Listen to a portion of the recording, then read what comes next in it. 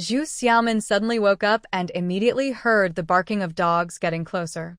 She tried to sit up, but as soon as she moved, she felt a strange pain in her body. What happened? Zhu Xiaomin was startled and lifted her head. In the darkness, she saw a place where light was breaking through, with thick branches and a crescent moon hanging above. This is a familiar yet distant memory made her head buzz. She instinctively reached out to touch the side. She felt a man's solid and warm body, unable to distinguish any specific part, but in the quiet night, she could hear his deep breathing. It really is. Zhu Xiaomin's mind was racing. She jumped off the bed and stumbled to the door.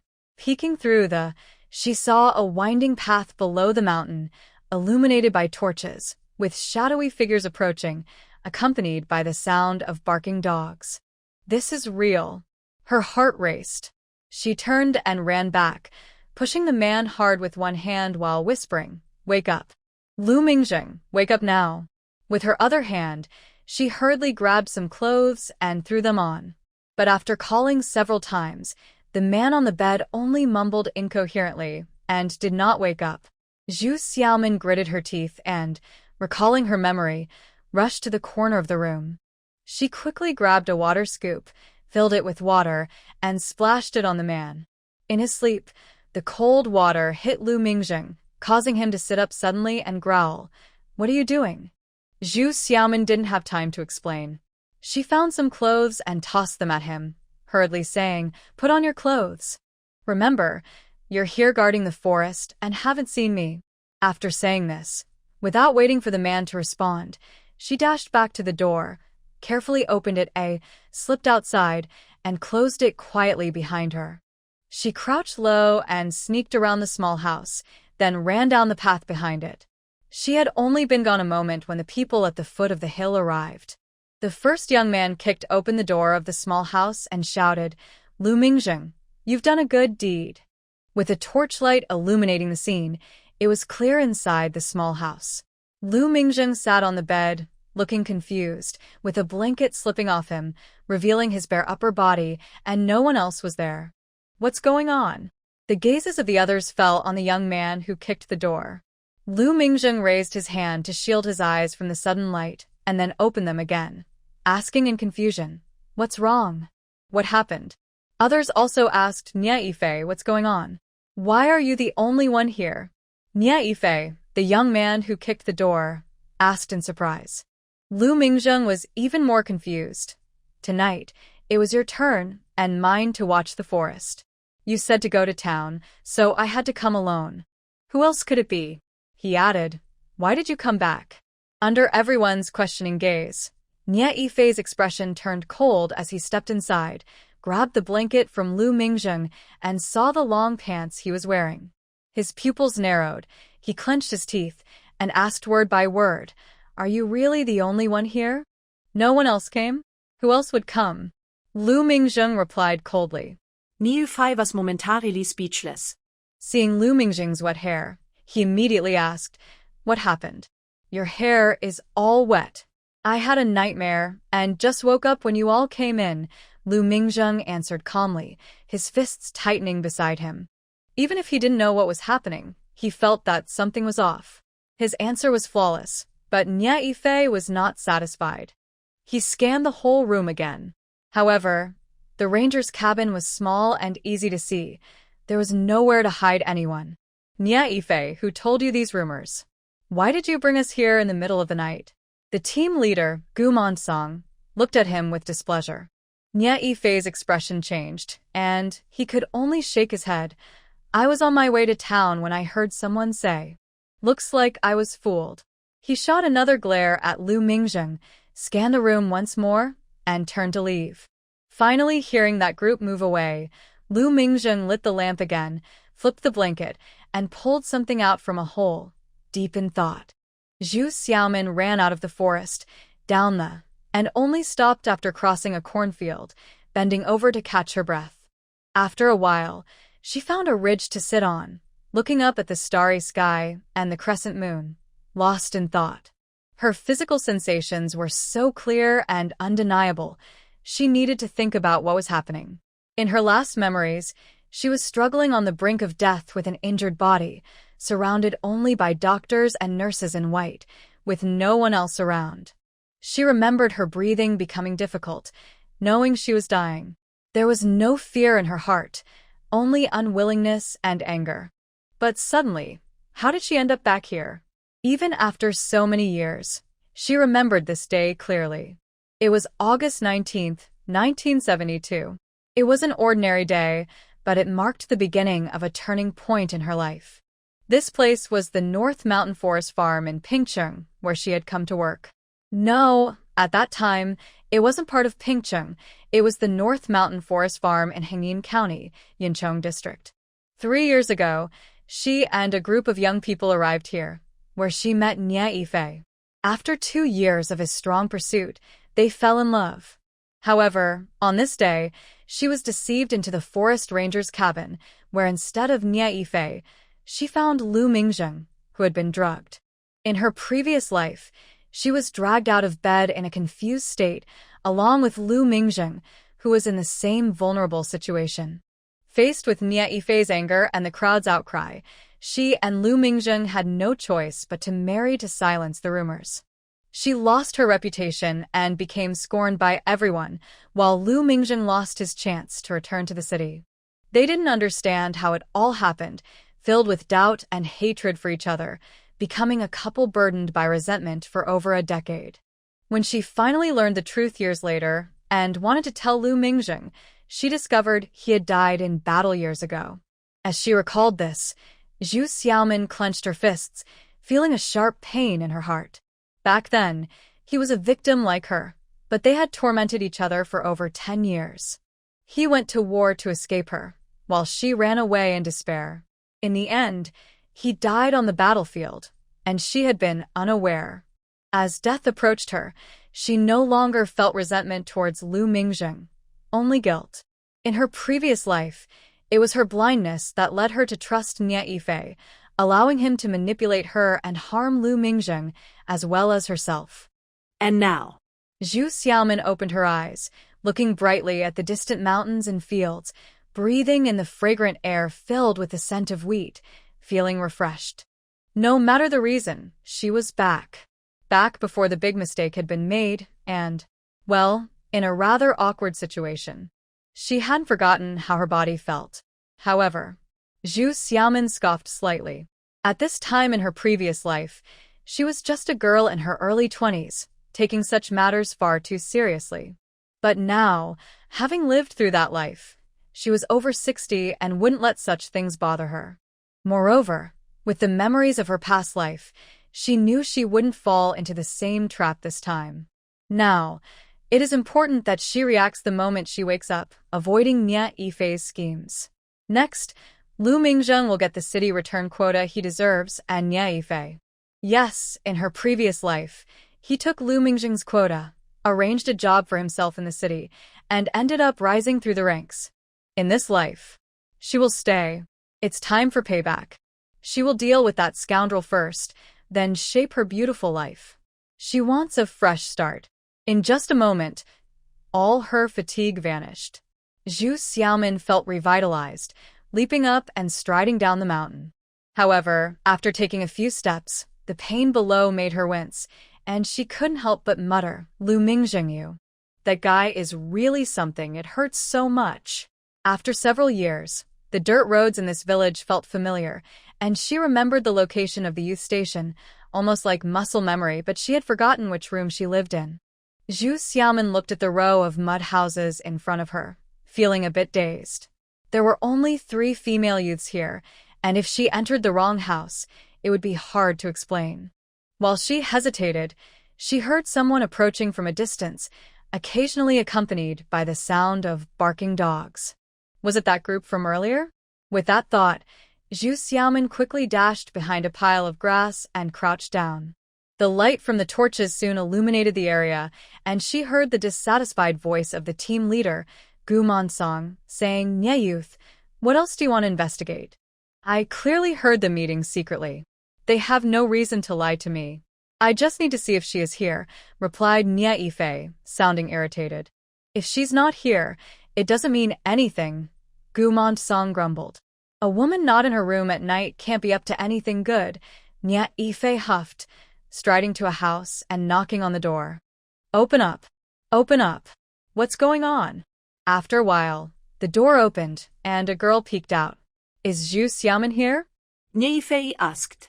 The girl looked back into the room and shook her head. She was here when we went to sleep, but I don't know when she left. She really left? Nya Ife's face turned anxious. You don't know where she went? The girl was annoyed. I don't know when she left. So, how would I know where she went? Nya Ife, you two are always arguing in your relationship. Can you not drag others into it? It's the middle of the night. With that, she slammed the door shut. Behind the grass pile, Zhu Xiaomin couldn't help but touch her nose. Indeed, in her previous life, ever since she started dating Nya Ife, they would often argue over small things. She loved to act a bit spoiled and would ignore him, and Nya Ife would come to comfort her, causing a lot of unrest in the youth group. At that time, she thought it was sweet, believing everyone was envious of her. But now, looking back, she couldn't help but feel embarrassed. They were clearly annoyed by them, right? Nya Ife sneered. That Lu Mingjing must be up to something. We checked both inside and outside our room just now, and there was no one. Isn't it too hasty to assume something just because she's not in the room? Nya, isn't she your girlfriend? Why are you doubting her? One villager said impatiently. After a long day, let's just go back to sleep. Exactly, Nya, you woke everyone up. What do you want to do? Gu Montsong frowned. I really heard someone say something, so I rushed back. Now it seems I was wrong about Lu Mingjing, but we still need to find Xiaomin, right? Nya Ife changed his tone. That made sense. Everyone looked at each other. It was the middle of the night, and there were wolves in the mountains. They didn't want anything to happen. But where could she have gone? It seemed like Nya Ife wouldn't give up until he found her. Zhu Xiaomin tugged at her hair, slowly stood up, and looked at everyone in confusion, asking, What are you all doing? Zhu?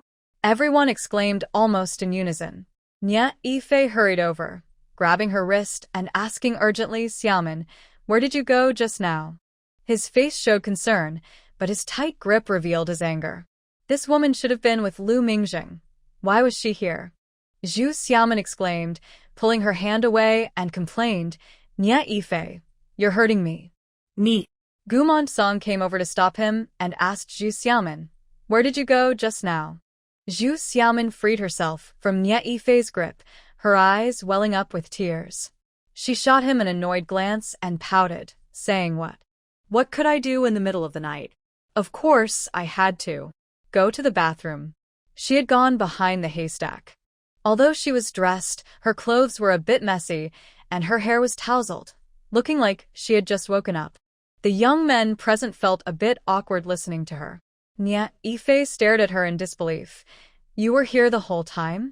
Didn't go anywhere else? Zhu Xiaomin sniffled, looking at him in confusion. Where could I go at this hour? After saying that, as if just remembering, she asked in surprise, Aren't you supposed to be on night watch in the woods today? Why are you back? She turned to look at everyone. What happened? Zhu Jiqing, why did someone say you went to the forest cabin? A young man couldn't help but ask. Zhu Xiaomin was taken aback and blushed, saying with a scoff, What are you talking about? I'm not on night watch. What would I go there for? Don't spread rumors. Nya Jiqing said you would go. The young man lost his confidence after her words and glanced at Nya Ife. Zhu Xiaomin glared at Nya Ife and asked, When did I say I would go? What are you saying to people? Nya Ife was confused but still asked, Did someone ask you to go? Someone asked me? Zhu Xiaomin blinked at him, as if recalling something, and nodded in realization. Oh, you mean those mischievous kids who said you fell into a ditch and died, and that your body was at the forest cabin to trick me into going? I wouldn't believe that. Look, you're perfectly fine. She said this with a proud expression. Why did they say he died? Nya Ife felt angry and muttered, What if it's true? How could that be possible? Zhu Xiaomin scoffed, then looked at him suspiciously. You're not in on this with them, are you? Nya Ife, what are you trying to show off? Are you feeling unwell? Her voice rose as she got upset. Was someone really trying to trick her into going to the forest cabin? Moreover, it was supposed to be Nye Yifei and Lu Mingjing on duty today, but Lu Mingjing said Nye Yifei went to town. The truth was, Nye Yifei hadn't gone on duty or to town. He had called them to catch someone in the act. If Zhu Xiaomin had believed the mischievous kids and gone to the forest cabin, only Lu Mingjing would be there. Then they would rush to catch someone. Putting the two sides together, those who reacted quickly looked at Nye Yifei with strange expressions, while those who were slower still looked confused. Seeing the doubtful looks from everyone, Nye Yifei realized it was bad.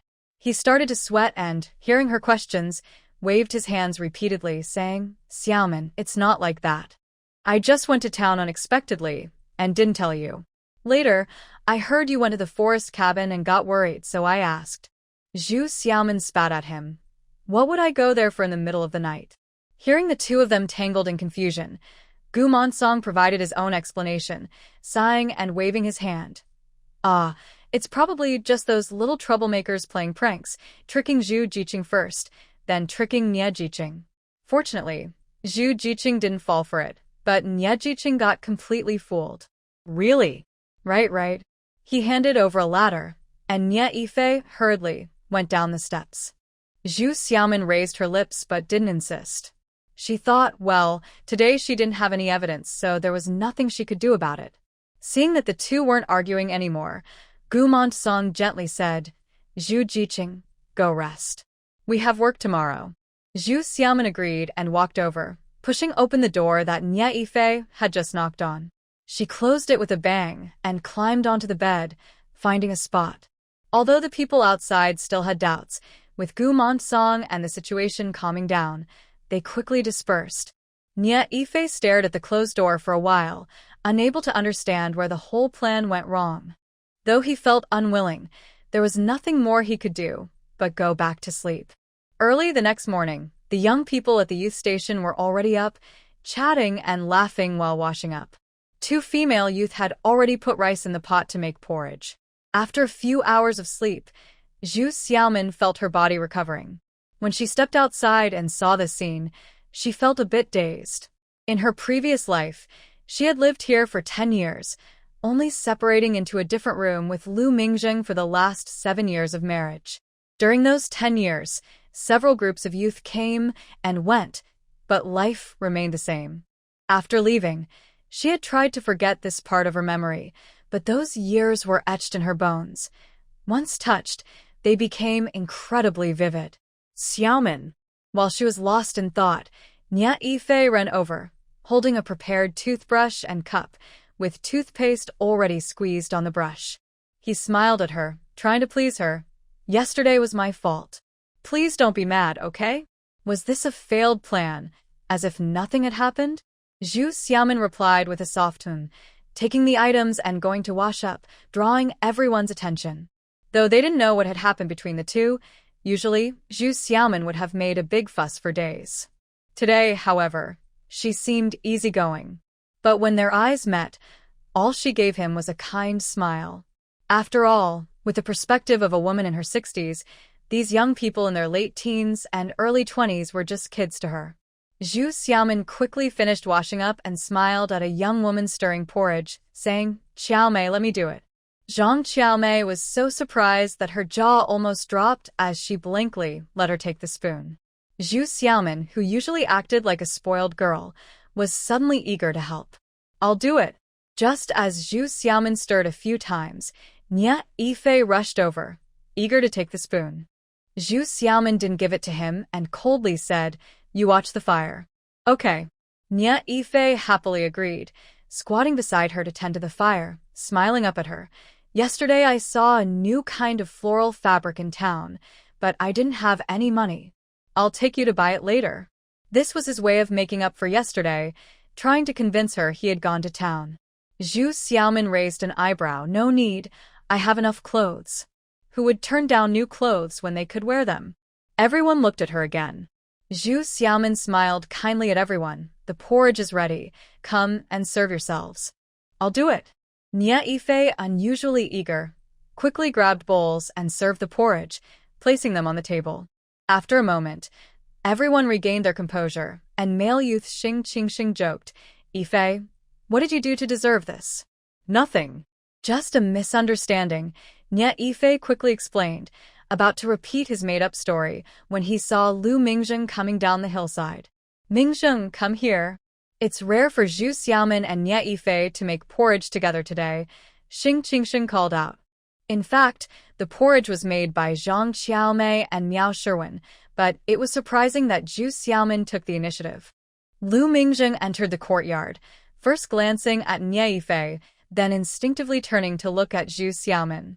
Nye Yifei bit his lip, unable to speak, while Zhu Xiaomin remained calm and said, "Wash your hands, it's time to eat," as she brought over another bowl of porridge. That one glance brought back memories of their complicated past, the struggles and pain of that man now clearer than ever, stirring a bit of heartache within her. Her calm tone and natural command surprised Lu Mingzheng, making him pause and look at the other two young women, who simply greeted him as usual. Last night, he had been jolted awake by cold water, and in his hazy state, he heard a woman say something before she ran away, leaving him unable to recognize who it was. But his own body and the situation on the bed made him realize what had happened. Seeing Nye Yifei's anxious expression, it must be related to Zhu Xiaomin. However, after such an event, how could she appear so calm? From what was left behind, it didn't seem like it was someone from the village. Who could it be? Lu Mingzheng could only suppress his confusion and agreed to go eat breakfast. In the yard, a long table made of stone slabs was set up, and everyone sat on long benches. The pickles were served in 3 separate bowls. Zhu Xiaomin sat diagonally across from Lu Mingzheng, drinking millet porridge. She felt his gaze on her and tried hard to ignore it, wanting to appear normal. "Xiaomin." Nye Yifei came over and sat beside her, handing her an egg. "Here, I bought it from the village's big sister this morning." Zhu Xiaomin glanced at it and coldly said, "I don't want it." "Come on, Xiaomin, I spent 5 cents on it. I'll peel it for you." Nye Yifei smiled, cracked the egg on the table, peeled it, and brought it to her mouth. Zhu Xiaomin frowned. With so many people eating, is it appropriate to buy just 1 egg? Nye Yifei paused, looked around, and whispered, "I spent my own money, not public funds." "What's inappropriate about that?" Zhu Xiaomin ignored him and continued drinking her porridge.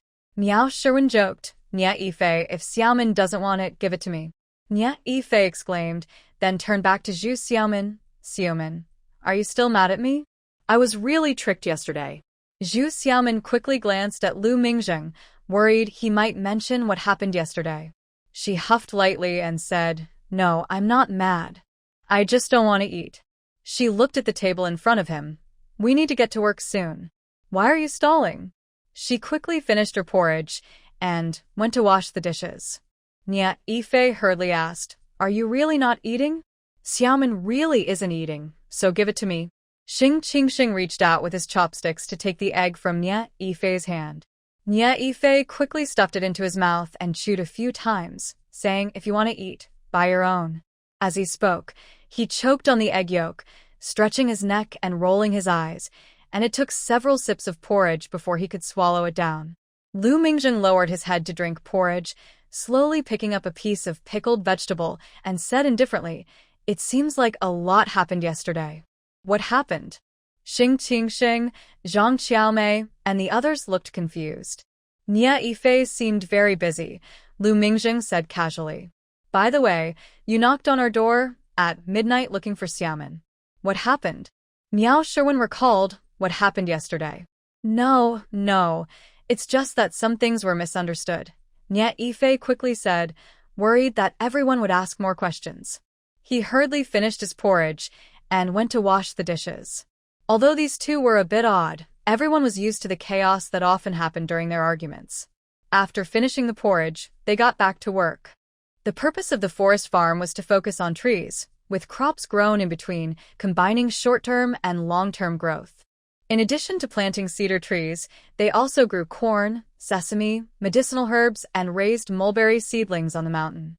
Originally, the forest farm had workers to take care of it, but later, young people came here and joined the tree planting efforts. Their food and vegetables came from the land they cultivated themselves. In spring, a new batch of seedlings was nurtured in a hilly area of the forest farm. After breakfast, everyone took their tools and headed up the mountain. This year, there was little rain, and the newly planted seedlings had not yet rooted deeply, so they needed to be watered by hand every few days. Nia Yifei followed Zhu Xiaomin, chatting casually while occasionally glancing at Lu Mingjing. In August, the weather was already hot by 9 o'clock, and Zhu Xiaomin finally couldn't stand his chatter anymore. She asked, "Aren't you thirsty? Are you thirsty?" Nia Yifei quickly asked, taking off his military water bottle and eagerly handing it to her. Zhu Xiaomin glanced at it with disdain and frowned. "I meant for you to talk less. It's so noisy." Seeing her being a bit temperamental, Nia Yifei wasn't upset. He smiled and said, "Okay, I'll talk less." Then he caught up and took off his hat to fan her. Zhu Xiaomin ignored him, but her gaze involuntarily lingered on a familiar figure up ahead before she turned to another path. The men were responsible for carrying water, while the women poured it into the tree holes. By noon, they had only watered half of the trees. Down below, a sister-in-law pushed a wheelbarrow to bring lunch. Zhu Xiaomin rubbed her sore back and slowly walked down. "Xiaomin, come here." Nia Yifei had already prepared a bowl of noodles topped with sauce and eagerly handed it to her. Zhu Xiaomin took it and turned to see Lu Mingjing approaching. Instinctively, she wanted to pass the bowl to him but stopped herself just in time. Instead, she smiled at him and sat down on the ridge to eat. Lu Mingjing's dark eyes watched her until she walked away. Then he turned his head back.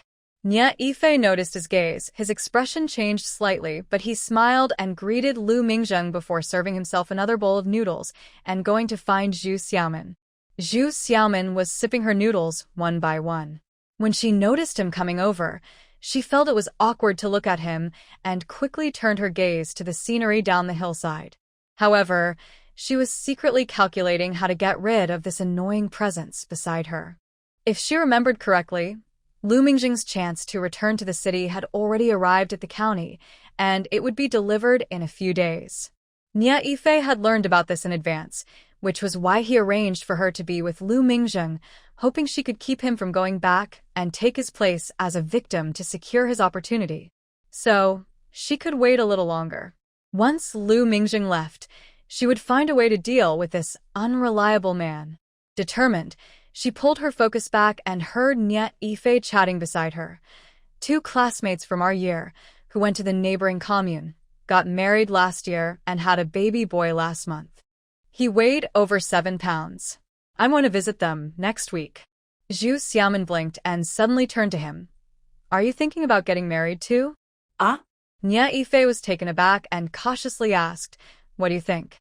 Zhu Xiaomin smiled. "Dating without the intention of marriage is just playing around. Didn't you know that?"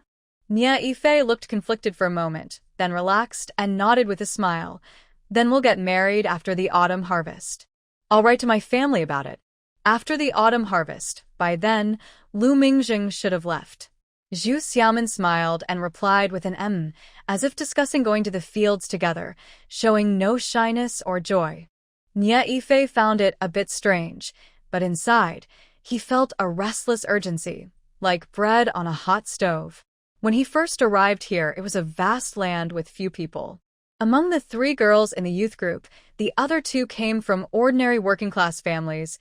They were hardworking and simple. But Zhu Xiaomin was clearly different. Besides her beautiful and delicate features, her slender figure, she also had an ethereal quality that radiated elegance and charm in her every move. When he pursued her, he genuinely liked her. However, after being together for a year, her occasional spoiled attitude exhausted him. Yet, he couldn't bring himself to let her go. If he hadn't learned about the opportunity to return to the city, he would still want to marry her. But now, compared to the chance to go back, what did she really mean to him? For several days, no matter what she was doing, Zhu Xiaomin could feel Lu Mingjing's gaze on her. But whenever she looked over, he would already have his eyes elsewhere, either looking down or staring off into the distance, deep in thought. This made Zhu Xiaomin feel uneasy, and she silently prayed, I hope this guy leaves soon. I can't keep pretending much longer. To avoid Lu Mingjing, Zhu Xiaomin found an excuse to go to town by herself during her time off that week. The forest station wasn't far from the town, just 6 kilometers of mountain road. Vehicles could access the forest station, and the road was decent, over 2 meters wide, with gravel in many places. Once she left the forest station, Zhu Xiaomin hopped on a donkey cart from her team and arrived in town after more than an hour. The town was small, with a population of about 20,000, featuring only one street. Besides a lot of messy houses, the narrow street had a supply and marketing cooperative, a grocery store, and a general store. Zhu Xiaomin finished exploring in just a few minutes and then sat on a large rock at the end of the town, listening to a few elderly women share stories. Having lived here for 3 years, she visited the town once or twice a month. With her youthful looks and charming conversation, she was popular among the older folks. When they saw her, the elderly women became even more animated.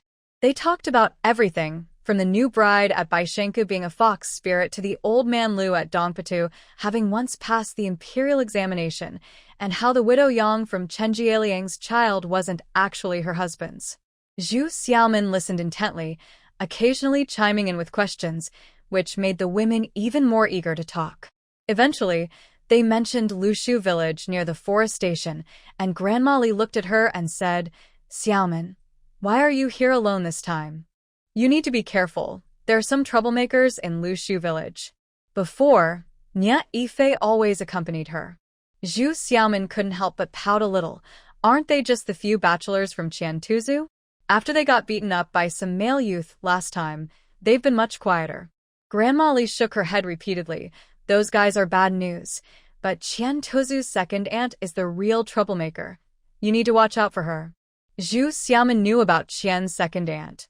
She always smiled at people, but there was something off about her. Nodding, Zhu Xiaomin replied, "Well, we have our own tasks at the youth station and don't interact much with them. I don't go to the village often either." Grandma Li felt reassured, as long as you know what you're doing. The conversation quickly shifted to other topics. By noon, not only the elderly lady but also the men and women working in the fields came out with bowls, squatting on the big stones under the trees, chatting while eating. Zhu Xiaomin went to the supply and marketing cooperative, warmed up her food, got a bowl of water, and returned. After lunch, the young people went back to work in the fields, and the elderly ladies went to rest. Zhu Xiaomin then took her bowl back to the cooperative, chatted with the sales clerk for a bit, and bought some things she needed before planning to go home.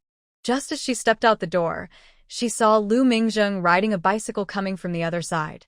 He was surprised to see her and stopped by the roadside, looking at her without saying a word. Zhu Xiaomin was puzzled. "Lu Mingjing, what are you doing here?" "I went to the town government to pick something up," Lu Mingjing replied, glancing at her military green backpack and asking, "Are you heading back? I can take you." No. Zhu Xiaomin waved her hands. "I still want to look around for a while." "Look around where?" "I'll wait for you," Lu Mingjing asked expressionlessly, glancing at the snack shop and grocery store. There were only these 3 places to visit, and it wouldn't take 10 minutes to check them out. Zhu Xiaomin felt confused. Why did he care where she wanted to go? Lu Mingjing usually didn't talk much or meddle in others' affairs. Why was he so chatty today? Besides, she was still technically Nya Yifei's girlfriend. Did he not understand the need for boundaries? Didn't he worry about what others might say? But she didn't say anything, and Lu Mingjing didn't seem inclined to leave. He looked up at the sky and patiently explained, "It's going to rain soon. It will take you 2 hours to walk back." "Is it really going to rain?"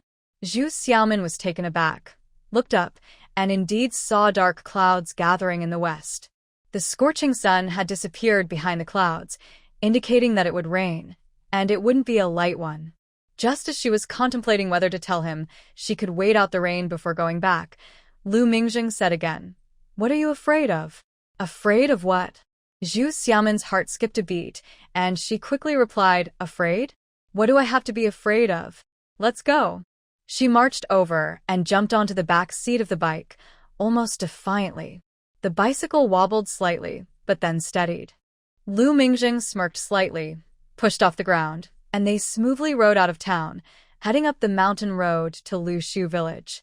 Although the road conditions were not bad, the mountain path had its ups and downs.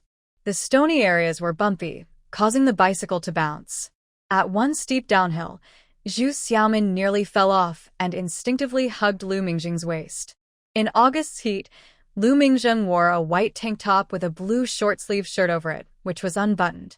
When she hugged him, her hands rested on his stomach. Through the thin tank top, she could feel the outline of his abs, familiar yet distant. For a moment, Zhu Xiaomin felt dazed and didn't want to let go. Her hands moved slightly, and the sensation beneath her palm reminded her of someone from her memories. Noticing her movements, Lu Mingjing wondered if she was taking advantage of him. But after a moment, when she stopped moving, he thought he was overthinking it. He looked ahead and felt relieved, reminding her, there are several steep hills ahead. Okay, the person behind him replied, tightening her grip around his waist. Summer rains come suddenly. Just as they rushed down 2 hills, heavy rain poured down, making visibility poor. They were in a remote area, surrounded by cliffs and slopes, with fields of crops on the hills. Zhu Xiaomin was instantly soaked. Looking around, she shouted, Lu Mingjing, there's a shed up ahead where some locals are watching the melons. Let's take shelter there. Sure. Lu Mingjing shouted back, pedaling hard toward the small path. The path was a typical rural road, unpaved and muddy from the rain, leaving deep tire tracks as they rode through. Zhu Xiaomin jumped off, shielding her eyes from the rain, and followed Lu Mingjing as they made their way through the fields, quickly spotting the melon shed and pointing it out. Lu Mingjing was also soaked and leaned his bike against a tree. Together, they navigated through the muddy fields and entered the melon shed. The shed was indeed a shed, supported by 4 thick wooden posts and covered with a roof made of thin branches.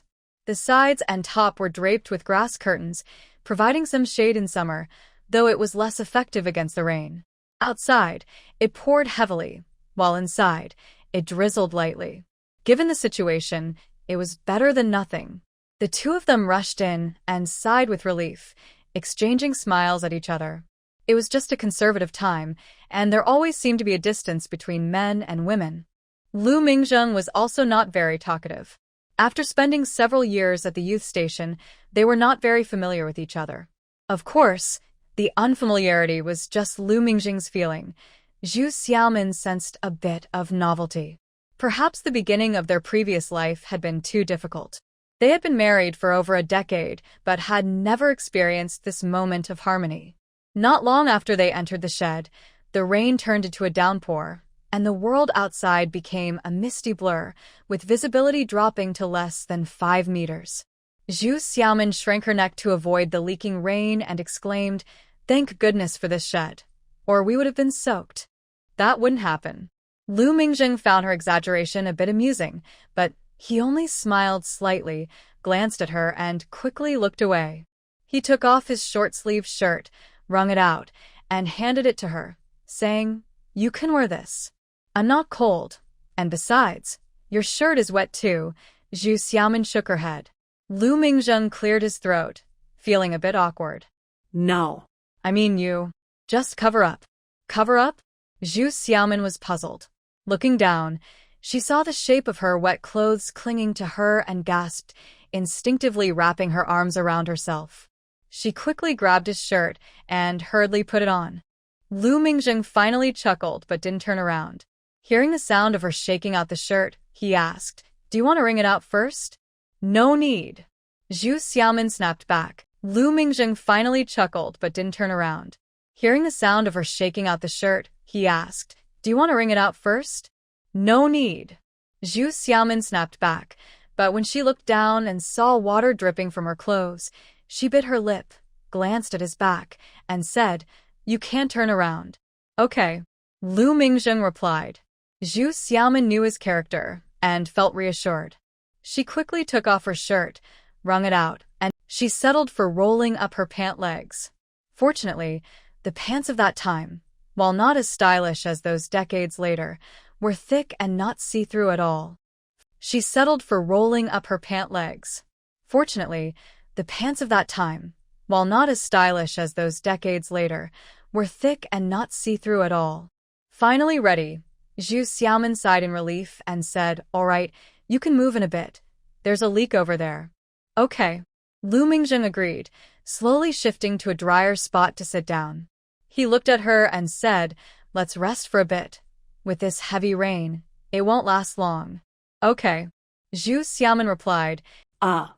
Zhu Xiaomin was taken aback. Is Lu Mingjing trying to start a conversation with her? Isn't he usually quiet? Does he actually get nervous in silence? Noticing her silence, Lu Mingjing's gaze returned to her, and he asked again, more seriously, "What are you going to town for?" This isn't just a casual question, is it? Zhu Xiaomin felt helpless and replied, "I'm going to buy some daily necessities." Oh. Lu Mingjing glanced at the army green backpack beside her and slowly said, "Will it get damaged by the rain?" "No." Zhu Xiaomin shook her head, then felt it sounded a bit stiff, so she added, "If it does, I can just wash it and let it dry." Lu Mingjing didn't ask further. The air fell silent, with only the sound of rain inside and outside the shed.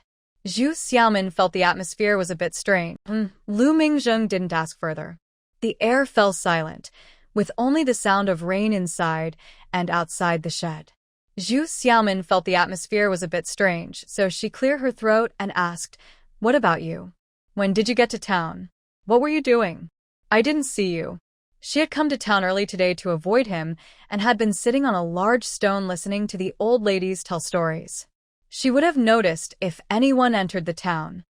Zhu Xiaomin understood and casually asked, "What document?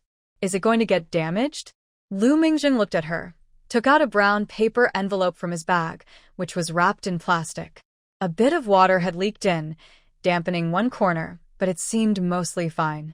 He didn't open it, just looked at her and slowly said, "It's the approval to return to the city." Zhu Xiaomin. How could she have forgotten about this? Lu Mingjing watched her, seeing her wide-eyed but with no other reaction, suddenly smiled. "What's wrong? Aren't you going to congratulate me?" Of course, of course." Zhu Xiaomin quickly snapped back to reality and sincerely said, "Congratulations. That's wonderful. You're going back to the city and have a job. Next time we meet, remember to treat me to a meal." She finished with a cheerful laugh. Finally, this guy is leaving. Lu Mingjing looked at her bright smile, his gaze dimming slightly, forcing a smile. "Do I really annoy you that much that you want me to leave quickly?" Huh. Zhu Xiaomin was surprised again. "No, not at all. But isn't going back to the city a good thing?" I'm genuinely happy for you." "Really?" Lu Mingjing stared at her, his eyes complex and his emotions hard to read. "Is something wrong?" Zhu Xiaomin nervously licked her lips, feeling a bit restless. Time returned to the previous life, and by this time, she and Lu Mingjing had known each other for 3 years. In those 3 years, they had only been acquaintances, having spoken less than they did today, let alone the depth of their conversation. Feeling her unease, Lu Mingjing finally looked away and said, "The rain has lightened up. Let's go." Ah? Zhu Xiaomin was surprised and looked outside with him. Indeed, summer rain comes quickly and goes just as fast. Just moments ago, it was pouring, but now the sky was clear and blue. However, the rain hadn't completely stopped. There were still a few light drops falling. Zhu Xiaomin hesitated. "Let's wait a bit longer. Your things might get wet." "It's fine." Lu Mingjing shook his head, stuffed the envelope into his bag, and walked outside. In that moment, Zhu Xiaomin felt the atmosphere shift, and her past experience told her he was upset. But why was he angry? She didn't understand, and felt a bit angry herself. Why couldn't he just say what was bothering him? He always kept things to himself, making others guess. He had done this in the past, and now he was doing it again. Feeling stubborn, she chose not to talk to him and followed him outside. She pushed the bike under the tree, and only after reaching the main road did they both get on. Zhu Xiaomin didn't wrap her arms around his waist again. Instead, she held tightly onto the back of the bike. Lu Mingjing also didn't ride fast, slowing down when going downhill. They rode in silence until they reached the village. Zhu Xiaomin poked Lu Mingjing's back and said, "I'll walk slowly. You go ahead." In this era, interactions between men and women were still quite conservative. If they returned like this, rumors would spread quickly. Lu Mingjing understood and squeezed the brakes to stop. Zhu Xiaomin jumped off and handed him her jacket, saying, "Thank you." Lu Mingjing glanced at her, wanting to tell her to keep it on, but thinking of what the villagers might say, he silently accepted it, put it on, and gave her a deep look before pedaling away quickly. Zhu Xiaomin looked down at herself. After a while, her clothes had dried enough from her body heat not to cling to her. She shook herself and walked slowly toward the village. News of Lu Mingjing returning to the city spread quickly, drawing envious and jealous glances from the youth in the area. The villagers seemed to treat him like a stranger, gathering to watch him pack, pointing and whispering as he passed by. Over the years, he wasn't the first youth to return to the city, but they all knew that those who could go back at this time usually had some connections. Zhu Xiaomin watched the scene from a distance, feeling a bit relieved. If it weren't for Nia Yifei's schemes in the previous life, this is how things should have been. Nia Yifei felt an unspoken jealousy, regretting that Zhu Xiaomin didn't fall into his trap last time, which left his plans unfulfilled. But now, Lu Mingjing was leaving quickly, and he couldn't find another chance. After wandering around Lu Mingjing's dorm for 2 days, he finally went in when no one was around and asked, "Lu Mingjing, can you sell me your quota? Just name a price." Lu Mingjing glanced at him but didn't respond, continuing to pack his things. After 3 years here, he didn't have much, just a suitcase with clothes and a few books. Seeing that Lu Mingjing was ignoring him, Nia Yifei stubbornly said, "Lu Mingjing, your family has connections. If you can get one, you can get two. Just sell this one to me, and my family can figure out the rest."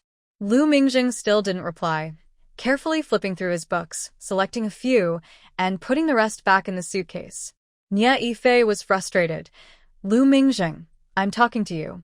Why are you acting so aloof? Just because you can go back to the city, you ignore everyone?"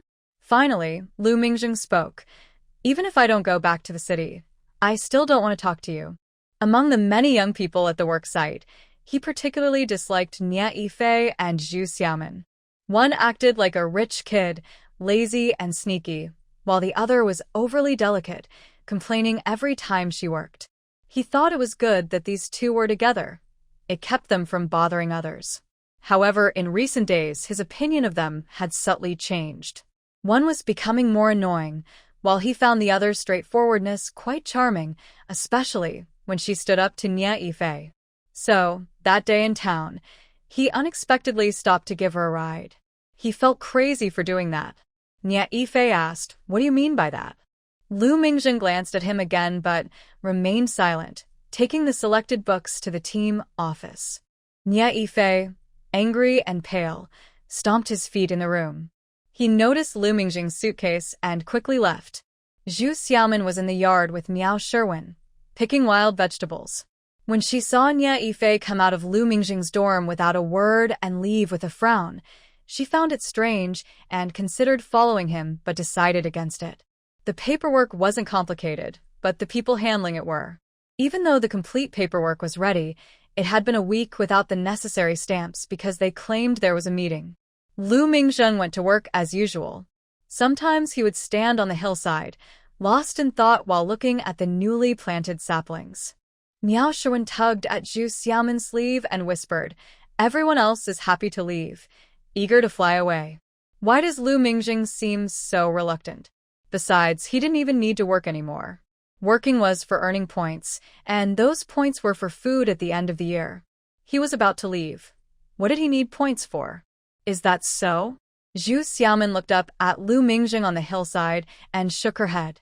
"Maybe after staying here for a few years, he has grown attached." "Uft," Miao Sherwin scoffed. "Who would get attached to this place?"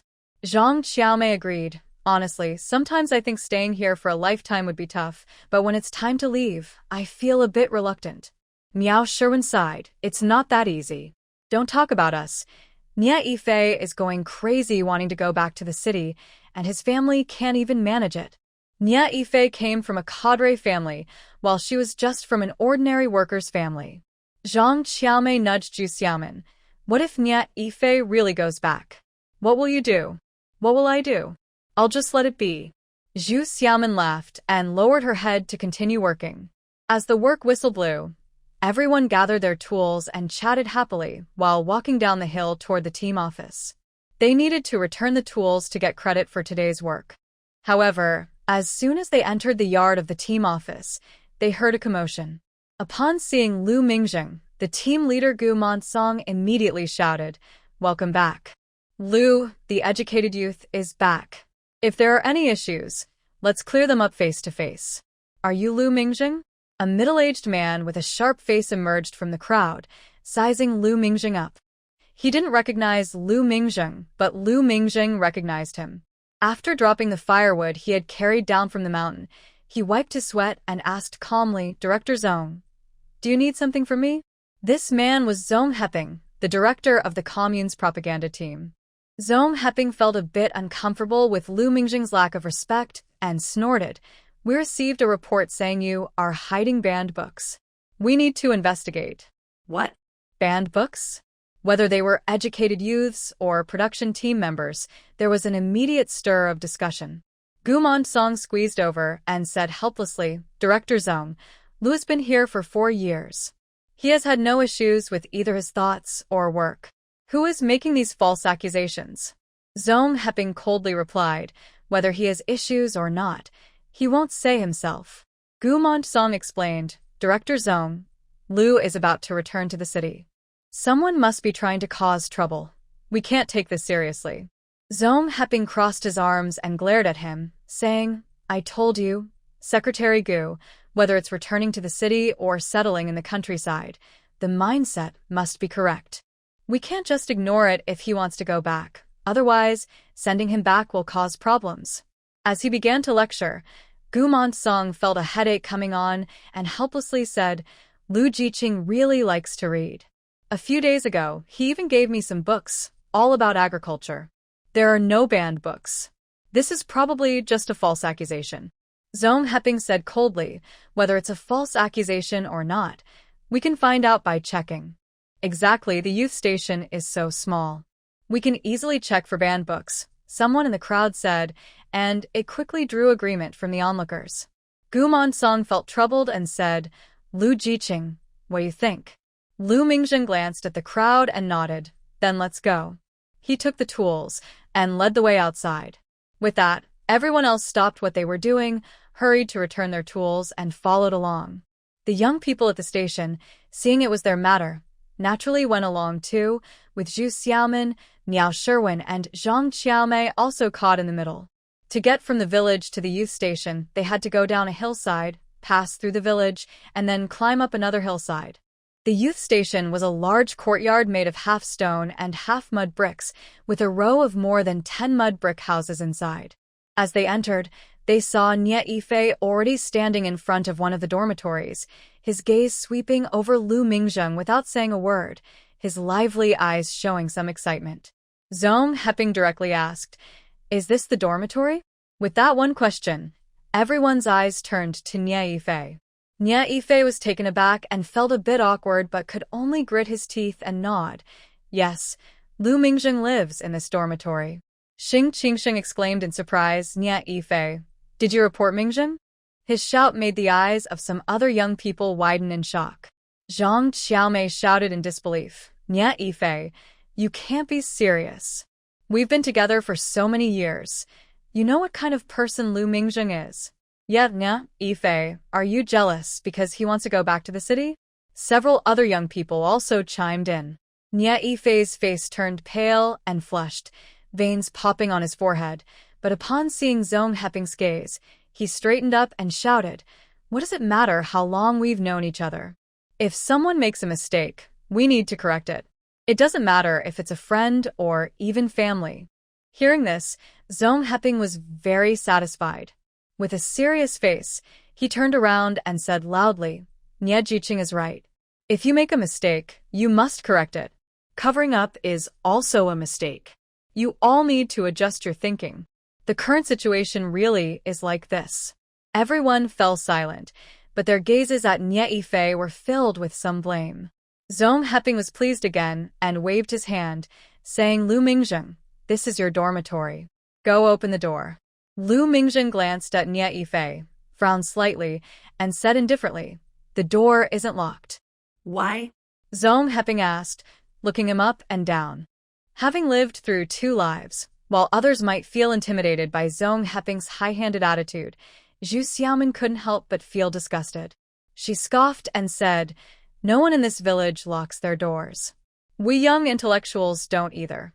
After all, there aren't many people who steal or frame others. Who needs to be on guard every day?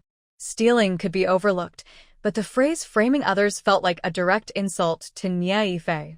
Nie Yifei's expression changed, and he frowned, saying, Xiaomin, what are you talking about? Zhu Xiaomin shrugged, just stating a fact. Aren't you here to check? If the door is unlocked, just check it.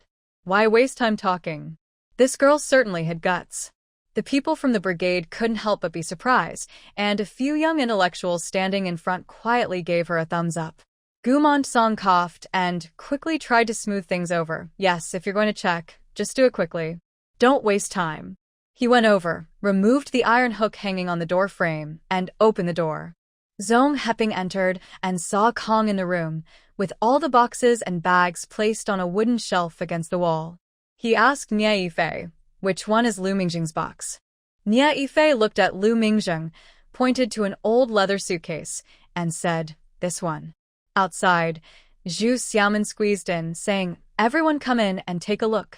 Nie Yifei turned back and saw her pushing several people inside. He frowned. What are you coming in for? Zhu Xiaomin smiled without sincerity.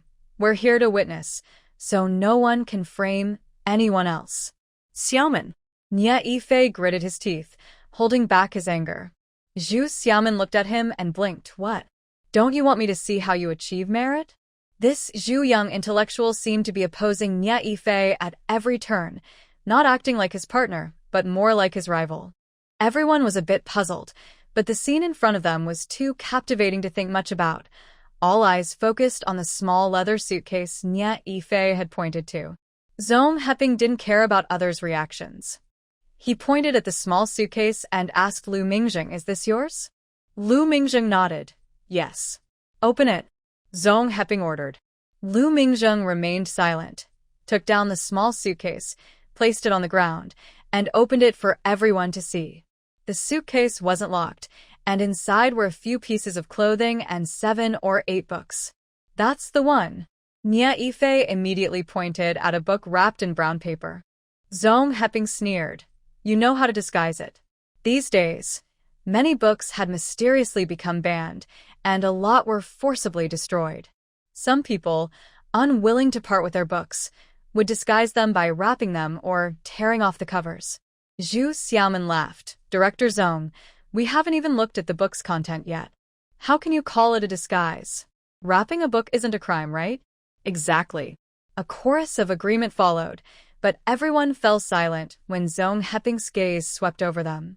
Zhong Heping glared at Zhu Xiaomin, pointed at the book, and told Nie Yifei, pick it up and show everyone. At this point, Nie Yifei's earlier nervousness vanished. He quickly took the book, tore off the cover, and held it up toward the door, loudly saying, everyone, take a look. The Song of Youth. When did The Song of Youth become a banned book? The young people at the door protested, with Yang Aijuan shouting first. Yeah, what banned book? We just read it together last year. Right? You can't bully us like this. The young people began to shout, and although most of the villagers who came along couldn't read, they started asking what book it was, prompting one young person to explain loudly. The Song of Youth? Nie Yifei was taken aback, quickly pulled his hand back to take a look, his eyes widening. He flipped the cover and several pages, confirming it was indeed the Song of Youth. He suddenly turned to Lu Mingjing and asked, what's going on? Upon hearing the Song of Youth, Lu Mingjing was momentarily surprised but quickly regained his composure. When he turned around, his face was once again cold and indifferent. Otherwise, what do you think it is? I clearly... Nie Yifei stammered. You clearly put in a banned book, didn't you? Zhu Xiaomin quickly interjected. Nie Yifei suddenly looked up, glaring at her. Xiaomin, what are you saying?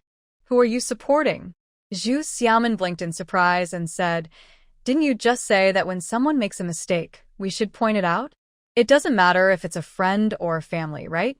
Why is it different for you? I'm helping the principal, not the person. Is that wrong?" Nie Yifei was so angry that his face turned pale. He turned to Lu Mingzheng and asked, "Lu Mingzheng, where's that book? What did you do with it?" Lu Mingzheng replied, "What book?" Nie Yifei shouted, "The banned book." "There's none," Lu Mingzheng answered flatly. What? Nie Yifei didn't understand. "I don't have a banned book." Lu Mingzheng looked at him, as if he were foolish. "How is that possible?" Nie Yifei stared at him wide-eyed.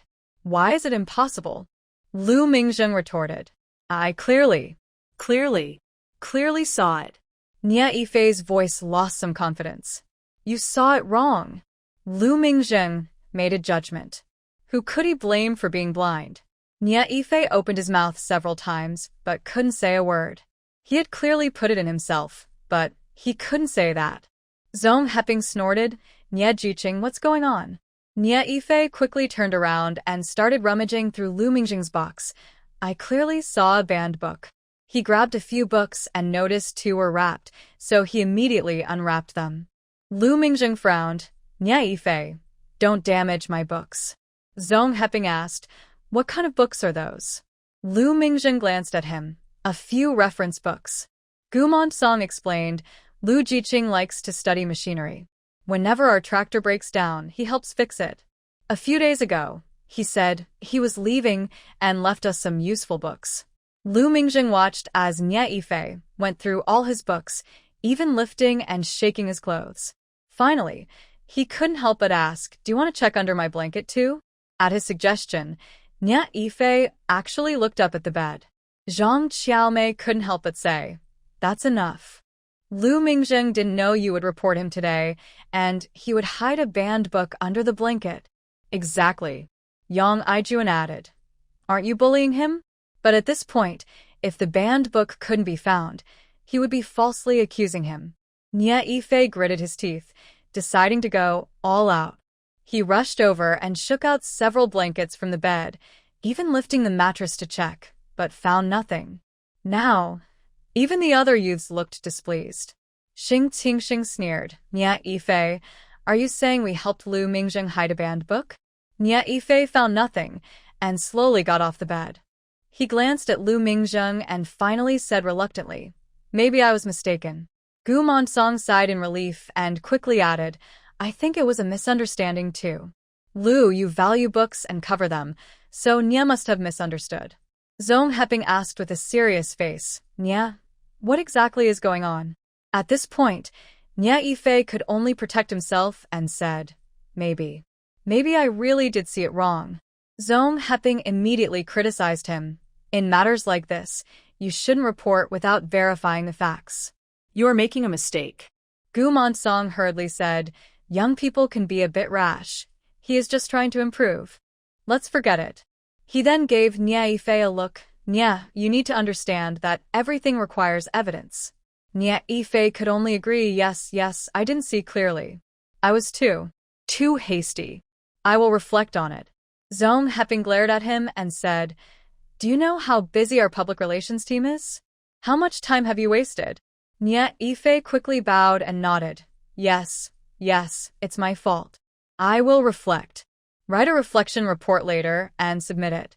Seeing his good attitude, Zhong Heping said this and turned to leave. Nie Yifei was shocked and hurriedly pulled Gumon Song, whispering, "Secretary." Gumon Song glanced at him and shook his head helplessly. He didn't have time to say more and waved his hand, signaling everyone to disperse. He followed Zhong Heping and said, "Writing a reflection is fine, but it's not a big deal. We can just report it within our team.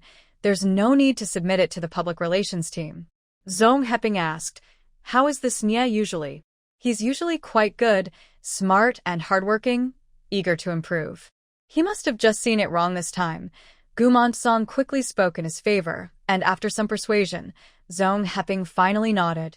Meanwhile, Nie Yifei sent the group out of the yard, turned back, glared at Lu Mingzheng, and his gaze fell on Zhu Xiaoman, sneering, "Xiaoman, what's your meaning?" Why are you opposing me? I'm not opposing you. I'm opposing the wrongful accusations against our team member, Zhu Xiaomin replied calmly. Xing Qingxing frowned. Nya, Yifei, we haven't even asked you yet, and you're turning this around on us. Why did you report Mingzheng? Nya Yifei sneered. Lu Mingzheng. Do you really dare to say you've never seen that banned book? Lu Mingzheng looked at him coldly. Are you trying to say that there is indeed a forbidden book, but it's not mine? When did I say it wasn't yours? It's in your box. Whose could it be if not yours? Nya Yifei almost let it slip and quickly tried to cover up. Since it's Lu Mingzheng's box, how do you know what books are inside? You didn't go through his box, did you? Why did you look? Were you trying to steal something? Or put something in? Zhu Xiaomin countered. Zhu Xiaomin. Nya Yifei shouted through gritted teeth. Yang Aijuan said, in fact, there's nothing in Mingzheng's box. What do you have to say about that? I must have seen it wrong. Didn't I just admit it? Nya Yifei shouted defiantly. Zhu Xiaomin sneered. Nya Yifei, just now you took off the book cover and held it up for others to see without even looking at it yourself. Did you originally put a forbidden book in Lu Mingzheng's box? What? What are you saying? Nya Yifei's expression changed instantly. Zhu Xiaomin shrugged. Yesterday I saw you sneaking into their dorm, and today you report Lu Mingzheng. It's hard not to be suspicious. Caught off guard by her direct accusation, Nya Yifei narrowed his eyes and stepped towards her, asking word by word, Zhu Xiaomin, why are you always helping Lu Mingzheng?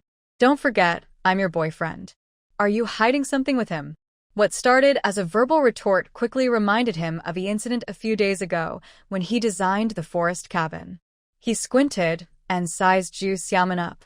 Nya Yifei, watch your words. Lu Mingzheng said with a serious face, but quickly glanced at Zhu Xiaomin. Zhu Xiaomin scoffed and shook her head. Nya Yifei, is that all you can think about? Is it wrong for me to stand up for justice? Must I have something with Lu Mingzheng to do that? Exactly. Several young people nodded in agreement. Zhu Xiaomin's words left Nya Yifei momentarily speechless, and he couldn't help but sneer. Have you forgotten that you are my girlfriend? So what? Is it wrong for me to admit I was blind? I was young and naive before, and didn't see what kind of person you are.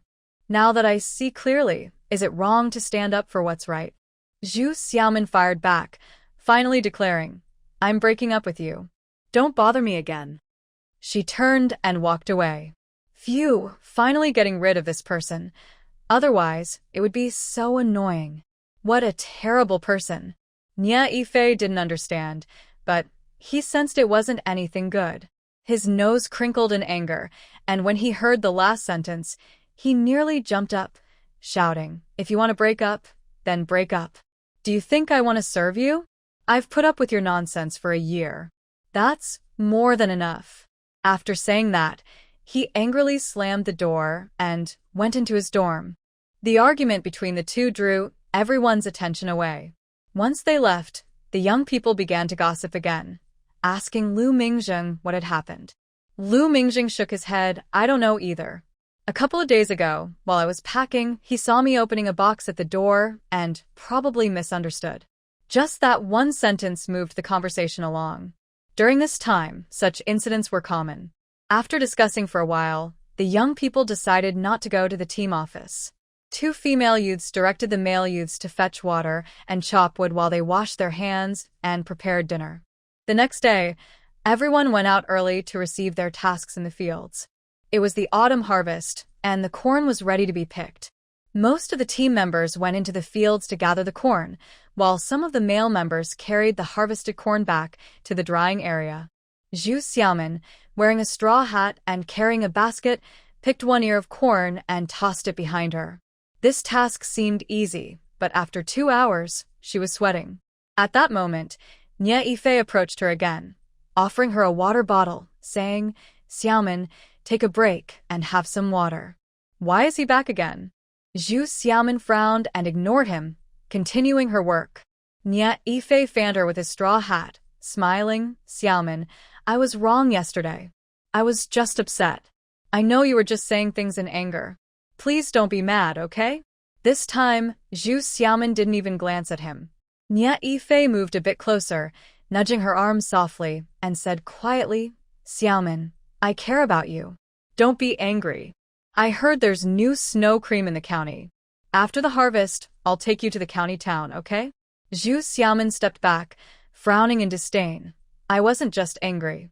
Don't come looking for me again. Nia Yifei squinted, suspiciously asking, You can't really have something with Lu Mingjing, can you? He's leaving soon. Zhu Xiaomin turned around to face him, sneering, Nia Yifei, be clear. What do you think I have with Lu Mingjing? What could there possibly be? If you have the guts, say what you really think. Nia Yifei was startled and quickly tried to cover her mouth, speak quietly. Nia Yifei, even if you speak quietly, we can still hear you. Someone said from a few rows back in the cornfield. You're being unfair. Zhu Xiaomin wants to break up with you, and you're trying to blame others? Nia Yifei, have some dignity. Xia Qingji, what's it to you? Nia Yifei shouted back. Xia Qingji wasn't scared and sneered. Are you jealous that Lu Mingjing is going back to the city? You accused him of hiding banned books. Can you deny it? Zhu Xiaomin is disgusted by your behavior and wants to break up with you, and you still want to blame her? Don't you have any shame? You. Nia Yifei was so angry, he gritted his teeth. Xia Qingji, I didn't provoke you. You disgust me. Xia Qingji stood his ground. Seeing Nia Yifei's angry face, Zhu Xiaomin couldn't help but laugh and said coldly, Nia Yifei, I'll say it again. We've broken up. Don't bother me anymore. I don't agree. Nia Yifei nearly jumped up. Zhu Xiaomin raised her eyebrows. This isn't something you need to agree on. I don't want to be in a relationship with you. I've made my decision, and this is just to inform you. You can't just do that. Nia Yifei gritted his teeth. You've spent so much on food and clothes with me, and now you want to just leave? No way. Now he was acting unreasonable. Zhu Xiaomin's expression darkened, and she immediately said, Fine. How much have you spent on me? You can calculate it, and I'll pay you back. Alright, you said it. Nia Yifei replied angrily, and stormed off. What a person. Miao Sherwin muttered from the other side. Zhang Xiaomei leaned over with concern and asked Zhu Xiaomin, Xiaomin, what will you do if he really asks for the money back? Not to mention, over the past year, every time they had a disagreement, Nia Yifei would buy something to cheer Zhu Xiaomin up, so he probably spent quite a bit. Zhu Xiaomin shrugged. If I have to pay him back, so be it. What's the big deal? Zhang Xiaomei fell silent. Nia Yifei, Lu Mingjing, and Zhu Xiaomin all came from well-off families. Even though they were sent to the countryside, their families still sent money and supplies regularly, unlike her family, which was just an ordinary worker's family. Once things quieted down on Zhu Xiaomin's side, someone in the cornfield brought up Lu Mingjing again. Xia Qingji said, I heard his paperwork is done, and he's leaving the day after tomorrow. No wonder we didn't see him working today, Yang Aijuan commented. He went to the brigade office to finalize things and submit reports, said Xing Qingsheng, who knew more about it. Miao Sherwin couldn't help but ask, since he's leaving soon, should we send him off? Everyone nodded in agreement and immediately started discussing it. Zhu Xiaomin was quietly husking corn, not saying a word. If asked, she would say she didn't want to send Lu Mingjing off. Recently, that guy's gaze often fell on her, as if he wanted to see right through her.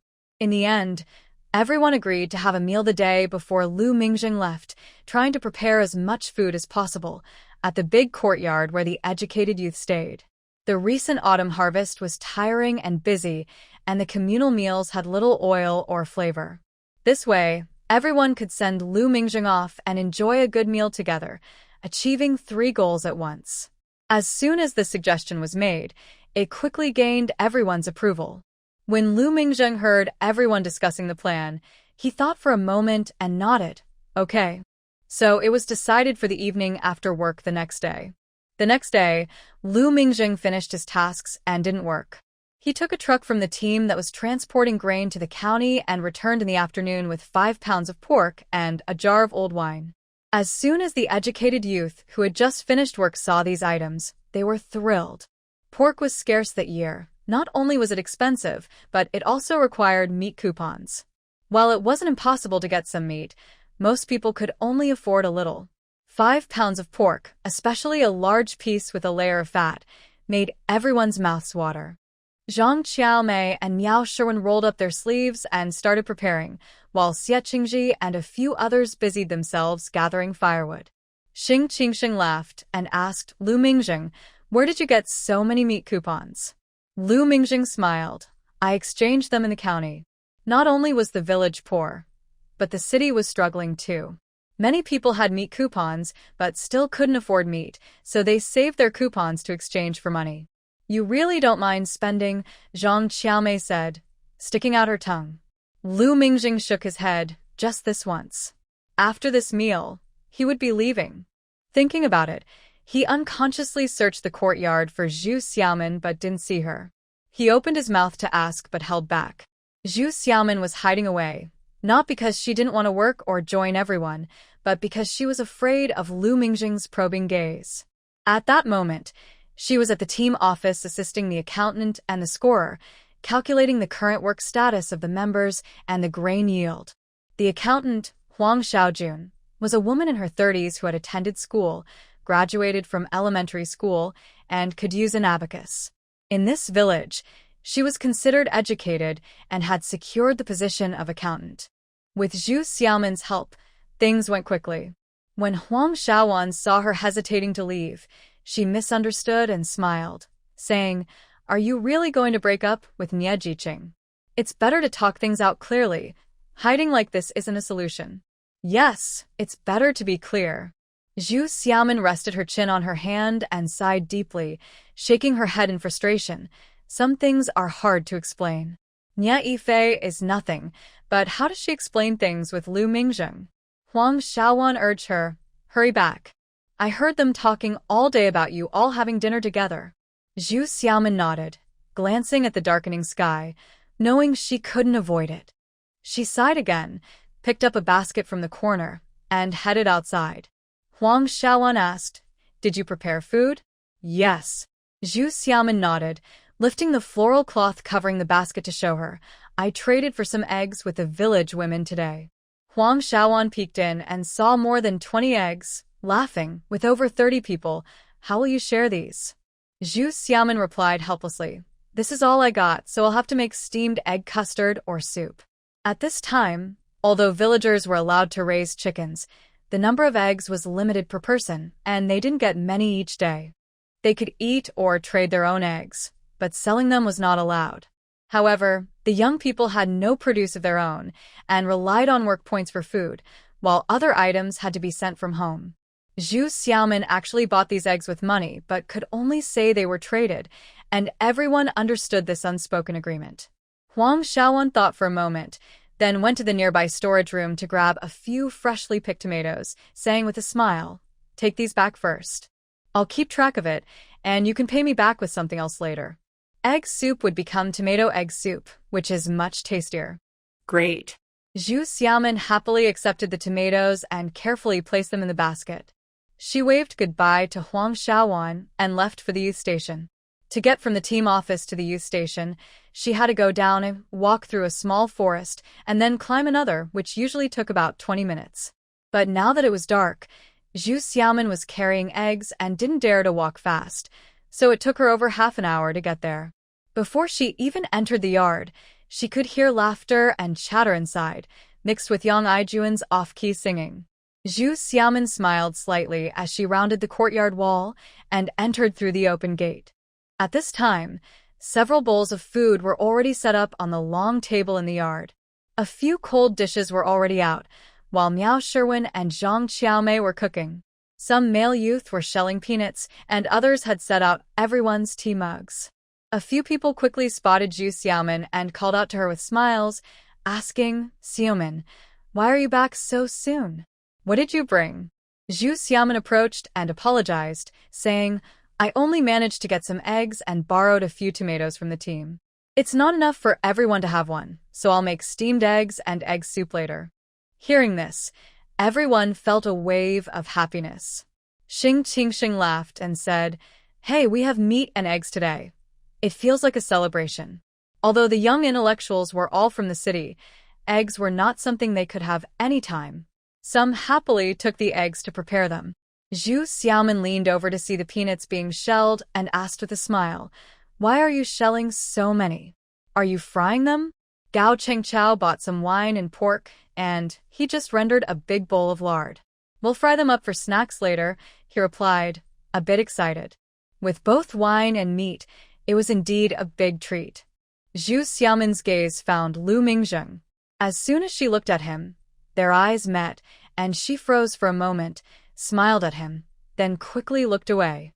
Ning Yifei sat outside the group, watching Zhu Xiaomin chatting and laughing with everyone. His expression darkened, and he let out a heavy cold snort, but no one paid him any attention. Noticing her avoidance, Lu Mingzheng's gaze deepened. He took the vegetables he had picked and handed them to someone else to wash. Then he stood up and slowly walked over, saying to her, "It's not safe to walk the mountain path in the dark. You should say hello first." "Oh, I forgot to call you," Zhu Xiaomin replied casually. After saying it, she felt it sounded a bit awkward and quickly pressed her lips together. The others didn't sense anything unusual. When Miao Sherwin brought over a bowl of stir-fried dishes, some reached out to take it, others moved aside, and some asked when they would start. Miao Sherwin smiled. "The steamed eggs just went into the pot, and the peanuts will be fried soon, so we can have egg soup now. Everyone can eat." As soon as the young men heard this, they excitedly shouted, with some already running to grab the wine jar that Lu Mingzheng had brought back. The jar of wine was about 5 pounds, divided among more than 30 cups, so there wasn't much for each person. Everyone was just enjoying the atmosphere, and even the 3 young women poured a little for themselves. As the main guest, everyone naturally toasted to Lu Mingzheng, and the conversation revolved around his return to the city. After a cup of tea-sized wine, hearing everyone's questions, Lu Mingzheng spoke a bit more than usual, explaining, "It's a research unit that needs a few translators. Someone mentioned me, so they gave me the opportunity to return." "You're going to be a translator?" Everyone looked at him with envy. Lu Mingzheng shook his head. "It's not a specialized translation position. I will start from the bottom and will temporarily be responsible for some translation work." "Having an education is really great," Xie Qingji sighed.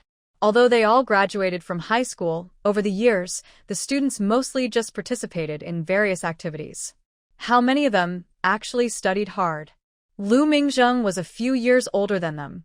When the sports began, he had just graduated from high school and missed the chance to go to college, but he still completed his high school courses thoroughly. Xie Qingji's sigh expressed the feelings of most educated youth, and everyone couldn't help but sigh along. Miao Sherwin quickly tried to lighten the mood by joking Lu Mingzheng, "When you go back, you'll rise quickly, but don't forget us." "Of course." Lu Mingzheng smiled, his gaze casually drifting to Zhu Xiaomin. "Once I settle in, I will write back. If you need anything, just let me know, and buying things will be much easier in the city." "Our Mingzheng is so generous," Xing Qingxing exclaimed, slapping his thigh and raising his cup loudly. "Cheers to you." "Cheers to you." Everyone shouted together, tilting their heads back to finish the last sip of their drinks before starting to serve soup and dishes. Zhu Xiaomin didn't handle alcohol well. She was the type who loved food and drink. After a few sips, she felt a bit dizzy and leaned against Zhang Qiaomei, smiling at Lu Mingzheng. "Lu Mingzheng, you should be more careful in the future and not let others take advantage of you." Lu Mingzheng's gaze fixed on her again, but he said nothing and remained still. "Is Zhu Xiaomin drunk? What is she saying?" Yang Aijun asked. "She's probably talking about the banned books from the other day," Xing Qingxing said, still bothered by the incident. It seemed that everyone's attention turned to Nie Yifei. Nie Yifei's expression darkened, and he slammed his cup on the table, sneering, "Xing Qingxing, if you have something to say, just say it directly." Xing Qingxing sneered back, "If you don't know what I'm talking about, why are you so anxious? Do you have a guilty conscience? Be clear. What do you mean by that?" Nie Yifei suddenly stood up. Xing Qingxing also stood up, raising his voice. "Aren't you the one who reported it? Do you dare say it wasn't a false accusation? Everyone knows you've always wanted to return to the city. You see Mingzheng has a chance and want to swap your spot with his, right? What evidence do you have to say that?" Nie Yifei's face turned red as he realized Xing Qingxing had hit the nail on the head. But by this time, it was already late at night, and with only 2 torches in the yard, everyone couldn't see clearly. All right. Lu Mingjing stepped in to stop it and glanced at Nie Yifei, saying, "It's just a misunderstanding." Thanks to Gu Motsong's efforts, this matter had already been settled, and there was no need for further debate. Everyone knew he was leaving tomorrow and didn't want to complicate things. Xing Qingxing snorted and stopped talking. However, the earlier joyful atmosphere was disrupted, and even though they changed the topic, it was no longer as lively as before. Zhu Xiaoman glanced at Lu Mingjing with disdain and said, "Lu Mingjing, do you think this is called taking responsibility?" Lu Mingjing looked at her, but didn't respond. Zhang Xiaomei, worried about another argument, quickly served her some egg soup and suggested, "Xiaoman, you've had some drinks. Have some egg soup to wake up." Who drinks egg soup to sober up? At that moment, everyone was too distracted to joke around. As they watched Zhu Xiaoman holding her lunchbox and drinking soup, someone said, "It's getting late. We've had our soup, and we should get some sleep. Tomorrow, Mingzheng is heading back to the city, and we have work to do too." Right.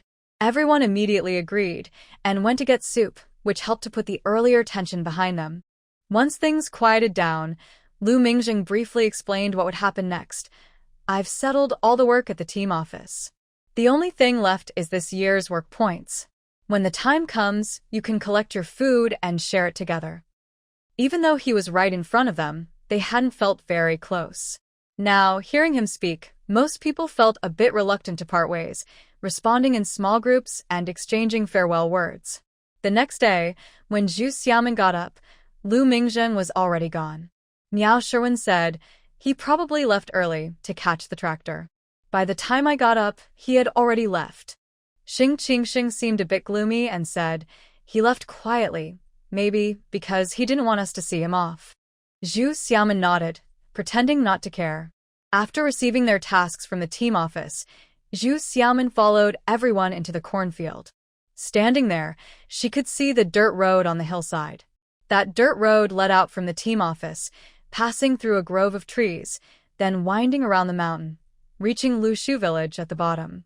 The team's tractor usually parked by the threshing ground at the village entrance. If Lu Mingjing was taking the tractor to town, he would leave by that road. Thinking of his determined and handsome face, Zhu Xiaoman suddenly felt a flutter in her heart. She filled her basket with corn, then went to help the male members fill their containers, while she climbed up to another ridge on the other side. There was another grove of trees there, but standing on the hillside outside, she could see the threshing ground in the village.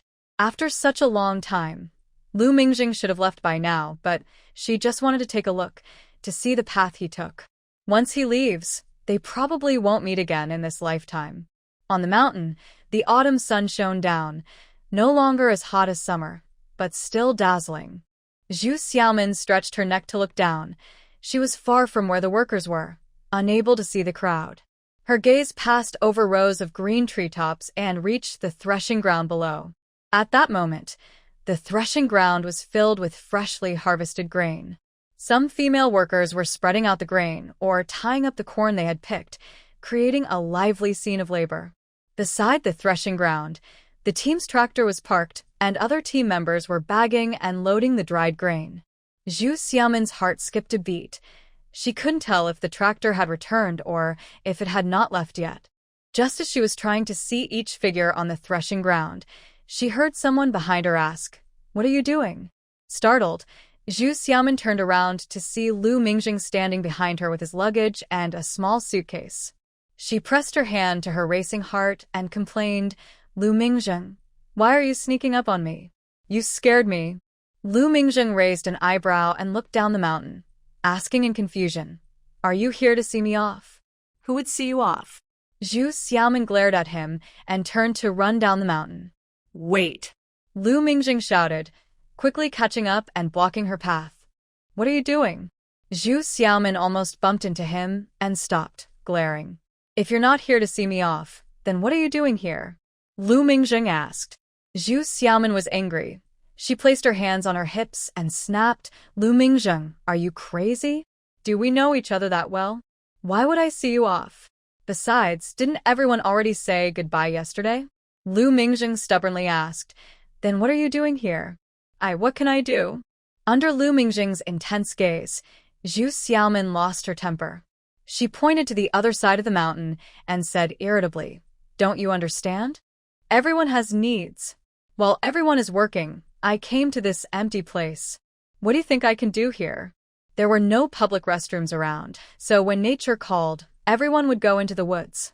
Although having such needs is normal, in this era, people still kept it private and women would never openly talk about it. Lu Mingjing seemed stunned by her boldness, unable to speak for a moment. Zhu Xiaomin hurriedly walked around him, trying to escape, when she heard Lu Mingjing ask from behind, It's you, isn't it? What does he mean by you? Zhu Xiaomin was taken aback and instinctively turned around. Lu Mingjing approached her, looking down from above, and asked again, word by word, That night, it was you, wasn't it? Zhu Xiaomin's heart raced, and in a sudden panic, she stammered, What do you mean it was me? You're crazy. I don't know what you're talking about. After saying that, she turned to leave again. Lu Mingjing quickly caught up, leaning against a tree to block her path, and asked once more, on August 19th, at the ranger's cabin. That woman was you, right? No. Zhu Xiaomin almost jumped back, stepping away and looking at him warily. Lu Mingjing, what do you want? Seeing her reaction, Lu Mingjing's gaze deepened.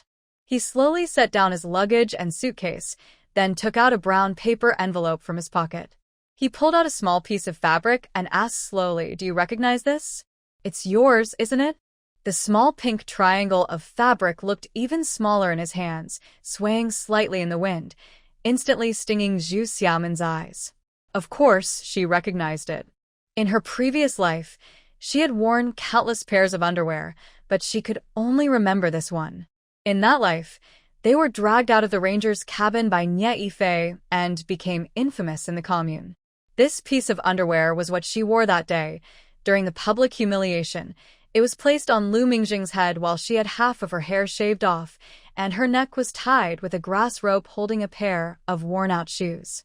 That devastating humiliation, although they later married to quell the scandal, left a deep shame that took them years, even decades, to heal from.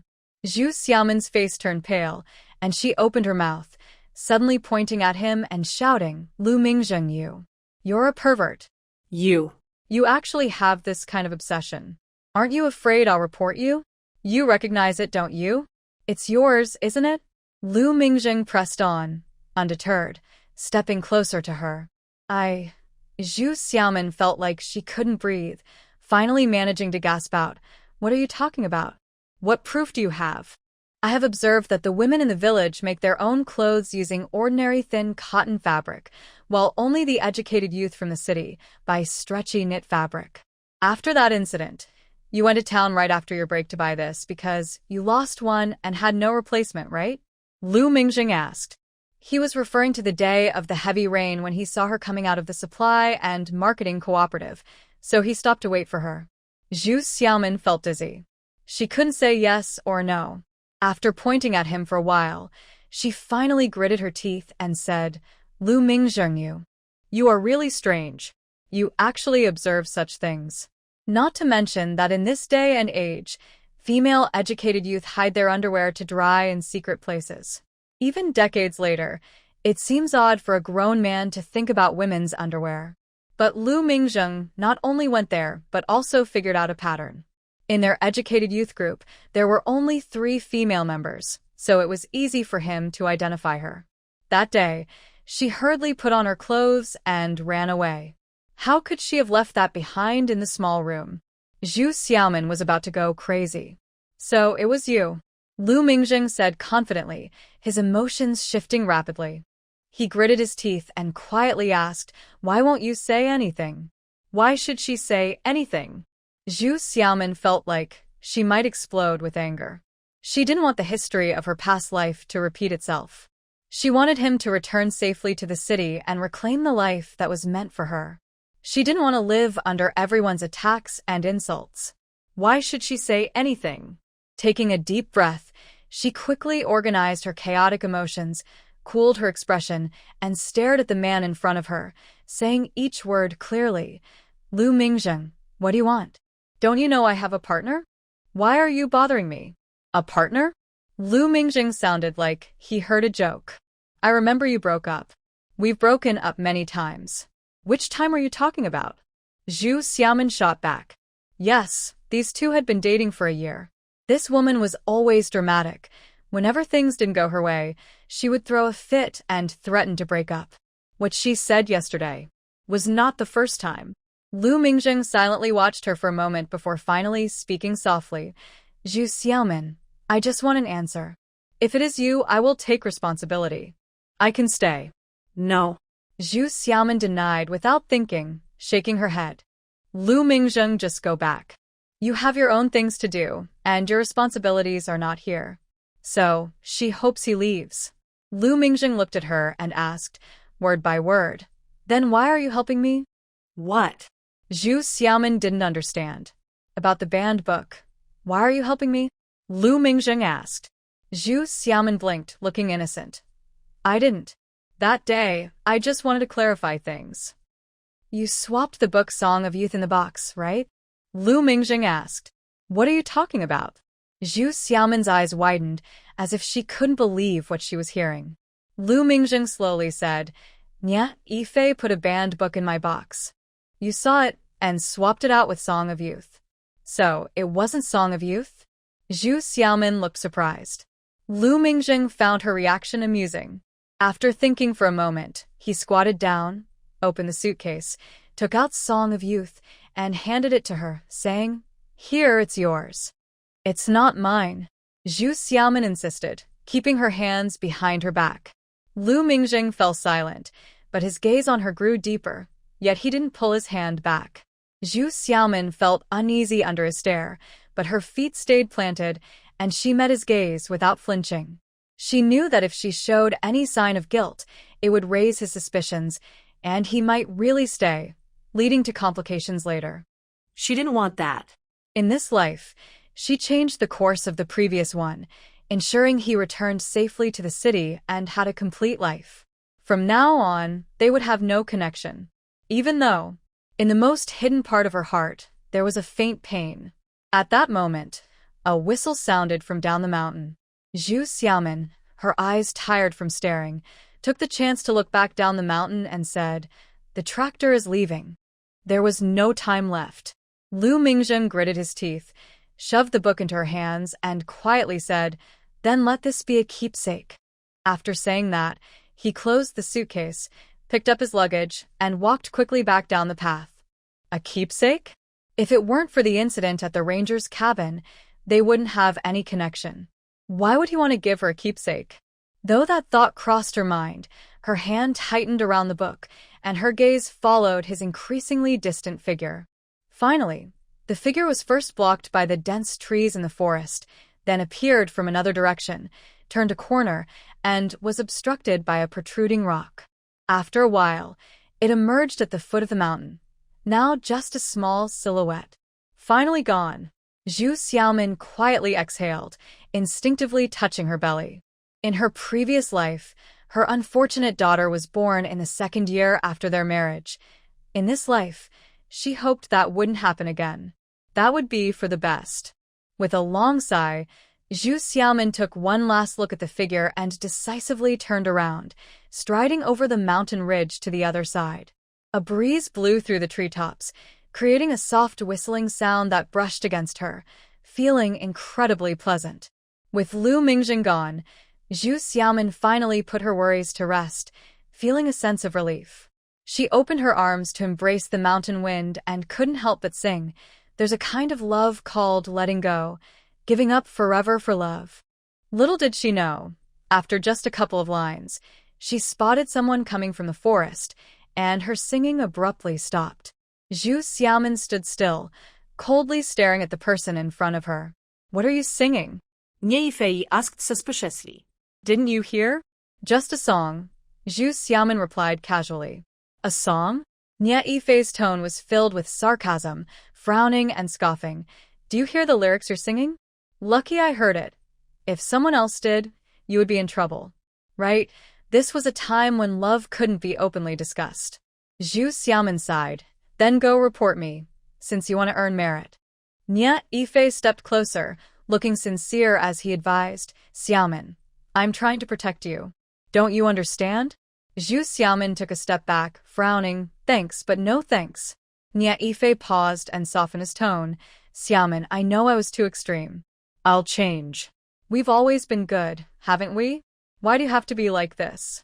Zhu Xiaomin shook her head. No, you're not extreme. You just have poor character. You. Nya Yifei's face turned pale, taking a deep breath as he said patiently, Xiaomin, don't say such harsh things. Lu Mingzheng is gone. Can't you just forget about it? Zhu Xiaomin retorted, what if there really was a banned book that day? Would you still say that, expecting others to forget? Of course not. If that banned book was found that day, Lu Mingzheng would be in trouble and immediately arrested. His chance to return to the city would be revoked, and then, as someone who earned merit, Nya Yifei would take his place back to the city. Translate? He can do it too. It's not just about Lu Mingzheng. What's frustrating is that Lu Mingzheng has help, which is why he gets this opportunity. Seeing him hesitate and not speak, Zhu Xiaomin sneered and shook her head. If what you did harmed others, you wouldn't regret it at all. Now that your plan has backfired and you don't want to face the consequences, you hope others will forget. Nya Yifei, where is there such a good deal in the world? After saying that, she didn't want to talk to him anymore and turned to leave. Xiaomin. Nya Yifei hurried to catch up with her, but immediately noticed the book she had been holding behind her back. He quickly asked, what do you have in your hand? He stepped forward, grabbed it, glanced at it, and his expression darkened as he held it up, staring at her. Why is this in your hands? Hey. With her hand empty, Zhu Xiaomin quickly turned around and shouted angrily, how dare you take my stuff? Give it back. She reached out to grab it, but he dodged. Nya Yifei stepped back and asked, tell me, why is this book with you? I just met Lu Mingzheng, and he gave it to me. Is that a problem? Zhu Xiaomin replied calmly, reaching out, give it back. Why did he give it to you? I remember you had one too. Did you swap it with the book in his box? Nya Yifei asked. Zhu Xiaomin scoffed. Nya Yifei, are you crazy? My book is Red Rock. She tried to grab it again. Nya Yifei stepped back, holding the book high, and sneered. I don't believe it. How could Lu Mingzheng read novels? Why can't he read novels? Who says so? You? Although Nya Yifei's character wasn't great, he was quite handsome, standing at about 1.78 meters. Zhu Xiaomin couldn't reach the book and frowned. Nya Yifei shook his head. Anyway, this book can't be his. As he spoke, he started flipping through the pages. As he tilted the book, a small object slipped out and gently fell to the ground. What is this? Nya Yifei quickly picked it up, glanced at it, and his expression turned serious. Give it back. Taking advantage of the moment, Zhu Xiaomin snatched the book back. This time, Nya Yifei didn't dodge. He stared at the object in his hand, stunned, murmuring What is going on? Zhu Xiaomin saw that he was holding a small piece of paper, which wasn't hers, and was a bit curious. She asked, what is this? She grabbed it from his hand and looked down, instantly frozen in surprise. In her hand was a 3-inch black and white photo. The photo showed a section of the city wall, with Lu Mingzheng in a white shirt leaning against it, tightly pressing his lips together and looking impatiently at the camera, though his eyes held a glimmer of light. The photo made him look younger than he was now, likely taken before he went to the countryside. Zhu Xiaomin was stunned for a moment, noticing some raised marks on the photo. When she flipped it over, she saw Lu Mingzheng's strong handwriting on the back, spelling out his name. Why do you have his photo? She heard Nya Yifei's hoarse voice interrupt her thoughts. Zhu Xiaomin quickly snapped back to reality, glanced at him, and casually replied, I must have forgotten it in a book. Now it proves this book belongs to him, right? She tucked the photo back into the book and turned to leave. Nya Yifei stood there with his fists clenched, watching her figure disappear. He didn't chase after her, but his mind was a jumble, confused about how things had turned out this way. If that copy of the Song of Youth really was Lu Mingjing's, then what about the forbidden book he had swapped it for? The reference book he took was still hidden in his suitcase. At this moment, Zhu Xiaomin, walking away with the book, was also feeling confused. Since Lu Mingjing received the notice to return to the city, she had been wary of Nie Yifei causing trouble again and had been secretly watching him. That day, she saw Nie Yifei sneak into Lu Mingjing's dorm room. She quietly approached and saw him opening Lu Mingjing's suitcase, carefully unwrapping the cover of a book.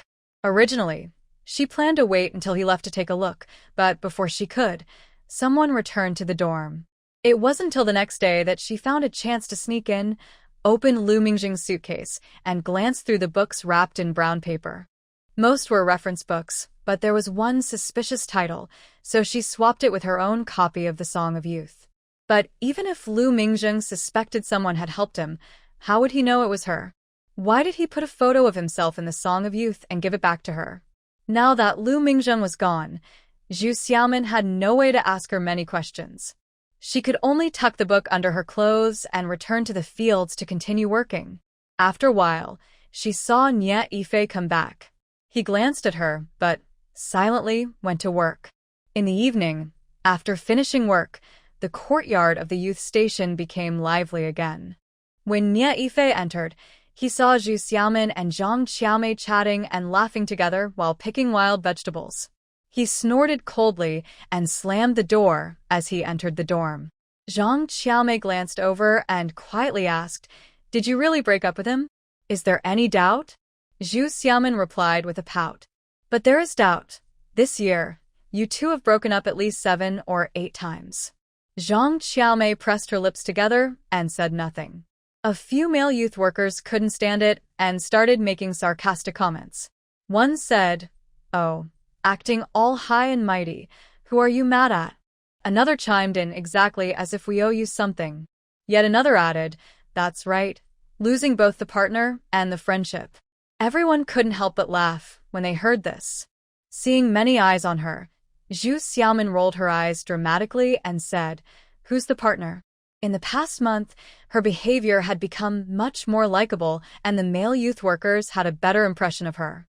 When she spoke, they all laughed and Xie Qingji said, "That's right, you made a smart choice." Zhu Xiaomin nodded seriously. "At least I'm not completely blind." Everyone laughed again. While they were joking, the door suddenly swung open and Nie Yifei stepped out with a dark expression, glaring at Zhu Xiaomin with a cold smile. "Zhu Xiaomin, do you really know why you broke up with me? Don't act so righteous. Have some shame." "What did you say?" Zhu Xiaomin was taken aback, not understanding what he was upset about this time. Nie Yifei sneered. "Do you dare to say why you broke up with me?" "I broke up with you because I wanted to. I don't need a reason," Zhu Xiaomin replied dismissively. "I was with you for a year, so why did you choose to break up now?" Nie Yifei pressed. Zhu Xiaomin laughed in anger.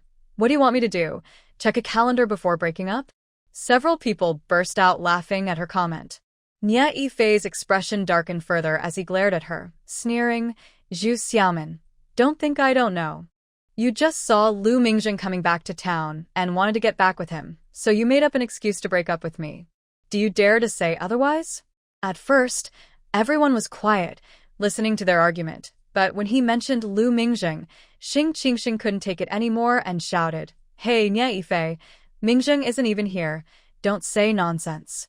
"What nonsense am I saying?" Nie Yifei turned to him and said loudly, "I said Zhu Xiaomin is getting close to Lu Mingjing. Don't you believe me? Did you know that Lu Mingjing even gave Zhu Xiaomin a photo of himself? If they weren't dating, why would he give her a photo? Is that true?" Everyone's gaze shifted back to Zhu Xiaomin. Nie Yifei looked at her proudly and said, "Zhu Xiaomin, do you dare to say otherwise? This person is truly shameless." Zhu Xiaomin looked at him with disdain and coldly replied, "Nie Yifei, don't think everyone is as dirty as you. Can you say what you mean clearly? Am I not stating the truth?" Nie Yifei retorted loudly. Zhu Xiaomin sneered, stood up, and returned to her dorm. After a while, she took out a book and held it up for everyone to see. This is the book that Nye Ifei falsely accused Lu Mingjung of having in his box the other day. Everyone should recognize it. As soon as they saw the brown paper cover, everyone nodded in recognition. Zhu Xiaomin opened the cover to reveal the book The Song of Youth and continued. Today, when Lu Mingjung left, he said a few words to say goodbye and left this book with me to return. What do you mean by return? Nye Ifei asked, confused. Zhu Xiaomin sneered and turned to show him the back cover. This is a book from the town's book lending stall. Lu Mingjung couldn't return it himself, so he asked me to help. In those days, books were scarce, and few people had the extra money to buy them, so some would collect old books and set up lending stalls on the street. These stalls mostly had children's books, but there were also some for adults. You could read a children's book for just the price of a cucumber or a tomato, sitting by the stall. Novels, being longer, could be taken home and borrowed for a day. The educated youth were sent down from the city with little luggage, and not many brought books, making these lending stalls very popular. Zhu Xiaomin was a regular at this stall. Nye Ifei was surprised to learn that this book was from a lending stall and was speechless for a moment before saying, "I was talking about a photo, and you mentioned a book?" Zhu Xiaomin immediately opened the book and took out Lu Mingjung's photo. This photo was tucked inside the book. I think Lu Mingjung didn't want to crease the pages, so he used it as a bookmark and forgot it when he gave me the book. In that era, bookmarks represented not just a love for books but also a kind of trend, although mostly only girls used them. Boys often just used whatever they could find to avoid creasing pages. So, Zhu Xiaomin's explanation made perfect sense. This was the conclusion she had come to after thinking hard all day. Lu Mingjung must have used the photo as a bookmark and forgotten it in the book. As for whether Lu Mingjung would read The Song of Youth, she didn't think too deeply about it. Her words immediately drew a chorus of boos from the youth. Xia Qingji glanced at Nye Ifei and sneered. People see others as they see themselves. Nye Ifei scoffed. Is that what you think? Otherwise? Xing Qingxing couldn't hold back. You and Zhu Xiaomin are just dating, not married. If they have something going on, wouldn't it be better for them to be together openly? Why hide? Besides, you found this book, Song of Youth, in Lu Mingjung's suitcase. It just got into Zhu Xiaomin's hands a few days ago. Didn't you just give it to her? Exactly. Xing Qingxing's words resonated with everyone, and they quickly agreed. Although this era was conservative, it was normal for young men and women to date. Lu Mingjung and Zhu Xiaomin were both single, and if they had feelings for each other, Zhu Xiaomin could easily break up with Nye Ifei and be together openly. Giving a photo was also a common gesture between couples, so there was no need to hide it. Seeing everyone supporting Zhu Xiaomin, Nye Ifei gritted his teeth and shouted, "But there are so many people here. Why her? Why not give the book to someone else?" He wants to. Zhu Xiaomin rolled her eyes. Didn't Xiaomin say she just happened to run into him? Miao Sherwin added, "I saw her take the book to her dorm right after work." Nye Ifei sneered, "I saw him today too. Does he dare give it to you?" Xia Qingji almost laughed out loud. "You take it and trade it for a banned book, then report him." Exactly. Several people nodded in agreement. Nye Ifei was speechless, staring at Zhu Xiaomin and asking, "Xiaomin, you really want to break up with me, right?" "Yes." Zhu Xiaomin didn't even blink and nodded immediately. "No regrets?" Nye Ifei sneered. "What is there to regret?" "You?" Zhu Xiaomin looked at him with disdain. Nye Ifei's face turned red with anger. He took a deep breath, pulled out some papers from his pocket, rushed to her, slammed them on the table, and said loudly, "Zhu Xiaomin, this is the money I spent on you this year. You need to pay me back." Zhu Xiaomin was taken aback, and before she could react, Yang Aijuan had already taken the papers, unfolded them, and said, $52.37. Hearing the amount, everyone fell silent. To understand, at this time, not to mention the average annual income in the village is only 100. This 52 yuan is half a year's income for a farmer. In the city, an apprentice earns only 17 or 18 yuan a month, and ordinary workers make 20 to 30 yuan, which is also 2 months' salary. As a youth working here, food is earned through work points, and vegetables are distributed by the team. So, this 52 yuan is extra spending for clothing and other needs, which is quite a lot. Looking at it this way, Nie Yifei is willing to spend money on Zhu Xiaomin. Xia Qingji saw Nie Yifei lifting his chin and sneering at Zhu Xiaomin, reached out to take the paper, glanced at it and said, Nie Yifei, this still has some change left. Yes, even if you can remember a year's expenses, who can remember them so accurately? Miao Sherwin, being observant, also took a look and after a few glances, couldn't help but chuckle softly, saying, What do you mean? Did Xiaomin eat alone when you two went to the county? What do you mean? Xia Qingji took the paper back, looked at the records and nodded, saying, Yes, Nie Yifei, you noted that last National Day when you went to the county, you had 2 bowls of millet porridge, 3 big pancakes, and a plate of vegetables for a total of 45 cents. How come all these were eaten by Zhu Xiaomin? Zhu Xiaomin laughed. 1 big pancake costs 10 cents, and he ate 2.5 of the 3. Nie Yifei's face turned red, and he shouted, That time I took you to the county to buy clothes, of course, the meal counts for you. Zhu Xiaomin pouted. As if you only bought me clothes. This shirt you're wearing is from that day. Nie Yifei, are you saying that if you didn't go to the county with Zhu Xiaomin you wouldn't eat? Xing Qingsheng asked back. Nie Yifei gritted his teeth. If I didn't go to the county, I would definitely eat at the youth station. Should we share the cost with you? Yang Aijun Bodet. Xia Qingji continued reading. Also, the round-trip fare was a total of 20 cents. Does this mean only Zhu Xiaomin took the bus and Nie Yifei walked? There's more. Another male youth, Song Jian, also leaned over, pointing and laughing, 2 popsicles for a total of 4 cents. Did Zhu Xiaomin eat those alone too? Xing Qingsheng held another piece of paper, pointing to a line. Look at the 20th of last month, 5 cents for an egg. I remember he ate that by himself. Look here. Xia Qingji pointed again. This year on International Women's Day, the female youths had a half-day off, and he accompanied Zhu Xiaomin to the town, losing 6 work points, which he directly converted to 10 cents. Whose work points are so valuable? And here. Xing Qingsheng pointed out. He borrowed a bicycle from the team to go to town, and when the tire broke, he charged the repair cost to Zhu Xiaomin. How is that fair? I went to town to pick up a package for her, Nie Yifei said with a frown. Oh my goodness, Zhang Qiaomei, who usually stayed quiet, exclaimed. Nie Yifei has an amazing memory. He remembers all this. Listening to Xia Qingji and the others discuss the contents of the paper, the male youth were stunned, nodding along as she spoke. Putting aside whether the money request was reasonable, his memory was impressive. He recalled not just the amounts but also the exact times and events. Even Zhu Xiaomin was taken aback. She glanced at the paper and suddenly laughed. This old saying is really true. A good memory is not as useful as a bad pen. This isn't good memory. He writes down every expense, and the ink colors are different. Miao Sherwin took the paper back to look at it, nodding. That's true. The skeptical male youths crowded around to see. They noticed the paper was quite worn, with varying ink depths and sizes, clearly not written all at once.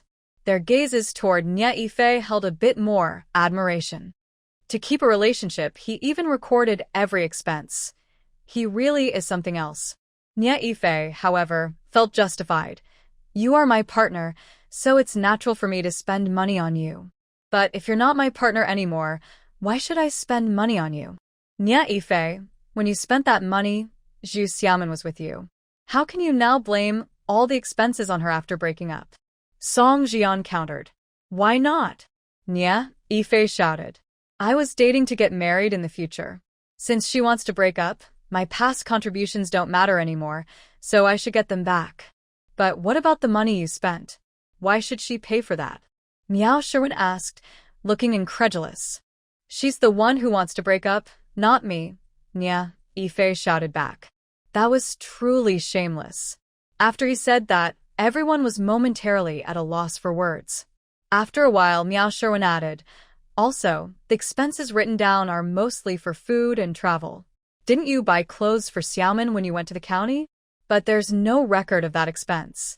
Compared to food and drink, the cost of clothes should be significant, ranging from 3 to 10 yuan, yet it wasn't recorded at all.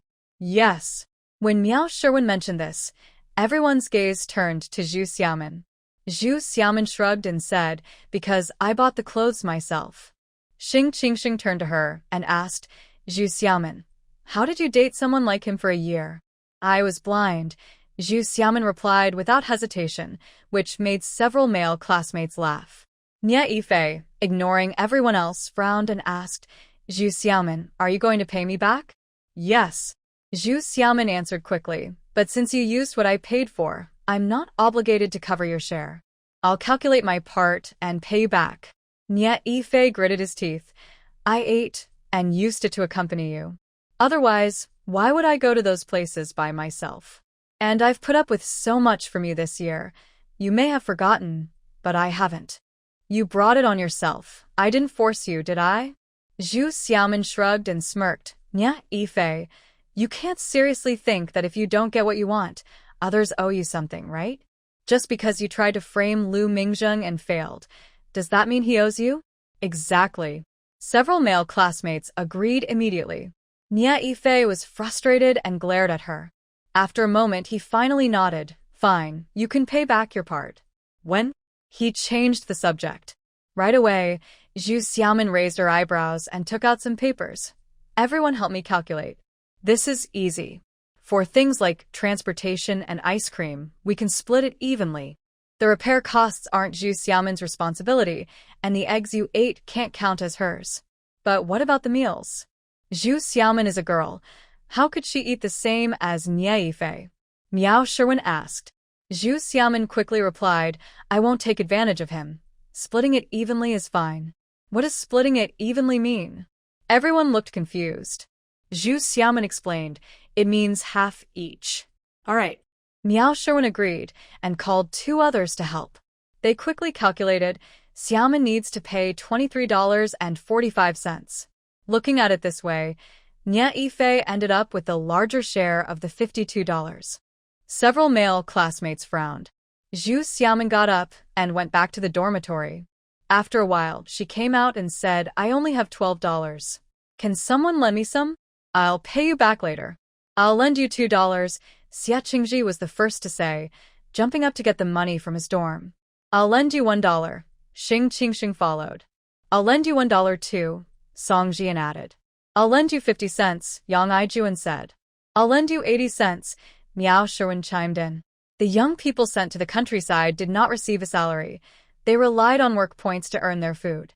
Some families would send a little pocket money, but the amount varied based on their financial situation. Getting 1 or 2 yuan was considered good. Soon, everyone brought their money together, and they counted a bit more than expected. Xia Qingji said, Xiaomin, you shouldn't be without money either. Keep this for now, and you can pay me back later.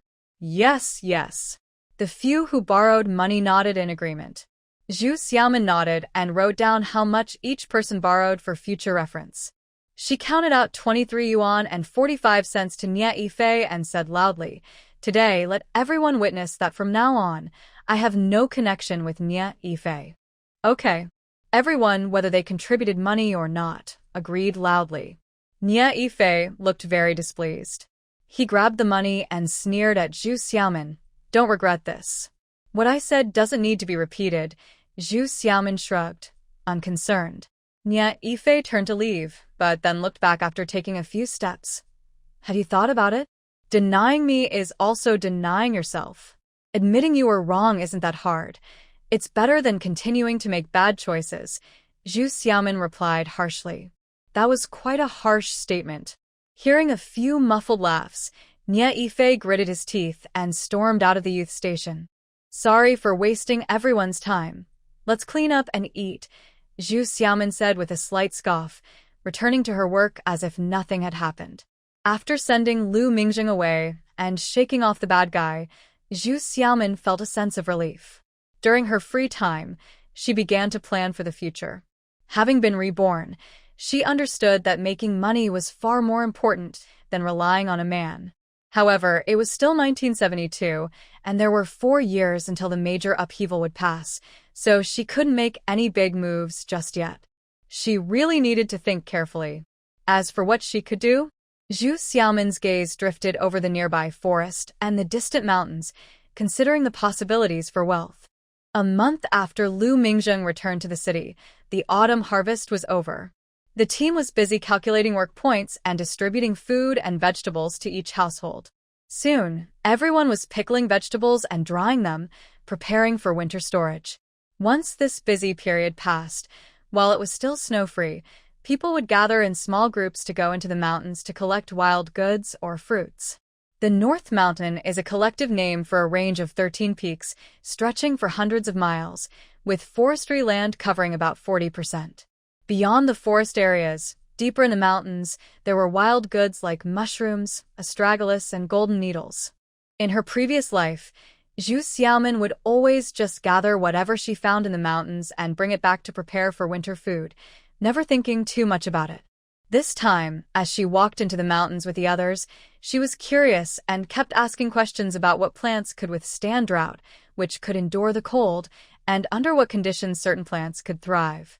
She also noticed the small animals that would suddenly appear among the wild grass, and an idea began to form in her mind.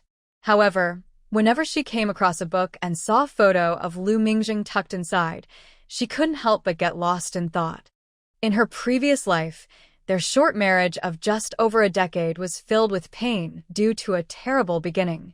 Now, in this life, thanks to her rebirth, she had avoided a disaster and successfully helped him return to the city. But what would his life be like after that? Would there be no news of him anymore? Yet, before he left, it seemed he already knew that the woman that day was her, and he even took away that pink little piece of clothing. What did that mean to him? As for the book, The Song of Youth, she had borrowed it from a stall in town and had already returned it. Now, she held a poetry collection, which she had exchanged for the Song of Youth from Lu Mingjing's box. In this era, amidst such chaotic movements, she couldn't be sure if this poetry collection would be deemed a banned book. After confirming that other books were reference materials, she decisively exchanged it. However, based on what Lu Mingjing said before he left, he seemed to know someone was secretly helping by exchanging the Song of Youth for a banned book. Did that mean he already knew someone had placed a banned book in his box? Was it possible that this poetry collection was something he had put in himself, in exchange for the banned book that Nya Yifei had placed there? The answer seemed almost certain. This meant that even without her help, Nya Yifei's report would have been in vain. In fact, a poetry collection suited Lu Mingjing's taste even more than the Song of Youth. But now that Lu Mingjing was gone, there would be no way to find answers to any of this. Looking at the photo of Lu Mingjing, Zhu Xiaomin couldn't help but sigh softly and tucked it back into the book.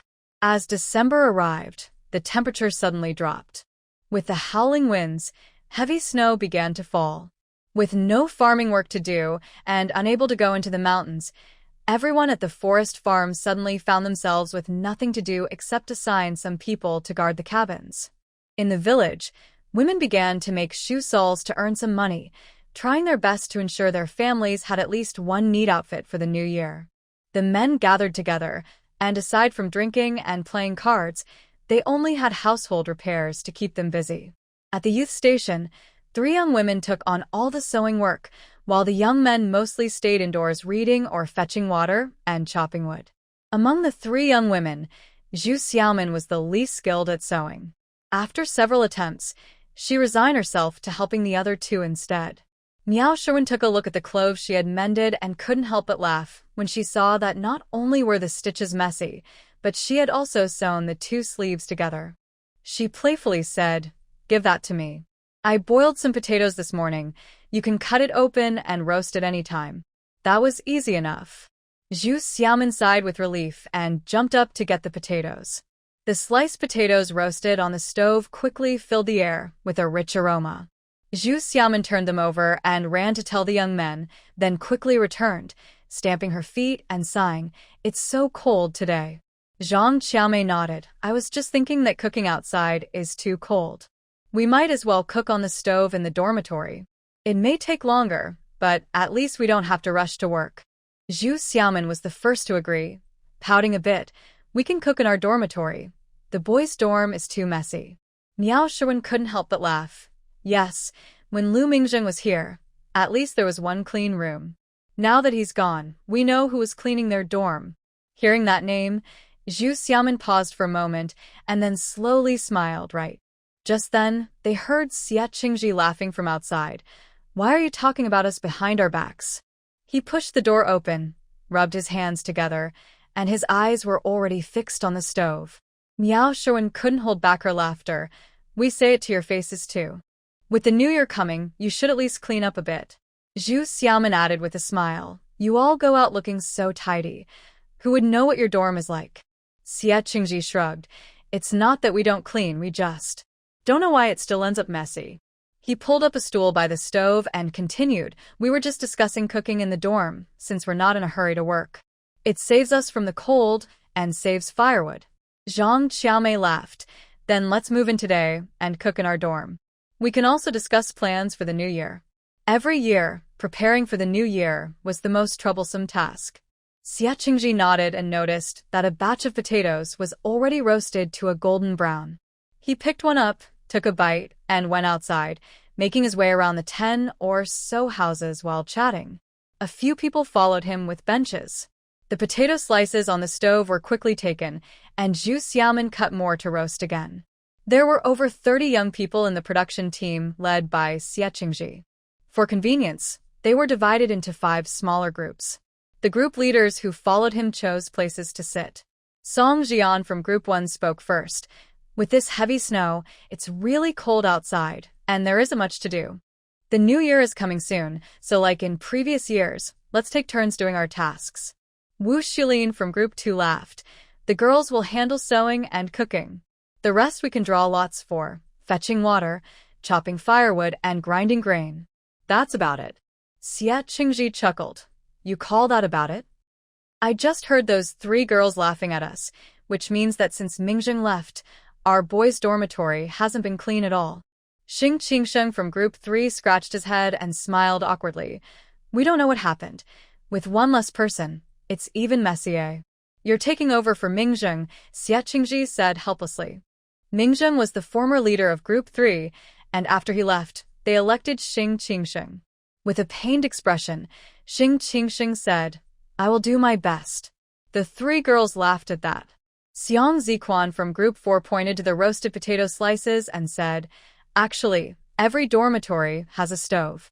I can get some wire from the supply store later to make more racks, so everyone can roast their own potatoes.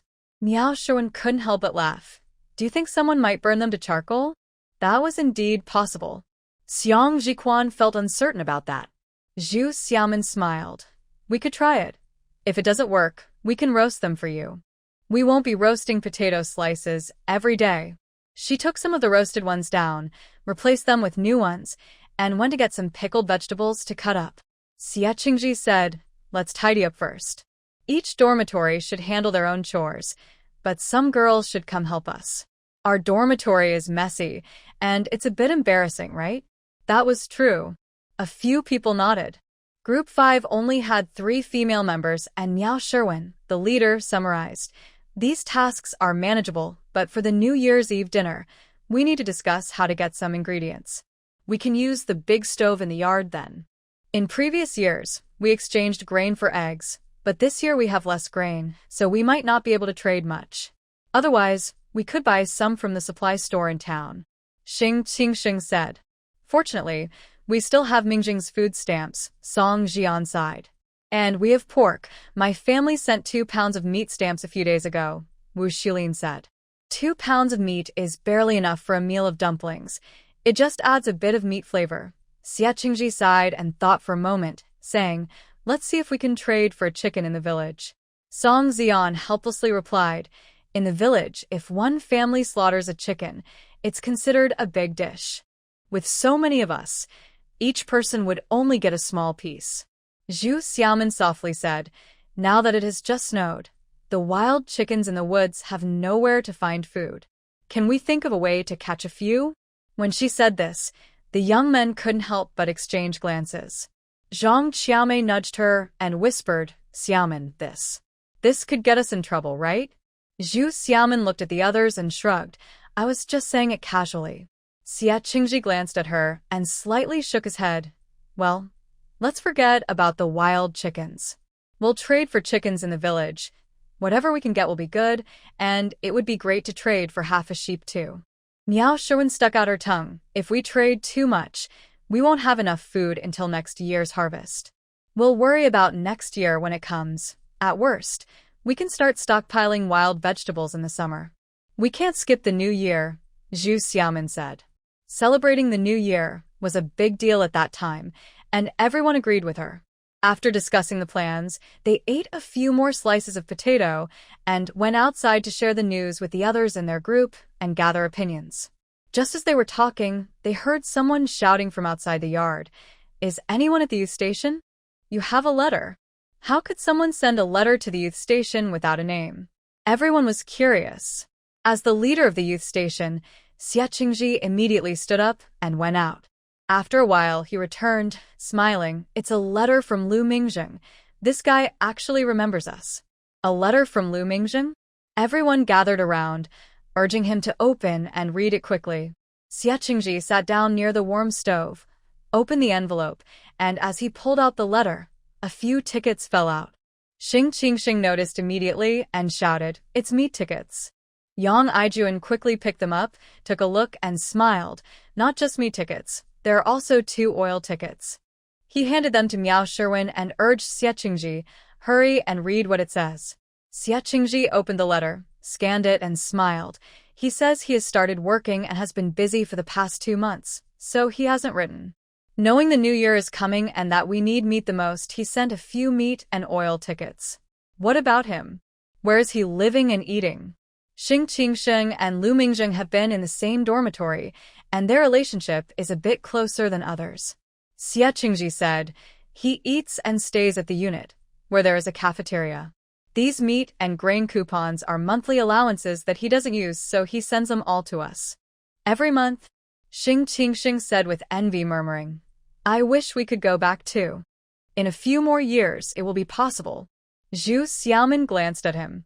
Zhang Qiaomei quietly said, even if we go back, we need to find jobs. Otherwise, we would still be relying on our families for food and shelter. Among the 3 female educated youths, her family situation was the worst. She graduated from middle school but didn't attend high school, waiting for job opportunities at home for 2 years without success, and was later sent to the countryside. There were a few male educated youths in a similar situation to Zhang Qiaomei, and when they heard her, they nodded slightly, feeling a bit down. Lu Mingjing could return because he finished high school before the movement, unlike some of them who went to high school after it started. Even if given the opportunity, they might not be able to do his job. Sensing the gloomy atmosphere in the room, Xia Qingji waved his hand and smiled. We should be happy for Mingjing for being able to return to the city and have a good job. Why does it feel like jealousy? Who is jealous? A few male educated youths playfully punched him, and someone urged, come on, what else did he write? That's it. Xia Qingji shook his head, shaking the thin sheet of paper in his hand. That's all? Everyone stared in surprise. Oh, there's more. Xia Qingji glanced at the letter and suddenly said, hurry, what else? Everyone asked eagerly. Xia Qingji laughed.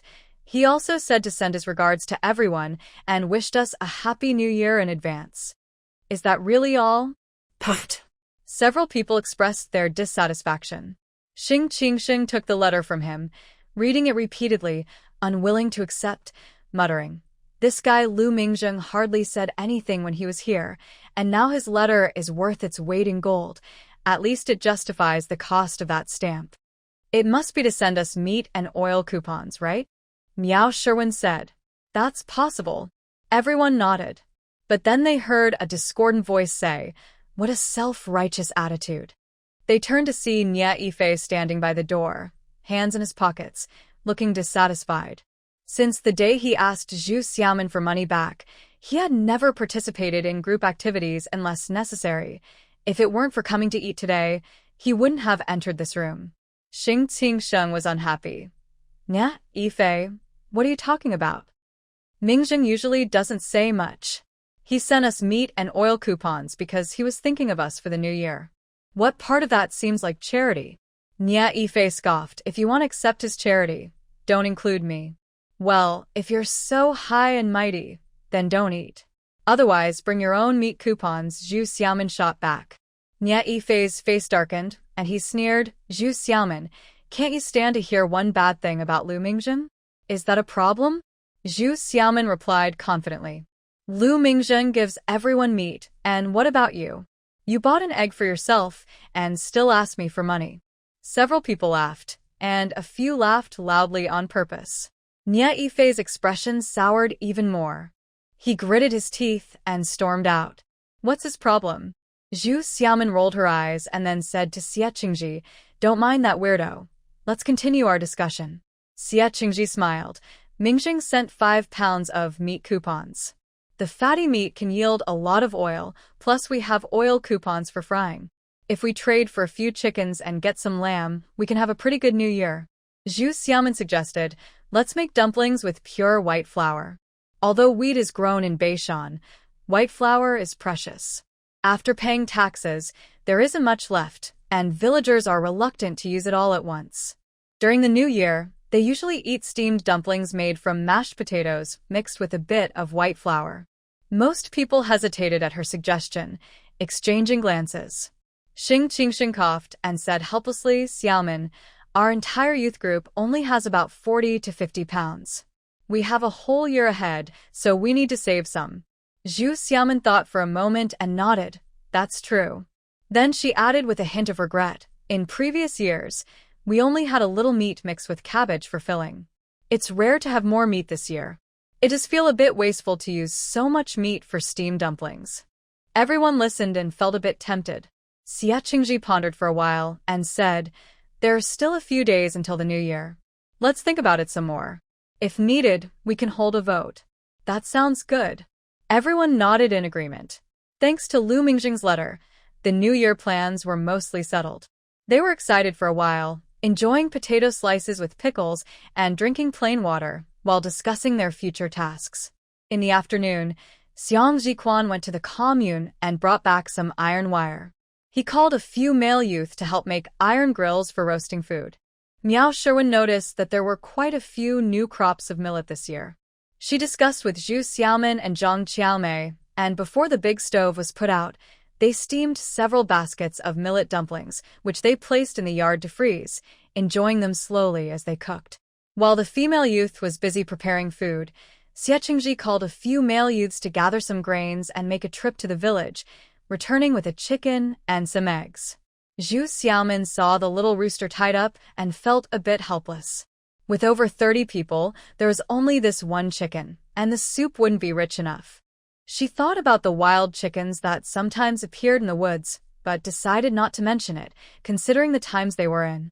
It was Xie Qingji who found a moment to approach her and quietly said, don't bring up what you said the other day.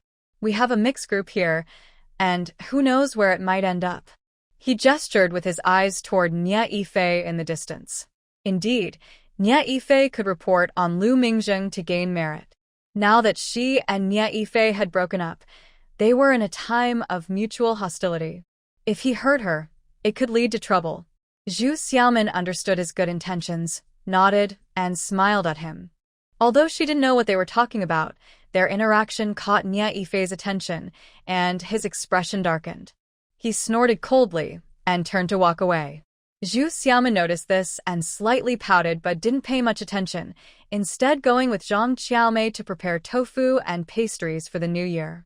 Zhang Qiaomei looked at her and then at Nia Ife, who had just left the yard. After hesitating, she quietly asked, are you really done with him?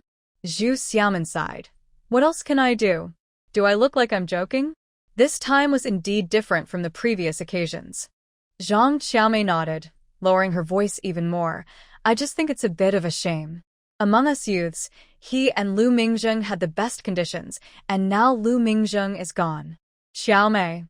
Zhu Xiaomin called her name, putting an arm around her and softly saying, no matter how good the conditions are, if a person isn't right, they aren't right. I won't be with him. In her past life, Zhang Qiaomei had to return to the city due to illness after 2 years. In the first few years, they kept in touch, and Zhu Xiaomin only knew she married an ordinary worker. Later, as Zhang Qiaomei's marriage with Lu Mingjing deteriorated, she lost the desire to write to anyone, and they lost contact.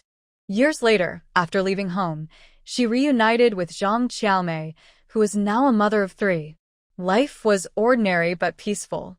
Having seen too much suffering, she felt that Zhang Qiaomei's original path was quite good and didn't want to interfere.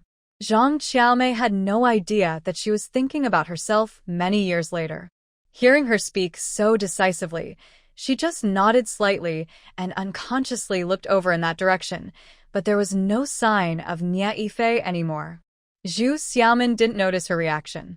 She called over 2 male youth workers to carry the pressed tofu to a sunny spot, then asked, "Where's Sherwin?" "She's inside sewing." Those few people don't know how to sew properly. There are several holes in one piece of clothing, Zhang Qiaomei replied, shaking her head with a smile. Zhu Xiaomin laughed. "When we first arrived, we couldn't accept patched clothes, but now we have no choice but to patch them. Isn't that the truth?" Zhang Qiaomei sighed. Who knew clothes would tear so easily? New clothes can't keep up. As they chatted and worked, they occasionally asked the male youth workers for help. Once they finished their tasks, the 2 women rubbed their cold hands together and returned, just in time to see Miao Sherwin finishing up the last piece of clothing, lifting it to check for any remaining holes. Zhu Xiaomin went over to take a look and exclaimed, "Wow, Sherwin, your skills are amazing. It's hard to tell it was ever patched." The recently repaired item was a coat belonging to Xie Qingji, which had a triangular tear, possibly from snagging on something.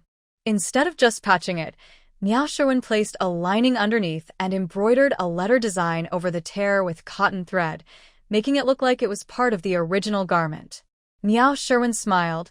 "This is all I can do, unlike you 2, who can manage meals for so many people."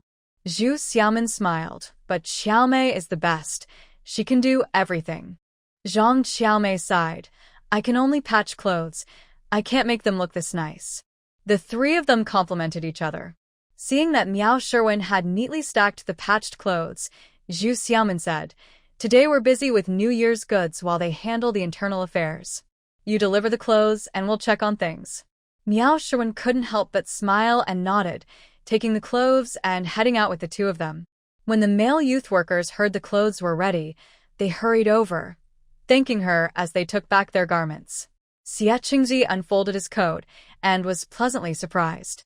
He thanked Miao Sherwin repeatedly and, hearing the 3 women mention checking on internal affairs, he joined them with a smile. The male youth workers felt a bit shy and started to push each other, trying to avoid the inspection. The 3 women ignored them and went over to check one by one, unable to help but laugh. The cleaning has been done, and all the clutter on the floor has been removed. However, various items are still piled up messily. One person, fearing that they would see the mess, even wrapped a large pile of things in a blanket. The 3 of them had no choice but to help out, neatly folding the clothes and putting away the items they wouldn't need for now into boxes. The young men were surprised to find that, after this, the boxes actually held much more than before. They clumsily helped under the guidance of the 3 girls, and although they weren't as skilled, they made some progress. Once all the dorms were cleaned and the New Year supplies were ready, New Year's Eve quietly arrived. In the afternoon, the young men cheerfully put up couplets they had written in every room and then helped the young women prepare the New Year's Eve dinner. After repeated suggestions from Zhu Xiaomin, everyone finally gave into temptation and agreed to make dumplings with pure white flour and meat. From the afternoon until dusk, the 3 young women took the lead, with a few young men who had some cooking skills helping out, and they managed to make 700 or 800 dumplings. Since there were too many people for one dorm, they split into 2. Among all the dorms, the girls' dorm and Xie Qingji's dorm were the cleanest and closest to each other, so they set up tables in these 2 rooms. The people in both dorms stacked their luggage in one corner of the Kong, clearing the entire surface. They set up one table on the Kong and another on the floor, with over 30 people sitting at 4 tables. On the tables were some homemade liquor, and the side dishes included fried peanuts and the unique lotus beans from the Beishan area, along with a plate of cold marinated white radish and another plate of homemade dried tofu, which had been re-seasoned and sliced thinly, one plate for each table. 4 types of side dishes were already considered quite lavish for that time, especially with the fragrant lamb stew with radishes simmering on the stove, enriched with some potatoes and wild mushrooms, which were a rare treat. Not to mention the large meat dumplings made with pure white flour waiting to be cooked.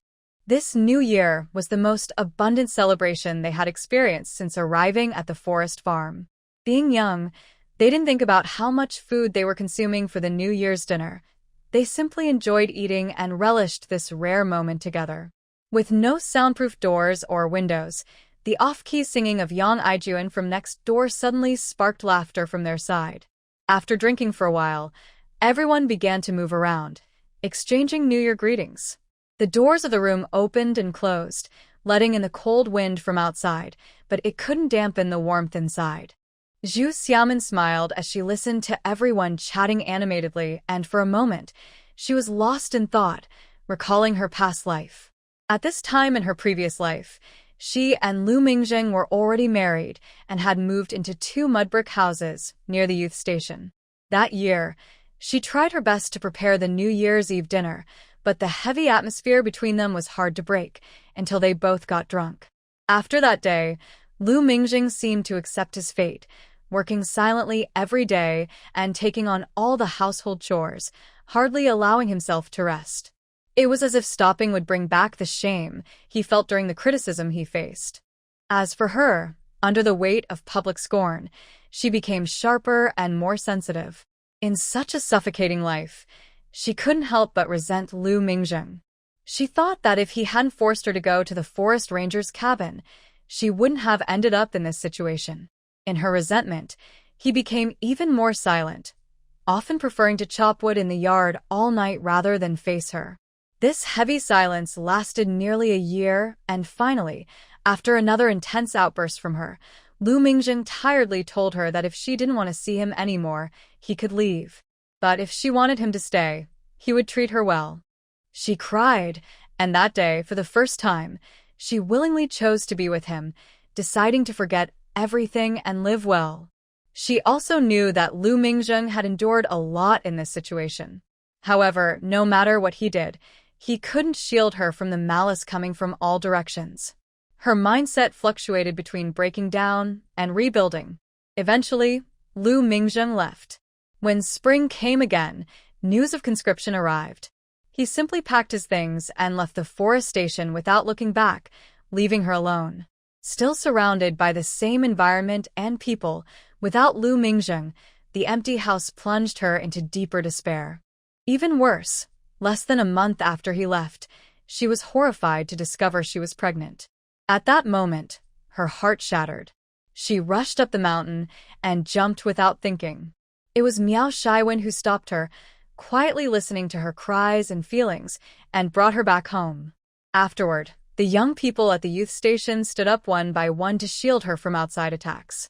Not long after, Lu Mingzheng hurried back upon hearing the news. Seeing her already rounded belly, he silently embraced her and told her he didn't want to run away.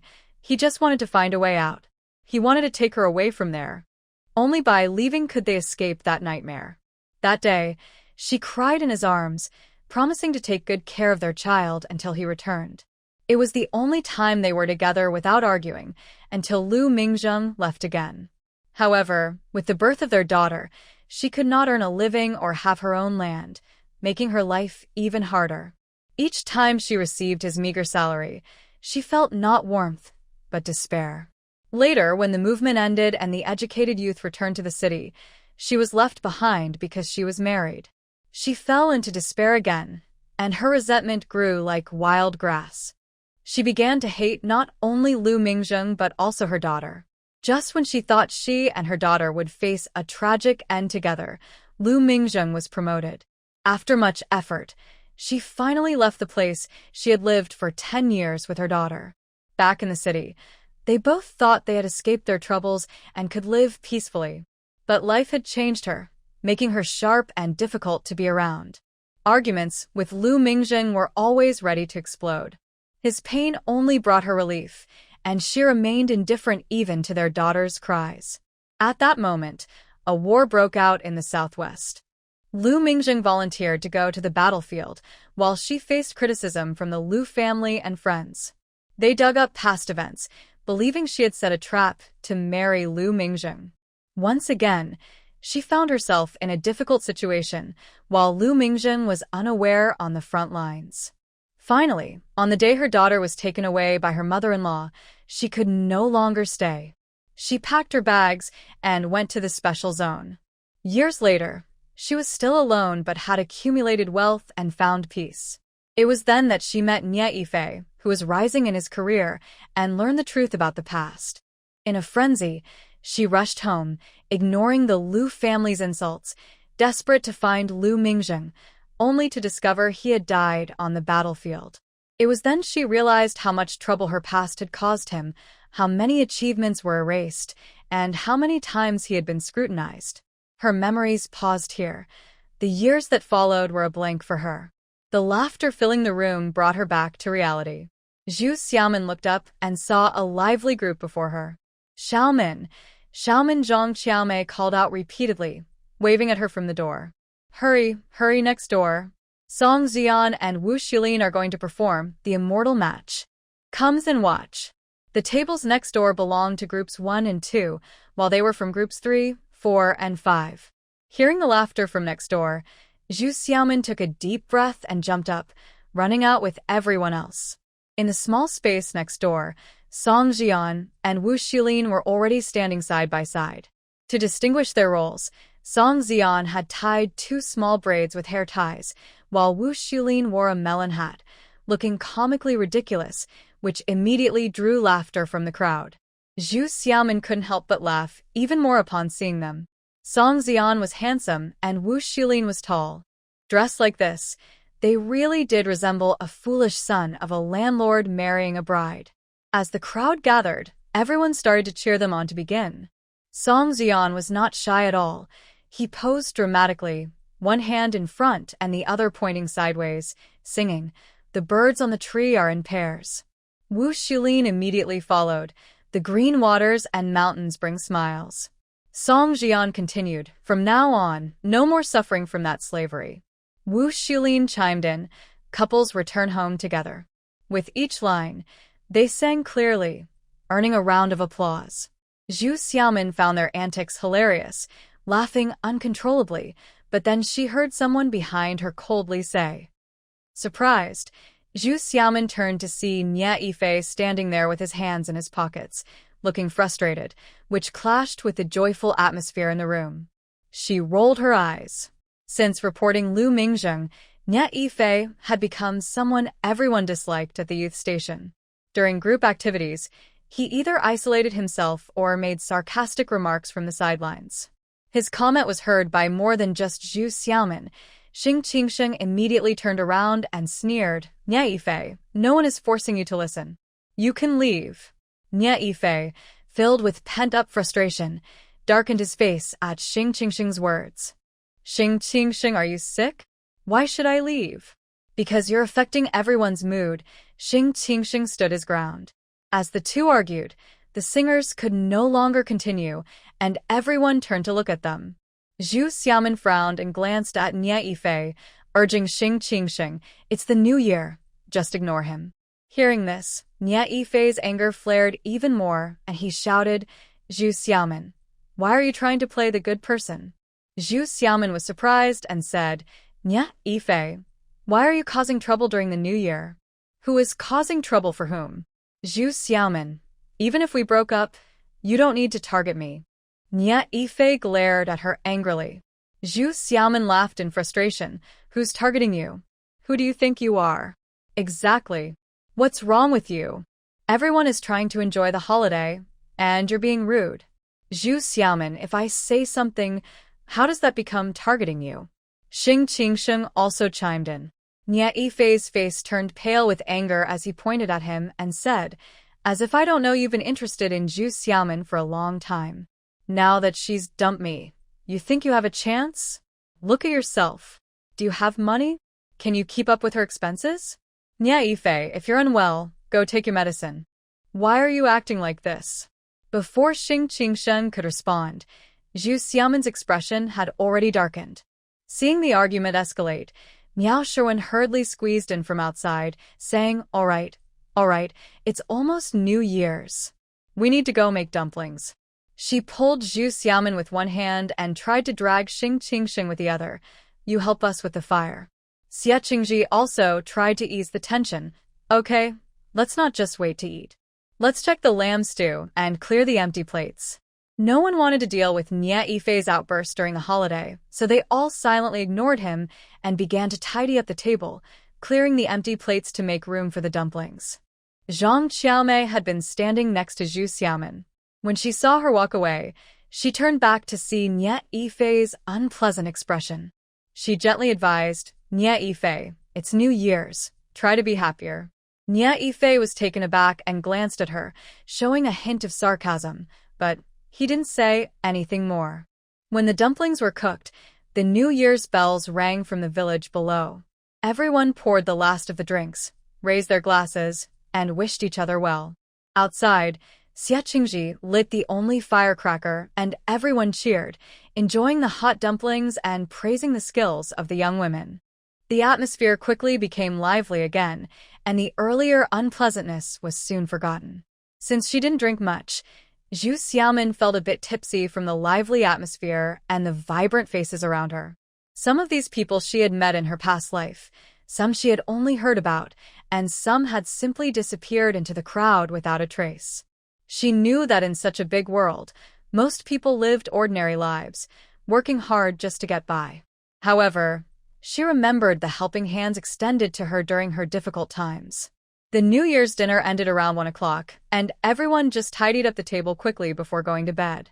As usual, on the first day of the new year, families in the village visited each other to wish Happy New Year. Although they slept late, everyone still got up early to clean up the mess from the previous day, leaving one table set with cakes, seeds, peanuts, and other New Year treats to welcome neighbors who came to pay their respects. In most villages, nearly every family is connected by blood, and the younger generation wishes the older generation a Happy New Year, while the elders greet their peers and then wait at home. The educated youth group is a special presence. They have no family ties with anyone in the village, so there are no generational distinctions. However, villagers naturally look up to city folks. Young people take this opportunity to get to know them better, children come to ask for treats, and some older folks also visit, so the yard is not empty. The educated youth are also busy. About 30 of them split into small groups to visit the village. In this era, no one can afford to give out lucky money. When children come by, the elders will grab some candies or walnuts to give them, which serves as this year's lucky money. For everyone else, they simply sit on the heated bed, eat seeds and peanuts, and sip some water. Zhu Xiaomen and her 2 fellow educated youth went separately to visit. As they entered the village, it was lively, with children running around in their newly patched clothes, greeting them warmly. Zhu Xiaomen held a small cloth bag filled with seeds and peanuts, and when she saw the children, she tossed them a handful. Watching the children run off happily, Zhang Qiaomen smiled. No wonder Xiaomen is so popular with the kids. Hearing the commotion outside, a villager peeked out from the door, saw them, and waved them in, warmly offering water and a place to sit. The 3 of them slowly walked from the village entrance to the back, stopping by the homes of the elderly for a chat and visiting the younger folks briefly. Just after passing half the village, someone from a nearby house came out, their eyes lighting up upon seeing the 3 of them. They waved eagerly. Xiaomen, you're here? Come in and sit with me. Aunt Qian er. Zhu Xiaomen paused briefly, but her smile didn't fade. She cheerfully replied and walked over with Miao Sherwin and Zhang Qiaomei, saying, Aunt, Happy New Year. Wishing you peace and happiness. In these times, it's best not to say wishing you wealth and prosperity. Peace is the greatest blessing. Zhang Qiaomei and Miao Sherwin followed suit, wishing a Happy New Year as they walked into the house. As soon as I sat down on the edge of the Kong, I saw Qian Tuzi come in. he shouted, second aunt. When he spotted the three young women, his eyes lit up and he smiled, saying, Xiaomin is here. Happy New Year. He greeted the other two as well and asked, I heard there were fireworks at your place yesterday. It must have been lively, right? Zhu Xiaomin didn't want to talk much and politely replied, we had a lot of people. Zhang Xiaomei and Miao Sherwin nodded in agreement, saying, we bought a string of firecrackers to celebrate. With him around, the three didn't want to stay long, so they exchanged a few words and left. After visiting two more houses, Qian Tuzi rushed out and asked Zhu Xiaomin, I heard you broke up with Nia? Is it true? Zhu Xiaomin smiled but didn't respond. Qian Tuzi slapped his thigh and said approvingly, I told you, being good-looking doesn't matter if you can't carry anything. You're just a decoration. It's better to rely on someone like us. Miao Sherwin noticed he was getting too close to Zhu Xiaomin and couldn't help but frown. She pulled Zhu Xiaomin away and said with a smile, we haven't visited Grandma Li's house yet. Zhu Xiaomin took the opportunity to follow her and went into Grandma Li's house. Grandma Li is a lonely elder in the village. Her husband passed away years ago, leaving only one son. Later, her son encountered a wild boar in the mountains, and when they found him, only half of his body remained. Now she is all alone. When she saw someone enter, Grandma Li squinted her tired eyes and looked for a while before breaking into a smile. Which family's girl is this? Come sit on the Kong. Happy New Year, Grandma Li. Zhu Xiaomin held the old woman's hand and greeted her sweetly. Hearing her voice, Grandma Li smiled wider. It's Xiaomin. You always remember your grandma. She invited her to sit while she went to the stove to pour water. Zhu Xiaomin went over, took the kettle from her and poured it herself before returning to sit on the edge of the Kong to chat. After leaving Grandma Li's house and visiting two more, they had completed the rounds of the village. The three of them turned back, and just before reaching the village entrance, they saw Qian Tuzi coming out of Aunt Chen's house. Spotting them, he immediately approached. Zhu Xiaomin felt he was too close and was a bit impatient. She casually replied to him and said, We're heading to the team, so we won't take up your time, Brother Qian. Qian Tuzi was surprised, You're not working again. What are you going to the team for?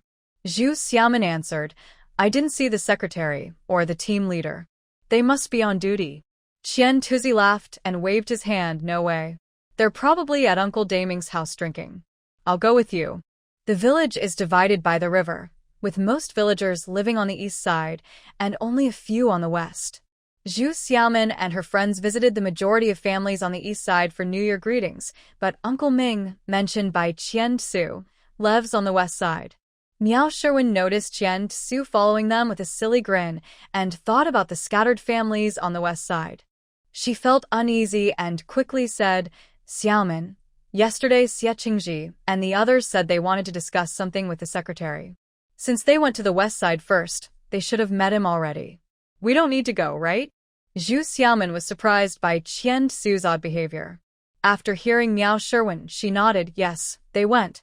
As long as they showed their intentions, it's fine. Let's head back. Qian Tsu asked, Aren't you going? If not, come to my house for a bit. I bought some fruit candies with wrappers from the county to share with you. Zhu Xiaomin laughed, No thanks, we're not kids anymore. Qian Tsu chuckled. How can you say that? You city girls are even more delicate than the kids in our village.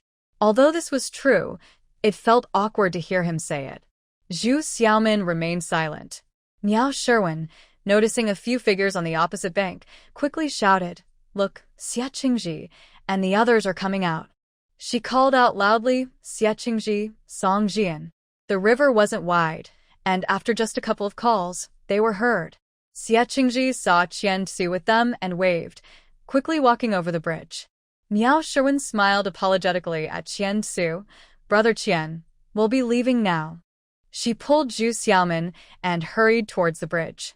Qian Tsu stopped and called out, Xiaomin, come visit when you have time.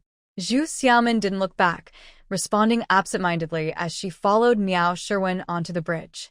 Zhang Xiaomei, who had been quiet, glanced at the two and then back at Qian Tsu, softly asked, Xiaomin, don't you think Qian Tsu seems to have a bit of a crush on you? Zhu Xiaomin. Isn't it obvious? Miao Sherwin frowned and whispered, Xiao Mei, don't say that carelessly. Qian Su is known as a troublemaker in the village. His thoughts are his own, but saying this could harm Xiaomin's reputation. Zhang Xiaomei pressed her lips together and fell silent. The river was only a few meters wide, and they quickly met up with several male youth volunteers. Xie Qingji looked at Zhu Xiaomin and asked Miao Sherwin, why is Qian Su following you? Miao Sherwin frowned. We ran into Aunt Qian, and when we went in to sit for a bit, he came along. I just explained what happened. Xie Qingji nodded and looked at Zhu Xiaomin, advising, it's the off-season now, and there aren't many people outside. It's best if you girls don't go out alone. Although he had seen the situation from across the river, he noticed that Qian Su was always close to Zhu Xiaomin. Miao Sherwin agreed, saying, it's just for New Year's greetings today. Who knew he would follow us? Listening to their conversation, Zhu Xiaomin felt a strange unease. In her previous life, she knew Qian Su was a bully, but he had never targeted her. She wondered what had changed this time. Was Qian Su acting strangely, or was she just unlucky? Since the incident, Xie Qingji and the others, who had come out to celebrate the new year, were worried about letting the three girls return alone, so they all went back to the youth station together. However, since Zhu Xiaomin and the other two were unmarried girls, being associated with Qian Su could harm their reputation, so they all agreed to avoid mentioning it. When they returned to the youth station, some male youth had already set up to play cards, and Xie Qingji and the others quickly joined in, filling the courtyard with laughter and noise. On New Year's Day, according to local custom, they ate fried cakes.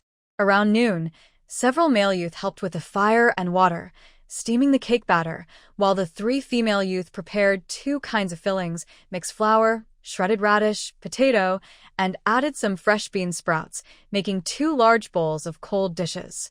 They also made soup from lamb bones, adding some lamb organs, vermicelli, and various vegetables. Zhu Xiaomin prepared spicy chili oil as a seasoning. In previous years, the oil used for frying was gathered from everyone, and there was never much. Although they called it fried cakes, they were often too stingy with the oil, resulting in more of a pan-fried version. This year, with support from Lu Mingzheng, they had enough oil to fill 2 bottles. The fried cakes came out golden and fragrant. There were 2 types of fillings. One was sweet red bean paste, which had been prepared days earlier and frozen in the yard, and the other was a savory vegetable filling made with cooked potato shreds, radish, and dried celery leaves mixed with chopped mushrooms. The sweet filling was filled with the aroma of red beans, while the savory one was delicious and fragrant, earning praise from the male youth who ate them. Unlike the few plates from New Year's Eve, the large pot of lamb soup, big bowls of cold dishes, and fried cakes created a different kind of lively atmosphere, making everyone feel even more satisfied. Yang Aijuan sincerely said, "We are lucky to have these 3 girls. If it were just us guys, we would have to eat raw food during the new year without the team's meals." Xie Qingji nodded in agreement. Yes, last time when Zhu Xiaomin sliced the potatoes, we just cooked them a bit, and they got burnt. Thinking back to that incident, several male youth laughed. Zhu Xiaomin smiled. Although we didn't burn all the potato slices, the main cook for the new year was Xiao Mei. Sherwin and I were just helping out. Zhang Xiaomei quickly waved her hand. All those dishes yesterday were your ideas, and the white dumplings were your insistence. That was true. If Zhu Xiaomin hadn't insisted, they wouldn't have had real white dumplings yesterday. Remembering how cleanly they had eaten the dumplings, the male youth nodded in agreement. They had to admit that those from better-off families knew how to eat better than they did. In the countryside, it is customary for families to reunite on New Year's Eve, visit neighbors on the first day of the new year, and for married daughters to return to their parents' homes on the second day. The youth were all single and lived in the city, so they couldn't go home and instead had a lively time in their own yard. Only 1 chicken was left from their New Year preparations. The 3 female youth discussed that no matter how they cooked it, with over 30 people, everyone would only get a bite. They decided to make chicken soup and add noodles to it. Although 1 chicken made a big pot of soup that couldn't be very rich, with carefully prepared seasonings, at least everyone could have some meat. Coupled with the pure white noodles and scrambled eggs with tomato sauce, it was considered a feast in that era. After the second day of the new year, life returned to normal. However, during this season, aside from forest patrol duties, there was no other work to do. Xia Qingji gathered several group leaders to discuss their living situation. They had enjoyed the new year, but they had exchanged chickens and lamb and eaten pure white dumplings, using up a lot of their food supplies. If they didn't plan well with their current food stocks, they might go hungry before the grain distribution in the fall. Miao Sherwin, being a girl, found it inconvenient to go to the male youth dormitory, so the meeting was held in the female youth dormitory. Zhu Xiaomin and Zhang Qiaomei also attended to help count the food supplies. Looking at all the food laid out, Miao Sherwin sighed softly. Looking at this now, before the fall harvest, each person will have less than a pound of food per day. When work starts, having a big pot of food for lunch will be fine, but during the off-season it will be harder, especially if we don't exchange for meat anymore. In these times, with little oil in their diets, their appetites would be larger. A pound of food was not enough for anyone, not even the female youth. Song Jian thought for a moment and said, "Now that Mingzheng is in the city, we can send him money and ask him to help us buy some food." Xia Qingji shook his head. Let's not forget that buying food requires food coupons. Even if he can buy it, how will he bring it back? It's not just one package. Indeed, during these times, getting some money from home wasn't too difficult, but the challenge was the food coupons. Each family received supplies based on the number of people, so how could they share? Xing Qingxing suggested, "What if we trade the remaining white flour for coarse grain?" Wu Shilin replied helplessly, "We can't always eat coarse grain. We need some fine grain too." Zhu Xiaomin wasn't worried and shook her head, saying, "Buying food is one thing, but we can't just rely on outside help. We have a mountain here. In spring and summer, there are wild vegetables. Also, even though we don't have our own plots, we can plant some vegetables in this big yard and raise a few chickens. Once the chickens start laying eggs, we can mix them with the coarse grain, and it won't be worse than fine grain." Xia Qingji thought for a moment and nodded. Now every household raises chickens based on the number of people. I'll go ask the team how many chickens we can raise with over 30 people here. Zhang Qiaomei looked worried, but they're a family. Will they let us raise chickens? Zhu Xiaomin patted her. That's why we need to ask. She turned to Xia Qingji. When does the team start working? After the 15th. For now, only a few people are on duty, Xia Qingji replied. Zhu Xiaomin nodded, thinking quietly to herself. Being young, after a few days of staying in the yard, by the 6th and 7th day of the new year, they couldn't sit still anymore. Xia Qingji, Song Jian, and a few others organized most of the people to go into the mountains. However, due to the heavy snow before the new year, the snow in the mountains had not melted, so they couldn't go deep into the woods. They just wandered around nearby. Even if they couldn't find food, it would be good to bring back some firewood. The three young women did not go into the mountains. Thinking about a few troublemakers in the village, Zhu Xiaomin didn't want to go there either, so she took Miao Sherwin and walked around the youth station to see where they could plant some vegetables. Miao Sherwin followed her, noticing how seriously she was calculating the available space around them, and sighed, "Xiaomin, even if we can plant vegetables, they won't replace the need for food. What we really lack right now is food."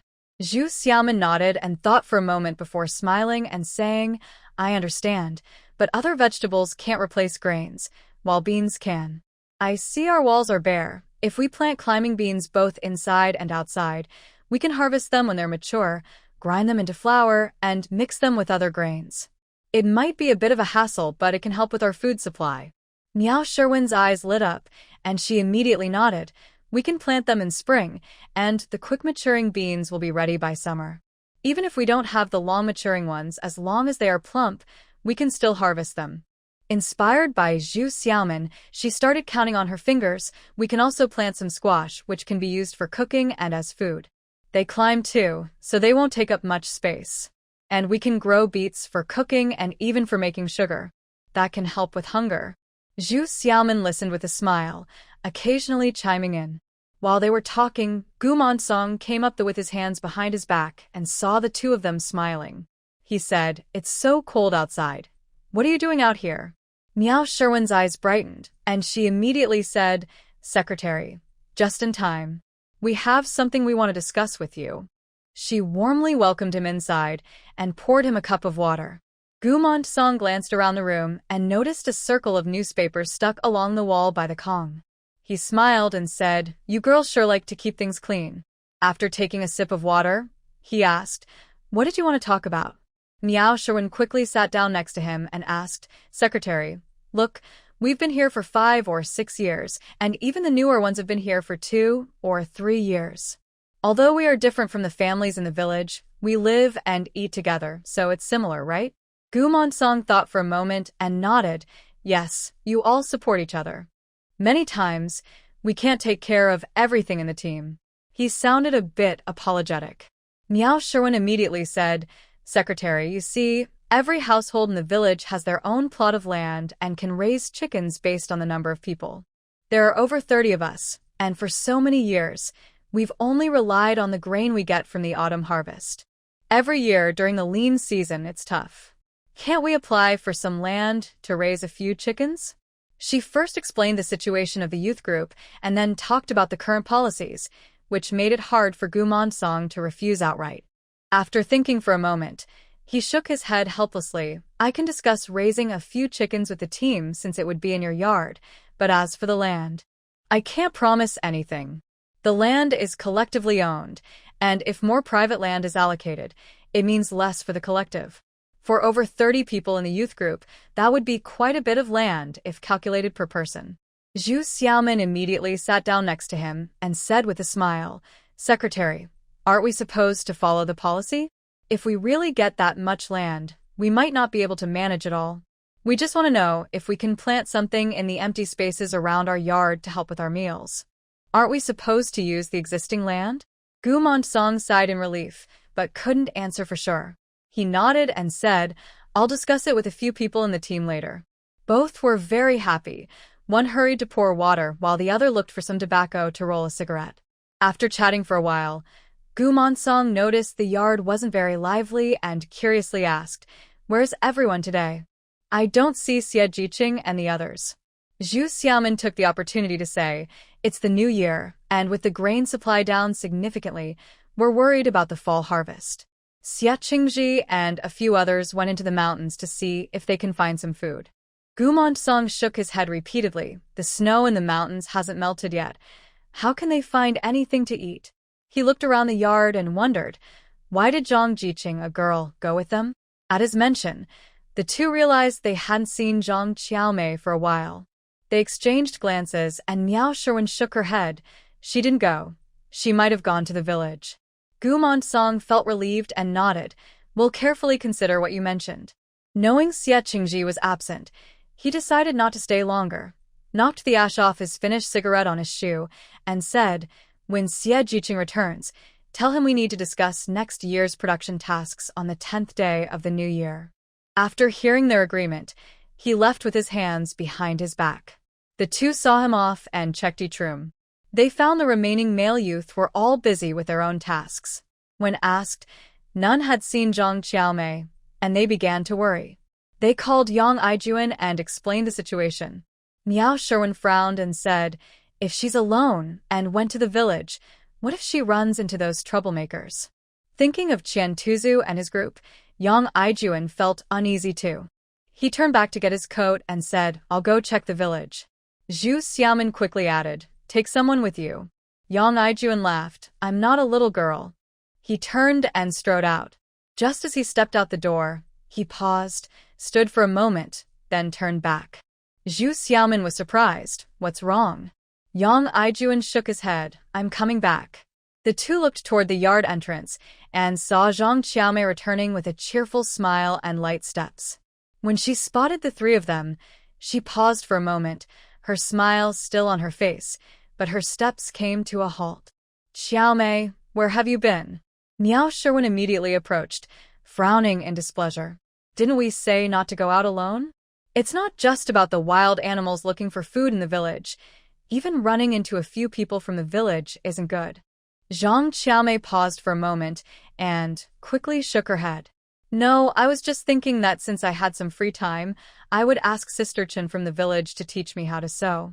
Brother Chin just walked me down It's only a few more steps from there. Miao Sherwin sighed in relief and nodded. Next time, let us know when you go out, so we don't have to worry about you. Zhang Xiaomei cheerfully agreed and smiled at the other two before heading back to the dormitory. Zhu Xiaomin sighed, all right, Xiaomei knows what she's doing. We were just worrying for nothing. Yang Aijuan glanced at her with a complicated expression, opened his mouth to say something, but didn't. In the evening, Xia Qingji and his group returned noisily. As expected, they didn't find much food, but they brought back a good amount of firewood, so they weren't empty-handed. Zhu Xiaomin and Miao Sherwin helped everyone tidy up and brought water, while also sharing what Gu Montong had said earlier. Xia Qingji nodded. When Mingzheng was here, he handled a lot of the written work for the team. Uncle Montong probably wants to discuss this with us, so we should talk it over. Xing Qingxing said, what's there to discuss? If we're choosing someone, they can't be too far from Mingzheng. We only have a few high school graduates here. The captain should just take it on himself. Xia Qingji replied helplessly, it's not that I don't want to, but our team is all young intellectuals. In terms of agricultural production and forest protection, we can't compete with other teams. There are many things to coordinate, and I really don't have the energy. That was true. Xing Qingxing thought for a moment and said, if we're going to discuss it, let's do it now. He went out to call the others. After a while, the young intellectuals brought their stools to Xia Qingji's dormitory and found places to sit. Once Xia Qingji finished speaking, Zhang Xiaomei immediately said, written work? Nia Yifei has great handwriting and graduated from high school. I think he would be a good fit. Setting aside personal qualities, Zhu Xiaomin agreed with this point. Nia Yifei was a year below Lu Mingzheng. Although he had started sports in his second year, he was the class monitor, so his academic foundation was stronger than others.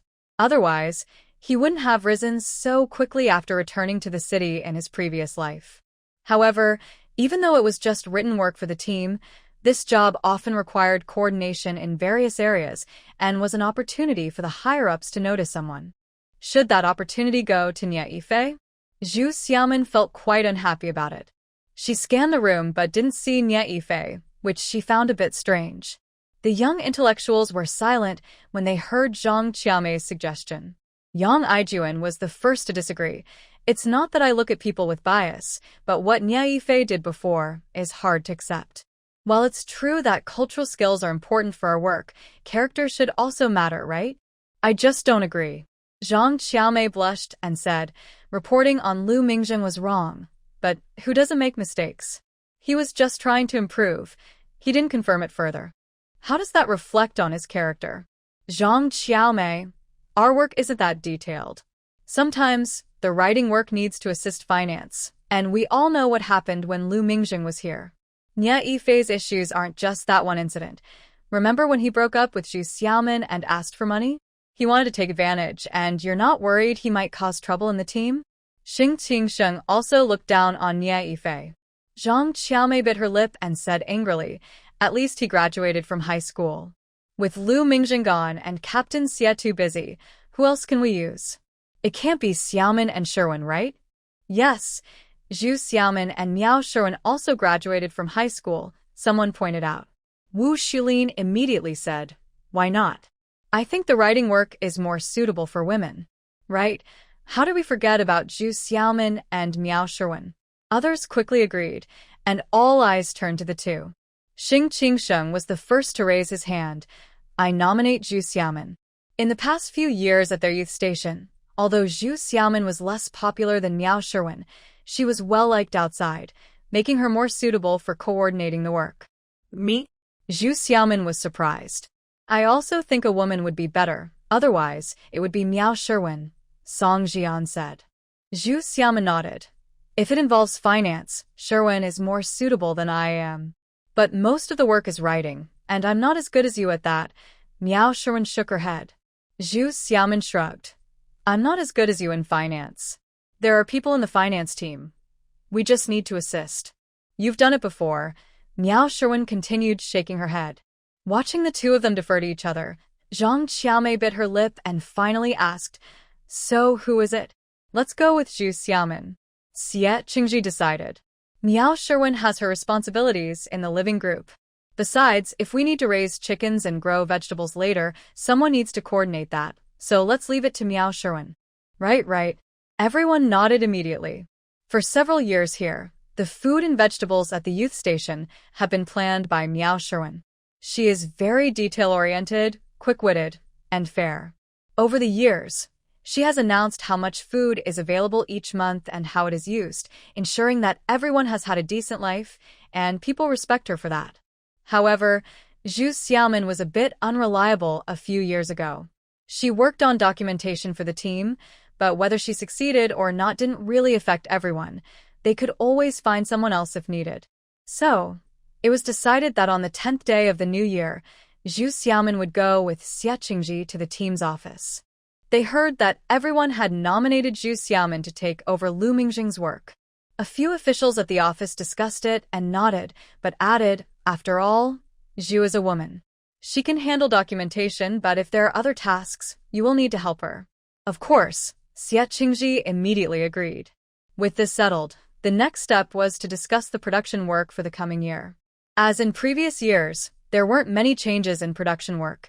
It was mainly about where to start clearing and burning the mountains, how many acres to replant trees, and how many medicinal herbs to grow. The locals know the situation in the mountains best, so Xie Qingji and Zhu Xiaomin listened. However, since Xie Qingji had studied a bit longer, he understood better what trees would be useful when they mature and occasionally offered suggestions. Such meetings usually don't lead to final decisions. They only discuss the general plan, assign tasks, and let everyone go back to do some research before making decisions in the spring. As the meeting ended, as a newcomer, Gu Monsong specifically said to Zhu Xiaomin, "Zhu, you grew up in a big city and have been with us at the forest farm for several years. If you have any suggestions, please share." Zhu Xiaomin smiled humbly. "Regarding our forest farm's work, I only know which steps are easy and which are hard. The secretary and the team leaders know better. I just want to know, besides the reforestation tasks, do we have any plans to develop side businesses to improve the lives of our members?" Her statement suddenly made the room quiet. Xie Qingji quickly nudged her with his elbow and awkwardly smiled. "What Xiaomin means is that we should increase our food production so that everyone can eat enough and work more energetically." Gu Monsong sighed in relief and nodded. "Of course, our forest farm practices intercropping, which not only benefits tree growth, but can also increase food production." The Women's Committee Chair, Huang Manhwa, interjected, "Did Zhu Jiqing just mention side businesses? If we talk about grain production, that should be the main focus." Xie Qingji felt a bit tense and quietly nudged Zhu Xiaomin. Zhu Xiaomin, however, was calm and nodded, saying, "Yes, I went to the town after the autumn harvest. I heard that in Sheikh Town, besides grain, the members also receive meat and some money at the end of the year. Although it's not much, it's still a good way to celebrate the new year. I was thinking, can we follow their example? Is there really such a thing happening in Sheikh Town?" Several officials immediately began whispering to each other. Gu Monsong looked at Zhu Xiaomin, took a few puffs of his cigarette, and nodded, saying, "I will bring this up at the meeting in a few days, but we still need to focus on afforestation." Revolutionary Committee Director Qian Yuanfei also glanced at Zhu Xiaomin and shook his head slightly. "Zhu Jiqing, you are all educated individuals who came to the countryside to support the revolution. Seeking comfort won't work in our mountains." Xie Qingji quickly agreed. "Director Qian is right." Zhu Xiaomin smiled and replied, "Director Qian is correct. We came to support the revolution." What does it mean to support the revolution? It's not just about shouting slogans. It requires real effort. When we talk about promoting production through revolution, what does production mean? Planting trees and working in the fields is production. When I mention developing side businesses on a small scale, it means improving the living standards of our members.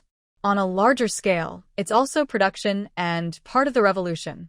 Her lengthy statement left Director Qian speechless, and even Xie Qingji was taken aback.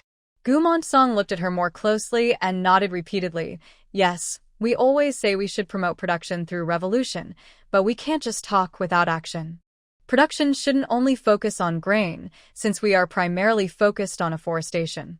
Huang Meihua asked, yes, if we can create some economic benefits, it would also contribute to the country. However, while developing side businesses, we must ensure they don't take away our main labor force. Zhu Jiqing, do you have any ideas? Xia Qingji quickly nudged Zhu Xiaomin again and spoke first. This is just a suggestion. We need to seek higher approval for specifics.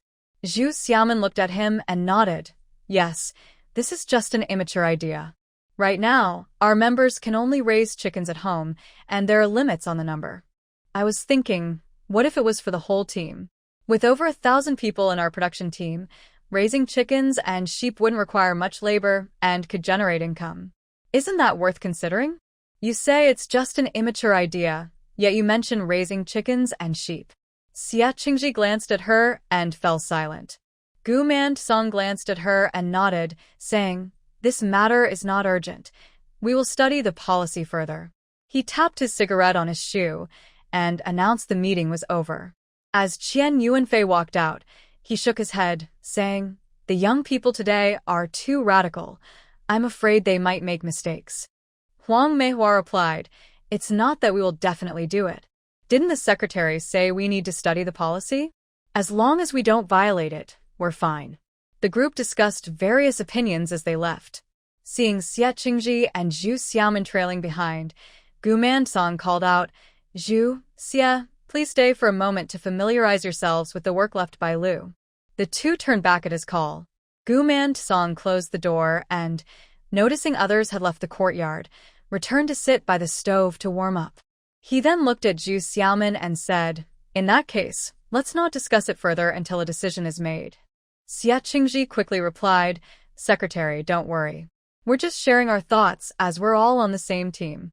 If it's not suitable, we won't proceed. Gu Mansong nodded and looked at Zhu Xiaomin, asking, can you share your thoughts in more detail? Xia Qingji was taken aback, saying, Secretary. Gu Mansong waved his hand, just speak freely. This stays within this room. It was clear that this secretary was focused on practical matters. Zhu Xiaomin smiled and said, actually, my idea isn't fully developed. I was thinking that if we raise pigs, the initial investment is high and the feed consumption is also significant. Raising chickens or sheep might be more suitable. Gu Mansong thought for a moment and shook his head, saying, raising sheep is feasible. We have uncultivated hills covered in weeds, and it would be appropriate for some older or weaker members to tend to them. However, raising chickens might not work. We need space and they consume grain, which could be too costly.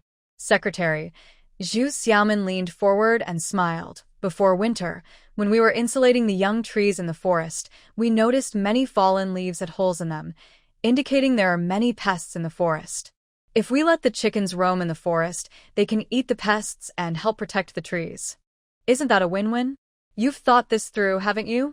Xia Qingji looked at her and couldn't help but ask, but what about before the leaves grow back? What about in winter? Zhu Xiaomin smiled and replied, in that forest, there will always be pests every year, which means there will be eggs left behind, not just on the trees but also on the ground. The chickens will naturally scratch for food. The hardest part is definitely winter. However, I noticed that every year when we distribute food, whether it's wheat or corn, most of it is ground into flour. What happens to the leftover scraps? Are they all wasted? If we brought them back to make chicken feed, how much could we have? Also, for the vegetables we grow, we keep what we eat, but some roots just get left to rot in ground. If we collected and dried them, there would be quite a bit. As long as we calculate the number of chickens properly, getting through winter shouldn't be too difficult. Having experienced the initial intense efforts, Xia Qingji usually spoke and acted cautiously. Yet, he found himself nodding along to her ideas and said, these are things people don't eat. Looking at it this way, it really is possible. Zhu Xiaomin smiled at him and said, these are just my thoughts. If we work together, we can always find more solutions than problems. Hearing her last sentence made Xia Qingji chuckle. After thinking for a moment, he nodded. We could even grind the flour ourselves in our team. When we distribute food, we could give out flour directly, which is easier than having each member grind it themselves.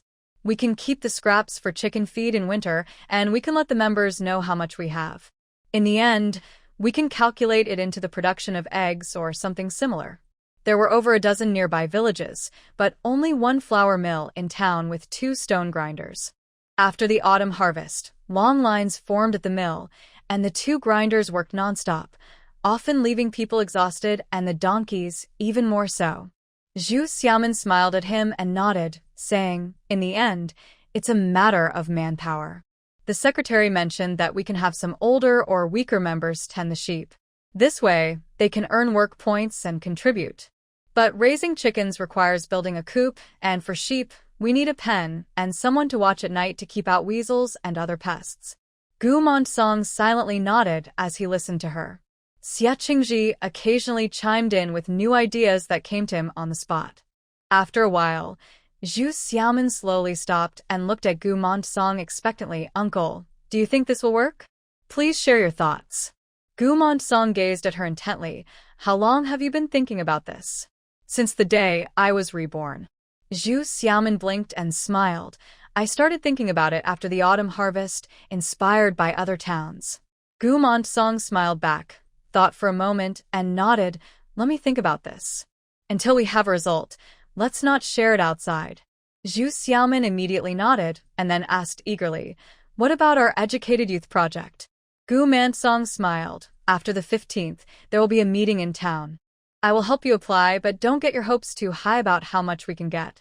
Zhu Xiaomin's eyes lit up. "As long as we get something, we will plan well." Seeing that there was nothing else to discuss, the 2 of them left and went straight back to the youth station. When they returned, Xing Qingsheng, Song Jian, and a few others came over, each asking, "How did it go? Can Zhu Xiaomin go to the team? What did they say? Did they mention our chicken raising and farming?" Yes, tell us." Xia Qingji pushed aside the heads that crowded in front of him and laughed. "It's confirmed that Zhu Xiaomin will do the writing work, but if there are other tasks later, we might need to help." "No problem." The group clapped their thighs and immediately smiled at Zhu Xiaomin. "If the team has good news in the future, remember to share it." Zhu Xiaomin smiled back, "Of course." With things tentatively settled, Zhu Xiaomin would start working at the brigade office after the 15th.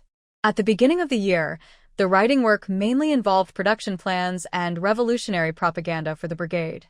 Although Zhu Xiaomin was new to this, she was not unfamiliar with the content after years of movement and could also help others with some tasks. After Gu Mansong helped her get familiar with the brigade office work, he went to the town for a production meeting. That day, after Zhu Xiaomin finished her tasks, she didn't return to the youth station but stretched her neck to wait for Gu Mansong to come back. Around dusk, she finally saw Gu Mansong enter the brigade office with his hands behind his back. Zhu Xiaomin hurriedly rushed out of the room, followed him into his office, poured water, and lit a cigarette for him. After a while, she quietly asked, "Uncle, how did it go?" Gu Mansong took a few puffs of his cigarette, sighed, and said, "I asked about your youth station. They said you can raise chickens but no more than 5. As for the land, you have a yard so you can plant some things there." "Plant some things in the yard?" Zhu Xiaomin was surprised. "If we raise chickens, we need to build a chicken coop. The yard is not small, but we can't plant much." Gu Mansong sighed. "I know, but I tried my best to negotiate." He shook his head.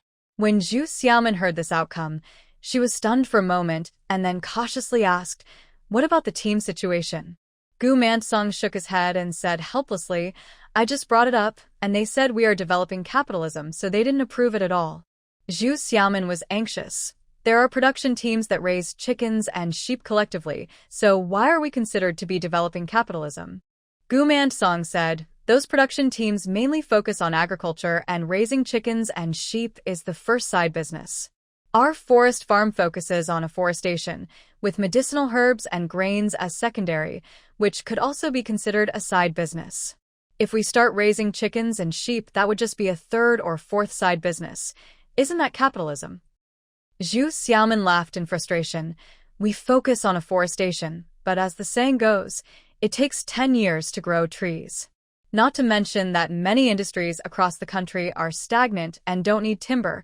Even if they were active, what income would we have?" It's just those few crops to feed people. Gumand Song smiled bitterly. I said the same thing, but they just won't agree. In the end, they said if we really want to do it, it's fine to raise a dozen chickens and 3 to 5 sheep in the big yard of the team. What good would that do? Zhu Xiaomin felt a headache coming on, rubbed her temples and said softly, the saying goes, rely on the mountains to eat from the mountains. We can only watch so many resources in the mountains go unused, while the common people have to suffer and tighten their belts to be called revolutionary. Zhu Xiaomin's words startled Gu Mansong, who quickly shushed her, looked out the window, and waved his hand, saying, let's leave it at that. Don't talk about this outside, or we'll miss our chance. It can only be like this. Zhu Xiaomin sighed in resignation and agreed. When the news reached the youth station, everyone sighed, and for a moment, no one spoke. After a while, a cold laugh broke the silence. Not allowing it is actually right. That's just capitalist thinking. If you really did it, the whole production team would be dragged down by you. Zhu Xiaomin looked up in the direction of the voice and coldly laughed back. Nya Yifei, don't just make sarcastic comments. If this gets going and you see the benefits, you'll be the first to run. The speaker was indeed Nya Yifei. Nya Yifei stood up suddenly, pointing at her. Zhu Xiaomin, clarify what you mean by sarcastic comments. What benefits have I seen? Zhu Xiaomin stood her ground and retorted. During the new year, when Lu Mingjing sent back meat and oil tickets, you were so sarcastic, but later, you ate plenty of those big meat dumplings, didn't you? The next day, I saw you take 3 fried cakes in 1 chopstick. Exactly, someone in the youth group chimed in. You. Nya Yifei's face turned red with anger as he shouted. So, what if I ate dumplings and fried cakes? Did I not earn work points last year? Was there no share of white flour or yellow corn flour for me? Why can you use Lu Mingjing's things, but I can't eat my own share of food? Oh, so you're so calm because you have your own rations? You should have said that earlier. It wouldn't be hard to add some noodles to your dumpling soup or save some vegetarian cakes for you before frying. Why didn't you mention it? Zhu Xiaomin rolled her eyes dramatically. Nya Yifei was left speechless by her response. After a moment, he sneered. Are you upset because I ate dumplings and oil cakes, or because they were sent by Lu Mingjing? Think carefully about whether it's me or Lu Mingjing you have a problem with. Zhu Xiaomin laughed in frustration. Why would I target you? Everyone has eaten Lu Mingjing's meat and oil tickets. Why would I only target you? Nya Yifei, if others eat something, whether they appreciate it or not is one thing, but at least they don't make sarcastic comments, right? You, on the other hand, complain and criticize while eating. How petty can you be? The other young people were silent, surprised by her sharp words. Nya Yifei's face turned pale with anger as he pointed at her, struggling to find words. Beside them, Zhang Xiaomei softly interjected, Can we stop arguing? Aren't we supposed to be discussing our team's production work? The fields can't be planted, and we can only raise 5 chickens. What are we going to do? If we don't wait for the autumn harvest, we'll go hungry. With this mountain, we shouldn't starve. We can always go into the woods to look for food, Xie Qingji said, feeling a bit discouraged. Zhu Xiaomin had a good plan that day, but it was rejected. Miao Sherwin nodded along. I'll make a detailed plan for the food. Since we can raise 5 chickens and plant some vegetables in the yard, let's get started. If we raise those chickens and they lay eggs, we can cook something every now and then to add some nutrition. Right. Xing Qingsheng immediately agreed. While we're not too busy, let's build the chicken coop. Also, with such a big yard, planting some vegetables will help us avoid constantly trading with the villagers. We need to plan this well.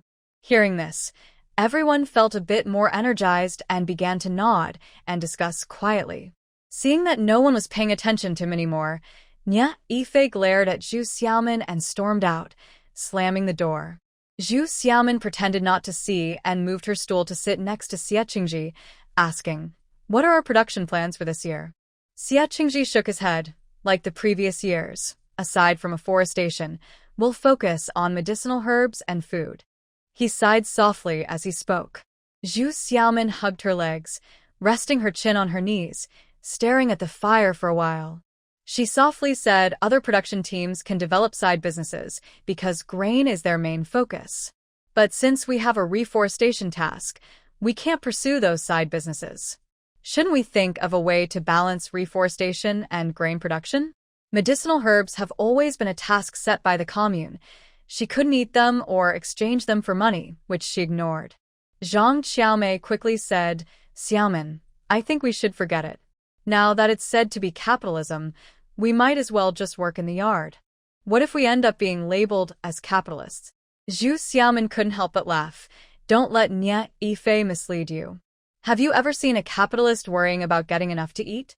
Their commune did have a capitalist, who seemed to have been sent down from the capital, and he was kept in the cattle shed of the third team. They had seen him when they visited each other. Zhang Xiaomei remembered and thought about that person's demeanor. It was indeed different from anyone she had seen before, so she stopped talking. The yard was initially planned, placing the chicken coop in the southwest corner, which was a bit away from the dormitories and could still get some sunlight. They got to work right away. The next day, Xing Qingsheng took a group to the mountain to collect suitable branches. They returned and sorted them by size, layering them to form the shape of a chicken coop. Wu Xilin, along with another group, mixed mud and applied it both inside and outside. Zhang Xiaomei sighed when she saw this. If we do this now, it will freeze at night, and we won't be able to finish it. Wu Xilin laughed. We haven't put the roof on yet. We can light a fire here to warm it up. Zhang Xiaomei helplessly replied, but that will waste firewood. Miao Sherwin smiled. Then let's cook potatoes tonight. The big stove hasn't been used much all winter. We should light it up and make some porridge. Everyone immediately agreed. Zhang Xiaomei whispered, if we light the stove, we can cook the potatoes. However, she said this so quietly that no one else heard. That evening, while everyone was gathered around the fire, happily eating, Gu Monsong walked in with his hands behind his back. Smelling the delicious aroma of the roasted potatoes, he couldn't help but smile. You all know how to eat. The potatoes are cooked, and the fire is nice. Xia Qingji quickly got busy, pulling out a stool for him. Secretary, have a potato. I'll get you a bowl of porridge. Gu Monsong waved his hands, but he noticed the pickled vegetables made with potatoes on the table and felt a bit tempted. Give me a pair of chopsticks. I want to try your pickles. They smell great. On the other side, Miao Sherwin had already brought over the chopsticks and said with a smile, the pickled vegetables from previous years only had some salt. This year, listening to Xiaomin, we used purer salt and added some cooked broth, plus a little chili. Eating this in winter is really comforting. Gu Monsong picked up a piece of mustard greens with his chopsticks and tasted it, nodding repeatedly. This is made so well. It's much tastier than just using salt. Zhu Xiaomin smiled. It's not that fancy. It's just the usual seasonings we use, like Sichuan pepper and star anise. We boiled the water, let it cool, and added it in. I didn't put much chili in, as some people might not like it too spicy, just a little to enhance the flavor. Gu Monsong nodded and looked at her with a smile. After this autumn harvest, you should share your experience and teach everyone. Sure. Zhu Xiaomin agreed readily. After that, Gu Monsong asked, what do you mean by purifying the salt? Zhu Xiaomin smiled. Uncle, the salt we usually eat comes in chunks and can be a bit gritty, not very pleasant. After we buy it, we process it to make coarse salt more refined, so the dishes won't taste gritty. She then brought over the salt jar to show him. This is the refined salt. Gu Monsong leaned in to look and saw fine white salt inside the jar, asking in surprise, are you saying this is made from our original salt? Zhu Xiaomin nodded. Yes, actually, you just need to dissolve it, filter it, and then dry out the moisture. Beside them, Zhang Xiaomei smiled. Secretary, this whole jar was full before, but now there's only half left after refining. Is it really that much less? Gu Monsong said, looking disappointed. Many people would find it hard to part with that. Zhu Xiaomin laughed. The filtered out parts are just impurities. There's nothing to regret. But she understood that people find it hard to get salt these days, so she didn't say more and took the salt jar back. Tempted by the pickled vegetables, Gu Monsong still had a baked potato but ultimately refused the porridge, only drinking a bowl of water. Xia Qingji, knowing he had something to discuss, asked from the side. Secretary, is there some work to be done? Gu Monsong nodded. The higher-ups have given a task, asking for a few of you to go with the town's publicity team to do outreach work. It would be best if you can sing and dance, and also have good handwriting. Good handwriting? That would be Nye Ifei, Zhang Qiaomei said from the side. Xing Qingxing disagreed. Zhu Xiaoman's handwriting is nice too, and so is Xie Qingji's. Zhu Xiaoman waved her hand. I can't sing or dance. It's better to let Song Jian go. Song Jian laughed. They didn't say that one person has to do everything. Turning to Gu Monsong, I asked, Secretary, have you mentioned the number of people? About 4 or 5. They will go down for a week, and the publicity team will provide meals, Gu Monsong replied. Miao Sherwin said, a week? Xiaoman has work in the team, so she might not be able to go. Xie Qingji nodded. I can't go either. He looked around the yard and suggested, Nye Ifei has good handwriting and can sing. He can go. Also, Song Jian, Wu Shilin, Yang Aijuan, and Zhang Qiaomei. Before he finished speaking, Miao Sherwin shook her head. Song Jian and Wu Shilin are both gone. There are no group leaders for the first and second groups, so if something comes up, there's no one to discuss it with. Song Jian immediately said, then let Wu Shilin go, I'll stay. Following the publicity team usually means they provide food, which is much better, but there isn't much work. A few people agreed with him, but Yang Aijuan looked at the others and opened his mouth without saying anything.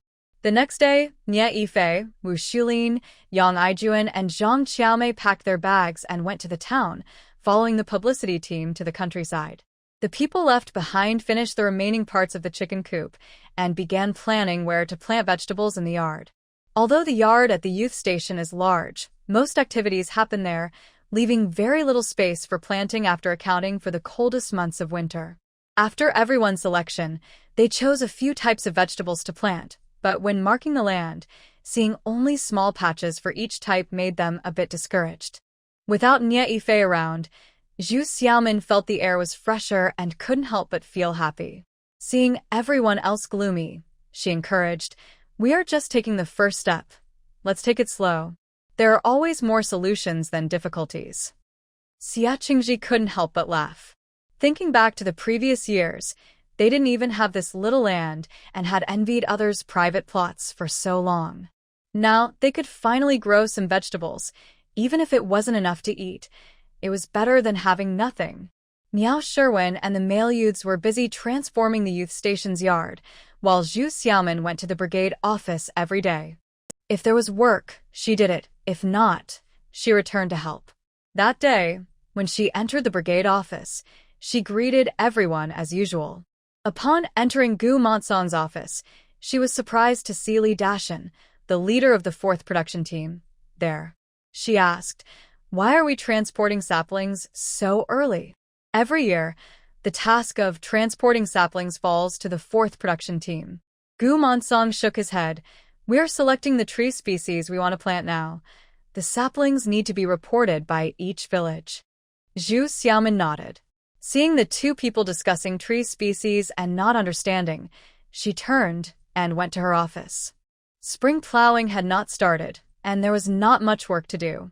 Zhu Xiaoman tidied up a bit and noticed that others had already left, so she closed the door and went to Gu Monsong's office.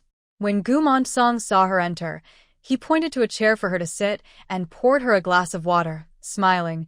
You must be getting used to it after all these days. Zhu Xiaoman nodded. I've been at our forest farm for several years. I just haven't done this job before. I often come and go from the brigade office, so it's just a bit more fixed work. There's nothing to get used to. Gu Monsong looked at her with appreciation. Not everyone is willing to take on this job. The work with words was tedious, and even the old Zhu Xiaoman wouldn't have wanted it. Zhu Xiaoman smiled. It doesn't take much energy. After being polite, she scooted her chair closer and asked seriously, Secretary, have we received this year's tasks? What kinds of trees are we planting? Gu Monsong replied, yes, this year we need to plant 10% more than last year, which means we have to plant 20,000 acres. 80% will be pine, poplar, cypress, and fir, and the remaining 20% we can decide ourselves. Zhu Xiaomin's eyes brightened and she quickly asked, Secretary, do you have any plans? Gu Song shook his head. The team will have a meeting in a few days to discuss it. Uncle. Zhu Xiaomin leaned in closer and asked eagerly, have you considered fruit trees? We could bring in some fruit tree seedlings to plant. In 2 or 3 years or 3 to 5 years, we could have fruit to harvest. Gu Song paused for a moment and replied, fruit trees? But there are orchards in Shaoan. We can research new varieties, Zhu Xiaomin quickly said. The fruits we have here are very limited in variety and taste. If we can get them to grow first, we can then cultivate new varieties. New varieties? Gu Song was surprised, thinking for a moment before slowly nodding. That's a good idea, but cultivating new varieties requires specialized talent. If we try, won't it be like blind people riding blind horses? Zhu Xiaomin nodded. I have only seen simple theories about cultivating new tree species in books, but theory needs practical experience to support it. Even if it doesn't work out, we can still harvest some fruit to exchange for money at the supply and marketing cooperative or share with the members. Isn't that better than just watching the trees grow while we go hungry? Although it was similar to her previous idea of raising sheep and chickens, focusing on planting trees seemed to eliminate the earlier issues. Gu Song thought for a moment and hesitantly said, but as they say, peach trees bear fruit in 3 years, apricot trees in 4, and pear trees in 5. If we plant them this year, it will take at least 3 years to see results. Secretary. Zhu Xiaomin sighed. Even if it takes 3 years to bear fruit, if we don't plant them, we'll wait many more years. Also, jujube trees can bear fruit in the same year. We can plant a little of each type, get some early harvests, and gradually wait for the other trees to grow. Gu Song was moved by her words, nodded slightly, and couldn't help but mumble to himself. This year we will plant 20,000 acres, and 20% of that is 4,000 acres. If we plant 40 trees per acre, that's 160,000 trees. Zhu Xiaomin interjected with bright eyes. Uncle, let's spread out these 4,000 acres and plant various fruit trees suitable for the climate. We can eat jujubes this year, and next year, peaches the year after, then apricots and pears. In our Yuncheng area, we have few types of fruit and low yields, but we won't worry about selling them at the supply and marketing cooperative, right? Their main task at the forest farm was tree planting. As long as they completed their task, the amount of grain they had to contribute would be less than that of other communes, so they could keep the fruit harvest. Hearing her calculations, Gu Song pondered and took out his pipe. Zhu Xiaomin, being observant, helped him pack the tobacco, pressed it down, and lit it for him, still eagerly watching him. After smoking for a while, Gu Song nodded. I will ask for others' opinions on this matter. He paused to look at her. If there's nothing else tomorrow, don't come over. Of course, he wanted her to avoid this matter. Zhu Xiaomin understood his good intentions, replied cheerfully, and, seeing there was nothing more to discuss, got up to leave. With a new goal in mind, Zhu Xiaomin felt energized and walked briskly down from the team's courtyard. However, as she passed through the forest at the bottom of someone suddenly jumped out and blocked her way. Zhu Xiaomin was startled and quickly stepped back, then recognized the person and frowned. Qian Dage, what are you doing? The person was none other than the notorious troublemaker in the village, Qian Su. Seeing her, Qian Su quickly wiped the smile off his face and leaned closer, grinning. Xiaomin, where are you going? I'm going home, Zhu Xiaomin replied, taking another step back. Home? You call that place where the educated youth stay home? Qian Su shook his head disapprovingly and reached out to pull her. Come on, let's go to my place. I'll make you something delicious. Zhu Xiaomin quickly shook off his hand and said, Brother Qian, our youth station is also a big family. Why can't we call it home? As for your place, it's not convenient for me to go since we're not related. Please make way. Qian Tuzi continued to laugh. What's inconvenient about it? If you and my brother are good, then it's your home. Although she already knew his unpleasant intentions, his words were too clear for her to pretend otherwise. She frowned and said, Qian Tuzi, we have nothing to do with each other, so please stop talking nonsense. Qian Tuzi, now referred to as Brother Qian, didn't change his expression and stepped closer, saying, Right now, we have nothing. but soon we will. Suddenly, he lunged forward, reaching out to hug her while shouting, Xiaomin, I missed you so much. Zhu Xiaomin felt anger rising in her chest. She took 2 steps back and kicked at his stomach. However, the uneven mountain path caused her to trip over a rock and fall backward. Her kick missed his stomach and instead hit Qian Tuzi's thigh. He squinted and exclaimed in delight, Oh, Xiaomin, so you're with Nia Yifei? That delicate look of yours makes me feel all tingly. Now, with this fierce attitude, it makes me want to care for you even more. Saying this, he lunged at her and grabbed her. Zhu Xiaomin was shocked and scrambled on the ground, grabbing a rock. Without thinking, she raised her hand and swung it at Qian Tuzi's head. He had her pinned down and, smelling her clean soap scent, was already weak in the knees. Suddenly, there was a loud thud, and everything went dark as he fell forward. Zhu Xiaomin felt the pressure on her lesson. Using all her strength, she pushed him away and, not daring to look back, scrambled to her feet and ran. She didn't stop until she passed through the woods and climbed the hill, hearing the laughter of her fellow youth at the station. Her heart finally settled a bit as she leaned against the wall to catch her breath. Looking down at her clothes, she brushed off the dirt, adjusted her expression, and slowly walked inside. In the yard, Miao Sherwin and Xie Qingji were discussing where to plant vegetables, while Xing Qingsheng and his group were figuring out how to protect the garden from chickens. They greeted her as she entered. Zhu Xiaomin forced a smile, said a few words, and then went back into the house, collapsing onto the bed. Thinking about Qian Tuzi's shameless face made her feel a wave of nausea. In the past, she often hung out with Nia Yifei, and that money grabber never bothered her. But now that she has just broken up with Nia Yifei, he has set his sights on her. How disgusting! As she was cursing in her heart, Miao Sherwin came in, closed the door, and asked, Xiaomin, what happened? She really is observant. Zhu Xiaomin couldn't help but sigh, turned to face her, and angrily recounted what had just happened. Miao Sherwin immediately frowned and said softly, What will you do? You have to go to the team every day, and you have to pass through that forest. In the past, everyone went to work together, and although they had to pass through that forest, those people couldn't find an opportunity. Zhu Xiaomin recalled the scene and felt a bit scared. Usually, they walked along a narrow path in the middle of the forest, wide enough for only one cart. On both sides of the path, the forest was deep, stretching hundreds of meters. If she had been dragged into the forest by that money grabber, it would have been a real disaster. What was even scarier was that the path from the team office led only to the youth station, with no one else around. So, if that money grabber came out of the forest today, it was definitely to ambush her. Zhu Xiaomin's expression changed, and she slowly sat up. Miao Sherwin looked at Zhu Xiaomin for a moment and said softly, I'll discuss this with Xie Qingji later. Otherwise, we can take turns escorting you. You shouldn't walk alone. Zhu Xiaomin forced a smile. This isn't just a 1 or 2 day issue. Miao Sherwin patted her arm. You're doing this for the team, and you were elected by us. It's our duty to protect you. After saying that, she jumped down and went out. Xie Qingji, hearing what Miao Sherwin said, felt a surge of anger and said bitterly, How can someone like that target our youth? When they first arrived, they heard that the money grabber's first wife was a female youth. At that time, there wasn't even a youth station.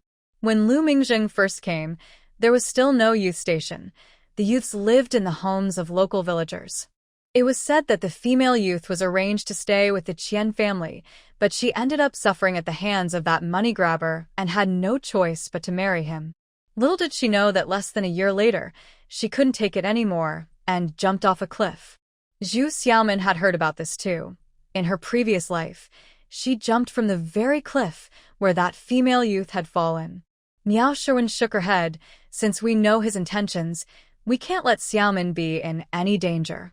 This matter also concerns Xiaomin's reputation, so I wanted to discuss it with you. Xie Qingji nodded.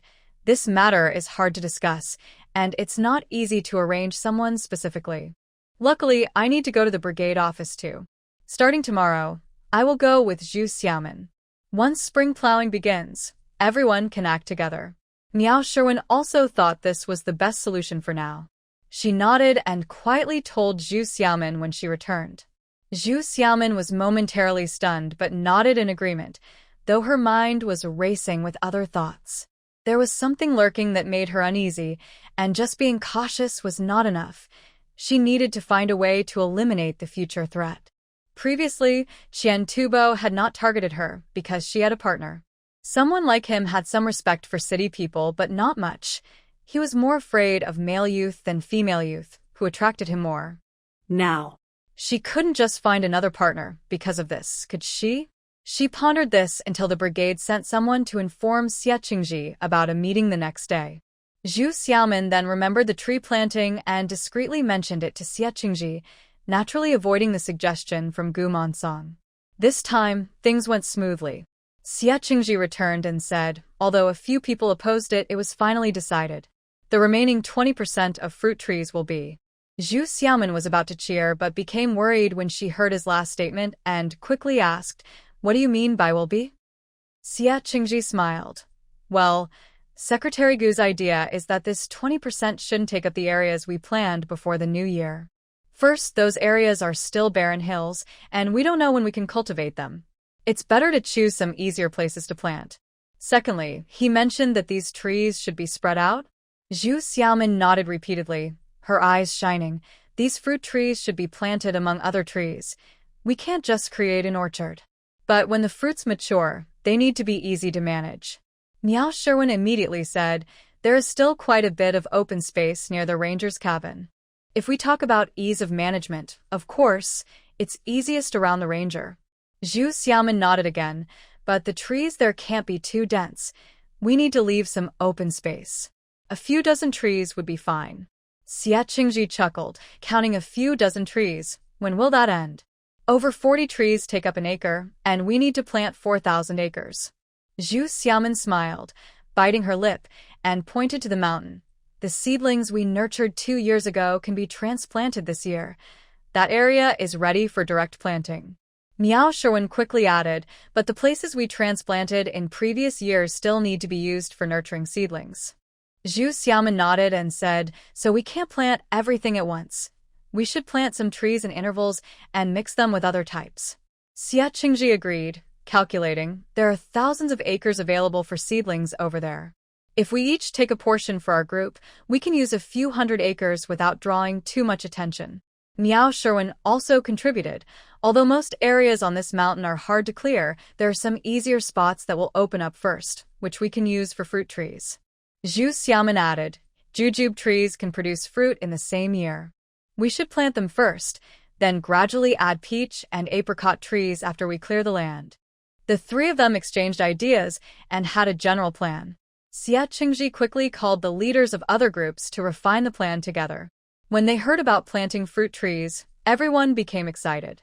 They were familiar with the terrain, more so than Zhu Xiaomin, and their enthusiasm grew as they discussed it, their eyes shining as if they could already see the mountains filled with blooming fruit trees.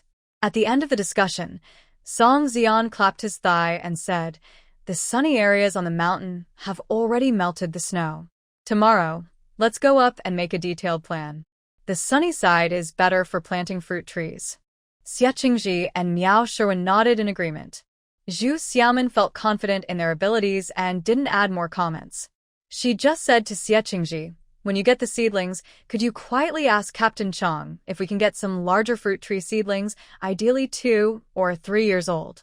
If not, 1 or 2 years old would be fine. This way, they could shorten the care period and harvest sooner. Song Jian clapped his thigh again. Yes, Zhu Xiaomin is quick thinking. Zhu Xiaomin smiled and then looked at Song Jian, softly saying, also, could we get 2 grapevines? What? Everyone was confused. Zhu Xiaomin quickly waved her hand. I'm not asking for grapes to eat. She pointed outside and said, in our yard it gets really sunny in the summer. Planting 2 grapevines for shade would be great. If it's too sunny, they could build a shelter. It doesn't have to be grapevines. But her suggestion made the others pretend to believe her, and they nodded. Right, not for eating, just for shade in the yard in summer. Xie Qingji chuckled. I'll ask Captain Chong about it later. After discussing the main points, Song Jian and the others went out to inform other young workers and organize a team to prepare for going up the mountain. The next morning, Zhu Xiaomin followed Xie Qingji to the team office. As soon as they entered, accountant Huang Xiaowan approached quietly and said, "Do you know that Qian Tubo got his head injured the day before yesterday?" Zhu Xiaomin was surprised and asked, "Is he still alive?" Huang Xiaowan laughed softly and shook her head. "He just has a hole in the back of his head, but his mother is going around the village, shouting that someone hurt her son and naming all the young men in the village. Why are they talking about the young men?" Zhu Xiaomin wondered. "Did Qian Tubo say who hit him?" Huang Xiaowan shook her head again.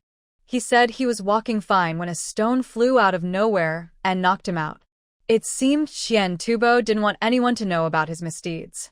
Zhu Xiaomin blinked and asked, "Well, he must know where he was knocked out, right? Can't we just ask who was there?"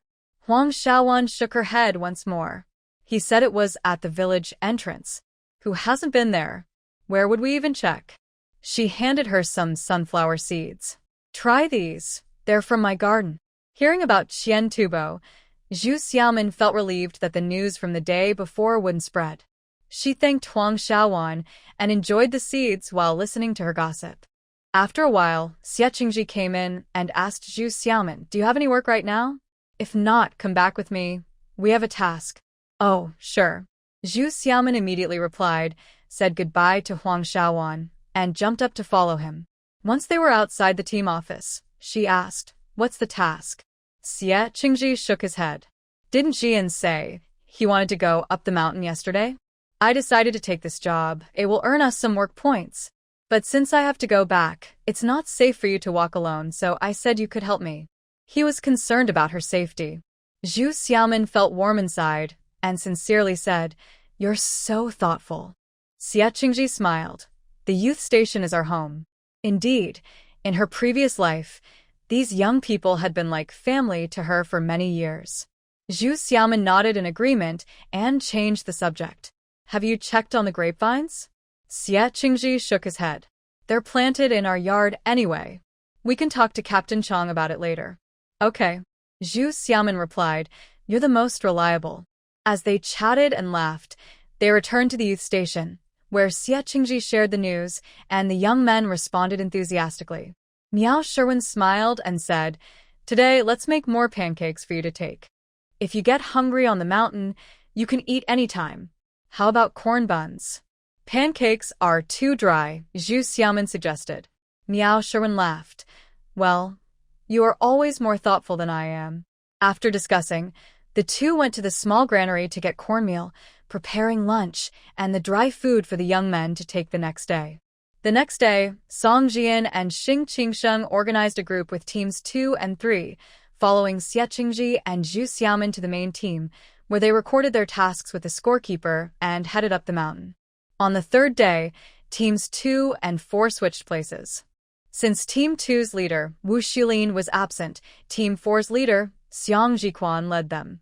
By the time Zhang Qiaomei, Nie Yifei, Yang Aijuan, and Wu Xilin returned from the publicity team, the surveying tasks were mostly outlined, and only minor details like area calculations remained.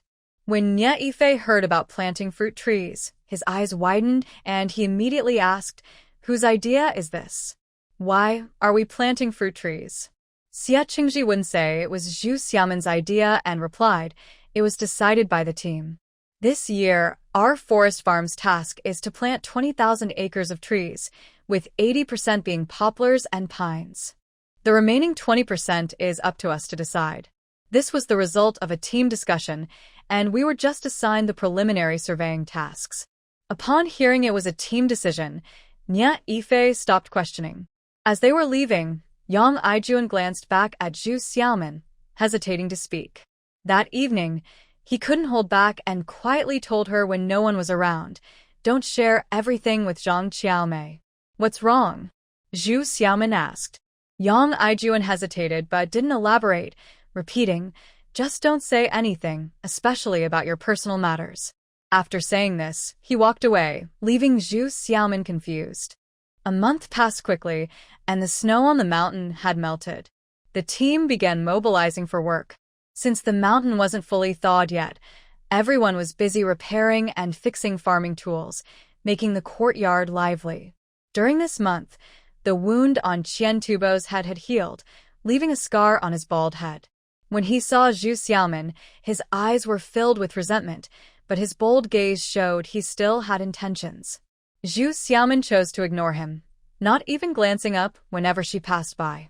Meanwhile, at the youth station, Miao Sherwin prepared several large baskets to take up the mountain in a few days.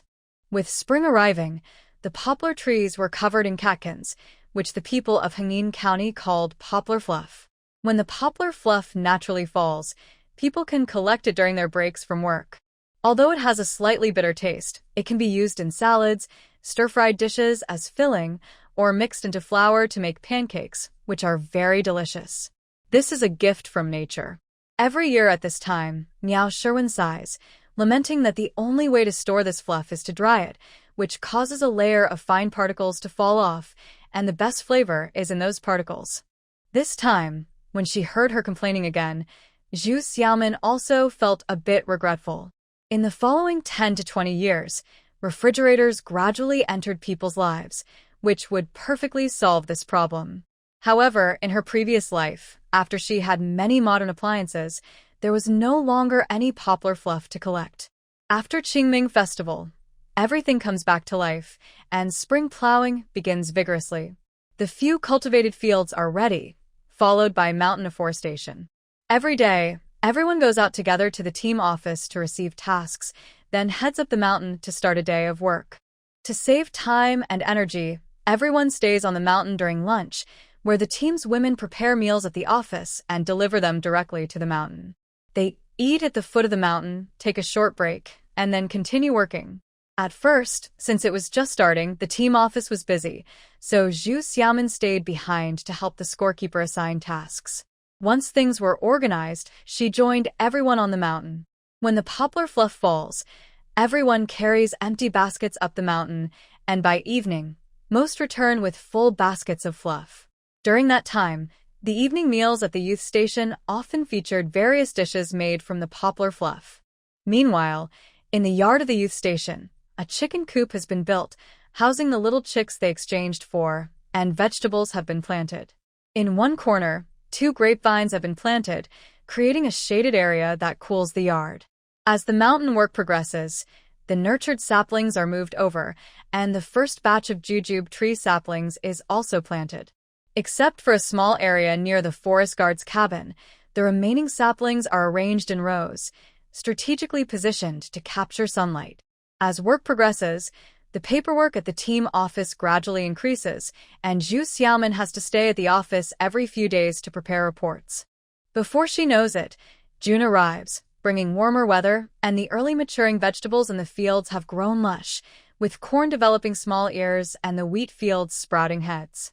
Standing on the high ground outside the team headquarters, looking out, there were layers of green below, contrasting with the lush mountains across the way, creating a rare, beautiful scene. While Zhu Xiaomin was admiring this view, she saw someone walking up from the foot of the mountain. The person quickly rounded the back of the headquarters and walked along the wall towards her. The wall of the headquarters was painted white, and the originally bright red slogans had faded a bit, painted by Lu Mingzheng. That person approached against the wall, and soon she could see a white shirt and blue pants. Zhu Xiaomin's heart skipped a beat, and she completely forgot about the beautiful scenery, her eyes fixed on the person. The sunlight was dazzling, making her unsure if she was seeing correctly. As the person got closer, a face emerged in the sunlight. When she clearly saw his handsome features and slightly raised lips, Zhu Xiaomin's eyes widened in shock. Lu Mingzheng. Zhu Xiaomin felt breathless and couldn't move her feet, just staring at him as he walked closer, completely unsure how to react. Why had he returned after being gone for months? Lu Mingzheng walked right up to her and stopped a few steps away, smiling as he greeted her. Zhu Xiaomin, don't you recognize me? Lu Mingzheng? Zhu Xiaomin instinctively replied, How did you come back? Isn't I welcome? Lu Mingzheng asked, sounding like he was joking, but his eyes showed seriousness.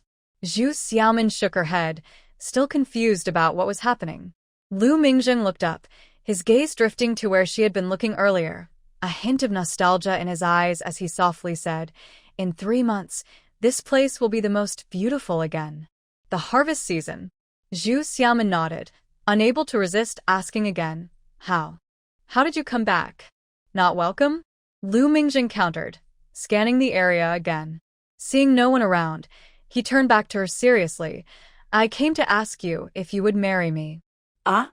Zhu Xiaomin's eyes widened in surprise, and she blurted out without thinking, "Lu Mingjing, are you crazy, silly, or have you taken some strange medicine?"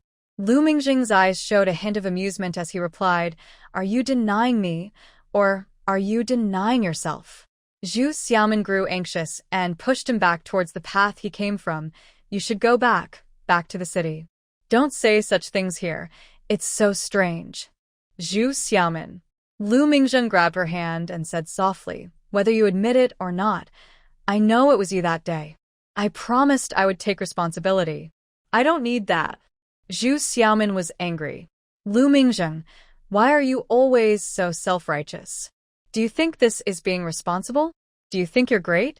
By doing this, do you think I will be grateful? You're only moved by your own actions, do you understand? What do you mean?" Lu Mingjing was taken aback by her series of questions. Zhu Xiaomin took a deep breath, looked him in the eye, and said clearly, "Lu Mingjing, I will only say this once, so listen carefully. If I get married, I will choose a man I like, who likes me back, not just marry someone for a superficial reason and end up as unhappy partners. Do you understand? What does it mean to marry for a superficial reason?" Hearing her bold honesty made even a big man like Lu Mingjing feel a bit embarrassed. He paused for a moment and finally managed to say, I said I would treat you well, so how could we end up as unhappy partners? In his previous life, hadn't he also tried to treat her well?" Zhu Xiaomin shook her head. "It's simple. You want to take responsibility, not because you like me. I don't like you either, so forcing ourselves together will only lead to unhappiness." How could that be? Lu Mingjing still didn't understand. "After knowing each other for so many years, you can't think I'm a bad person, right? In this day and age, where do so many feelings of like and dislike come from?" Zhu Xiaomin felt a bit helpless. "Lu Mingjing, I know you are a good person, and I believe in your sincerity. But I have shadows from the past that prevent me from facing you normally. This isn't about whether we are good people. Besides, I don't think of myself as a good person either. Lu Mingjing, just go. We can act like nothing ever happened between us." She truly had shadows from her past life. She was afraid of being with him, and those past experiences still affected her, pulling them back to their original paths. How is that possible? Lu Mingjing was confused. What happened has happened. How can we pretend it didn't? You really are so clueless. Zhu Xiaomin was so frustrated she couldn't speak. She shook her head and simply stated, "Anyway, I won't marry you. Just go." Lu Mingjing pressed his lips together, frowned at her, thought for a while, and finally nodded. "I understand. That's good." Zhu Xiaomin's eyes brightened. Little did she know that before her mood could fully improve, she heard Lu Mingjing say, "You like reading novels and the perfect love stories in them. I understand, and I will make sure you have that." Zhu Xiaomin was speechless. Oh my, that's not what she meant. However, Lu Mingjing seemed to have moved on from the topic and turned to ask, "What are you doing here? Aren't you working? Or do you have something to discuss with the team?" "I took on some writing work here," Zhu Xiaomin replied, feeling drained. She shook her head and walked towards the team office, waving her hand. "I need to get back to work." "You do as you wish." The person behind her didn't respond, but their footsteps followed her. Zhu Xiaomin quickened her pace, and the footsteps quickened too. She slowed down, and the footsteps slowed as well, following her closely to the team office. Unable to take it anymore, she turned around and glared at the man, asking, "What do you want? Are you going to shout about marrying me at the team office?" Lu Mingjing couldn't help but chuckle and pointed at the team office, saying, "I came for official business, and I wanted to see you and ask you something." Just wanted to see her? She thought he came specifically for her. For some reason, Zhu Xiaomin felt a surge of frustration, but didn't know where to direct it. She shot him a fierce look and turned to walk away. The footsteps followed her into the team office yard, but turned into Gu Montsong's office. Zhu Xiaomin didn't look back. She pushed the door into her office, sat down at her desk, and angrily took out her pen to organize the reports from the past few days. However, the simple text she usually found easy to understand seemed confusing today. After staring at it for a while, she put the pen down in frustration and leaned to peek at Gu Montsong's office through the open door. On this hot summer day, the door was wide open, and she could occasionally hear Gu Montsong laughing, but she didn't hear Lu Mingjing's voice. Zhu Xiaomin scratched her head in annoyance, wanting to find an excuse to check, but she hesitated. She really didn't know what Lu Mingjing might have said. As she was feeling restless, Gu Montsong poked his head out of the room and called out, "Zhu Xiaomin. Zhu Xiaomin. Come here for a moment." Ah? Zhu Xiaomin felt a bit dazed, as if a storm cloud had gathered over her. Did that guy really say something to Gu Montsong? But she couldn't avoid going over. Zhu Xiaomin reluctantly agreed and took her time getting up to walk outside. At the door, she turned back to grab her water cup.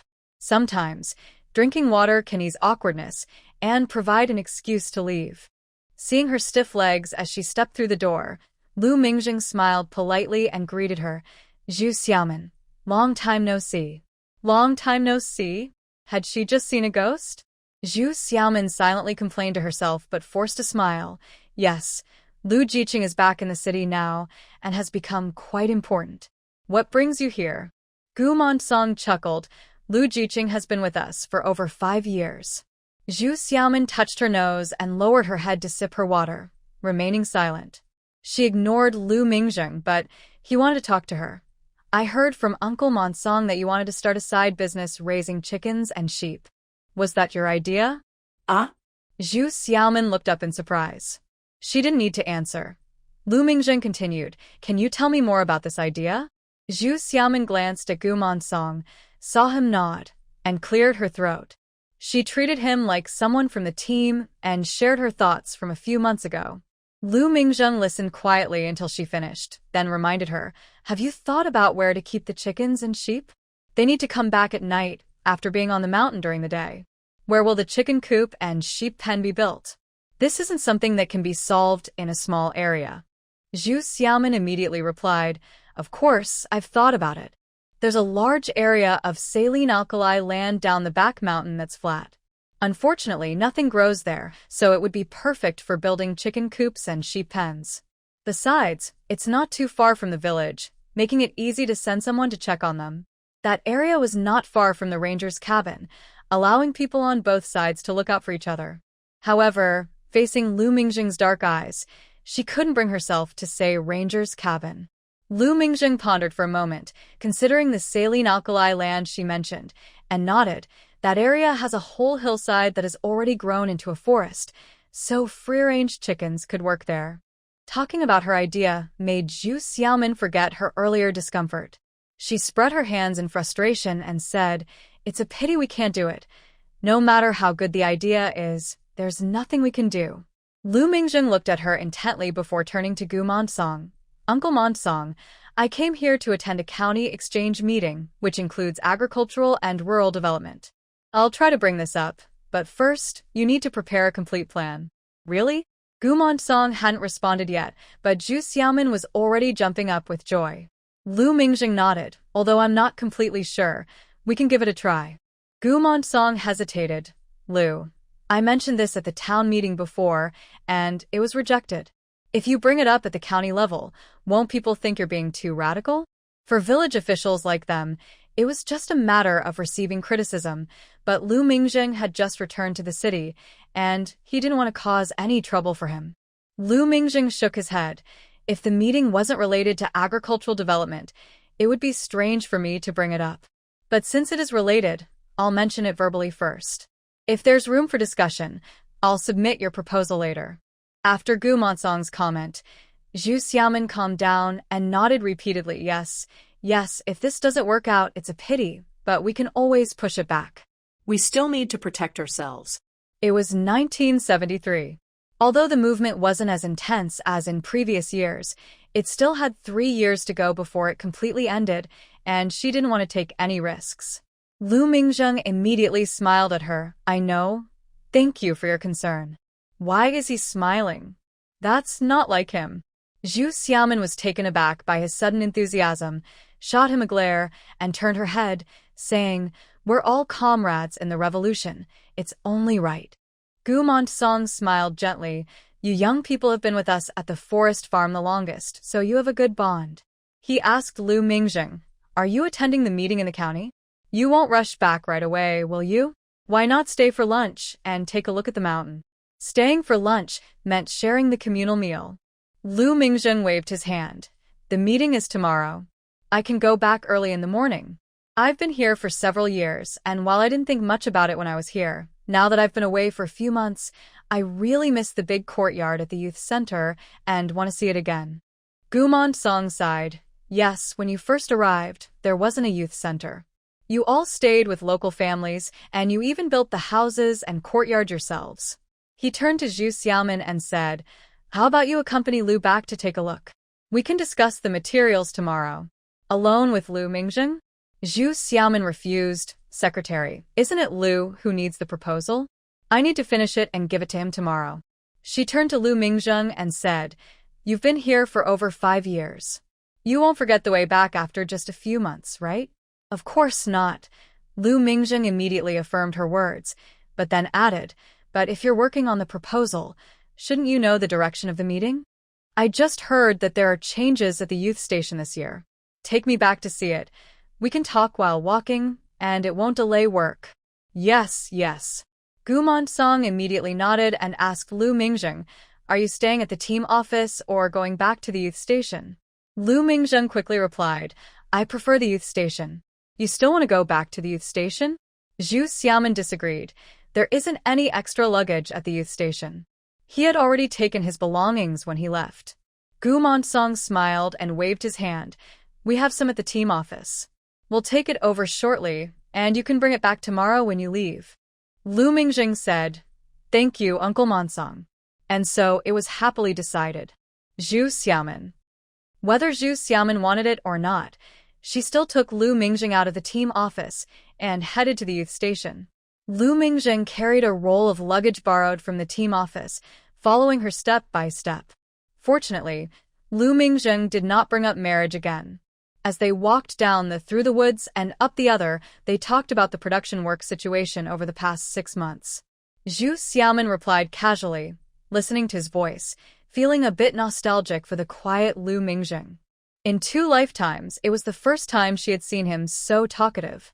The youth station, which originally had no gate, now had 2 fence doors made of willow branches, just over a person's height, allowing a clear view of the yard through the gaps. Seeing Lu Mingzheng's confusion, Zhu Xiaomin explained, During the day, the chickens are let out.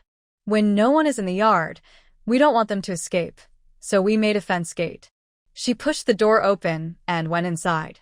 At this time, the other youth were on the mountain and the youth station was quiet and empty. Lu Mingzheng bent down to touch the wooden table in the yard, looked up at the grape trellis, then turned to scan the walls covered with squash vines and the green vegetables in the yard, exclaiming, This change is quite significant. Zhu Xiaomin smiled, walked around the vegetable garden, and picked 2 tomatoes when she came out. She scooped water from a jar to wash them, giving one to Lu Mingzheng and keeping one for herself, saying helplessly, We originally planned to plant vegetables in all the empty spaces outside the youth station and raise a few more chickens, but the secretary only helped us get permission to keep 5 chickens, and we can only plant in the yard. Lu Mingzheng took a bite of the tomato, feeling its soft texture and warmth from the sun. He couldn't help but sigh and quietly said, When the youth station was first established, I applied to join, but they said it was a form of hedonism and that I needed to continue receiving re-education from the working class. I didn't get accepted. Hedonism? Zhu Xiaomin looked at him thoughtfully. At that time, when the youth stations were newly built, the movement was still intense. Being labeled back then was serious. It wasn't just a verbal criticism like today. There was a real chance of being publicly denounced. Lu Mingzheng guessed her thoughts and smiled at her. a bit self-deprecatingly. Fortunately, my background is good, so I only faced public criticism. So, people in that era lived cautiously, except for a few. Zhu Xiaomin nodded silently, her empty hand naturally patting his shoulder as she comforted him. It will be over soon. Good days are ahead. Once she said it, she realized what she had done, quickly withdrawing her hand and coughing awkwardly, turning her head away. Lu Mingzheng was momentarily taken aback, but then smiled slightly and nodded. Yes, at least now we can do some things. Zhu Xiaomin still felt a bit awkward. She tossed the leftover tomato to a few chickens and stood up, heading toward the dormitory. Do you want to sleep alone or go back to your old dorm? Why isn't anyone moving in? Lu Mingzheng asked, following her. Zhu Xiaomin shook her head. Not for now, but I heard new people are coming next month. Next month, another group of junior and senior high school students would be graduating. Lu Mingzheng nodded, tossing his luggage into his old dorm before coming back to Zhu Xiaomin. Come on, write the plan. I'll take it with me tomorrow. Zhu Xiaomin stared at him. You should have written it at the team office just now. Lu Mingzheng looked at her without saying anything. Zhu Xiaomin understood that he wanted to spend time alone with her. Suppressing her discomfort, she went inside to get paper and a pen, starting to write down her original ideas and slowly refining them. Lu Mingzheng sat beside her, taking each completed page to review and make edits. By noon, Zhu Xiaomin had finished writing all her thoughts. Seeing Lu Mingzheng still editing, she went to start a small fire, boiled a few potatoes, peeled them, and mashed them with flour to make potato pancakes. She also picked some vegetables from the yard to stir-fry, took out some pickled bitter greens to adjust the seasoning, and made a chicken egg soup, bringing everything over together. Lu Mingzheng smelled a delicious aroma and looked up to see a beautifully presented meal. He was a bit surprised and smiled at her, saying, I don't remember you being such a good cook. In his previous life, he learned to cook only after leaving this place. Zhu Xiaomin smiled, thinking it was an answer, and placed a bowl of soup in front of him, saying, the potato pancakes will taste bad if they get cold. Eat first and we can look at them later. Lu Mingzheng nodded, washed his hands, and came back to take a piece of pancake. After taking a bite, he found it delicious and nodded in satisfaction. He took out a few fabric tickets from his pocket and pushed them toward her. Zhu Xiaomin was surprised. What are you doing? Lu Mingzheng replied, These are from last year, and I don't need them. You can use them to buy some clothes. Why did it sound like he was speaking as if he was supporting her family from his previous life? Zhu Xiaomin felt startled and quickly pushed them back. I don't want them. Lu Mingzheng looked at her, then lowered his head to eat a few more bites before slowly saying, It would be a waste for me to keep them. If you don't want them, you can give them to someone else. Lu Mingzheng, can you please stop? I told you I won't be with you. Zhu Xiaomin exclaimed in frustration. Lu Mingzheng looked at her, confused, and said, I didn't say giving you fabric tickets means we should be together. I just thought you could use them since I didn't use them last year. Why should I use them? I'm not anyone special to you. I mean, I don't want to be anyone special to you, so why would I take your things? Zhu Xiaomin began to lose her train of thought. Lu Mingzheng's eyes dimmed. He ignored the fabric tickets and continued eating slowly. After a while, he quietly said, When I was here, we all shared everything. If someone had something useful, we would use it together. Now it feels like I'm not part of the group anymore. Huh? Zhu Xiaomin paused, feeling a bit dazed, as if she understood. Everyone came from different cities to be educated here, all around 17 to 20 years old, far from their parents and families. It would be false to say they weren't confused or lost. Later, as they got to know each other in this big courtyard, sharing meals and living together, they truly became like a family. If one person had food, they would share it with everyone. If someone had money, they wouldn't keep it all to themselves. Especially Lu Mingzheng. Whenever his family sent things, everyone was as happy as if it were their own package, eagerly rushing to share. Now her reaction seemed a bit too intense.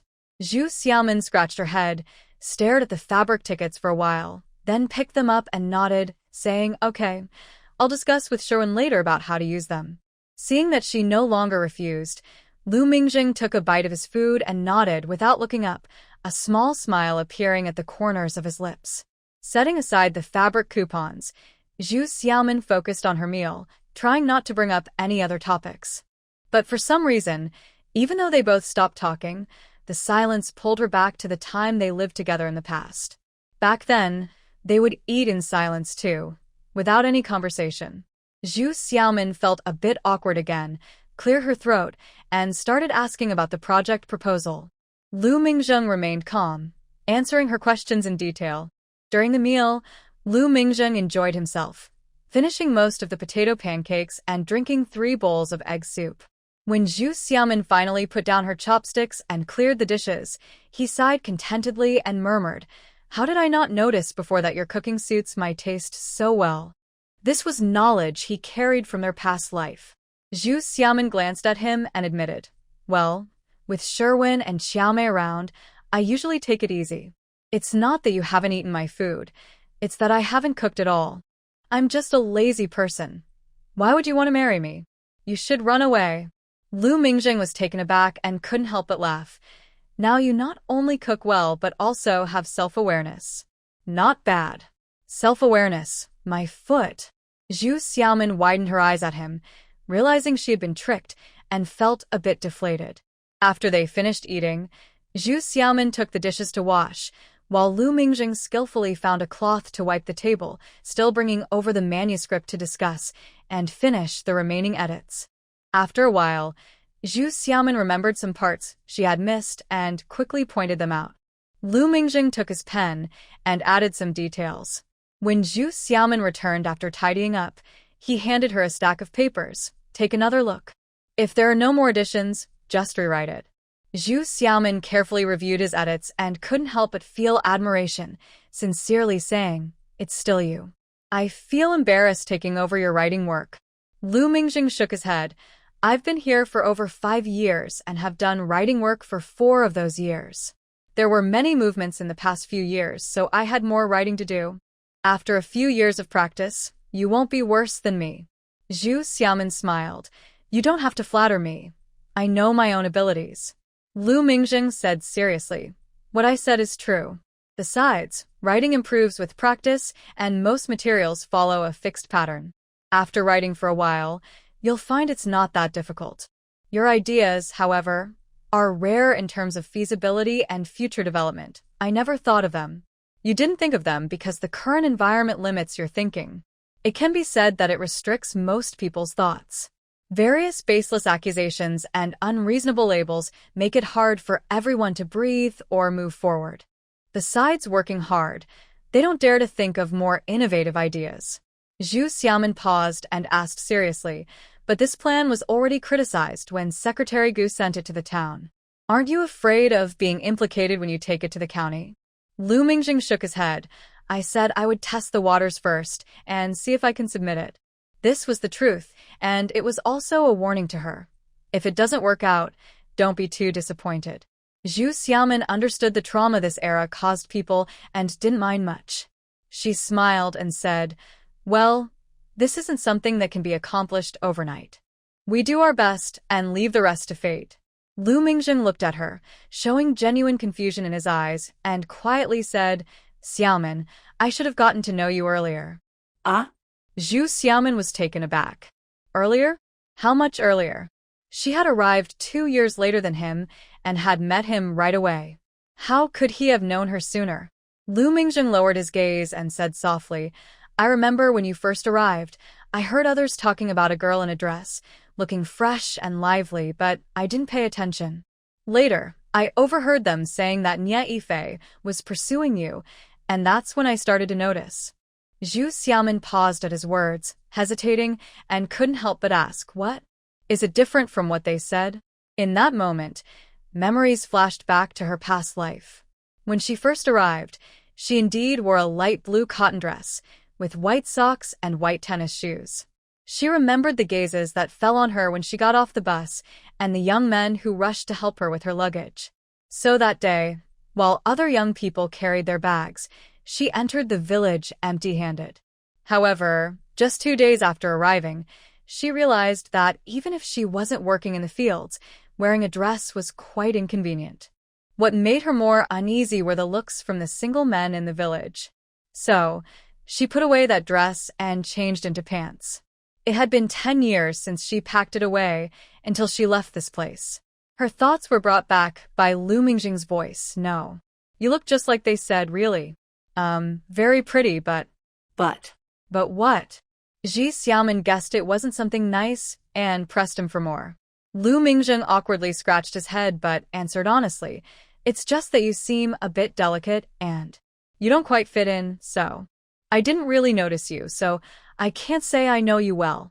Maybe it was also because Nie Yifei's pursuit caused chaos at the youth station that made him feel less favorable towards her? Ji Xiaomin smiled. "That's the real me. I'm not afraid of you knowing my flaws. I'm just worried you'll stick around." Lu Mingjing looked at her for a moment, smiled slightly, and said softly, "But it's not too late to get to know you now." Not waiting for her reaction, he nudged the papers in front of him. "You can copy this. I'm going to take a walk up the mountain." "Where are they working today?" "Going up the mountain?" "That's great." Ji Xiaomin immediately felt excited and pointed. "It's over at the north. Today they are planting a batch of red pines and some pear trees." "Is it the red pine seedlings we successfully cultivated 2 years ago?" Lu Mingjing perked up. Ji Xiaomin nodded repeatedly. "Yes, they are now 2-year-old seedlings ready to be transplanted. I'll go take a look." Lu Mingjing immediately stood up and walked outside, hesitating at the door for a moment. "Otherwise, you should go back to the team office and write. This youth station is isolated here, and since there is no one around, even though it's daytime, he felt a bit uneasy leaving her alone." Ji Xiaomin instinctively wanted to refuse, but looking at the empty yard, she hesitated and nodded. "Okay." She packed her things and followed him out. The two of them went through the woods and walked toward the other. Before they could exit the woods, they saw someone coming out right in front of them. Qian Tuzu. Ji Xiaomin spotted him immediately, stopped, and instinctively grabbed Lu Mingjing's shirt. Qian Tuzu was surprised to see Lu Mingjing and asked without thinking, "Lu, why are you back?" Lu Mingjing didn't pay much attention to him at first, but when Ji Xiaomin pulled him, he sensed her unease and nodded. "I'm back for some business." "Why aren't you working?" "At this time, all the members should be up on the mountain." Qian Tuzu replied vaguely, explaining, "The tool is broken. I need to take it back to the team headquarters for a replacement. I'll be back soon." Lu Mingjing glanced at the forest where he had come from, nodded, and didn't say anything more. He gestured for Zhu Xiaomin to go ahead while he closely followed behind her, passing by Qian Tuzu. Qian Tuzu watched the two of them leave the forest and head up the hillside. He stomped his foot in frustration and gritted his teeth, saying, "I don't believe I can't get my hands on it." After that, he also walked out of the forest. It wasn't until they reached and could see the entrance of the team headquarters that Lu Mingjing took a few big steps to walk alongside Zhu Xiaomin and quietly asked, "What's going on with Qian Tuzu?" This forest only had one path from the team headquarters to the youth station, with no other routes. Qian Tuzu's presence here inevitably raised his suspicions. "He's just a troublemaker. What could it be?" Zhu Xiaomin didn't want to discuss what happened a few months ago. During this time, she had seen Qian Tuzu almost every day when he came to the team headquarters for tasks. He would always appear in front of her, but she chose to ignore him. She didn't expect to see him in the forest today. Lu Mingjing didn't think much of it and simply advised, "Be careful of those people in the village. When you go back to the headquarters, find someone to accompany you."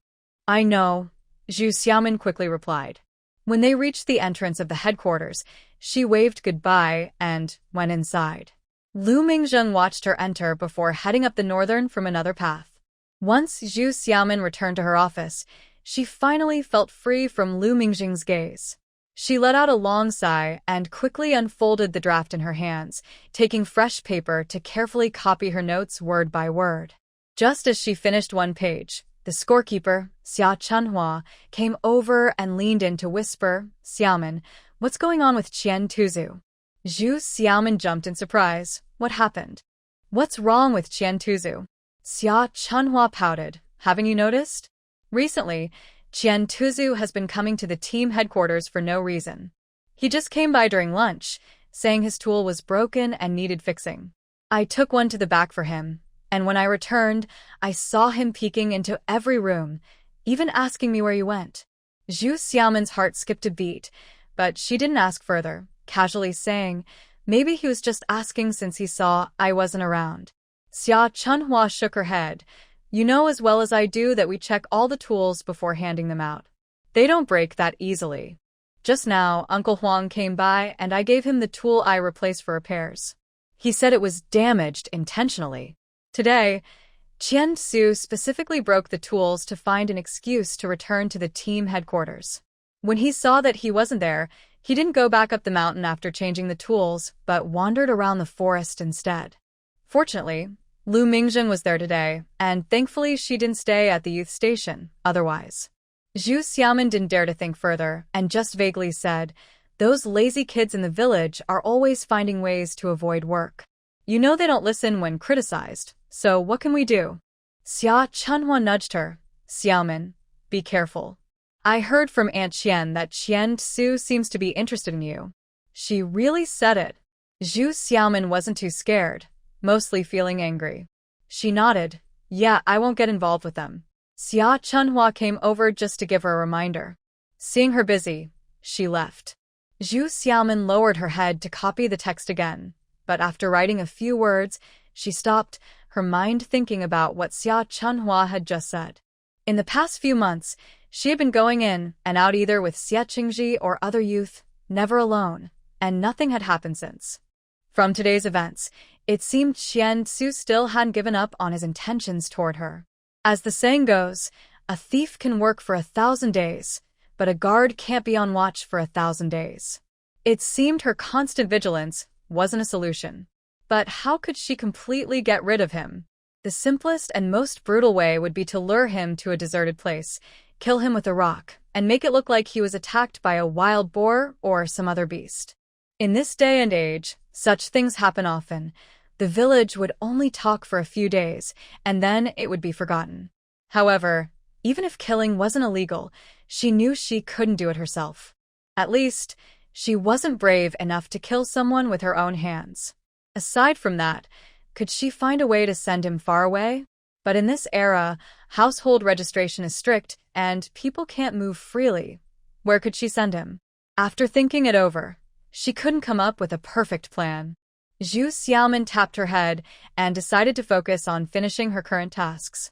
She copied the document twice, one for Lu Mingjing to take and the other to keep for herself, just in case the proposal was approved. This copy would serve as a reference for future operations. Once she finished copying the documents, Zhu Xiaomin organized the materials she needed to prepare, and it was time to finish work. The members chatted and laughed as they entered the courtyard in small groups. Zhu Xiaomin packed her things and went to help Xia Chunhua. In the entire production team, the most relaxed job is that of the scorekeeper. Every morning, tasks are assigned to the team members. Then, in the morning and afternoon, the scorekeeper goes to the worksite to count the people. In the evening, when returning tools, they just need to record the work points.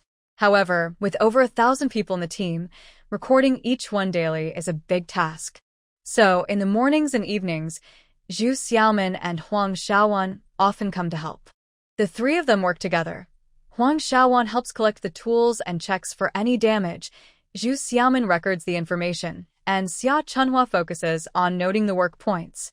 While they were busy, a group of young workers returned, chatting and laughing, each carrying tools and covered in dirt, but clearly happy. Lu Mingjing was among them, carrying some firewood and chatting with everyone as they entered. Zhu Xiaomin quickly looked away, pretending to be busy, not wanting to be seen. But Lu Mingjing noticed her. He didn't need to wait in line to record his work points.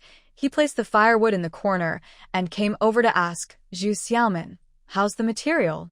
After their earlier conversation, Zhu Xiaomin felt a stir of emotions and a subtle change in her feelings towards him, but she instinctively resisted. His question startled her. In front of so many people, why was he asking that? Did he want everyone to know they had been alone together? When did Lu Mingjing become so outspoken? Zhu Xiaomin wished she could silence him, but she knew if she didn't answer, he would just ask again.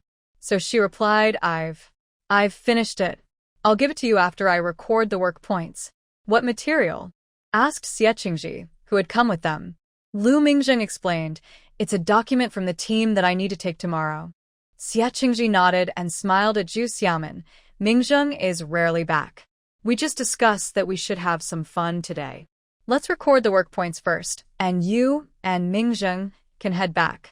Xia Chunhua, overhearing this, nudged Zhu Xiaomin. We can handle things here. If you have something to do, you can leave.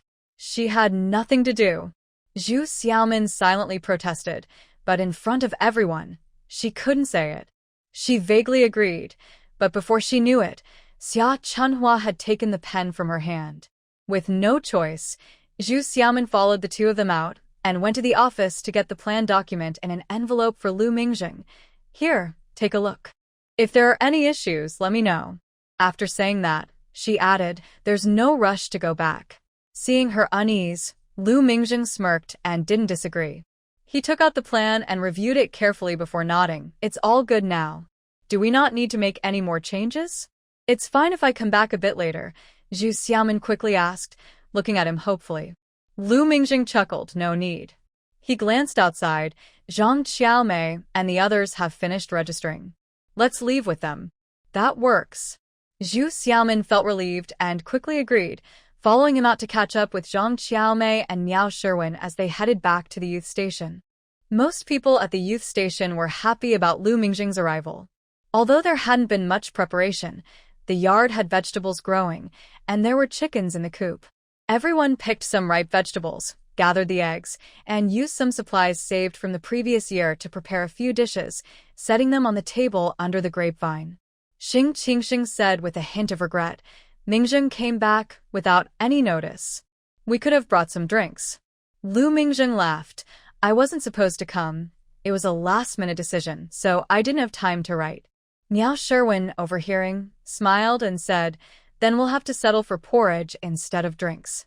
Xie Qingji joked, you didn't just make plain broth, did you? Miao Sherwin laughed. The broth is plain, but it's not made by me. She actually brought over a pot of clear broth and served everyone a spoonful in their cups.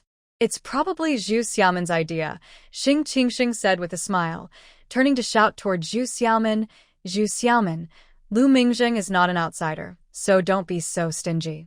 Zhu Xiaomin came over with the prepared cucumbers and said with a smile, if he's not an outsider, he knows our situation. What we drink is not important. Several people laughed at this. Wu Shilin chimed in, Mingjing, you should try Zhu Xiaomin's cooking. I didn't know before, but this year we grew our own vegetables, and I found out she's actually quite good. Lu Mingjing slowly replied, I guess I was too lazy before. He picked up a piece of cucumber with his chopsticks, tasted it, and nodded in approval.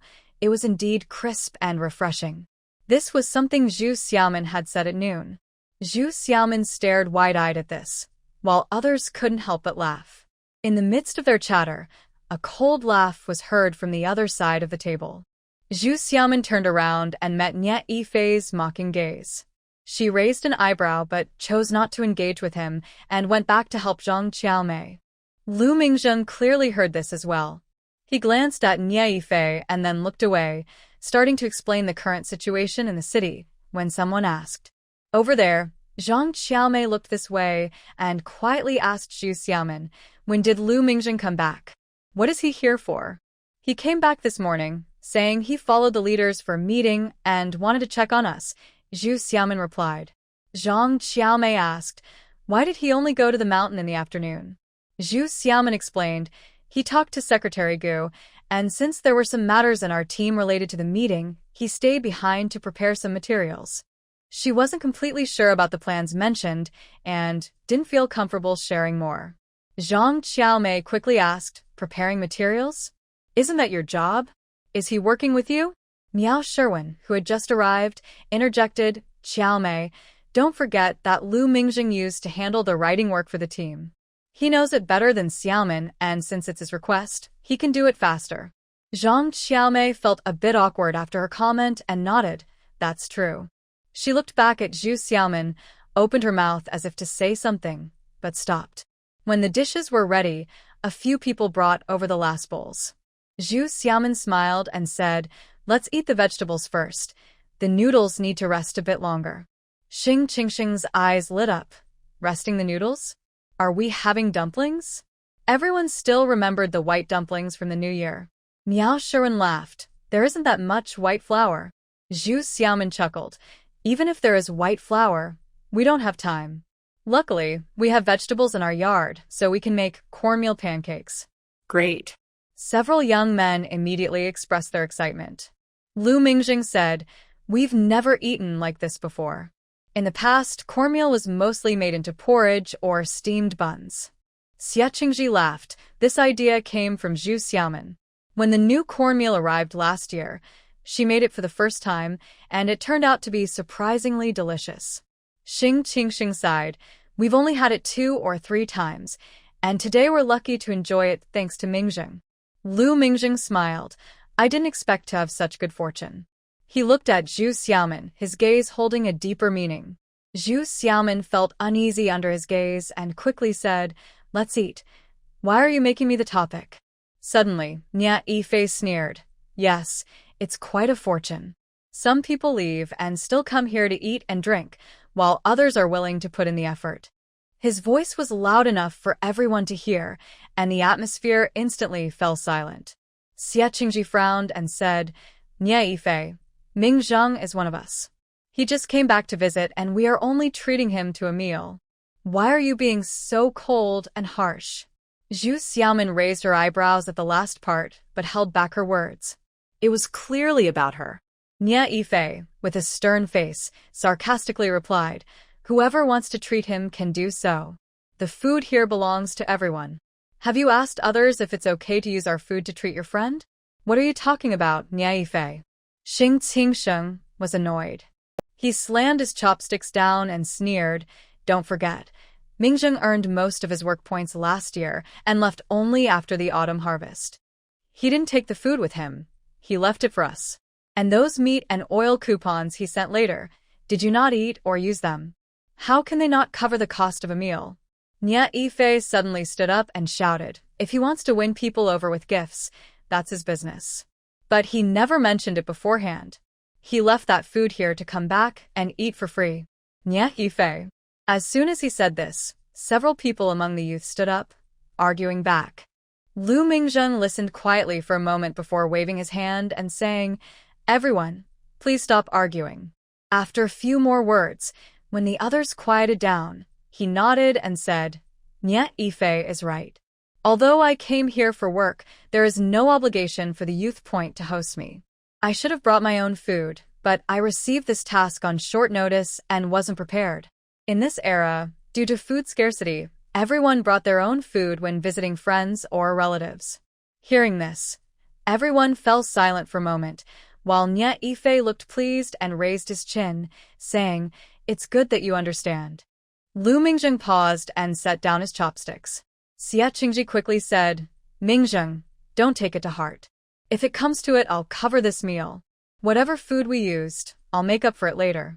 Lu Mingzheng shook his head, took out a paper package from his pocket, and without opening it, pushed it towards Xie Qingji, saying, I had this prepared already. I was going to mention it when I left. What is it? Xie Qingji asked, opening the package to find a stack of food coupons and several meat coupons, totaling about 20 to 30 pounds of food. He was momentarily stunned and quickly pushed it back, saying, Mingzheng, what is this? It's just a meal. Lu Mingzheng smiled and pushed it back, saying, I already said it was meant for you all. Since I won't be around for the holidays, consider it my treat for everyone to have dumplings. Mingzheng. Xie Qingji felt the stack of coupons was too much to handle, unsure whether to push it away or take it. Zhu Xiaomin noticed the atmosphere had become tense and gently nudged Miao Sherwin. Miao Sherwin understood and reached out to take the bill, smiling as she said, You all are really something. We're all family here. Why should we fuss over a meal? Besides, we've used Mingzheng's things quite a bit over the past few years, so why be polite now? She waved the bill in front of Lu Mingzheng and smiled. Thank you. Lu Mingzheng replied with a smile. What kind of family is this polite? Xie Qingji took a breath, tapped the table, and said, All right, let's eat. Since Lu Mingjing had finally returned, everyone wanted to keep the mood light, and they quickly responded, making the atmosphere lively again, leaving Nie Yifei on the sidelines. After eating for a while, Zhu Xiaomin got up to prepare the main dish. Zhang Xiaomei followed her and whispered, "Actually, Nie Yifei isn't stingy. It's just that after last year's incident, everyone has been pushing him away. Seeing Lu Mingjing makes him uncomfortable." Zhu Xiaomin huffed, "Is he a dog? Just because he feels bad, he bites others?" Zhang Xiaomei paused, looked at her thoughtfully, and quietly said, "No matter what, you've been close to him for so long. Surely, there's some bond. Plus, we'll be living together for a long time. Lu Mingjing has left now. Who knows if he'll come back? Life in the city is so rich. After a few years, he might forget us. Living in the same courtyard as Nie Yifei really is quite uncomfortable." Zhu Xiaomin shook her head. "I don't know if Lu Mingjing will forget us, and I don't care, but Nie Yifei really isn't a good person. I can't be bothered with him." After saying that, she took a few steps away and placed the prepared flatbreads in the pan. Zhang Xiaomei wanted to say more, but when she saw Song Jian coming over to help with the fire, she had to stop and focus on kneading the dough. As the cornmeal pancakes cooked in the pan, a sweet corn aroma quickly filled the air. Lu Mingjing sniffed the air, looked towards the stove a few times, and couldn't help but say, "I really didn't expect that as soon as I left, your living standards would improve so much." Xie Qingji laughed. "That's right. Zhu Xiaomin suddenly seems to have mastered the art of cooking cornmeal. If we had more time today, we could make dough, and it would be even better." Lu Mingjing replied slowly, "Yes, there will be more opportunities in the future." Xing Qingsheng immediately asked, "Mingjing, will you come back again?" Lu Mingjing nodded. Now that spring plowing has just ended, the agricultural department in the city is organizing exchanges, and technicians from other departments will also go to the grassroots to help identify issues. Technicians? Xing Qingsheng was confused. "Mingjing, didn't you go back to be a translator? How did you become a technician?" Lu Mingjing explained, "The machines we received were imported from Russia, and all the documents were in Russian.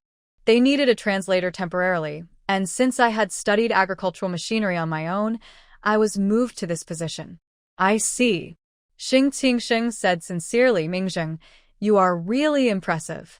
They all knew that Lu Mingjing often read books about agriculture, but they didn't expect it would come in handy. However, Xing Qingsheng caught the main issue and asked, "Temporarily? How long can you do this?" "At least 2 or 3 years. The country is really focusing on agricultural development, and all departments need to cooperate fully. We need to achieve a certain scale," Lu Mingjing replied. "The main issue is that the country is facing a grain shortage." Zhu Xiaomin brought over the first batch of cornmeal pancakes and placed them in the middle of the table. She said slowly, "So, agriculture and related industries will gradually be taken more seriously, right?" Lu Mingjing nodded. He noticed Xie Qingji helping him with the pancake. After taking a bite and tasting the slightly charred flavor of the cornmeal, he couldn't help but exclaim, "I've never had it made this way before." In the following decades, when people no longer lacked white flour and rice, the nutritional value of coarse grains was recognized and various recipes became popular. But right now, the most important thing is to fill their stomachs. Zhu Xiaomin smiled and naturally said, "Next time you come, let me know in advance. In a few months, we will be able to harvest some dates, and we can steam cornmeal cakes to eat." In his previous life, Lu Mingjing really liked that. He paused for a moment, sensing something in her gaze, and nodded in agreement. "Okay. Cornmeal cakes are one thing, but adding dates to them is really to his taste. A grown man who loves sweets has never shared that with anyone." And the cornmeal pancakes they were eating, made from vegetables grown in the yard, had 5 or 6 varieties, but she chose rapeseed, which he enjoyed, and it even had a hint of a unique flavor. Having lived here for over 5 years, although he shared meals and living space with everyone, he always ate whatever was available and never mentioned his preferences, so she couldn't possibly know. Does this mean her taste matches his? Lu Mingjing felt he had discovered a truth and sighed about their connection. Meanwhile, Zhu Xiaomin was completely unaware, thinking it was just a habit from her past life. not realizing it made him think too much, as she calmly invited everyone to take the main dish. Miao Sherwin followed along and smiled at Lu Mingjing, saying, "The wild vegetables in this cake were picked from the mountains in spring. We tried many ways to store them, and in the end, we only managed to keep some by blanching and then drying them." Give it a try. Xie Qingji laughed. Yes, in the first few days, we had all kinds of dishes with wild vegetables every day. But after the season passed, we couldn't find any more. They saved some and were reluctant to eat them, making us wait a long time before they would share. Today, we are benefiting from your presence. Lu Mingjing took a bite of the cake and nodded repeatedly. Although it's not the same as fresh, it still tastes good. We tried it in previous years, but never succeeded. What a shame. Miao Sherwin smiled. In the past, we dried them raw. While they wouldn't spoil, the fine hairs would fall off, leaving only the stems, which weren't edible. But if we cooked them, they would spoil easily. This time, it was Xiaomin's idea to blanch them first to keep the hairs, then dry them completely in the sun before storing. Xie Qingji also laughed, but they need to be dried thoroughly in one go. A few times, it rained, and everything spoiled. Everyone was disappointed for a long time. Song Jian chuckled. Among those methods, the pickling was the most alarming. It didn't spoil, but it was inedible. Why? Lu Mingjing asked, confused. These days, the most common way to preserve food is by pickling it with salt. Xie Qingji laughed. Those fine hairs absorb flavors too much. The brine doesn't taste very salty, but the pickled result is completely inedible. Zhu Xiaomin protested, "No way. We still have half a jar left. We have to eat it." With that, the young men suddenly looked gloomy. Miao Sherwin couldn't help but laugh. "It's not like we're forcing you to eat it. We're already trying out edible recipes. Not forcing them to eat? That's fine." Everyone sighed in relief. Listening to their banter, Lu Mingjing felt a strong sense of life around him, a bit nostalgic and a bit melancholic. As they chatted, they didn't notice how late it had gotten. After a long day of work, everyone reluctantly said goodbye to Lu Mingjing and went to rest. However, Xing Qingsheng and a few others happily pulled Lu Mingjing into the house to continue their late-night conversation, prompting Xie Qingji to squeeze in with his blanket. Back inside, Miao Sherwin closed the door and took out the food coupons Lu Mingjing had given her, asking Zhu Xiaomin, "Are we really just going to keep them like this?" If we talk about the past, when Lu Mingjing was here, he would use whatever his family sent. But now, he has only returned for one day, and he has received so many food coupons. Zhu Xiaomin turned her head and looked a bit stunned. The way the package looked, it was clear he had prepared it beforehand, but he also gave her some fabric coupons at noon, which clearly shows they were set aside separately. She had originally thought of taking them out to see who needed them, but now with a stack of food coupons, it was hard to take out her fabric coupons. Otherwise, how would she explain it? Lost in thought, she heard Miao Sherwin ask again, and Zhu Xiaomin came back to her senses, nodding and saying, "He has a job now, and since he gave us these food coupons, they must be what he saved up. Let's accept them, and later, we can send him something when we have it." "What can we send that the city doesn't have?" Miao Sherwin sighed. Zhu Xiaomin smiled. "In a few months, we'll have dates to harvest, and next year, and the year after, we'll have other fruits. Even though the city has them, it's the thought that counts." Miao Sherwin sighed again. "How much can we really send?" Zhu Xiaomin yawned, turned over, and buried her head under the blanket to sleep. "We can make them into dried fruit or something else. There's no need to worry." Miao Sherwin laughed. "So you had it all planned out." She stopped talking and carefully put away the food coupons before crawling under the blanket to sleep. Zhang Xiaomei, listening to their conversation, finally couldn't help but ask, "Lu Mingjing came back for work? Shouldn't he be received by the brigade office? Why is he staying at the youth station?" Miao Sherwin had just laid down but propped herself up to look at her and said, "Theoretically, he should be received by the brigade office, but Lu Mingjing left from our youth station. Since he's back, of course, he wants to gather with us."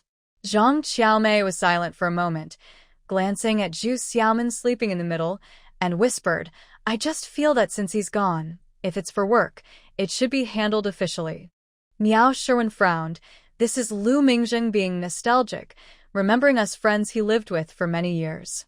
Why are you acting like Nie Yifei? Besides, if the brigade office hosted him, he wouldn't need to give so many food coupons.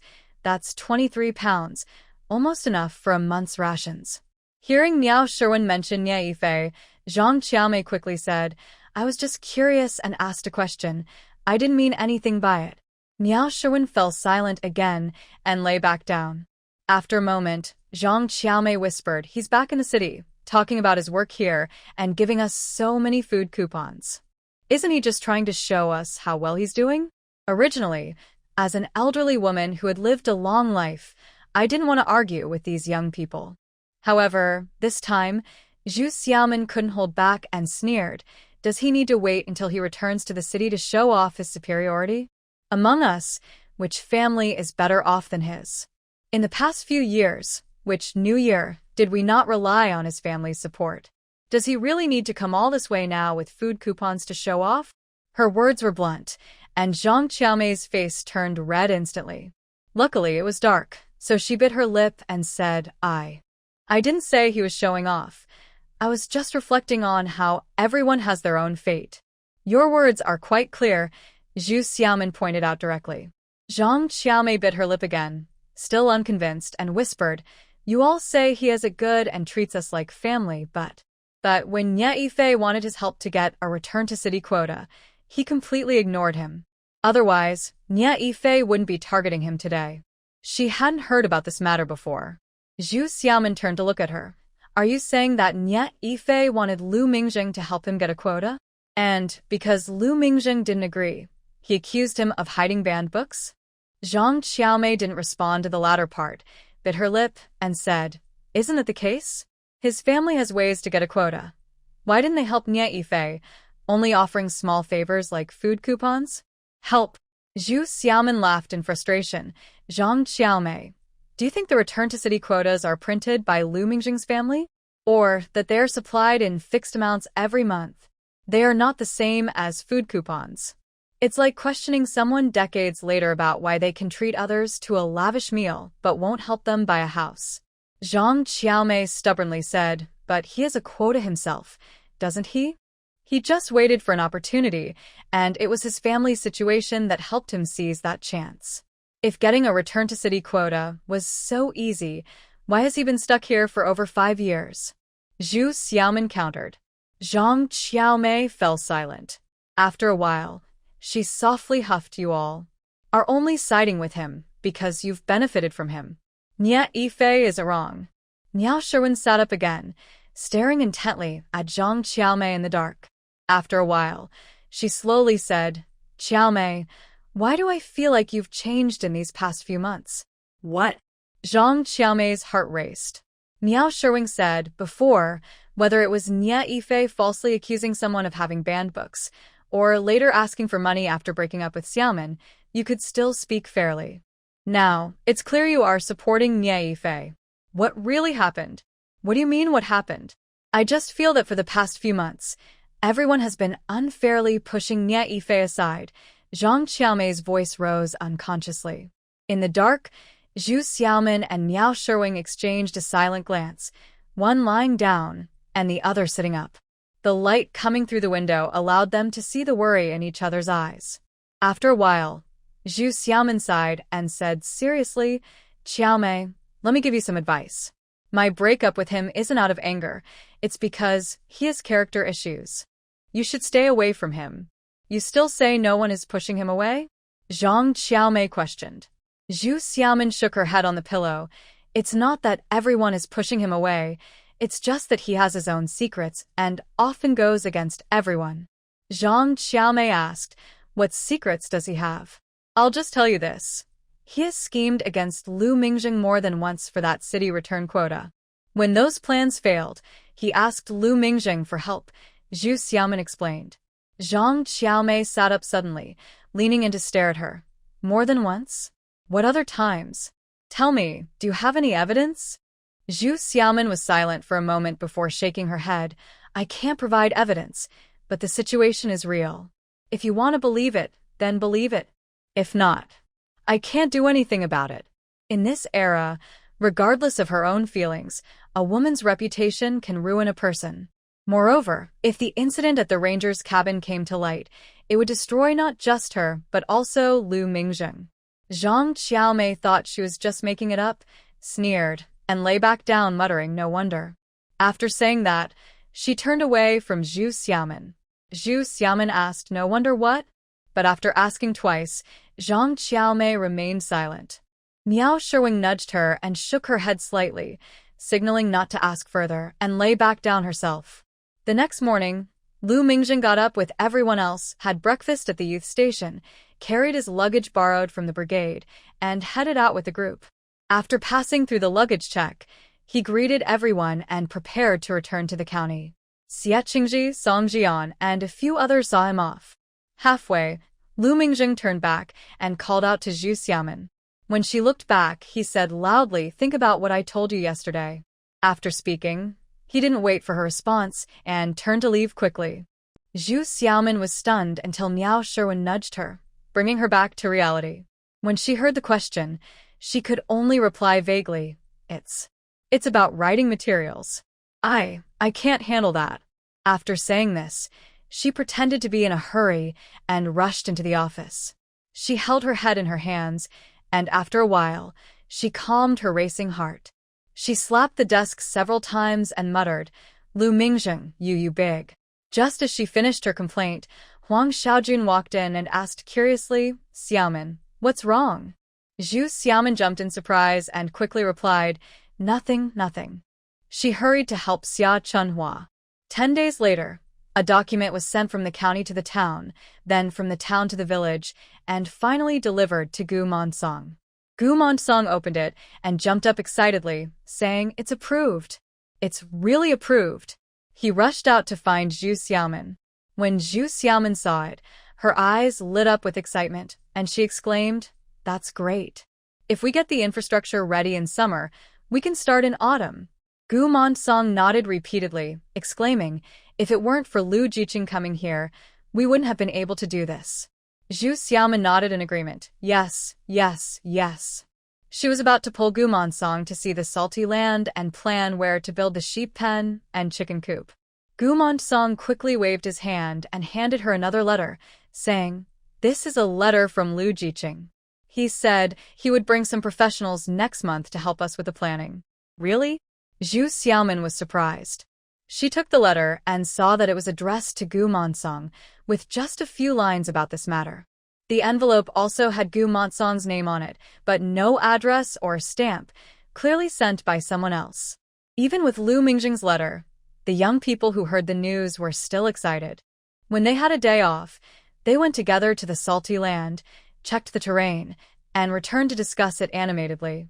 Amid everyone's excitement, only Nie Yifei felt a deep anger and secretly sent an anonymous complaint to the county. Not long after, an inspection team arrived from the county to investigate the matter. When they saw Gu Monsong present the county's document, they shook their heads sternly, saying, "Since this was discussed and approved by the Agricultural Department and a document was issued, how can someone file a complaint? Isn't this holding back socialism?" Gu Monsong looked helpless and said, "This work hasn't even started yet. We really didn't expect something like this to happen." After much discussion, we finally treated everyone to a meal at the team headquarters to send them off properly. Zhu Xiaomin had already heard about it in her office and was extremely angry. This matter had not been announced to the entire commune yet, as the work had not started, so only a few people at the team headquarters and those at the youth station knew about it. Just thinking about it, Zhu Xiaomin could guess who was involved. However, the inspection team did not reveal the complaint letter and had no solid evidence. They only quietly communicated with Xie Qingji and Miao Sherwin. A few days later, she received a letter from Lu Mingjing, saying he would bring people over at the end of the month and asked the team headquarters to prepare for their arrival. This time, it was specifically for developing side businesses at the forest farm, so they followed the usual work process. The newcomers could not be placed at the youth station, so Gu Monsong quickly cleared out a room at the team headquarters for them to stay. Before Lu Mingjing arrived, the new youth who had just come to the countryside got there first. When Zhu Xiaomin saw the 5 men and 2 women entering the courtyard with Gu Mondsong, her temples throbbed. How could she have forgotten these people after coming back? Strictly speaking, she had only forgotten some of them. Or perhaps it was because in her previous life, when these people arrived, she was already married to Lu Mingjing and was caught up in endless suspicion and torment, so she didn't pay much attention to them. However, after leaving here for many years, these individuals had closer ties to her than some others like Xia Qingji and Miao Sherwin. Yet, in the nearly year since her return, she had never thought of them. Shaking off her chaotic thoughts, Zhu Xiaomin stood up with everyone to welcome the new partners. Gu Mondsong introduced everyone and pointed to Xia Qingji, saying, "Here, these form a separate production team, and Xia is the team leader. You can approach him for anything related to the youth station." The 7 newcomers greeted Xia Qingji together. Gu Mondsong added, "You can settle in first. When Lu arrives, we will hold a welcome meeting together." After saying this, he left directly. Xia Qingji welcomed the 7 newcomers on behalf of the youth station, explaining the layout of the station, which essentially described the purpose of the rooms. He then said, "We have 4 people in each room. Last year, Lu returned to the city, so we have a vacancy in their dormitory. The other 4 will have a separate room, but for the 2 women." He glanced at them, looking a bit awkward. There were originally 3 female youths, and now 2 more had arrived. If it was just a temporary stay, it wouldn't be a problem to squeeze in, but if it was for the long term, it clearly wouldn't work. There is just 1 person alone in the dormitory where Zhu Xiaomin and the others are staying. Seeing his hesitation, a girl named Wang Xiaoya said, "Let's be together. It will be nice to have company." After that, she asked, "Are there any empty rooms left?" Wang Xiaoya was short, with a round face that showed 2 shallow dimples when she spoke, making her look innocent and cute. It was best for them to decide on their own. Xia Qingji immediately nodded. There are exactly 2 rooms left. There were 12 rooms in total for the youth. 1 was used as a grain storage, and another for various items, leaving 10 for living. With the arrival of these 7 people, the remaining 2 rooms would also be filled, but neither of the 2 girls' dorms was fully occupied, totaling 37 people. The girls' dorms were assigned, and the remaining 5 boys were left. Zhu Xiaomin's gaze fell directly on a boy named Chen Sudong. The other 4 were from the same factory housing area and already knew each other, but he was the only one who didn't. In the previous life, he had moved into the dorm of Lu Mingjing. In the previous life, after marrying Lu Mingjing, she had moved out, and the 2 girl youths had directly shared a room with Miao Sherwin and Zhang Qiaomei. As expected, as soon as her thoughts shifted, Chen Sudong raised his hand and said, "I'll move into the dorm of the original Lu youth." And so it was decided. The 7 people were taken to settle in. Chen Sudong's move was the simplest. He just spread out his luggage in the spot where Lu Mingjing used to be, taking out other items as needed. The other 6 stayed in the previously empty rooms, which had nothing but a kong, a traditional heated bed. Song Jian, along with a few from his group, helped clean up first and then found 2 mats from the storage room to lay down. He then apologetically said, "We will gradually add more things. For now, we just have to make do." A few people looked around the mud brick house, observing the mud walls. The boys hesitated a bit, but the 2 girls frowned. One girl named Shi Meijun asked curiously, "Are all the houses like this?" Song Jian nodded. "Except for the shelves we built in some rooms, everything else is the same." Shi Meijun looked doubtful, but didn't say anything. She carefully placed her luggage on the kong, turned around and cheerfully asked, "Which room is the other girl's dorm? Let's go take a look and get familiar with it." With just a row of rooms, what was there to recognize? Song Jian, being a bit careless, pointed ahead and said, "It's the 3rd room from that side." In the yard, Zhu Xiaomin and Miao Sherwin exchanged a glance upon hearing the conversation. Seeing Shi Meijun pulling Wang Xiaoya outside, Miao Sherwin smiled and said, "You just finished cleaning your room. It would be best to light a fire to clear out the dampness. Come sit in our room for a bit." She led the way inside. As they entered, they saw the same mud walls, with only a circle of newspaper around the kong. Shi Meijun looked a bit disappointed and huffed, Why hasn't this wall been painted? Isn't it uncomfortable to live here? Zhu Xiaomin followed them in and stood at the door, smiling as she explained, these walls are made of mud, smoothed with more mud, and painted a few times with mud paste. They haven't been plastered with lime. If we did that, it probably wouldn't look good anyway. The newspaper works better. Sure, Meijun asked, why not use lime? Zhu Xiaomin shrugged, lime and white paint cost money, and we don't have those resources here. Sure, Meijun fell silent, turning around to look at the room, feeling a deep heaviness in her heart at the thought of living in such conditions. Zhu Xiaomin understood her feelings. She felt the same when she first arrived, finding the mud kong uncomfortable to sit on, let alone sleep. But what could be done? In this era, they had little choice, essentially none at all. In her previous life, she didn't know what the future held, thinking she would stay here forever, just like they did now. Now, she at least knew she would stay for a maximum of 10 years, or rather, in this life, she wouldn't marry, so perhaps she wouldn't need to stay that long. And now it was already the 4th year. The 7 new educated youth settled in, with 2 female youth joining the 5th work group, which included Miao Sherwin and Zhu Xiaomin. The 5 male youth were split up. Chen Sudong and 2 others joined the original group of Lu Mingzheng, which was ex-Ing Qingxing's group. The remaining 2 joined the 4th group, led by Xiang Jiquan. Once everything was organized and the 7 of them understood the local production and life, Lu Mingzheng brought 2 people to the forest farm. After checking in at the brigade office and arranging their accommodations, Lu Mingzheng came to find Zhu Xiaomin.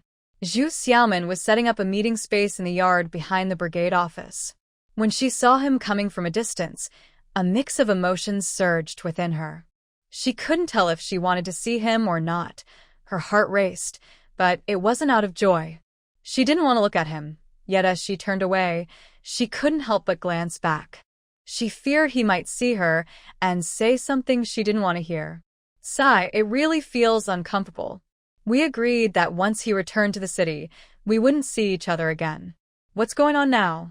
While I was lost in thought, Lu Mingzheng came over and stood at the bottom of the platform. I saw her handing a green diamond-shaped paper, already covered in glue, to Xie Qingji on the ladder. The paper had the character for guidance written on it. Lu Mingzheng took a few steps back to look at the row of papers. Each paper was a different color, with 1 character written on each. Together, they read warmly welcome the higher-ups too. I didn't need to think to know the rest was guide our work. Lu Mingzheng shook his head helplessly, saying, it doesn't need to be so formal. He walked over, but despite the distance between the stage and the audience, Zhu Xiaomin still felt awkward. When he spoke suddenly, her discomfort doubled. She glanced at him, met his gaze, then quickly looked away and said coldly, it's not like I'm welcoming you. Feeling Zhu Xiaomin's nervousness, Lu Mingzheng couldn't help but smile and nodded in agreement. Yeah, I'm not a stranger. Did it really need to be emphasized like that? Zhu Xiaomin took advantage of her position and rolled her eyes at him. Just then, Xie Qingji on the ladder happened to look down, making eye contact with her and catching her eye roll. He couldn't help but laugh. Mingzheng, don't tease Zhu Xiaomin. The welcome party depends on her. How could I dare? Lu Mingzheng replied, his tone making Zhu Xiaomin even more uneasy. For some reason, the air around us suddenly felt thin, making it hard to breathe.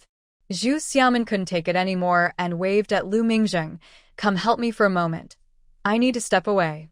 Okay. Lu Mingzheng supported himself on the platform and jumped up, taking the paper from her hand. He casually asked, where are you going? Why is he asking again? Zhu Xiaomin shot him a glare and replied, there are 3 urgent matters. She slapped the remaining papers into his hands and quickly jumped off the stage, running away. See? I'm so casual and not ladylike, yet you still don't run away? However, Lu Mingzheng didn't feel that way at all. He watched her run off, feeling quite pleased, and bent down to apply glue to the next character.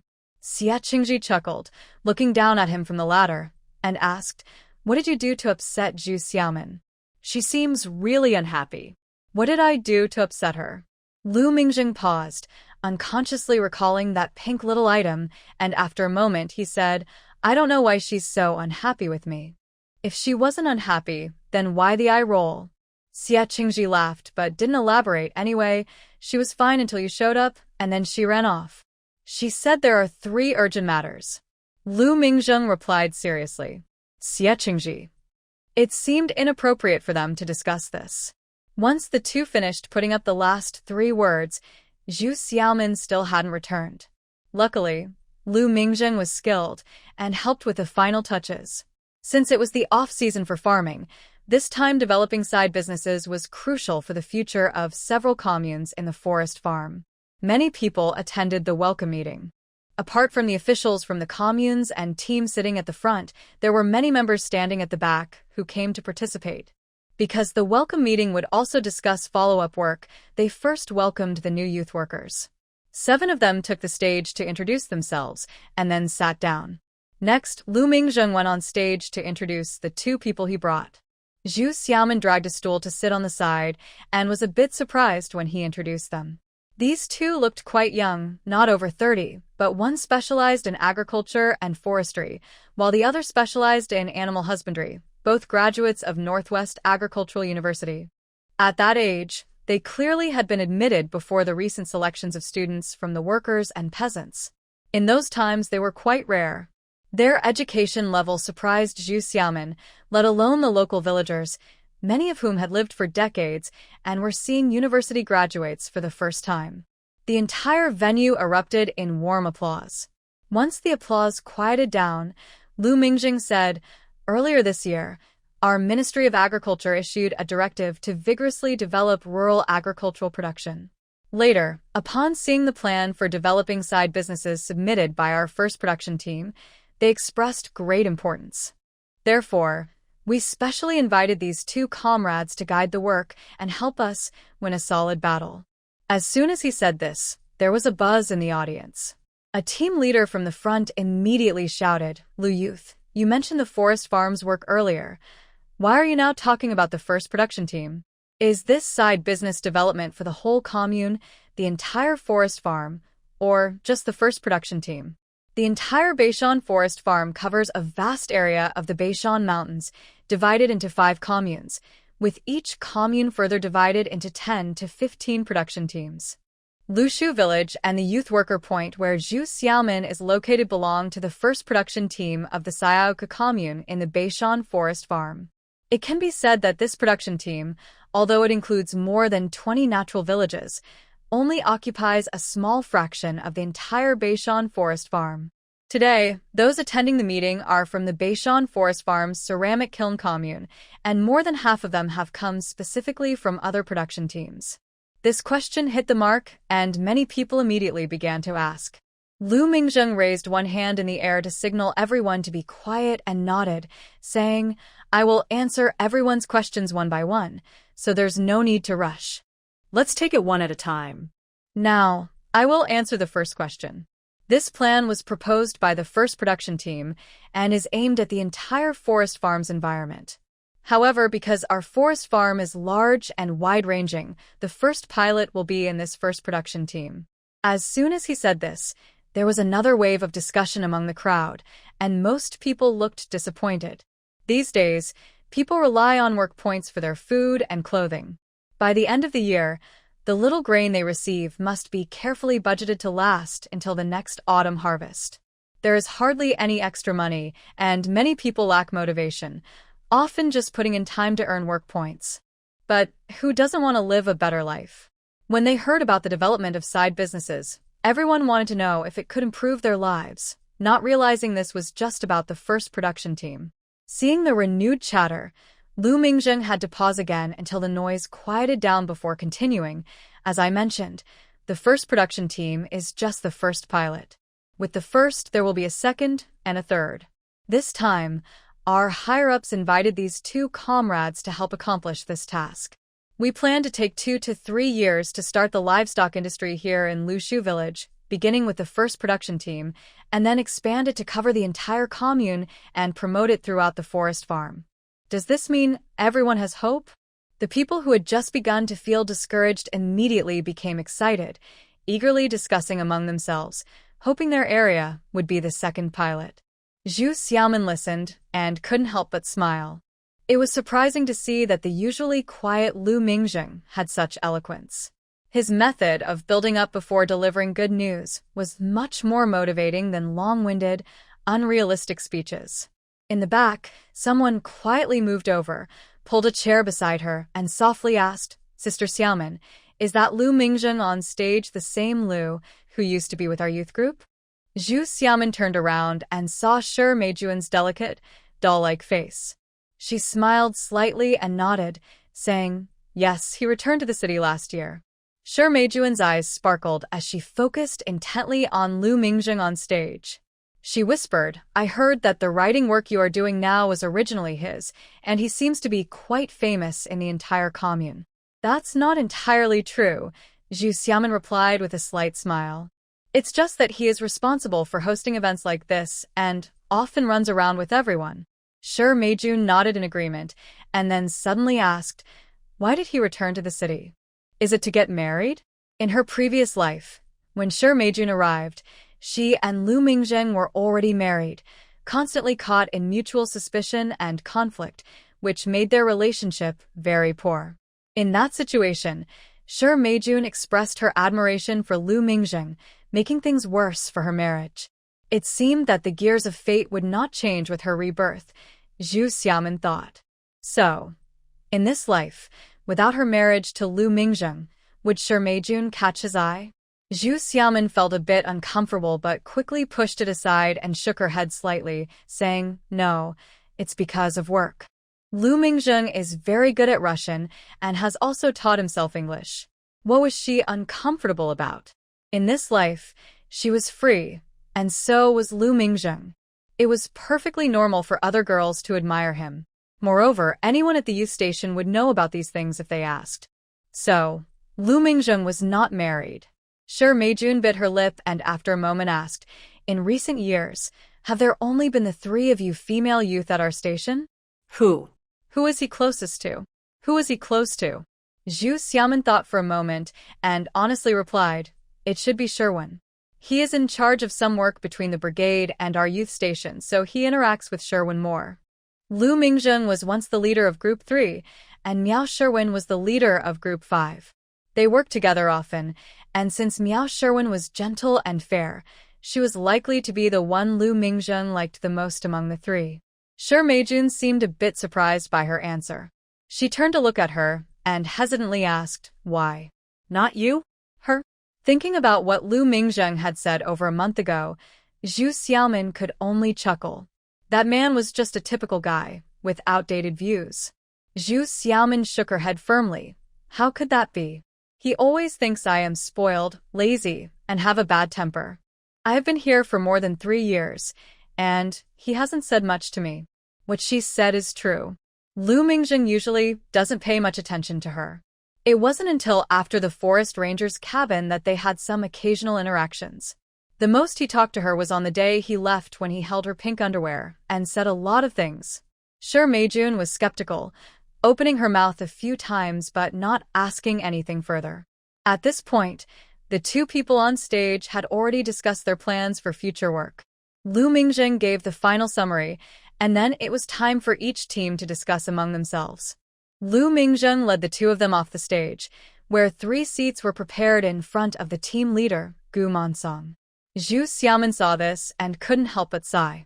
She picked up the thermos nearby and said, "I'll go get some water for the 2 comrades." She didn't want to get close to Lu Mingjing, but it was her job. "I'll go," Shi Meijun immediately said, not waiting for her to agree, and quickly took the thermos, walking briskly toward the group. Zhu Xiaomin was taken aback, but didn't rush to take it back. She raised her eyebrows and sat down again. Miao Sherwin came over, confused, and asked, "Xiaomin, what's going on?" Zhu Xiaomin shrugged. "This your comrade is very enthusiastic." Miao Sherwin glanced over there, shook her head, and didn't express any opinion. She quietly said, "It's not my business here. Someone from the front said the stove in the team has been lit and the ingredients we need have been delivered. I'll go back and check to prepare." "Okay." Zhu Xiaomin nodded. "I'll head back soon too." As soon as Miao Sherwin left, Shi Meijun returned with the thermos. Although she still wore a sweet smile, there was disappointment in her eyes.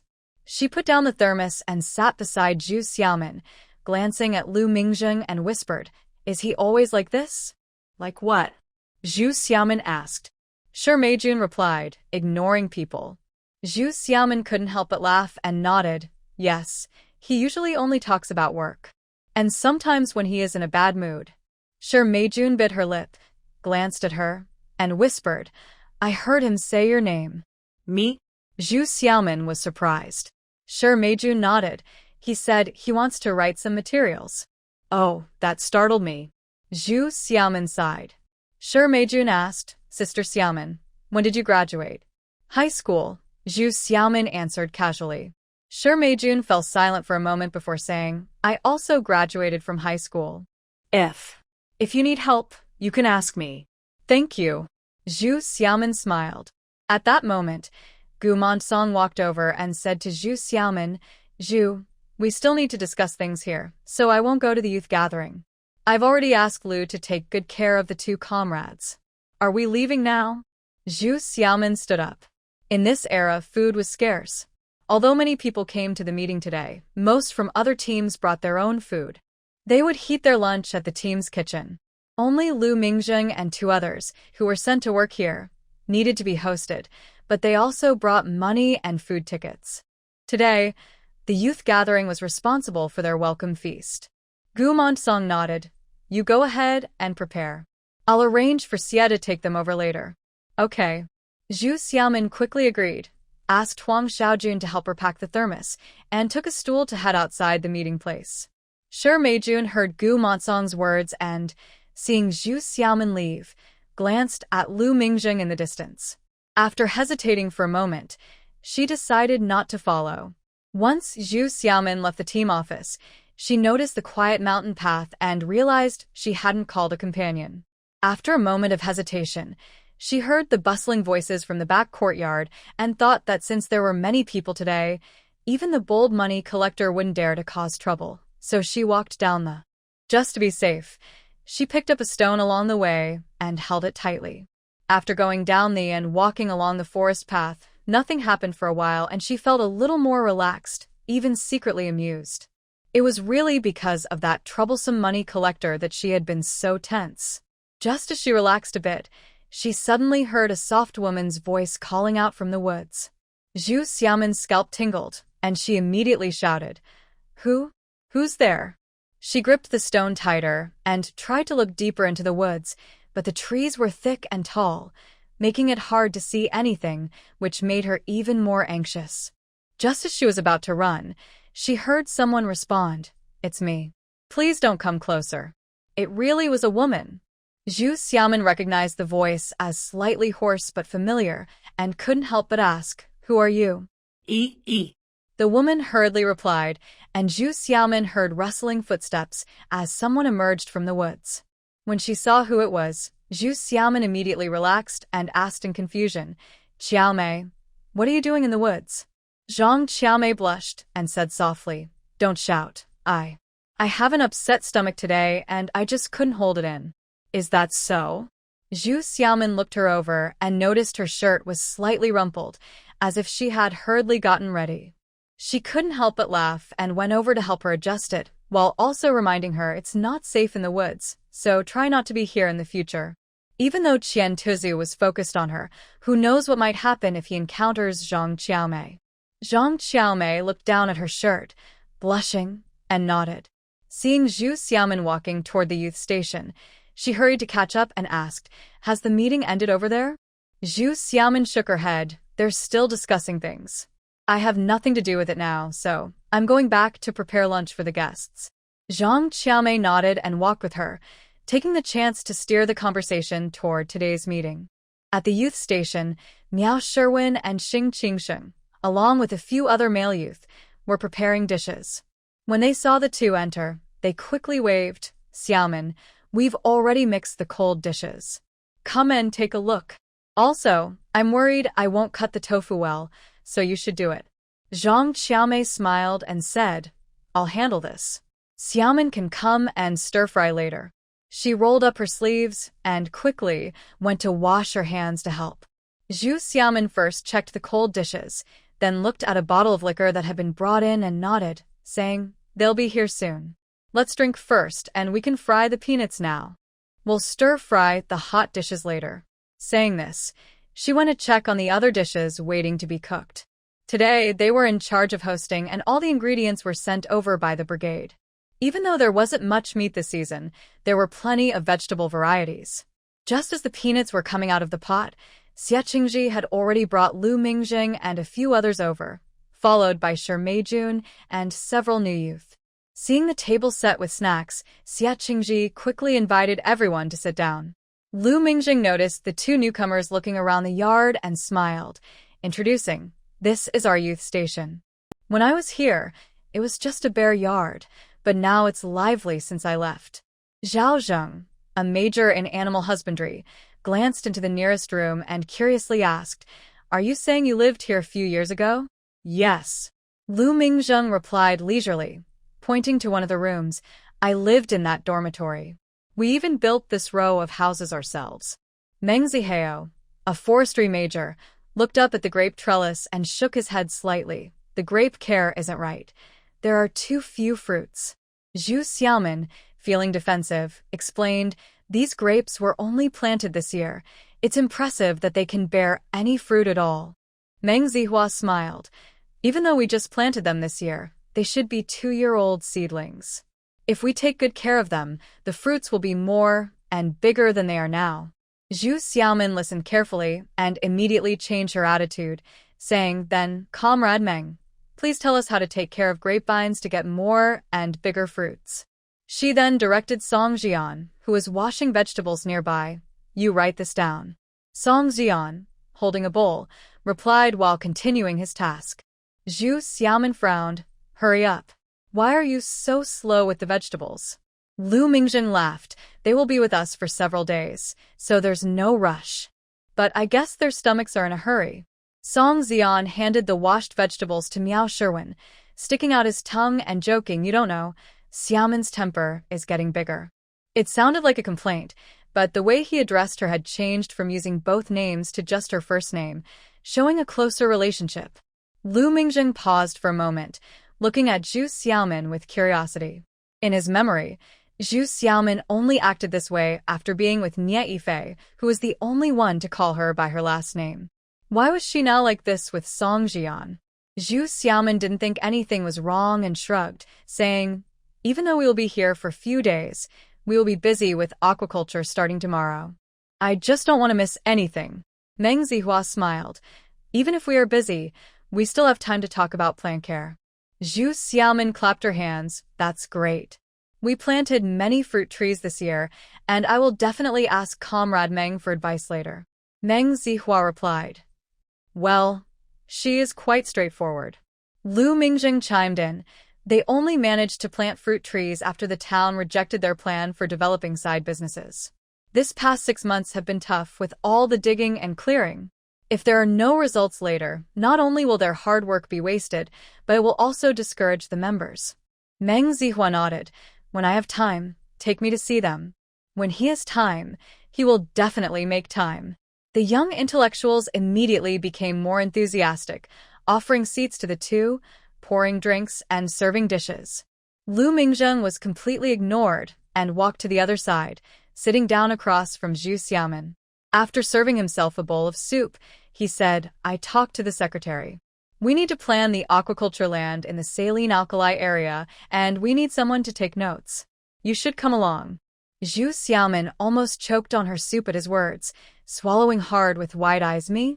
Can't he just take notes himself? Can we bring someone else along? Why does it have to be her?" Unbeknownst to them, Shi Meijun was sitting nearby and overheard their conversation. She quickly said, "Sister Xiaomin, if you can't make it, I can go instead. If I have any questions, I can ask Lu Jiqing, right?" The last part was directed at Lu Mingjing. Zhu Xiaomin paused, looked at Lu Mingjing, and then nodded. "Okay, that's fine. Meijun has graduated from high school too." Shi Meijun's eyes lit up as she eagerly looked at Lu Mingjing. Lu Mingjing glanced at her, but his focus returned to Zhu Xiaomin. He said, "This plan was proposed by you, and you know all the details best, so you are the most suitable. This plan was suggested by Sister Xiaomin? Sure, Meijun exclaimed in surprise. Zhu Xiaomin humbly replied, it was just an initial idea. The secretary actually proposed the plan, and with Lu Jiqing's help, we thought it could be done. He guided me in writing the plan, so it's really thanks to Lu Jiqing. Sure, Meijun immediately turned to Lu Mingzheng. Lu Jiqing is amazing. I wish I could get her guidance too. She wanted to keep her distance from Lu Mingzheng. Zhu Xiaomin suppressed her discomfort and nodded. Yes, it's not difficult.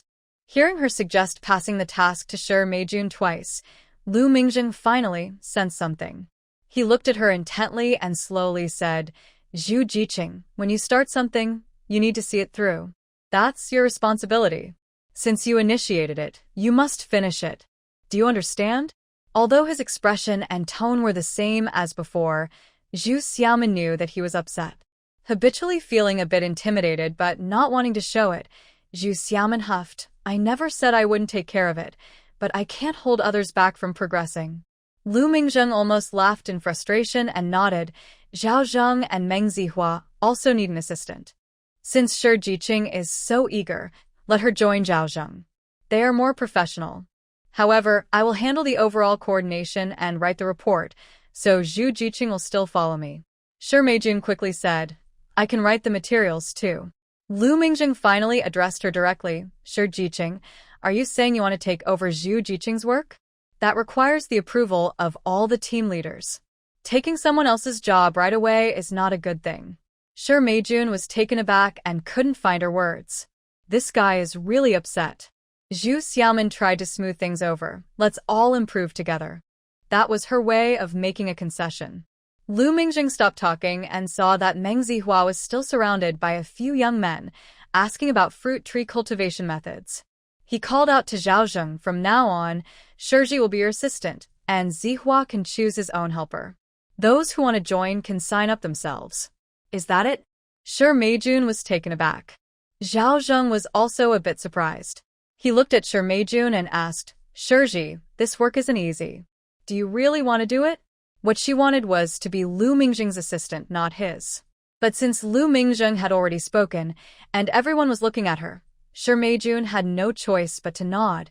Yes, I'm very interested and hope to receive guidance from Comrade Zhao. Zhao Zheng hesitated for a moment and nodded. Well, let's give it a try. Clearly, he wasn't very confident.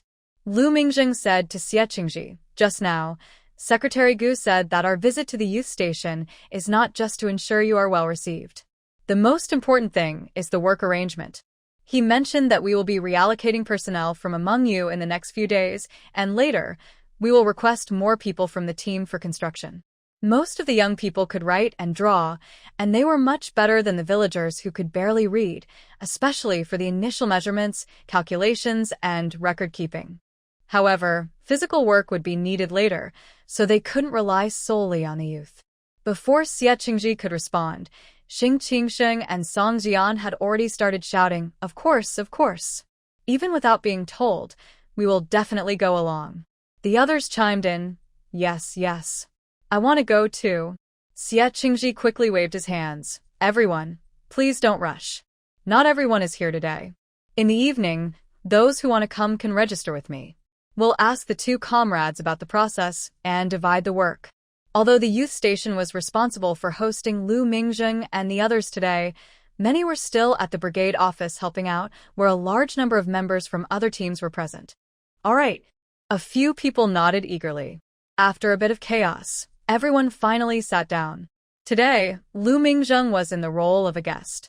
As the captain of the youth production team, Xie Qingji naturally took the lead, raising his glass to welcome the three and introducing the food. Our village may not have much, but we have plenty of fresh vegetables. Please enjoy. The traditional first snack with drinks was fried peanuts. However, unlike the usual fried peanuts, which were just peanuts, the youth station's version included sliced red chili peppers, making it particularly eye-catching. Seeing this, Lu Mingzheng couldn't help but ask, when was this improved? It looks very appetizing. Xie Qingji smiled. This was also Zhu Xiaomin's idea. A few days ago, we tried it out. It pairs well with drinks and meals, saving on dishes, and it tastes great. You should give it a try. The fried peanuts had already been cooked when a few people entered the courtyard. After sitting for a while, they became crispy. Lu Mingzheng picked one up, and as he took a bite, the peanut flavor mixed with the spiciness filled his mouth. It was indeed more flavorful than traditional fried peanuts, and his gaze naturally shifted back to Zhu Xiaomin. Zhu Xiaomin sighed. Isn't this a common way to eat now? The other two noticed the bright red bowl and felt a bit hesitant. Zhao Zhengan laughed. I can't handle spicy food, so I'll skip this one. Zhu Xiaomin took the chance to avoid Lu Mingzheng's gaze and pushed another plate forward, saying, This marinated tofu has been simmering since morning for 3 hours. It's cooled down now, you should try it. Lu Mingzheng shook his head. If you don't eat it, you'll miss out on something delicious. Seeing that the tofu was a plain brown color without any spice, Zhao Zheng picked up a piece, took a small bite, and nodded immediately. This tofu is very flavorful and not too dry. It's just right. Xia Qingji pointed to another plate of sliced eggs. We won't introduce the marinated eggs, but these eggs are from the chickens we raise here. They often roam in the jujube grove nearby, so you can guess the quality of the eggs we'll produce in the future. Zhao Zheng nodded repeatedly. The insects in the grove are the best natural feed. Chickens raised on insects lay eggs with much higher nutritional value than those kept in pens. Hearing this, Zhu Xiaomin couldn't help but nod. In this era, people were still worried about basic needs and few considered nutritional value. Zhao Zheng's awareness of this showed that his thoughts were ahead of his time. After that, they had cold noodles, scallion tofu, and cold cucumbers, all made by the youth, plus a plate of cold pig stomach slices. In this era, it was quite a lavish spread for snacks. However, while the snacks were plentiful, the drinks were limited. A small bottle of liquor quickly ran out, and the youth felt they hadn't had enough time to enjoy the company of the two university students. Lu Mingzheng smiled and said, We still have to go to the mountains this afternoon, so getting drunk wouldn't be good. Besides, with this job, we'll be coming here often. Yes, we'll have more chances to drink, Xia Qingji immediately agreed. Zhu Xiaomin had only 1 cup, but she already felt a bit dizzy. Hearing everyone chatting excitedly, she clapped the table and said, Once we harvest the fruits, we will make our own fruit wine. We can drink as much as we want. You can make wine? The young intellectuals immediately turned to look at her, and even Lu Mingzheng raised his eyebrows. Zhao Zheng and Meng Zihua were unaware of the situation and thought there were many talented people among the young intellectuals.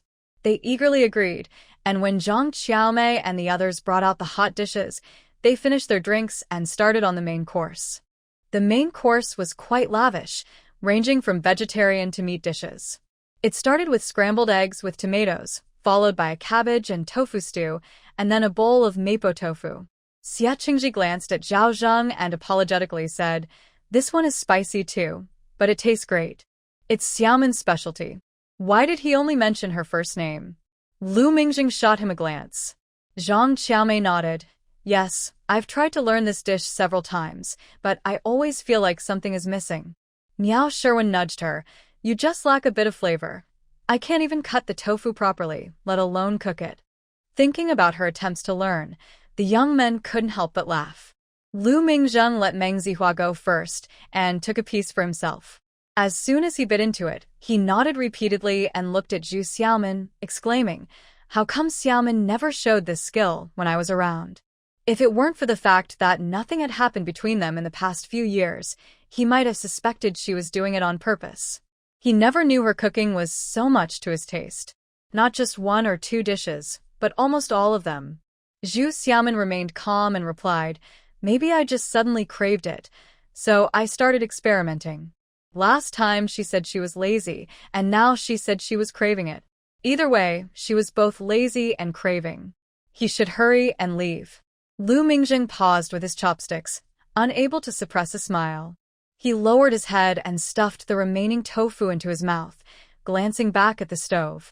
It smelled good, and there were still dishes to come. The aroma was already enticing. After trying a few vegetarian dishes, the meat dishes started to arrive. First was a chicken stew with mushrooms, followed by 2 carp caught from the Beishan Reservoir, cooked in a red sauce, and another bowl filled with 2 large, juicy pork knuckles. This was a feast that even surpassed celebrations and weddings. It was clear that the team had gone all out to host these two comrades sent from above. They genuinely wanted to make this side business successful. Lu Mingjing nodded secretly, tapping his finger on the edge of the bowl, and looked at Zhu Xiaomin, asking, "Zhu Xiaomin, I remember you said last time you would steam cake for me. This time we informed you many days in advance. You can't say it's too late, right?" Everyone at the youth station heard these words last time. They were not false. He didn't just say make cake, but specifically make cake for me, which was a bit personal. Others didn't catch on, but Zhu Xiaomin felt her ears heat up. Why was he fixated on her? Zhu Xiaomin wanted to roll her eyes but held back in front of everyone and said, "We have honored guests today. How can we serve cornmeal? We have already prepared the cake, and it will be ready soon." In the Yunzhong area, whether for festivals or celebrations, fried cakes were the norm. Lu Mingjing felt a bit disappointed and said quietly, "We will be here for 2 or 3 years. We can't really be considered guests." Miao Sherwin smiled. "Today is a welcome feast, not just for you, but also for the 7 new youth members. Of course, we will have fried cakes. In the future, when you come back, it will be home-cooked meals." Lu Mingjing immediately nodded. "Next time we come, we will bring food coupons." Putting aside his personal feelings, the food at the youth station was much better than the big pot meals at the brigade. Xie Qingji smiled and shook his head. "Even though they are fried cakes, the filling is different. You'll get to try it soon." Lu Mingjing's eyes lit up, looking at Zhu Xiaomin and asking, "Is this Zhu Xiaomin's idea again?" Seeing Xie Qingji nod, he became even more excited and urged Song Jian, "Then hurry up. After we eat, we will go up the mountain." Song Jian laughed. "If I didn't know you for so many years, I would think you were a glutton." He got up to help fry the cakes, as the dishes were halfway done. Xie Qingji also laughed. "Yes, Mingjing has returned to the city and suddenly has high food standards. He didn't have so many preferences before." Lu Mingjing helplessly replied, "Clearly, your cooking has suddenly become delicious and tempting." Meng Zihao and Zhao Jing agreed. "Yes, when Mingjing was with us elsewhere, we just ate whatever was available to fill our stomachs." Several youth members also agreed with Lu Mingjing. Yes, Zhu Xiaomin suddenly became interested in cooking. According to her methods, even ordinary ingredients taste great. Not to mention her skills, even others have improved a lot. With many people at the youth station, although 3 female youth members did most of the cooking, there were also a few capable male youth members helping out. Following Zhu Xiaomin's methods, everyone made progress, and the overall food quality improved significantly. Yes, after being here for 3 years, she had no interest in cooking. But now that he has left, she suddenly enjoys experimenting with recipes, and the dishes she makes happen to suit his taste perfectly. If it weren't for the fact that nothing ever happened between them in those 3 years, he might think she had intentionally studied his preferences. Little did Lu Mingjing know, this was actually true. In her previous life, Zhu Xiaomin also wanted to make their marriage work. She put in a lot of effort to understand Lu Mingjing's tastes and preferences, trying her best to be a good wife. Unfortunately, their beginning was too rocky. Despite both of them trying hard, they struggled to understand each other, and it ultimately ended in failure. Listening to Xie Qingji, Zhu Xiaomin's mood suddenly darkened. She lowered her head and quietly ate the food in her bowl, her thoughts drifting back to her previous life. Lu Mingjing sensed her change in mood, but didn't know why. He wondered if he had been too forward today, making her uncomfortable. Although the two of them fell silent for a moment, the atmosphere quickly brightened again when the first plate of fried cakes was served. The red bean filling remained largely the same, but the vegetable filling included fresh mushrooms picked during the recent rain. Taking a bite, the crispy outer layer was filled with a delightful aroma, different from the last time. Lu Mingjing glanced at Zhu Xiaomin and said, "This vegetable filling really has endless variations." Xie Qingji laughed. "Actually, it's just everyday ingredients mixed in different ways." To be honest, those of us who didn't help with the cooking had no idea what we would be tasting today. The variations were all to his liking. Lu Mingjing nodded, marveling at how this was clearly fate for him, yet he had never realized it before. He almost let that pretty boy Nia Yifei take advantage of the situation, but thankfully, Zhu Xiaomin had turned her life around. Since they had things to do in the afternoon, even though everyone was in high spirits, the meal lasted less than an hour. They all helped clean up afterward, and Lu Mingjing invited Zhu Xiaomin, along with Meng and Zhao, to go up the mountain. Shi Meijun quickly followed. As the main group was still discussing matters, the work was called off for the day. With no other tasks, the people at the youth station saw this and excitedly followed them up the mountain. As Lu Mingjing walked, he introduced the hills and forests they could see, explaining when each area was planted, what was grown there, and how well everything was currently growing, sharing his knowledge like a treasured collection. Zhao Zheng admired, "There are so many slopes and forests in these mountains, and you actually know all of them." Lu Mingjing smiled. "When we arrived, these slopes were still barren, and most of the trees here were planted by us in the last few years." He felt a bit emotional remembering the hardships of those 5 years. Zhao Zheng nodded. "In the city, we just shout slogans about increasing production and planting trees, but the real effort comes from you and the people here." Lu Mingjing nodded seriously. "So, I hope this place can become prosperous, and I want the trees to provide more than just wood. We should maximize their use." Zhao Zheng agreed, "So raising chickens in these grown forests is a great idea." Lu Mingjing immediately nodded and called out to Zhu Xiaomin. This idea was suggested by Zhu Ziqing. Zhu Xiaomin, who had been quietly following them, suddenly being called out, looked up and forced a smile. Zhao Zheng was surprised. "Really?" He turned to look at Zhu Xiaomin and nodded. Zhu Ziqing has great ideas. Zhu Xiaomin quickly downplayed it. "Mainly, we at the youth station wanted to have some eggs, so we thought about raising chickens. Since we didn't have grain for feed, we decided to raise them in the forest." While others boast big ideas, she always downplayed hers. Lu Mingjing helplessly went along with her. The team leader heard her mention it, refined the idea, and wrote it up to send to the county. He simply downplayed his own role. Zhu Xiaomin couldn't help but laugh at this. She thought the topic had passed and she could remain unnoticed, but after walking a bit, they reached a newly planted, and Lu Mingjing turned back and said, "Xiaomin, these fruit trees were planted by you. I don't know much about them, so you should explain." "Xiaomin? Are we that close? Why did he change how he addressed me?"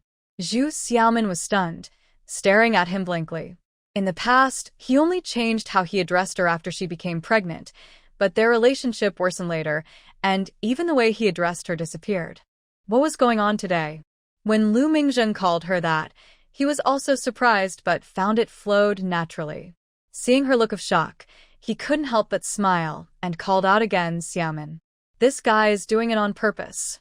Zhu Xiaomin was grinding her teeth, but could only take a few steps forward to tell the two about where different trees were planted, when they were planted, and the age of the seedlings. She took the opportunity to ask about care methods and casually inquired of Meng Zihua, "I read about grafting different tree species to cultivate better varieties, but I wonder how it actually works in practice?" Meng Zihua nodded. "We are researching this too. Currently, we have successfully developed the yellow banana apple, which is much tastier than our existing apple varieties. The fruits are large and sweet, but they lack moisture." Zhu Xiaomin's eyes lit up as she turned to look at the rows of fruit trees on the and asked, "Besides selecting excellent plants, what other conditions need to be met?" This topic was related to Meng Zihua's expertise, and seeing that she was genuinely interested, he quickly became engaged in explaining how to select plants, how to graft, and which types of fruit trees were within their research scope. Listening to their lively conversation, Lu Mingjing felt a bit frustrated. He had called her over to talk, but now she was engrossed in conversation with Meng Zihua, leaving him unable to join in. He thought he should also look for related books to study later. The youth had put a lot of effort into selecting land for the fruit trees, and while talking with Meng Zihua, Zhu Xiaomin casually pointed out the newly planted fruit trees. Gradually, she understood Lu Mingjing's intention and specifically led them to see the newly planted trees. This was not just about selecting land for cultivation. It was clearly an opportunity for her to ask about growing fruit trees. This kid had some thoughtfulness. Meng Zihua seemed to pick up on Lu Mingjing's intentions as well and spoke freely, finally saying with a smile, "The plants are still small now, but in a year or two, grafting will be even better." Fortunately, we will be coming here often in the next few years, so we can study together then. He wasn't just offering guidance, he was genuinely suggesting collaboration, which was quite charming. Zhu Xiaomin smiled brightly and repeatedly thanked him. Lu Mingjing watched from behind, unable to help but smile slightly. In the past, he had only heard that to win her favor, Nyat Yifei often brought her food and clothes or took her out to play during breaks, which seemed quite troublesome. But now, it seemed that making her happy wasn't so difficult after all. After touring the several slopes for planting fruit trees, Zhu Xiaomin led the two towards the north, where there was a large area of natural forest, growing in a scattered manner without any particular pattern. This forest was mainly composed of poplar trees, along with some other species, with the thickest ones being decades old, large enough for two people to hug. On both sides of this natural forest there are man-made forests neatly planted with trees like oil pines. Many of the trees here were planted years ago and are now over 10 years old, while the youngest area was planted about 5 or 6 years ago, when Lu Mingjing first arrived. The ranger's cabin is located on the hillside among these forests, where there used to be a large open space, but now many jujube trees have been planted. As they walked down from one side of the forest, they reached a relatively flat area with fields of grain. Crossing through the fields would lead them directly back to the youth station. While passing through, Zhu Xiaomin thought of Lu Mingjing behind her and felt a bit uneasy, so she didn't introduce them but simply pointed to the other side, saying, "If you go down here, you'll reach the saline alkali land. The terrain is flat like the grain fields, but unfortunately, not much can be grown there." Lu Mingjing followed her, his gaze unintentionally landing on her as he noticed her body stiffen for a moment, and he felt a rush of mixed emotions. He couldn't quite remember the events of that night, just the sensations he felt upon waking and the impact it had on him.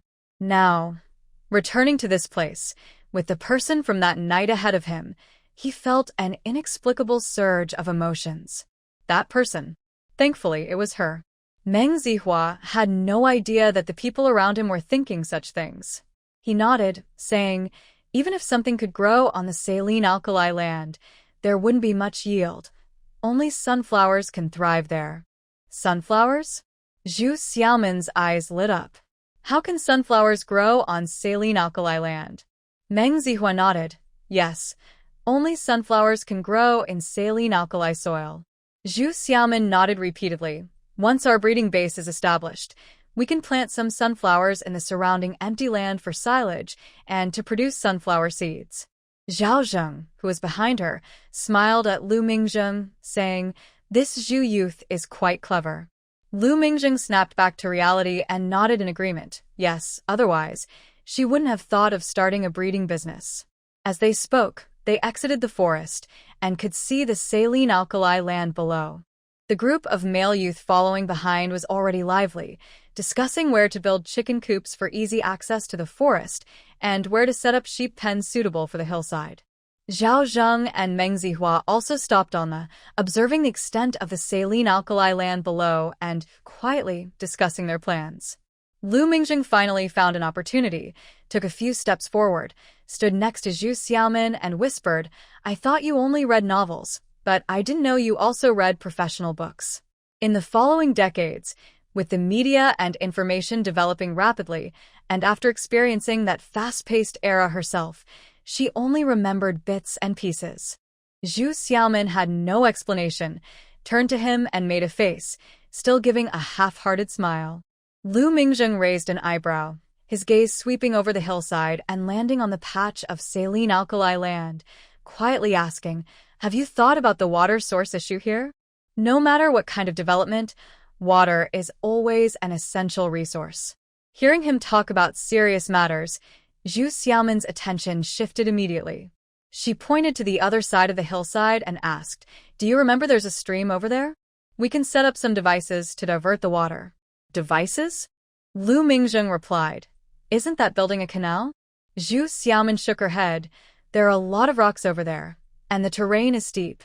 It's several hundred meters away from the saline alkali land, so building a canal would be too much work." Right now, the priority is to establish the breeding base, so setting up devices is more convenient. She added, if building a canal were that easy, this saline alkali land would have been improved long ago. The only way to improve saline alkali land is to wash it continuously with large amounts of water to remove the salt and alkali from the soil. In the past few years, they had considered improving this saline alkali land, but the project to divert water from the stream was too large and would require a lot of manpower, making it impractical, so they didn't pursue it. Lu Mingjing noticed her tone was a bit sharp and couldn't help but smile slightly, saying softly, I didn't provoke you. Zhu Xiaomin was taken aback, feeling a bit speechless. It was true. He hadn't said anything to upset her today. In fact, he had been giving her chances to express herself. She didn't understand why seeing him made her want to act out. This wasn't like her. After being reborn, when she saw the young people at the youth station, she always felt like an elder looking at the younger generation. Except for her disagreements with Nie Yifei, she rarely argued with them. But now, why was it different with him? Was it because he was Lu Mingjing? Because he was her husband in her previous life? However, in the last years of her previous life, she had no resentment towards him, only guilt. So, what was the situation now? Zhu Xiaomin felt a bit confused. Fortunately, at that moment Meng Zihao spoke up, let's go down and take a look. Zhu Xiaomin immediately said, the path ahead is rough. I'll lead the way. She stepped ahead. Watching her hurried steps, Lu Mingjing felt a bit stunned and somewhat downcast. Why does it seem like she always wants to avoid him? Or is he using the wrong approach? Lu Mingjing reflected again and saw everyone moving down, slowly following behind. Someone came up beside him, not passing him but falling half a step behind, squeezing onto the narrow mountain path next to him. Lu Mingjing turned his head and saw Shi Meijun with sweat on her forehead and a flushed face, stepping aside. However, Shi Meijun still didn't pass him. She just breathed a little heavily and curiously asked, Brother Lu, did you plant these trees too? They have grown quite large. Not paying attention to the title, Lu Mingjing looked up and saw the natural forest nearby, shaking his head. These trees grew naturally. Naturally grown? Shi Meijun's eyes widened in surprise. Really? I thought you planted them. Lu Mingjing shook his head no, and didn't explain further. Xing Qingsheng, following behind, said, these trees are at least several decades old, some even over 100 years old. They are older than us, so how could we have planted them? Besides, man-made forests are arranged neatly, while these trees grow haphazardly, so it's clear they are natural. Oh. Shi Meijun replied, feeling a bit foolish, her face slightly red as she stole a glance at Lu Mingjing. At that moment, seeing she had no intention of moving forward, Lu Mingjing took big steps ahead. Shi Meijun huffed in dissatisfaction. Lu Jiqing doesn't even explain. Xing Qingsheng, following behind Miao Sherwin, couldn't help but laugh at her discontent. Lu Mingjing is usually quiet. Don't take it personally. Shi Meijun bit her lip and glanced back at her. In the morning, she heard Zhu Xiaomin say that Lu Mingjing should interact more with Miao Sherwin, but today he hadn't spoken much to her. He had exchanged a few words with Zhu Xiaomin, but it wasn't much. It seems he really is someone who doesn't like to talk. Since the plan to develop the farming industry began, Zhu Xiaomin and Xie Qingji had been coming here every few days to check on things, discussing problems and solutions, so they were quite familiar with this path. Soon, she had led the group down and after passing through some rocks, they arrived at the saline alkali land. Compared to the tree-covered hillside above, this area was much flatter, forming a gentle, while on the other side were large piles of rocks. Beyond the rocks was a rugged hillside, almost barren at the valley bottom. Meng Zihua looked around in circles and nodded, saying, it's a pity that such a large area can't grow trees. The flat part alone stretched for thousands of meters, not to mention the slopes below, and it was hard to tell how far it went when looking vertically. Zhu Xiaomin nodded and pointed in the direction they had just come from, saying, we have tried planting various trees here, but the closer we got, the harder it was for them to survive, so we eventually had to give up. Meng Zihua looked up and noticed that both the natural forest and the artificial forest on either side had sparse growth at the edge. It wasn't very obvious when they walked over, but from below, it became very clear, and he couldn't help but nod slightly. Zhu Xiaomen's eyes sparkled as she focused on him and said, "Most of the hillside here is saline alkali land, and the flat area is quite large. If we build the breeding base here and plant sunflowers on the slopes, it won't be barren anymore." Hearing her quickly outline a basic plan, Meng Zihua smiled back at her and nodded. "That's a great idea." Zhao Zheng had already walked around and, upon returning, heard the two talking. He nodded and said, "The location is fine, but it's far from the village, and there are a lot of natural forests around. There should be plenty of wildlife, so we need to consider safety when building the breeding base here." In the Yuncheng area, while there weren't many large predators, there were leopards and wolves, and wild boars often roamed around, not to mention the weasels that steal chickens. Lu Mingjing followed closely behind and added, "Once the breeding base is established, the team will send personnel here. Of course, building the base is also very important." Xia Qingji immediately pointed around, saying, "There are plenty of large stones here. We discussed that if we're going to build, we should make it sturdy and use local materials." Lu Mingjing paused and shook his head slightly. "If we use all stones, that's fine, but concrete will be a significant investment, and the team might not have that budget. These days, everyone is struggling financially, not just the common people. Even the team is tight on funds. Even if there is a budget, the entire construction industry is at a standstill right now, so we probably can't buy materials. We need to find a way ourselves," Zhu Xiaomen quickly added. Meng Zihua and Zhao Zheng exchanged glances and nodded at the same time, looking at Zhu Xiaomen with a hint of surprise. The national construction industry had been stagnant for many years, and the production of cement was indeed very low. It was understandable that Lu Mingjing, who had just left the village less than a year ago, was unaware, but it was surprising that Zhu Xiaomen knew so much. Lu Mingjing was clearly taken aback.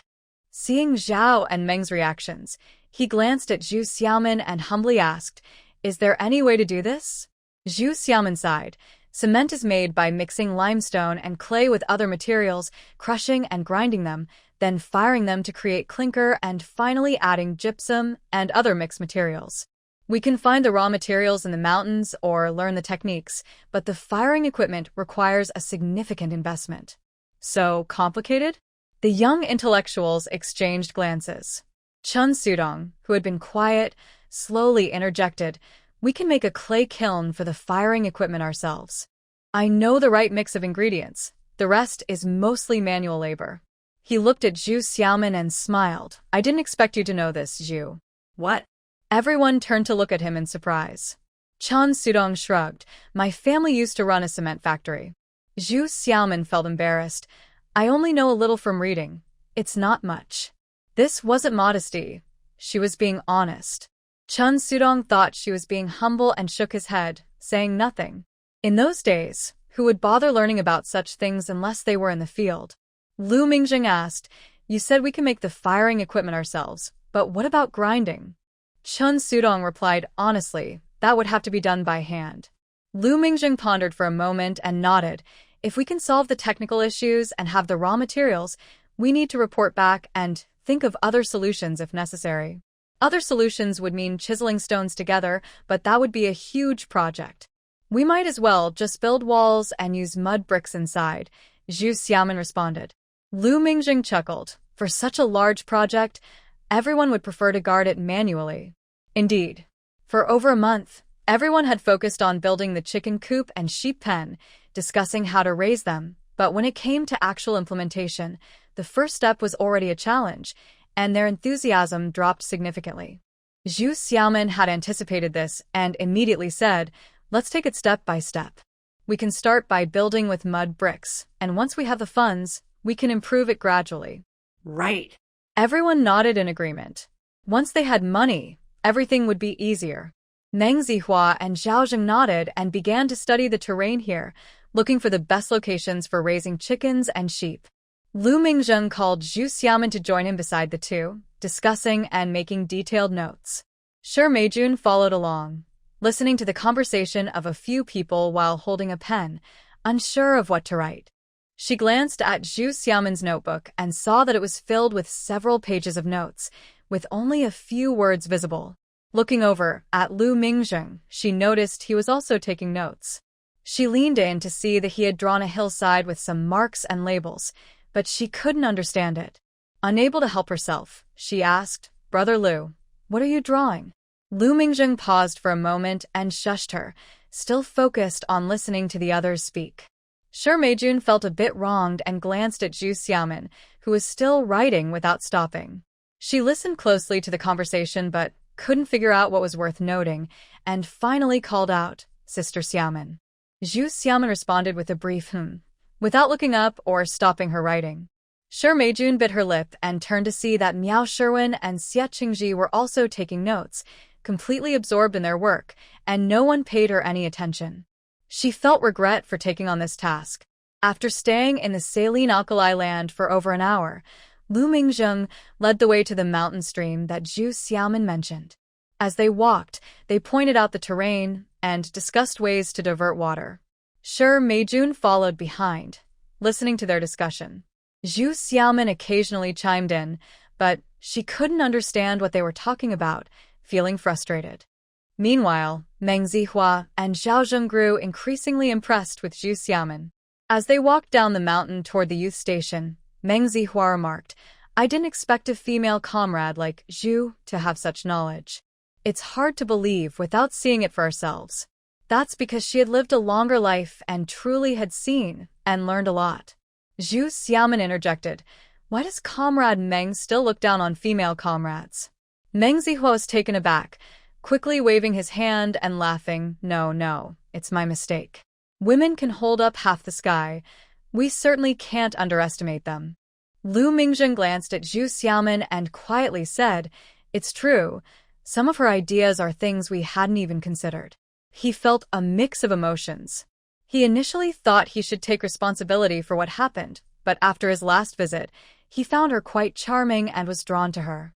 Now he realized that if he didn't study harder, he might not catch up to her. As they came down and arrived at the brigade office, they saw groups of people coming out, clearly discussing the meeting that had just ended. People from other production teams were leaving. Upon seeing them, the newcomers greeted each other, and a few from the brigade quickly approached. Lu Mingzheng had been here for 5 or 6 years, so he naturally recognized the leaders of various teams and introduced Zhao Zheng and Meng Zihao to them. A few people shook hands, warmly inviting the two to visit their brigade, hoping to become the next pilot team. The two agreed one by one, saying they would say goodbye to everyone later and head into the brigade office. Inside the office, the brigade members were cleaning up the meeting area, while some young people were still enthusiastically discussing with Gu Monsong. Nearby, some people from neighboring brigades lingered, reluctant to leave. When Gu Monsong saw Lu Mingzheng and his group enter, he immediately stood up to greet them, apologizing, "I didn't expect so many people today. I'm sorry I couldn't be a better host." Zhao and Meng quickly exchanged polite words and shifted the topic to the saline alkali land they had just visited. This made those who had not left even more curious, eagerly asking questions. Hearing about the feasibility of aquaculture made them eager to bring the two back to their brigade for a visit. As the sun began to set, the other brigade members reluctantly departed. Gu Monsong then invited the two to sit inside and asked detailed questions about inspecting the site. Upon hearing about the cement issue, he couldn't help but frown. He took out his pipe, filled it with tobacco, and took a few puffs before shaking his head, saying, "In our mountainous area, we do have limestone and gypsum, but there is less clay, which is found in other communes." "Which commune?" Zhu Xiaoman asked. Gu Monsong replied, "The limestone is located between the East Village and the back ditch of our commune's 7th Brigade, and the gypsum is in the mountains behind Nanping of the Dajuan commune." This meant that to mine limestone and gypsum, they would need to negotiate with these places.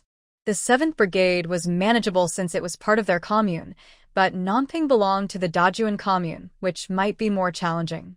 Lu Mingzheng thought carefully and nodded, saying, "We'll make a detailed plan for this. We'll only negotiate with them once we confirm we can produce cement." "How will we negotiate?" Xie Qingji asked. Buy their gypsum? That would cost a lot. Lu Mingjing smiled. They are all part of the forestry commune, and their situation is similar to ours. What if we share our plan with them for free? Then we can trade limestone for gypsum. Don't forget about the 7th Brigade, Miao Sherwin reminded. We are the first pilot, and the second pilot has not been decided yet, Lu Mingjing replied. Yes, if all goes well, the second pilot will be the 7th team, and they are eager for their breeding base to be completed soon. Everyone felt energized and immediately began discussing. In the following days, each team worked on detailed plans. Not to mention the processes of mining limestone and gypsum and finding clay to make cement. Even the production of the kiln that Chen Sudong mentioned is a significant project. It will likely take more than a year to complete the breeding base. They cannot afford to wait that long.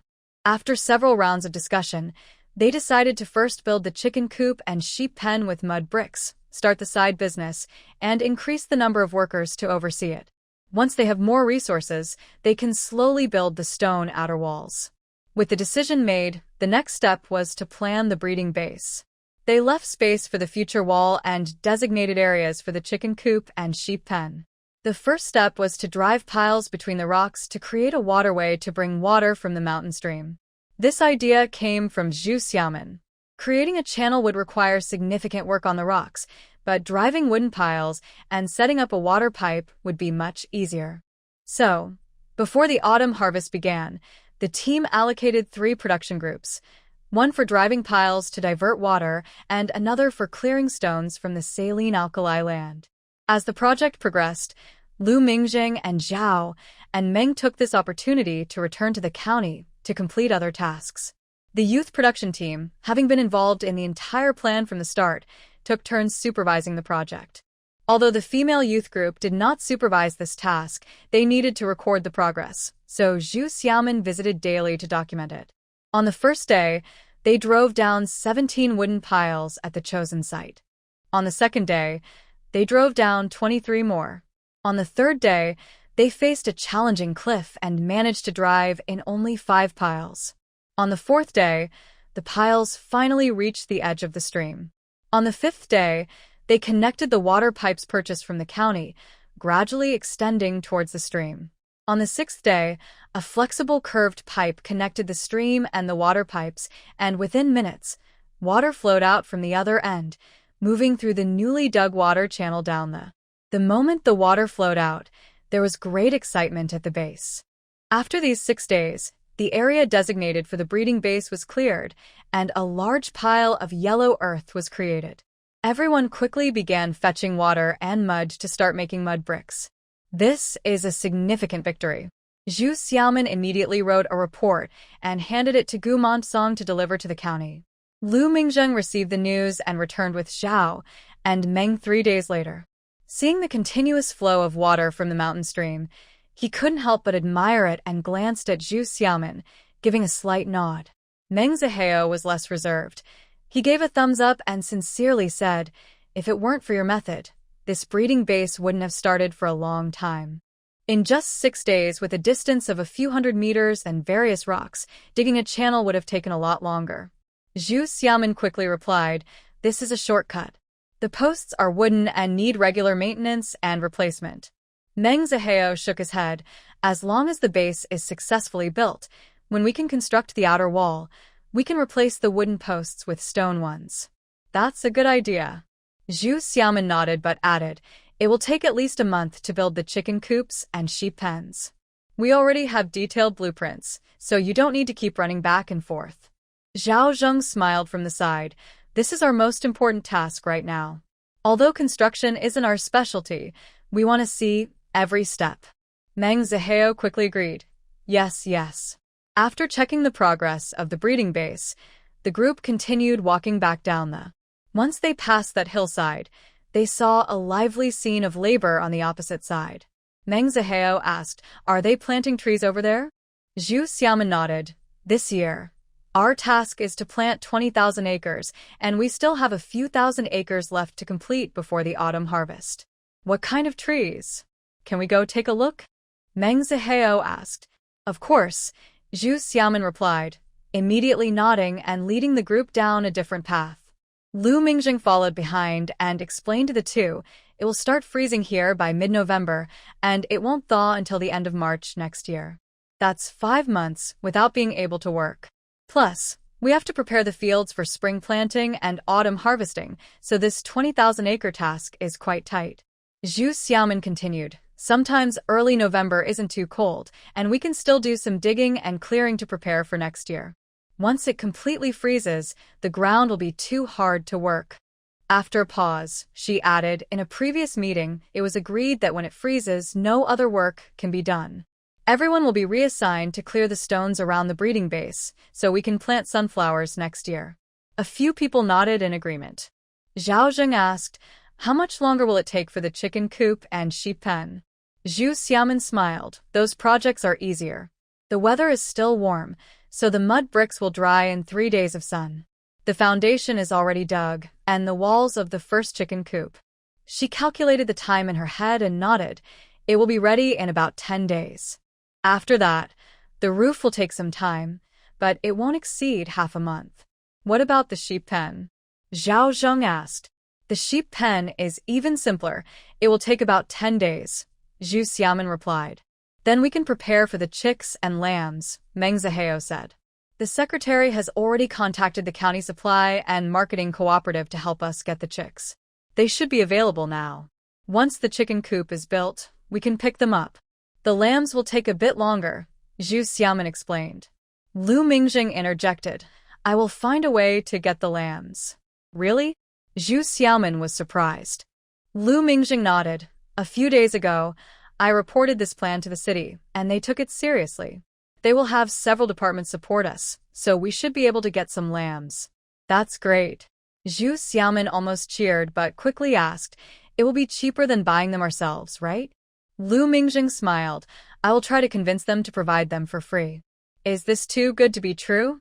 Zhu Xiaomin could hardly believe her ears. Zhao Zheng laughed. No wonder you rushed to the city those few days. It was for this matter. So, he made a special trip back to the city. Zhu Xiaomin glanced at Lu Mingjing. Meng Zihao added, once we get the chicks, we can't put them on the mountain right away. We need to keep someone at the base. Zhao Zheng reminded them. Zhu Xiaomin nodded. The chicken coop and the living quarters will be built at the same time. The chicks will be kept in baskets for now, and once they grow a bit, we will move them into the coop. As they talked, they had already descended the mountain from another direction, crossed a large area of farmland, and climbed up to another tree planting site. Gumon Song saw the four of them from a distance and hurried over, smiling. I thought you would arrive tomorrow. I didn't expect you today. He then asked, did you not go to the breeding base? Lu Mingjing replied, we just came from there. We saw work being done here, and Xiaomin wanted to check on the new fruit trees.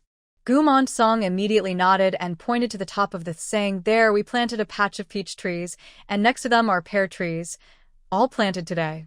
Meng Zihao quickly said, I'll go take a look, and left the others to climb up the young people today are at the breeding base with Song Jian's group. The other 3 groups are here too, and when they see a few people approaching, they wave and greet them loudly. Zhu Xiaomin notices Wu Shulin is not far away, gestures to him, and points at Meng Zihao. Wu Shulin understands, hands his tools to a teammate, and follows Meng Zihao to introduce the results of their tree planting over the past few days, focusing on the key points of caring for these fruit trees. Lu Mingjing watches this and can't help but glance at Zhu Xiaomin with curiosity. When did Wu Shulin and this girl become so in sync? Zhu Xiaomin, unaware of his thoughts, catches his gaze, widens her eyes to look back at him, and then turns away. Lu Mingjing slowly moves a step closer, wanting to speak but unsure of what to say. After a long pause, he asks, what are you having for lunch? Lunch? Zhu Xiaomin replies, the team is having a collective meal. Someone is bringing food here and to the base. I'm going back to the team to eat. Lu Mingjing says, oh then. We'll go too. He struggles to think of anything else to say and can only continue discussing work with her. On the other side of the hill, Shi Meijun is helping Yang Aijun place a tree into a hole. When she sees Lu Mingjing and his group approaching, she feels a bit unsettled. Yang Aijuan calls her a few times before she realizes the tree is leaning, and she quickly adjusts it, whispering, "I didn't hear that Lu Jiqing was back today." Yang Aijuan glances down and casually replies, "There probably wasn't a notice. He just came back." Shi Meijun responds with a then adds, "Xiaomin is really lucky. I heard that after Lu Jiqing left, she took over his work. She just writes materials every day, which is much easier than what we do." Yang Aijuan looks at her, but doesn't respond, focusing on shoveling soil into the hole. After a while, he says her job isn't something just anyone can do. Everyone saw her staying up late writing materials every day. Shi Meijun argues, "No one is perfect from the start. We all learn slowly. She won't teach others because she's afraid someone will take her job, right?" Yang Aijuan frowns and chooses not to reply. After several shovels of soil, the tree no longer needs support. Shi Meijun lets go and glances at the few people still talking below, then says, "I wonder if there are any new instructions. Lu Jiqing asked me to help with the records. I'll go check." Without waiting for Yang Aijuan to respond, she runs down. Yang Aijuan looks at her retreating figure, then quietly turns back to finish filling the hole. "Nya," Yifei sneered. "Don't doubt it. If it weren't for what Lu Mingzheng and the team said, would Zhu Xiaomin have taken over his work so easily?" Yang Aijuan looked up at him and replied coldly, "Nya, Yifei, what nonsense are you talking? Zhu Xiaomin was recommended by us. You weren't there that day, but others were." Nya Yifei snorted, "You only did it because I wasn't around. There are other high school students too." Yang Aijuan laughed. "It's decided by vote. Do you think your vote would be more than Zhu Xiaomin's? Take a look at yourself." He ignored him, packed the soil in the tree pit, and walked away with a shovel. Nya Yifei's face turned pale with anger as he glared at his back, muttering under his breath, "Just a junior high student. What's so great about that?" Zhang Qiaomei, who was helping with the trees, said quietly, "You can't win an argument with them. So why provoke them?" Nya Yifei sneered, "If you're on their side, you can leave too." Zhang Qiaomei pressed her lips together and fell silent. Zhu Xiaomin had just briefly updated Gu Mansong on the progress of the breeding base when she saw Shi Meijun running down the hillside, smiling as she greeted her. "Sister Xiaomin, you're here?" Zhu Xiaomin thought. Seeing her every day, but never this friendly. She could only nod and smile. "Yes. What a coincidence. Shi Jiqing is also here? What is this?" Lu Mingzheng couldn't help but twitch his mouth. Before he could respond, Shi Meijun had already shifted her attention. "Brother Lu, when did you come back? You didn't even say a word. Why should I tell you? And what is with that title? Who's your brother?" Lu Mingzheng could no longer force a smile and simply nodded, "Shi Jiqing." He didn't answer her, and Shi Meijun seemed not to notice his cold tone. She stood closer and asked brightly, "Have you been to the base? They've been working on the mud bricks these days, and it should be done in a few days. The foundation was already dug today." Lu Mingzheng ignored her and turned to look for Zhu Xiaomin, only to find that she had quietly moved far away to help Xie Qingji. Didn't she see the woman bothering him? Lu Mingzheng gritted his teeth and suddenly said to Gu Mansong, "Secretary, the construction of the breeding base will be completed this month. I need to discuss the chicks and lambs, and there's something else I need to report to you. Let's go back to the team office." Hearing about work, Gu Mansong immediately agreed. Seeing that Meng Zihua had not come down yet, he said to Zhu Xiaomin, "Zhu, please wait for Comrade Meng here. Lu and I will head back first." After Zhu Xiaomin agreed, he asked Zhao Zheng. Zhao Zheng smiled and said, "I'll stay here a bit longer and go back with Zihua later. You don't need to worry about us." After a few exchanges, Gu Mansong felt comfortable enough to pat off the dirt from his clothes and followed Lu Mingzheng down leaving Shi Meijun behind. Shi Meijun was momentarily stunned and wanted to follow, but since Zhu Xiaomin stayed behind, she felt embarrassed and hesitated. Then she noticed Zhao Zheng walking up and quickly caught up with him, pretending to enthusiastically introduce the newly planted trees on the. Since Lu Mingzheng was working with these two, staying with them would give her a chance to interact with him. Meanwhile, Lu Mingzheng, who was taking Gu Mansong back to the team office, made a simple matter complicated, stretching out his explanation. Gu Song looked at him in confusion several times. After knowing each other for so many years, it was the first time Gu Song found Lu a bit talkative. Sure, Meijun patiently accompanied Zhao Jing around half the until Zhu Xiaomin came looking for them and called Meng Zihua, then they all headed down the together. When Zhu Xiaomin saw her following, she just glanced at her and didn't ask anything, walking with the two toward the team office. Upon entering the courtyard of the team office, they ran into a group of female members carrying baskets heading out, who greeted Zhu Xiaomin as they passed. Zhu Xiaomin smiled and asked, "Are you all going to deliver lunch?" "I didn't even notice the time." One of the women laughed. "Yes, it's almost noon." She waved to Zhao and Meng as she hurried by. Zhao Jing knew they were delivering food to the fields and remarked, "It takes us half an hour just to walk here, but they have to carry baskets, which is much harder." Meng Zihua nodded and asked Zhu Xiaomin, "Why isn't everyone coming back for lunch?" Zhu Xiaomin sighed, "The tasks are tight. If everyone comes back, it takes more than an hour round trip, plus time for serving and eating, which would take 2 hours. Delivering food saves time since everyone takes turns coming down to eat." Meng Zihua nodded repeatedly and expressed his thoughts. Gu Song saw the group returning through the open door and welcomed them with a smile, saying, "Just in time, we can start eating. Let's eat while we talk." He gestured for the two to head toward the kitchen. The usual meal was simple, consisting of a mixed vegetable dish and cornmeal buns. The only difference between eating at the team office and on the mountain was having more tables and a place to sit. Seeing these people come in, the cook had already placed a large bowl of mixed vegetables on the table. Gu Song invited everyone to sit down, and Zhu Xiaomin helped by getting bowls and chopsticks. Lu Mingjing followed her and saw that she had already taken chopsticks, so he grabbed a bowl and returned with her. Sure Meijun was already seated, smiling sweetly at the two and waving, saying, "Brother Lu, Sister Xiaomin, come quickly." In such a spacious place, there were only a few team leaders eating at the headquarters, so there was no need to reserve seats. Why was she calling out? Zhu Xiaomin glanced at her, nodded in acknowledgement, and set out the bowls and chopsticks for everyone. However, Lu Mingjing quickly noticed a problem. When 6 people came in, the cooks moved over 6 stools. Gu Song, Zhao, and Meng sat next to each other, leaving 3 seats empty. Sure Meijun took one of the remaining 3 seats in the middle, with 1 empty seat on each side. This meant that no matter how Lu Mingjing sat, he would end up next to her, with Zhu Xiaomin on the other side. Lu Mingjing felt a bit annoyed but couldn't directly ask her to move, so he sat down next to Gu Song to discuss work. Zhu Xiaomin didn't see any issue. With 4 men sitting together, it was fine for the 2 women to sit together.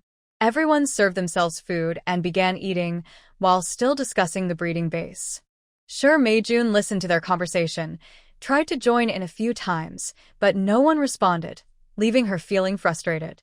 Zhu Xiaomin ate quietly, nibbling on her food while listening to Lu Mingjing talk about the city's situation, thinking about the changes over the next few decades, and didn't pay attention to Sure Meijun beside her. Before finishing the meal, Lu Mingjing was already discussing future work with Zhao and Meng. Besides the breeding base, they had other tasks in the city. Zhao Jing said, "There's nothing to do here until the breeding base is completed, so I'll head back to the city and come back when it's time to release the chicks." Meng Zihao replied, "Some of the newly planted fruit trees need pruning. I want to stay a few days to check on them, and I'll need the secretary to send a few people with me. If we don't prune the useless branches, we'll have much less yield next year." Gu Song quickly agreed, "Pruning doesn't take much effort. Just have Xie Jiqing send a few people, they want to learn from you." Meng Zihao smiled, "Then the secretary should give a heads up, and I'll directly ask Xie Jiqing for help." Lu Mingjing said, "The breeding base starts construction tomorrow, and since I have nothing urgent in the city, I'll stay here too." He apologized to Zhao Jing, "Looks like you'll have to head back alone." Zhao Jing nodded, "I will come when it's time to release the chicks, but I'm not sure when. I will adjust the timing." Gu Song said, "Although the breeding base will be built in a month, we will start the autumn harvest then. If we need a lot of hands, it's better to wait until after the harvest. That way, the chicken coop and sheep pen can air out." Zhao Zheng thought for a moment. Raising chickens and sheep, apart from free range, the most important things are keeping them warm for winter and managing their feed. So let's wait until after the harvest.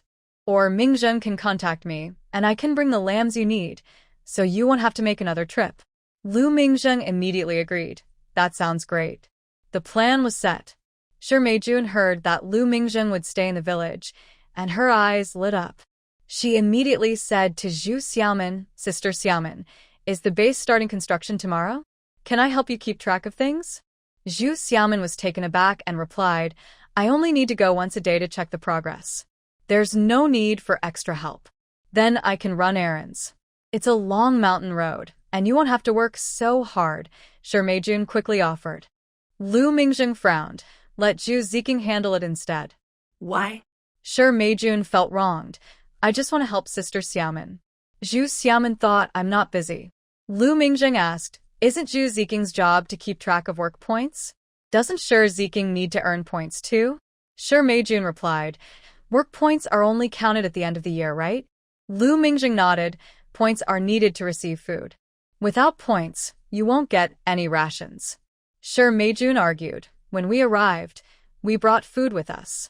Gumon Song had to explain, Shi Ziqing, the food you brought is for now, but the food counted at the end of the year is for next year. When you arrived, it was already past spring planting, so you won't earn enough points this year. If you don't earn points later, you won't have much food. Shi Meijun looked confused. The work points are for everyone to share, so if I earn fewer points, they won't let me eat? When she said this, not just the other three, but even Zhao and Meng felt speechless. Zhu Xiaomin glanced at her and directly asked, are you saying that if you don't earn points, we should use our own rations to support you?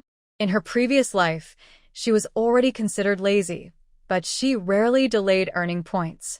Hearing a hint of sarcasm in her tone, and with Lu Mingzheng present, Shi Meijun's face turned red instantly. She stammered, I didn't say you should subsidize me. The secretary also said that we missed the spring plowing when we arrived, and the work points were already few.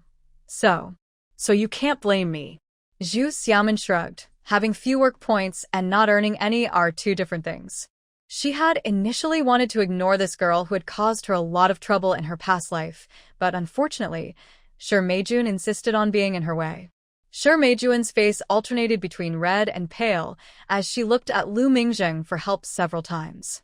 Seeing him eat without any expression and showing no intention of helping her, her eyes suddenly filled with tears. It was as if someone had bullied her. Zhu Xiaomin couldn't help but rub her forehead.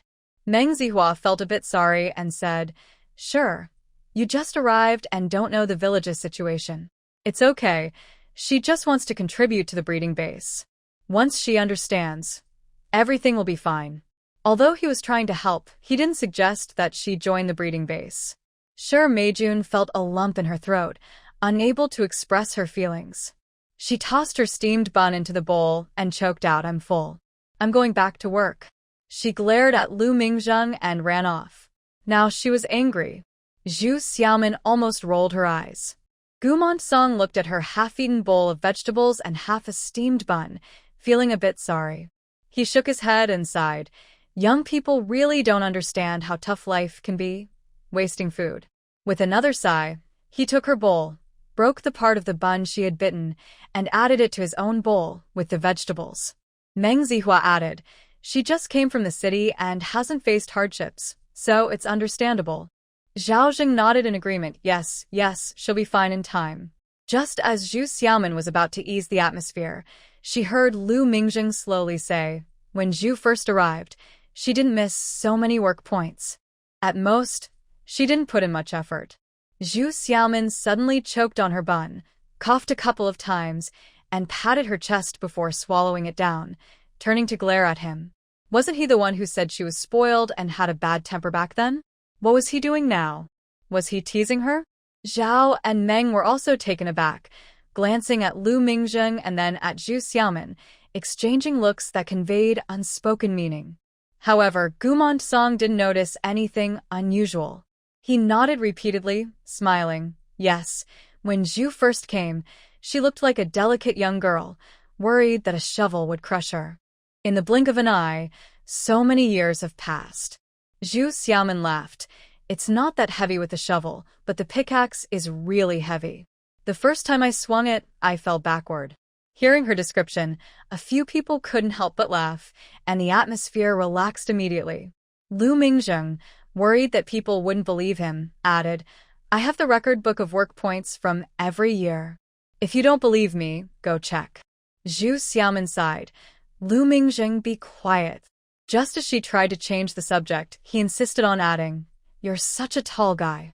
With her shout, Lu Mingzheng immediately fell silent, looking at her in confusion and asking, What's wrong? I'm just telling the truth. When Zhu Xiaomin arrived, he was already helping at the team office, calculating work points every year and assisting the record keeper, so he really knew how many points she had. Zhu Xiaomin thought, This guy is so clueless. Who will fix this? Seeing Zhu Xiaomin's frustrated expression, Meng Zihua couldn't help but laugh and nodded, saying, It's clear that although Zhu is a young girl, she doesn't slack off. How could she? Zhu Xiaomin felt embarrassed hearing this and laughed it off.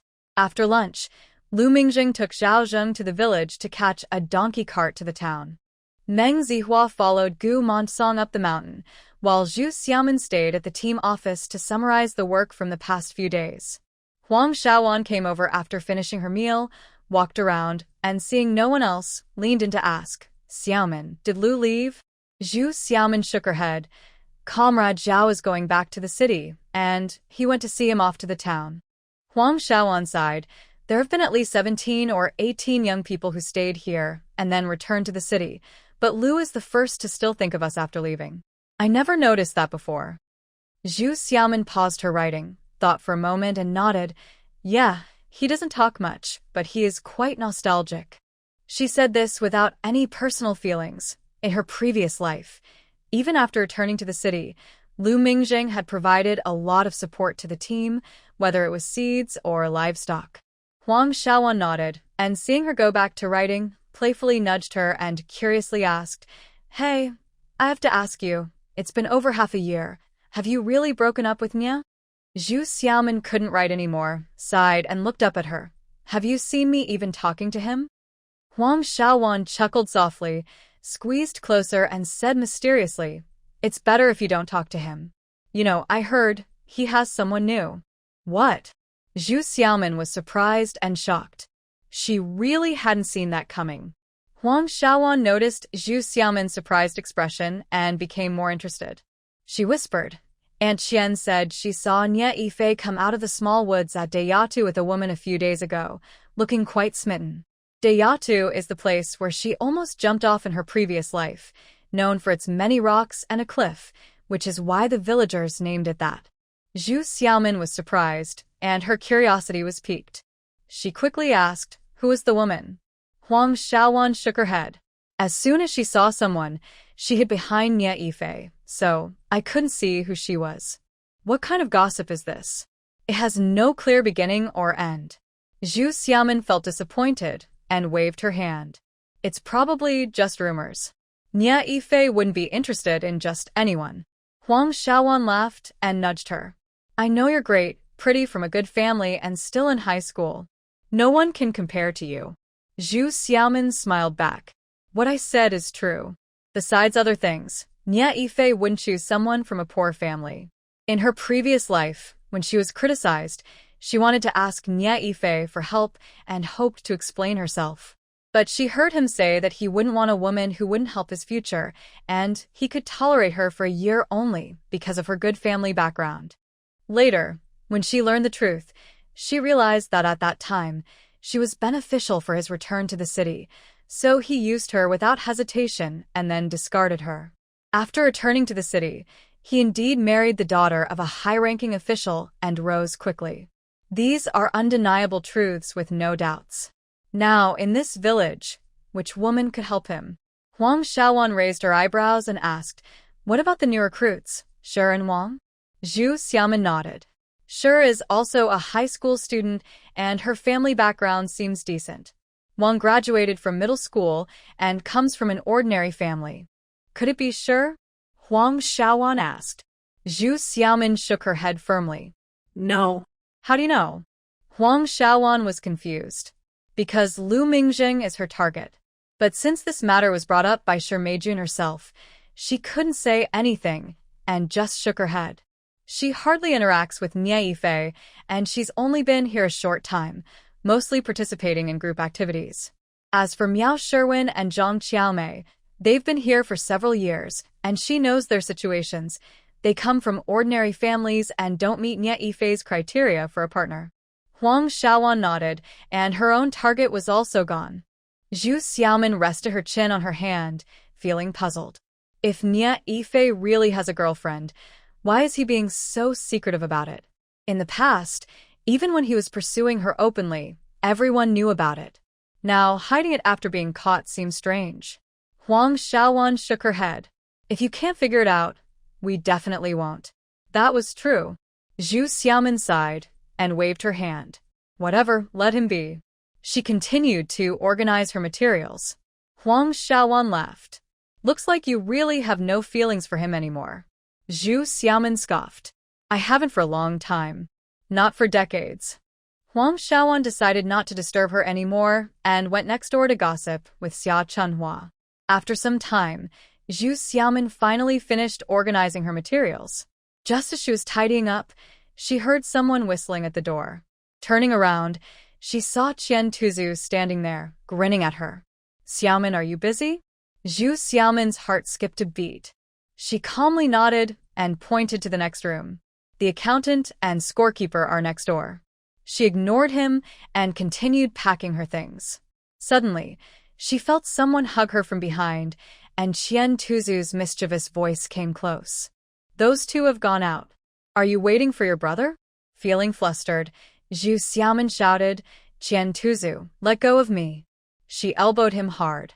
But Qian Tuzu had a strong grip, holding her tightly. Despite her struggles, she couldn't break free from a man used to physical work. He chuckled. Xiaomin, you can't just forget about the last time you hit me. He pushed her toward the table. Zhu Xiaomin's anger flared. If you don't let go, I'll call for help. You can shout all you want. The leaders are out with Uncle Monsong, and the two women next door just left. The kitchen is done, and all the ants have gone too.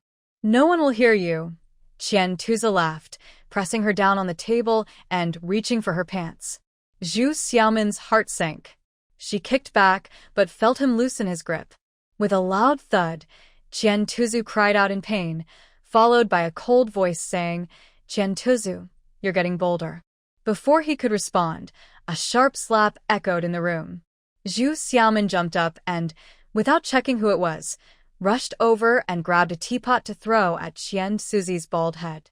The enamel teapot hit his head with a loud bang, followed by Qian Tuzu shouting again, as the teapot bounced back. Zhu Xiaomin didn't stop.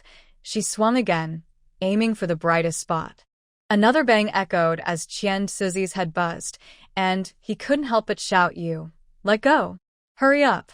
I'm calling for help. Zhu Xiaomin scoffed. There's no one at the brigade office. Even if you scream, no one will hear you. She swung again, and once more, there was a bang. This time, she swung too hard, and the teapot bounced back, making her hand hurt. Qian Tuzu cried out in pain, repeatedly saying, I won't do it again, I promise. Lu Mingjing, let me go, I won't do it again. Lu Mingjing?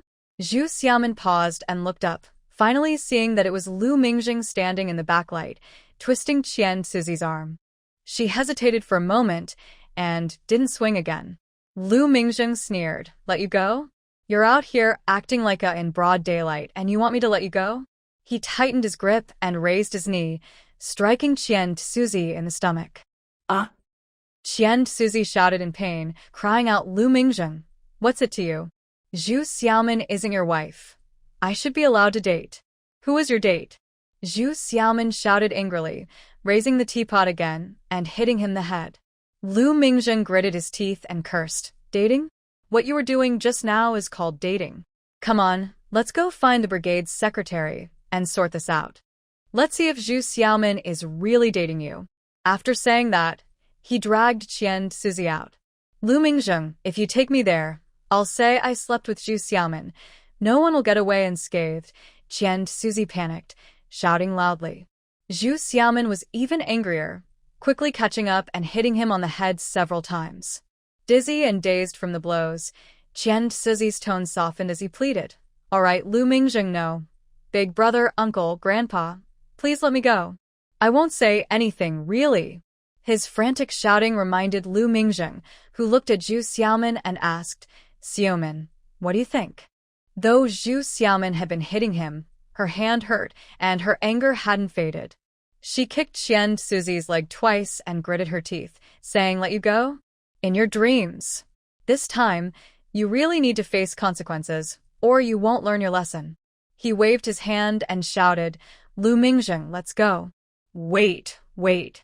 Qian Tuzu was scared and weak in the knees, kneeling on the ground and pleading, please, I won't do it again, I promise. In these times, being labeled a troublemaker could lead to serious trouble. Xiaomin, Lu Mingjing called out, hesitating. Zhu Xiaomin sneered. What, do you want to be the good guy now? He wasn't trying to be a good guy. He knew that if this got out, Qian Tuzu would be in big trouble, but it would also harm Zhu Xiaomin's reputation. If Qian Tuzu was a troublemaker, it would imply that Zhu Xiaomin had been affected by him. In this rural area, people would talk. He was caught in a dilemma.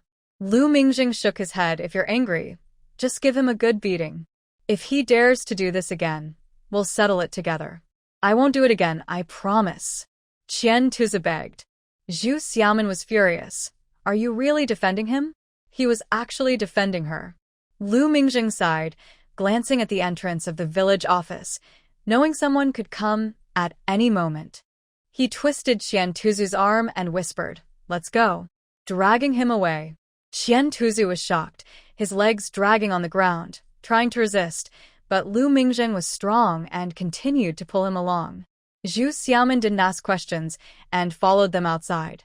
To her surprise, Lu Mingjing didn't head towards the work area on the hillside but instead dragged Qian Tuzu in the opposite direction, into a long-established natural forest. Zhu Xiaomin shouted, Hey, where are you going? The village leaders are on the hill. She hurried after them. Qian Tuzu panicked, his arm hurting from Lu Mingjing's grip, trying to stand but failing, shouting, Lu Mingjing, what are you doing? Where are you taking me? Let me go. Lu Mingjing ignored him, pulling him deeper into the forest.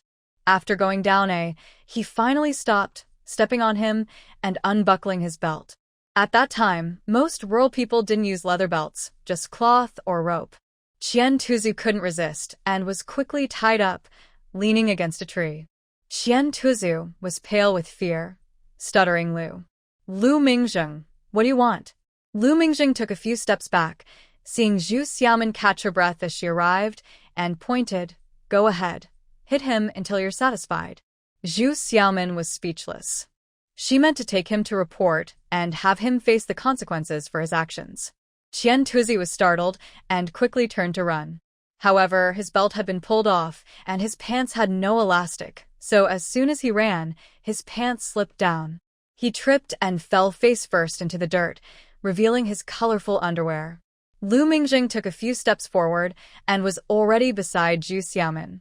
He whispered, Xiaomin, if this matter gets out, it won't be good for you either. If you want to deal with him, you shouldn't put yourself at risk. Just a moment ago, Zhu Xiaomin was furious and wanted to get rid of this troublemaker forever. Now, with the wind blowing and Lu Mingjing's words, her mind cleared up. Indeed, to accuse him of being a rogue, there needed to be a victim. In this day and age, even if you're the victim, such things spreading around could lead to people talking behind her back. So, it seemed the only option was to vent her anger by hitting him. Zhu Xiaomin gritted her teeth in frustration, looking around for something to use as a weapon. She turned to Lu Mingjing and said, Give me your belt. After returning to the city, Lu Mingjing had changed out of his rural clothes and was now wearing a belt. He froze, his face turning red, and pressed down on his belt, stepping back a couple of paces. Zhu Xiaomin snapped, What are you hesitating for? She moved closer, reaching to unbuckle his belt. Lu Mingjing was startled and quickly shouted, I'll do it myself. He pushed her hand away and took off the belt, stepping back while holding his pants up. Zhu Xiaomin didn't have time to notice his reaction. With the belt in hand, she rushed at Qian Tuzi and began to hit him. With his hands tied and his pants down, Qian Tuzi struggled on the ground but couldn't get up. His thin summer clothes made the belt sting painfully, and he immediately started crying out. Zhu Xiaomin hit him dozens of times, panting heavily from exhaustion. Still not satisfied, she kicked him hard in the side and shouted, "You." Lu Mingzheng watched in shock as she stopped. When she paused, he stepped forward, grabbing the belt to try to pull it back. Zhu Xiaomin didn't resist, letting him take it. After catching her breath, she picked up a stick and stepped on Qian Tuzi's lower back, tapping his head with the stick. "Stay away from me in the future, got it?" Qian Tuzi, already in pain and covered in tears, nodded quickly. "I got it, I won't dare again." Zhu Xiaomin sneered. "This is your last warning. If it happens again, I won't hold back." She kicked him once more and spat at him, saying, "Get lost." Qian Tuzi didn't dare to say a word in reply. He quickly agreed and tried to get up, but he couldn't manage it. Lu Mingzheng fastened his belt back around his waist, sighed softly, and walked over to untie the belt around Qian Tuzi's hands. He then kicked him lightly on the backside and said, "Get lost." With his hands free, Qian Tuzi hurriedly got up and ran, struggling with his pants. After just one step, he tripped and fell, rolling over before getting back up. He didn't even bother to fix his pants as he ran for his life. He looked quite a mess after falling, and Zhu Xiaomin couldn't help but laugh out loud, feeling a rush of satisfaction in that moment. Fortunately, in this twisted era, using private punishment wasn't considered a crime.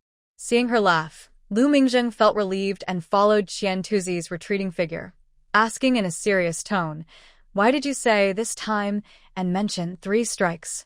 Has he bothered you before?" When Lu Mingzheng asked, Zhu Xiaomin's expression darkened again, and she nodded. "Yes, last time I hit him with a stone, but he still didn't give up." What? A. She spat in the direction Qian Tuzi had run and turned back. Lu Mingzheng followed her, frowning as he asked, "When did this happen? Does anyone else know? You shouldn't go out alone anymore." Zhu Xiaomin glanced at him and shook her head. "I usually have company when I go out, but how was I to know he would act up at the brigade office?" She hadn't even noticed that everyone from the brigade office had gone out. Thinking about what happened today made her break out in a cold sweat. If Lu Mingzheng hadn't returned Zhaozheng in time, by the time others came back from work, they would have found a scene that was impossible to handle. Lu Mingzheng's expression grew serious as he glanced back at the woods, feeling quite regretful. He had indeed gone too easy on him. Back at the brigade office, Huang Xiaojun and Xia Chunhua had returned and were surprised to see Zhu Xiaomin. "Xiaomin, where did you go?" they asked. Zhu Xiaomin paused for a moment and had to make up a story. "I went back to the youth point to check on some things for my report." Then she asked, "Where did you go earlier?" The 2 girls didn't understand the report business and were just making conversation. Hearing her question, Xia Chunhua giggled and said, "We went to Aunt Meihua's house." Didn't Sister Wenhui just have a baby boy? The women's director, Huang Meihua, was Huang Xiaojuan's aunt, so the young people often called her aunt. Chen Wenhui was her eldest daughter-in-law, so they had gone to visit the new mother. Zhu Xiaomin sighed and complained, "Why didn't you call me?" "I haven't visited Sister Wenhui either," Huang Xiaowan laughed. "It's not a formal visit. I just went over to chat for a bit, didn't even go inside, just talked in the yard." Xia Chunhua added, "I wanted to invite you, but I saw you were busy writing, so I didn't want to disturb you." "I would have preferred if you had disturbed me." Zhu Xiaomin sighed inwardly, knowing this matter didn't concern them. She asked a few questions about the children to change the topic and instinctively looked back, noticing that Lu Mingzheng hadn't come in, realizing he was worried about being misunderstood, so he left. When work ended in the evening, Lu Mingzheng and Meng Zihao returned with a group of young intellectuals. They saw Zhu Xiaomin helping Xia Chunhua and hesitated for a moment before not approaching them. Instead, Lu Mingzheng said to Xie Qingji, "Zihao wants to switch people. Let's go over tonight. It will be a good time to discuss things while we have dinner. We'll bring our own food coupons." Xie Qingji was naturally pleased and agreed immediately. After recording the work points, he invited Zhu Xiaomin to join them and headed back to the young intellectual's point to prepare dinner. That night, the communal kitchen at the brigade was closed, and everyone ate at their own homes. Guests either brought food or food coupons, which was the usual practice. Since there was no work at night, dinner was relatively simple, and the young intellectual's point was no different. However, with Lu Mingjing and Meng Zihao there, Miao Sherwin prepared some mixed grain noodles, and Zhu Xiaomin made a stir-fry sauce for the noodles. As soon as Lu Mingjing and Meng Zihao entered the yard, they smelled the delicious aroma and couldn't help but take a deep breath.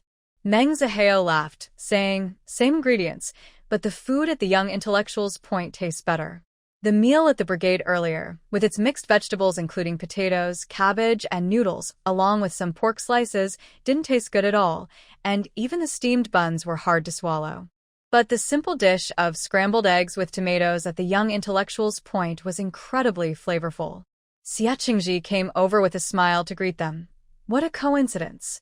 The team brought some meat today, and Xiaomin chopped it up for the sauce so we can have a nice treat. Lu Mingjing was very satisfied with this arrangement and sat down at the table, starting to discuss the candidates to go up the mountain with Meng Zihao. Xie Qingji shrugged and said, "We just had a brief discussion. I thought one small group would be enough to go along, but everyone wants to learn from Comrade Meng." Lu Mingjing sighed, "But not everyone can go, right?" Excluding the female young intellectuals, there were 32 male young intellectuals here. It would be a waste of labor if they all went. Xie Qingji asked, "Could we send a small group each day for Comrade Meng to teach?" Meng Zihua nodded. "I heard from Zhu Jiqing that this year you planted over 10,000 fruit trees. I can't cover all of them myself. I think we can assign one type of fruit tree to each group. Once they understand, they can take care of the branches, and I can move to another group to handle a different type of fruit tree." This idea was great. Everyone immediately agreed. Since there was also work at the breeding base, they started discussing where to begin and which group would go on which day. Miao Sherwin interjected, "These tasks require skills. Just explaining once or twice might not be enough. Xiaomin should go to the breeding base. It would be better if the 4 of us girls split up and joined your 4 groups to take detailed notes." The male youth immediately supported this. Yang Aijuan quickly said, "Comrade Meng can guide us while we work, and the girls can focus on taking notes. When we return in the evening, we can ask Comrade Meng for additional guidance. This way, it will be more thorough." "Yes, yes. How about you all come to the youth station for dinner in the evenings? We can discuss while we eat and ask more questions," Xing Qingxing added eagerly. Hearing everyone's suggestions, Lu Mingjing glanced at Zhu Xiaomin, clearly pleased. Meng Zihua nodded again. "There aren't many people at the brigade office in the evenings. It will be lively to talk with you." Seeing that everyone agreed, Lu Mingjing spoke up at the right moment. "It's good for the girls to join, but the mountain isn't safe. The boys should be careful and not let the girls go off alone." Upon hearing this, everyone, except Zhu Xiaomin, thought he was being considerate and nodded in agreement. Sure, Meijun couldn't help but ask Lu, "Brother Lu, which group are you taking up the mountain?" Lu Mingjing shook his head. "I'm going to the breeding base." He then remembered to tell Xie Qingji, "During this time, you all need to focus on pruning the fruit trees. The breeding base has already sorted things out, so I can just go there. We're starting tomorrow, and only one group is going with Comrade Meng to prune the fruit trees." "We should send another group over," Xie Qingji replied. "After tomorrow, we probably won't be needed anymore." "That's fine," Lu Mingjing agreed. "Not going up the mountain?" Sure, Meijun felt a wave of disappointment. She opened her mouth, wanting to say she also wanted to go to the breeding base, but she noticed they were already arranging male youth groups for the 4 female youth. Biting her lip, she held back her words and just glanced at Zhu Xiaomin. At that moment, the first pot of noodles was ready. A few male youth scooped it into a large bowl and brought it over with the sauce, while the female youth were already boiling the second pot. The steaming mixed grain noodles were filled with the aroma of meat sauce, filling the air. The soup also had green bok choy, red tomatoes, and scrambled eggs floating in it, looking delicious and appetizing. Everyone's attention quickly turned to the food, eating the noodles and discussing work, with no one noticing Shermei-jun. After dinner, the work had been assigned. Zhu Xiaomin had already made a schedule and said with a smile, "Tomorrow, I'll take it to the scorekeeper and everyone can just go sign for their tasks without waiting." Everyone agreed, and that settled it. Since it was the first day of official work at the breeding base, the next day, Wu Xulin's group went to receive their tasks at the breeding base. Zhu Xiaomin, Xie Qingji, and Gu Montsong followed Lu Mingjing there. The former saline alkali land had been cleared in a large area, with one side having dried mud bricks and the other side having a foundation dug over a foot deep. Between these two areas, large stones and freshly delivered lime were piled up, waiting to be used for the foundation. Lu Mingjing, surprised, asked, "How do you plan to use the lime?" Zhu Xiaomin nodded. "We discussed it carefully. Although we will assign people to manage it later, we can't prevent weasels from burrowing. The sheep pen is okay, but the chicken coop is not very safe, so we plan to use lime to build the stone foundation and switch to mud walls above ground. This way, it is both sturdy and cost-effective." Gu Montsong sighed. "Yes, we can't afford cement, and we can't use too much lime either. Although lime is low cost, it is still a significant expense for the team given their current financial situation." Lu Mingjing nodded. "We will do what we can." Seeing the group arrive, Wu Xulin greeted them with a smile. "Everything is ready. Everyone is waiting for you to start working." Lu Mingjing smiled back. "This is our team's first step towards new production. Let's hear a few words from the secretary." Gu Montsong nodded repeatedly, stood on a pile of large stones, and said loudly, "Today, our breeding base officially begins work. I hope everyone will work together to achieve a great economic leap for our team and our commune." His speech was brief, but expressed everyone's wishes, immediately receiving applause. With his command, the labor began right away. The entire team, apart from the educated youth, was divided into various small production teams based on natural villages. The team from Lushu village was now split into 4 groups. One group carried buckets of different sizes to fetch water and mix lime. Another group shoveled the mixed lime into the dug foundation.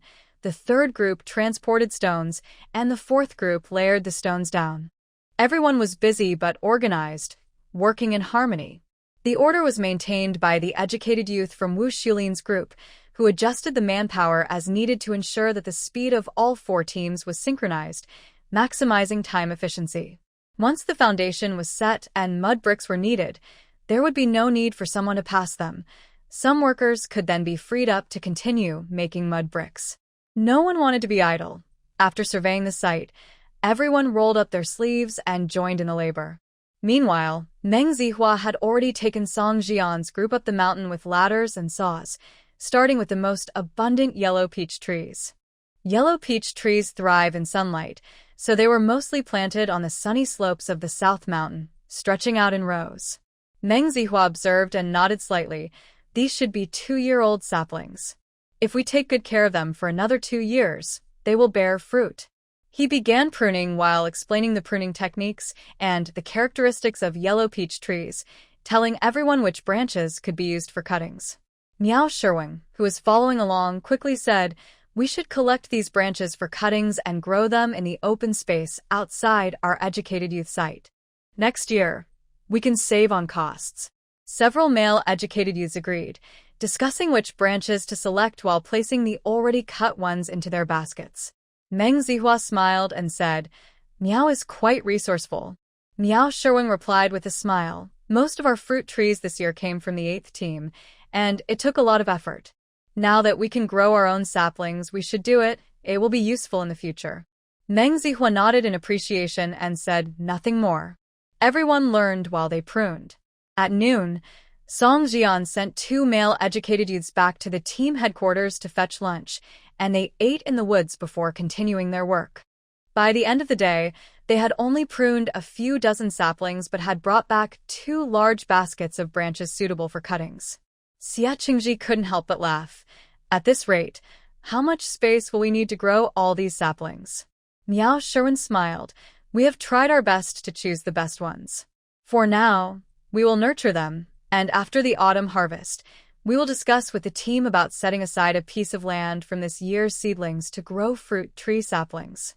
Meng Zihua nodded. Although these branches are selected, we still need to monitor their growth. Any that do not take root or grow poorly can be discarded at any time. Lu Mingjing asked Zhu Xiaoman, "You plan to plant 160,000 fruit trees this year. Have you already planted them all?" Zhu Xiaoman nodded. "Since the planting area for fruit trees has higher requirements, we started earlier, and we are almost done now." Lu Mingjing looked at Meng Zihua. "One group spends a whole day pruning just a few trees. When will you finish pruning those 160,000? Meng Zihua laughed. "Today is the first day. Everyone is learning as they go, and once they get the hang of it, the speed will increase." Miao Sherwin nodded. "Yes, today every time we prune a tree, we explain why and how to prune. Everyone needs to understand and take notes, so it's slow. Tomorrow should be much faster." "That might not be enough," Zhu Xiaoman said, shaking her head after some thought. "Once you all learn, we should talk to the secretary about bringing in some members to learn the techniques. It's important to know that planting 20,000 acres is the entire forest farm's task, and 20% of the fruit trees are part of that. Although half of it is allocated to the Sikiko commune, the other half goes to other communes, so we need to share the knowledge." Several male youth also nodded in agreement. Zhu Xiaoman asked, "Comrade Meng, do we need to prune the fruit trees every year?" Meng Zihua nodded. "Yes, we need to prune every year. However, since these are newly planted and growing quite chaotically after pruning this year, it should be simpler next year. But if you want to increase the planting every year, we will definitely need more people." Xie Qingji was not worried. "We will learn first, then request more hands. Each group can take someone with them." Miao Sherwin raised a new concern. "The south we went to today is not far from the team office, but with just a few of us and no fixed work location, the older women can't bring us meals. We have to get our own food, which took us an hour round trip. As we go further, it will become even more inconvenient." Lu Mingjing pondered. "Otherwise, we can apply to the team office tomorrow for you to bring your own meals." Zhang Xiaomei quietly added, "It's still hot now. If the meals are prepared at the team office in the morning and taken up, they might spoil by noon." "That's true," Xie Qingji said. "Tomorrow, I will ask the team if we can have the older sisters cook breakfast for us in the morning when we pick up our tasks, so we can take the food with us." Zhu Xiaoman shook her head. "It's not fair to make the older sisters get up early, just for us. Maybe we can request some supplies and prepare our own meals." The production team in the porcelain kiln commune is divided by region, consisting of nearby villages. The first production team includes over 20 villages, some large with 20 to 30 households, and some small with only 3 or 4. In total, there are about 500 to 600 people in the team. Excluding children under 14, and the elderly who cannot work, around 300 people are employed. This means that the older sisters responsible for cooking have to prepare meals for over 300 people every day. While it sounds simple, it is quite challenging. In the village, breakfast is usually very simple and many people skip it, often just having a bit of porridge before heading to work. The team does not start cooking in the morning, so it feels a bit unfair to ask the older sisters to wake up early to cook for the 30 or so young workers. After she finished speaking, everyone nodded slightly, their gazes turning to her. Zhu Xiaoman sighed. "If the team approves, we can prepare the ingredients while making dinner, and then cook breakfast together in the morning." Before she could finish, several young workers cheered. "It's better if we make our own food." Not to mention, Zhu Xiaoman's cooking skills are much better than those of the older sisters in the team. Other young workers nodded in agreement, and Yang Aijuan, worried that Zhu Xiaoman might change her mind, quickly said, "We can all help. We can't let you do it alone." "Yes, yes." Everyone immediately agreed, their eager eyes fixed on Zhu Xiaoman. Miao Sherwin laughed, "You gluttons," and pushed Zhu Xiaoman. "Look, you're digging your own hole." Zhu Xiaoman could only sigh in resignation and nodded, saying, "If we bring our own meals, it will be hard to carry soup, so you all need to bring water bottles." Okay. The young men nodded and urged Xie Qingji, eager for him to go to Gumansong and finalize the plan. Meng Zihao laughed and said, "Looks like I'm in for a treat." They came to the countryside with food coupons, so wherever they eat, they can use those coupons without needing to apply separately. Lu Mingjing listened with interest, glancing at Zhu Xiaomin several times, but received no response. They both run a breeding base where a production team is working. The older sisters bring meals to them. It wouldn't make sense for just the two of them to carry food alone. Thinking this plan was feasible that evening, a few young women prepared extra lunches for two groups. The next day, when they went to the team office to register for tasks, Xie Qingji applied first. He requested to take his own food back to cook, which wouldn't affect the group's interests, so Gu Montong naturally agreed. After that, Meng Zihao took Xiang Ziquan's group to trim another type of tree, while Song Xian's group and Miao Sherwin continued their work from yesterday, trimming the peach trees. By the third day, the first two groups continued their work, and Wu Xilin's group joined in to trim the fruit trees.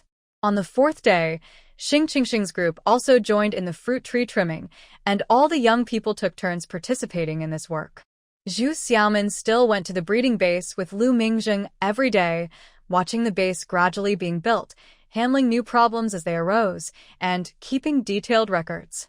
The young people's point was responsible for the lunches of four groups, which naturally included Meng Zihao. He took the young people up the mountain every day, and they all returned together to the young people's point for dinner. With him as an excuse, Lu Mingjing also came along every day, but he couldn't help but feel tempted when he saw the lunches prepared for everyone. They all looked delicious. After holding back for 2 days, on the third day, when he and Zhu Xiaomin came out of the breeding base, he couldn't help but sigh. Why do others have lunch prepared while we don't?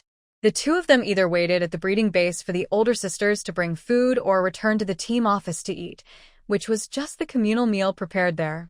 During these days, they walked together from the team office to the breeding base and back, and Zhu Xiaomin knew he was intentionally looking out for her.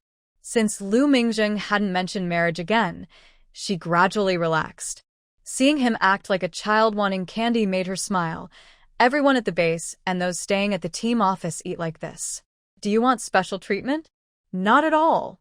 Lu Mingjing quickly shook his head and muttered, but can I choose where to eat?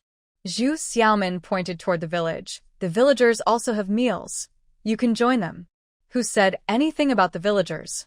Lu Mingjing sighed helplessly, lowering his head and following her back to the team office for a meal. Watching him eat 3 steamed buns in a row and finish a big bowl of mixed vegetables, Zhu Xiaomin felt a bit soft-hearted. Everyone who knew Lu Mingjing thought he was easy to please, with no special food preferences and able to eat anything. Only she knew how picky he really was. He ate everything, but in this era, he never refused food he found unappetizing because he needed it for his health. However, she also knew that when he had his favorite foods, a look of delight would appear on his face, and his mood would brighten.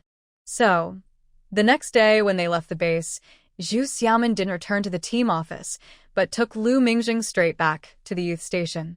She had saved some ingredients from yesterday's preparation, and with a little cooking, they could make lunch for 2. Seeing the food on the table, Lu Mingjing's eyes lit up. He picked up his chopsticks and ate several bites, praising the meal. Zhu Xiaomin laughed and shook her head. Slow down. No one is competing with you. Lu Mingjing looked up and smiled. You don't know. Every night when we return to the team office, Meng Zihao always talks about what lunch he had, making me so hungry. Meng Zihao lived with him at the team office, and Xie Qingji brought his lunch. Zhu Xiaomin smiled. Actually, the food brought in the morning is already cold by noon, and isn't that tasty? Cold food is certainly not as delicious as freshly cooked meals. Lu Mingjing nodded, took a sip of hot soup, bit into a warm pancake, and sighed in satisfaction before asking, do they have soup too? Zhu Xiaomin shook her head. The soup has salt, and they only have 1 water jug. They need to be out on the mountain all day, so bringing soup isn't practical. They just bring water. So, this was specially made for him. Lu Mingjing was even more satisfied, finishing 1 bowl and serving himself another. Seeing him enjoy the food, Zhu Xiaomin helplessly said, the meals at the team office have meat, but here at the youth station, we can only eat vegetarian. During intense physical labor, the big pot meals at the team office always included some pork. Even if it was just a little, it still had some meat flavor. The youth station rarely bought pork, and after raising chickens, having eggs every few days was already considered an improvement. Lu Mingjing looked at her and shook his head with a smile. The food at the team office is just cooked. It can't compare to what you make, which is delicious in every way. He wasn't used to complimenting people directly, so he left the rest unsaid. Zhu Xiaomin understood his meaning, but only smiled. After a while, she said, with such intense labor, they can't manage without meat. You can come to the youth point for a meal, but you need to trade me a few meat coupons. So her cooking lunch for him came with conditions. Lu Mingjing nodded without hesitation. The 4 groups have learned how to trim the fruit trees. Old Meng said he would stay another day to check their practical work before heading back to the county. I will go back with him to deliver materials and bring back some pork. Meng Zihao was also going back to the city. Zhu Xiaomin quickly asked, "You're taking him back to the county and then coming back?" Lu Mingjing looked up at her, a hint of a smile in his eyes, and shook his head. He has other work in the county. He will return after the chicken coop and sheep pen are built. I need to stay here to supervise until the base is completed. It would only be a matter of days. Zhu Xiaomin nodded, indicating she understood. The base project was organized. After lunch, they didn't go straight there, but first recorded the work done on the hillside where everyone was laboring, then headed to the south where the most fruit trees were planted. As they entered the orchard, they saw that the nearby fruit trees had already been pruned, with branches scattered on the ground. Zhu Xiaomin stepped on a branch as she walked forward, hearing a slight cracking sound. She smiled and said, "If we dry these branches for a month or 2, we can take them back as firewood for winter. It's much easier than collecting branches all over the mountain." Hearing her cheerful words, Lu Mingjing turned to look at her. Sunlight filtered through the trees, casting a gentle glow on her face, and he suddenly felt a sense of calm. Lu Mingjing was usually quiet, so Zhu Xiaomin wasn't surprised by his silence. She looked up among the branches and spotted a small sign. She ran over to examine it closely and made a few notes in her notebook. Lu Mingjing asked curiously, "What is this? What are you writing?" Zhu Xiaomin pointed it out to him. "This is a pear tree. It has a number for this section and the planting date. I also noted the pruning date. Next year, when new trees are planted, those who come after us will know about these trees." Those who come after us? Lu Mingjing caught onto her key point. Did she think they would all leave this place eventually? It's important to know that during this time, many young people came to the countryside with the belief of settling down. However, after a few years of experiencing the hardships of rural life, many began to waver and wanted to return to the city. And now, not everyone had the chance to go back. Why did she say, "let's go," so naturally? Zhu Xiaomin didn't expect his focus to be on that sentence rather than the fruit trees. She paused for a moment and nodded, saying, "Yes, after all, we are not from here. We might leave someday, who knows? It's good to make a record now, just in case. Not just here, but at the breeding base too. I will organize the information properly." "Yes, who knows?" Lu Mingjing pressed his lips together, silently nodded, and continued walking with her, but he was also reflecting. Yes, 6 years ago, when he entered this mountainous area with just a simple bag, he thought he would stay forever. However, after just 2 years, even though he didn't fear the hard work, he felt the passing of youth in the daily routine of simple labor. He began to feel restless about staying here as just a manual laborer. He wanted to create more value with what he had learned. His family understood his thoughts and didn't want him to stay forever, so they finally found him an opportunity to return to the city.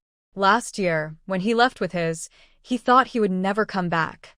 Little did he know that after settling into his new job and getting through the initial busy period, he started to miss this place, the people here, and her. In the end, it was probably her, right? So, he returned, wanting to do something for this place and also to seek an answer from her. Maybe, as she said, she wouldn't marry because of that night, but he didn't want to escape from what he had done. He just wanted an answer. However, in this short month, his feelings changed subtly. He no longer wanted just an answer. Or rather, he wanted more than just an answer. Now, what he wanted was an answer he desired, not just one she could give. Next to him, Lu Mingjing fell silent again, while Zhu Xiaomin remained unaware. She continued walking, stepping on branches and looking for signs hanging on the trees, stopping occasionally to take notes. For an hour, they walked along the southern, passing through a pear orchard, a peach grove, and an apricot orchard, before entering a hawthorn forest. Seeing so many hawthorn trees, Lu Mingjing was about to ask what they were for when he heard laughter coming from deeper in the woods. Zhu Xiaomin's eyes lit up, and she whispered, "They are pruning here. Let's go take a look." She hurried toward the sound. Lu Mingjing hurriedly shouted, "This area is all woods. Don't get lost. Take your time." He caught up from behind. Not far in, they saw 3 hawthorn trees with ladders set up. 3 people were standing on the ladders, and a few others were already climbing the trees, using large scissors to trim some branches. Below the trees, several people were directing. "Over there, that area is too dense." Teacher Meng said that if it's too dense, sunlight can't get through, which will affect the sweetness of the fruit. "Over there, one of the branches seems to be dead. The leaves are all wilted." "That's not dead. It must have been broken when it was planted," another person replied. Zhu Xiaomin saw this and smiled, calling out, "Xiang Jiquan." The group trimming the hawthorn trees was the 4th youth group, and the leader directing from below was Xiang Jiquan. Hearing the call, Xiang Ziquan turned around and smiled when he saw the 2 of them. "What brings you here?" "We're just recording the trimming time," Zhu Xiaomin said, raising the notebook in her hand and greeting a few others. The people in the trees also greeted them, with some asking about the breeding base. Zhu Xiaomin smiled. "In 2 days, the foundation will be completely finished, and the mud bricks will go up much faster." "It seems we won't make it for the final project." Yang Aijuan squatted on the tree like a bird, feeling a bit regretful. Lu Mingjing shook his head. "This is just the foundation work. Once the chicks and lambs are officially raised, there will be much more to do. The journey is long and challenging." That was true. Originally just a joke, everyone continued to laugh. Lu Mingjing looked around and asked, "Where's Meng Zihua?" "He was here in the morning, just left to check on the 3rd group, and Xie Qingji went with him," Xiang Jiquan answered. Lu Mingjing nodded to show he understood and didn't say anything more, but then he heard someone call, "Brother Lu." Turning around, he saw Shi Meijun standing behind him, handing him a water bottle with a bright smile. "Brother Lu, have some water?" Lu Mingjing glanced at the water bottle and shook his head. "Thank you, I'm fine." "Brother Lu." Shi Meijun stepped closer, her petite figure contrasting sharply with his tall frame, looking up at him at a 45-degree angle, her soft voice carrying a hint of a pout. "This water bottle is only used by me. It's very clean, so don't be polite. Even if it's just you using it, someone has used it." This time, Lu Mingjing didn't even look and pretended he didn't hear. He walked a bit away and asked Xiang Jiquan, "I wanted to ask earlier, not everyone can eat hawthorn. Why are we planting so many? There must be a plan, right?" "Yes, planting other trees is for their wood, and planting fruit trees is for their fruit. Without a plan, it will only lead to waste." Xiang Ziquan looked at Zhu Xiaomin, scratched his head, and stayed silent. They had raised this question before, but it was Zhu Xiaomin who insisted on planting this hawthorn grove. Zhu Xiaomin smiled. "Compared to other fruit trees, we are planting the least hawthorn. We expect to see fruit next year, and then we can decide if we want to plant more the year after." Xiang Jiquan helplessly pointed to the basket on the ground. "We have collected so many cuttings. If we don't plant more, it will be a waste." Zhu Xiaomin chuckled and playfully winked. "Don't worry, whether it's the fruit or the cuttings that take root, nothing will go to waste." Lu Mingjing looked at her with concern. "For other fruits, we can find a market in the county, but we need to think carefully about the hawthorn." Zhu Xiaomin sighed. "There are only 2 patches of hawthorn on this hillside, totaling just a few hundred trees. It's really not much. A few hundred trees aren't many. It's several acres of land." However, seeing her confidence, the young men smiled and stopped asking further questions. In fact, there are still many barren hills and rocky areas in this mountain. The few acres taken by the hawthorn trees are not significant. The real concern is everyone's hard work. Watching Zhu Xiaomin laughing among the young men, even Lu Mingjing's gaze softened when he looked at her. which made sure Meijun bite her lip. However, she hadn't participated in the previous work and wasn't really interested in planting trees. She glanced at Lu Mingjung, forced a smile, and handed a water bottle to Zhu Xiaomin. Sister Xiaomin, have some water. She took a couple of steps forward, standing between Lu Mingjung and Zhu Xiaomin. Zhu Xiaomin waved her hand. We just ate not long ago, so I'm not thirsty. Thank you. Sure, Meijun widened her eyes. How can that be? They are constantly drinking water. Zhu Xiaomin explained, we just walked over and didn't do much hard work, so we really aren't thirsty. Sure, Meijun had to take the water bottle back and turned to look at Lu Mingjung. Lu Mingjung quietly stepped back a few paces. Zhu Xiaomin didn't notice their silent interaction and looked up into the depths of the forest, asking, have you been here all morning? How many trees can you prune in a day? Xiang Jiquan pointed to the trimmed rows of trees behind him and said, we started from number 72 this morning and have trimmed nearly 200 trees. The speed has really improved, Zhu Xiaomin praised, making notes in her notebook. Yang Aijun laughed. You write everything down. Won't that make the final materials too cluttered? Zhu Xiaomin smiled and replied, I'm recording everything now. When I organize it later, I'll separate the data from the text. Besides, we have to report to the county, so it's better to be detailed. Thanks to your attention to detail, Yang Aijun shrugged and continued trimming branches. He couldn't deny it, he wasn't good at writing. Sure, Meijun pursed her lips and quietly moved a few steps closer to Lu Mingjung, whispering, I'm the one doing the recording here. If Xiaomin wants to know, she can just ask me. Why does she have to come over? Her voice was low, so the others in the trees didn't hear, but Lu Mingjung and Xiang Jiquan did. Xiang Jiquan frowned but didn't say anything. Lu Mingjung asked coolly, can you handle it? What did you say? Sure, Meijun widened her eyes, looking shocked. Lu Mingjung glanced at her hands and noticed she only had a water bottle, with no notebook or pen. Xiang Jiquan, on the other hand, had a notebook and a pen, which made Lu Mingjung smirk slightly. Recording and writing materials are indeed easier than physical labor, but both he and Zhu Xiaomin took the task seriously, documenting the team's daily progress and summarizing materials every month. And here she was just holding a water bottle and supervising. Ignoring the hurt look on her face, Lu Mingjung asked Xiang Jiquan, where is the third group? Sure, Meijun quickly said, I know. I can take you there.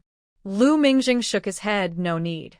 Zhu Xiaomin sensed a change in his mood and smiled at Sure Meijun, saying, we know this area better. If you take us, we'll worry about you coming back alone. No need to us. After Xiang Ziquan pointed the way, she greeted him and followed Lu Mingjung. Watching their figures disappear, Sure Meijun wanted to chase after them but felt it was inconvenient with Zhu Xiaomin around, so she could only stomp her foot in frustration. Zhu Xiaomin followed Lu Mingjung out of the hawthorn grove, up another hill, and into a walnut forest. She looked back and smiled. Sure, Zijing is really nice to you. Why are you ignoring her? She thought he wasn't paying attention, but he seemed to know everything. Lu Mingjung glanced at her, pressed his lips together, and remained silent. Zhu Xiaomin ignored his stern expression, shrugged, and murmured, I think she's a lot like me when I first got here. Just as spoiled, with nothing to do except talk and make jokes, not very likable. Hearing her mumble, Lu Mingjung couldn't help but ask, aren't you also chasing after men? Zhu Xiaomin. Not really. She had been chased by Nye Yifei for 2 years. Also, how did this blockhead know someone was pursuing him? Seeing her look of surprise, Lu Mingjung raised an eyebrow at her. If she dared to say more, he would ask her about marriage again. Even though he had only been back for a short time, Sure Meijun often appeared beside him for no reason. He was indeed a blockhead, but he understood what she was up to. After spending 2 lifetimes together, Zhu Xiaomin could read his subtle expressions accurately, so she pressed her lips together and stopped asking. The next day, Meng Zihao finished observing the 4 groups of youth trimming fruit trees. Seeing no issues, he decided to return to the county. Lu Mingjung accompanied him back and reminded Zhu Xiaomin, I'm taking old Meng back. I'll handle some matters in the county and come back. Don't worry about lunch. Just eat with everyone there. I'll be back in the afternoon. So wait for me and don't walk the mountain road alone. Zhu Xiaomin understood. He was worried about her encountering Qian Tuzu again. She nodded in agreement, saw them off, and then went with the construction team to the base. She didn't return to the team for lunch and ate with everyone when the sisters brought the meal. Over the past few days, the foundation that had been dug was almost built up, and it would be completed today, ready for mud bricks tomorrow. Everyone squatted on the newly built foundation, holding bowls and looking at the outlines of the chicken coop and sheepfold, filled with hope and anticipation for the project. By the time it was usually time to return to the team, Lu Mingjing still hadn't come back, and Zhu Xiaomin felt a bit anxious. Since Lu Mingjing was taking Meng Zihao back to the county, everyone in the team knew, and naturally, Qian Tuzu would know too.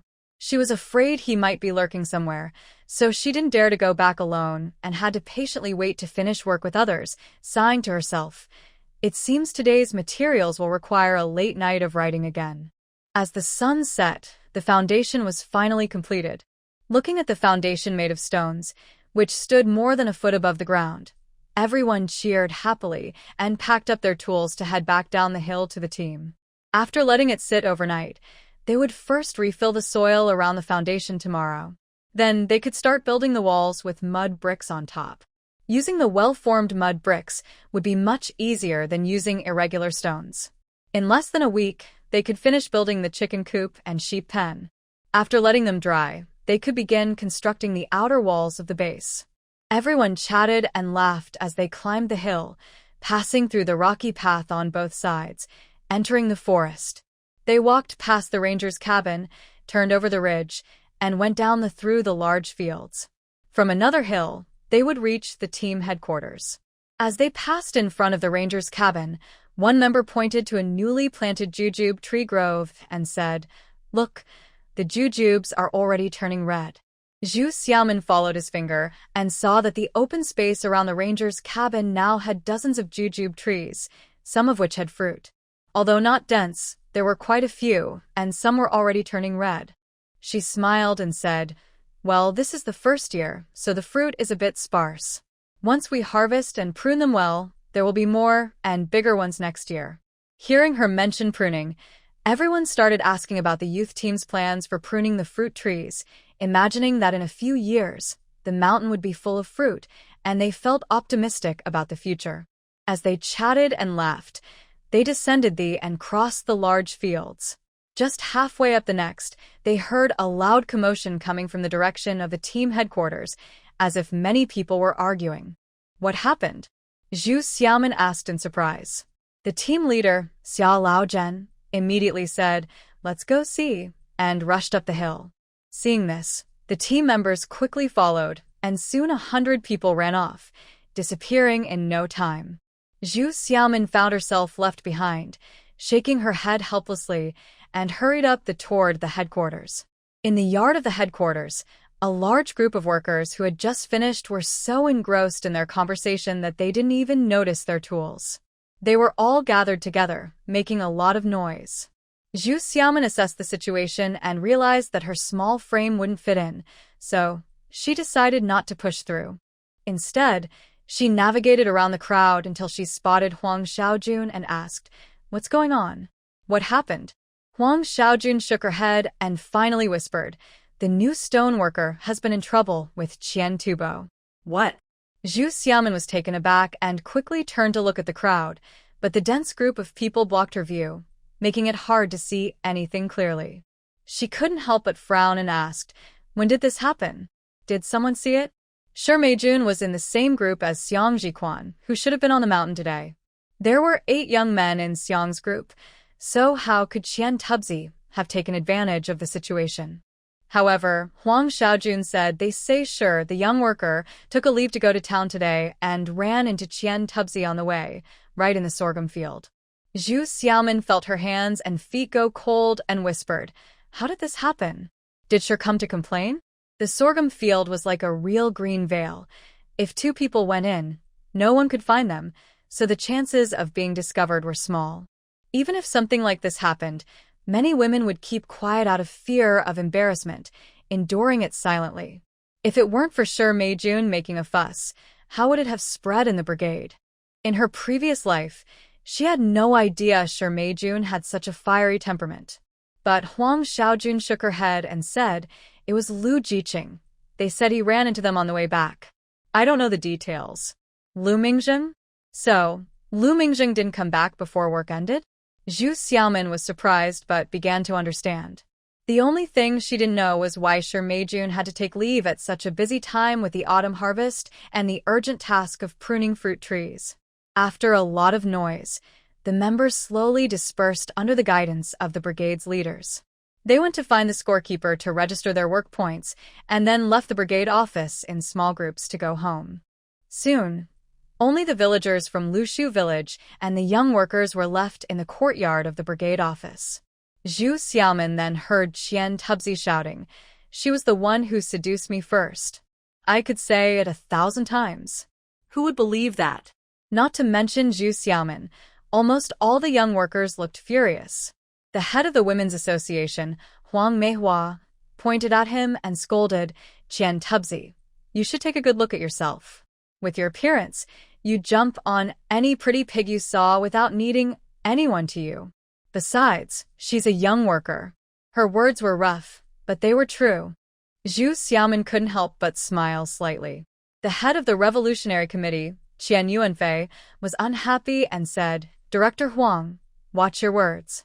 These young workers are from the city and are educated. So what? Now, settling in the countryside, it's strange that people in our village have no roots or land of their own. Why would the educated youth be interested in my nephew?" Qian Su found someone to support him and immediately nodded, "Exactly. She said the educated youth only have that little bit of food, can't eat enough, and work hard every day, yet she insists on being with me." Shi Meijun sat on the ground, hugging her body tightly and covering her face as she cried. Hearing his words, she suddenly looked up and shouted, "You're lying, you're lying." As soon as she shouted, she saw Qian Su glare at her, and her voice shrank down. Miao Shuan couldn't hold back and sneered, "The educated youth don't have their own land or enough food, but we all eat from the same pot. Don't we know if we're full or not? Besides, the new educated youth brought their own food. It's only been a little over 2 months. Why would they follow you just for food?" Qian Su stubbornly shouted, "Why wouldn't they? She said so herself. If not, why would she leave the mountain to come down? And why is she dressed like that?" He pointed at Shi Meijun. Everyone unconsciously glanced at Shi Meijun, noticing her messy hair, dirt-covered pants, and a patched-up men's coat, with no visible clothes underneath. What kind of outfit is that?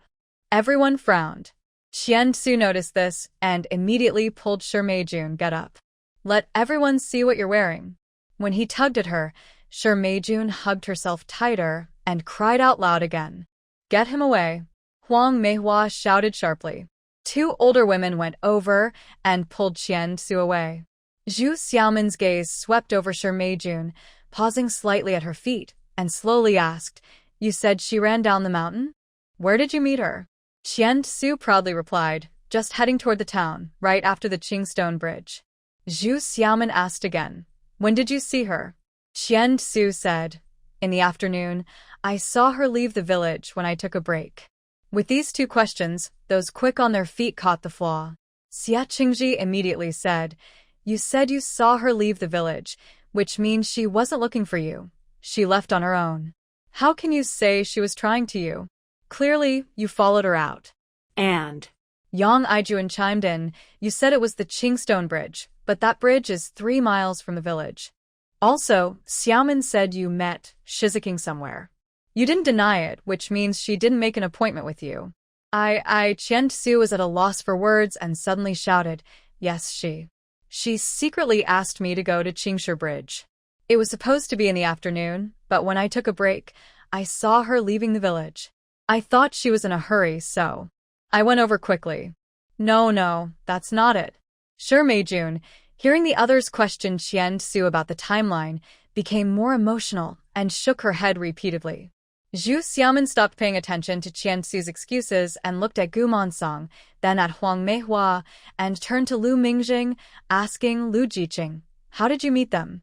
Can you tell us?" Lu Mingzheng, who had been standing far away against the wall, glanced at her and nodded, saying, "I finished my business in the county and was coming back. Just after passing Qingshe Bridge, I saw Qian Su coming out of the sorghum field with his pants up. There was also a woman's crying coming from the field. I became suspicious, so I held him down and dragged him back into the field to look, and that's when I saw Shizuking." His words were clear and straightforward, with no ambiguity. Thinking of the scene at that time, Shi Meijun hugged herself tighter and cried even louder. Zhu Xiaomin looked at her and asked, "Is it Shizuking?"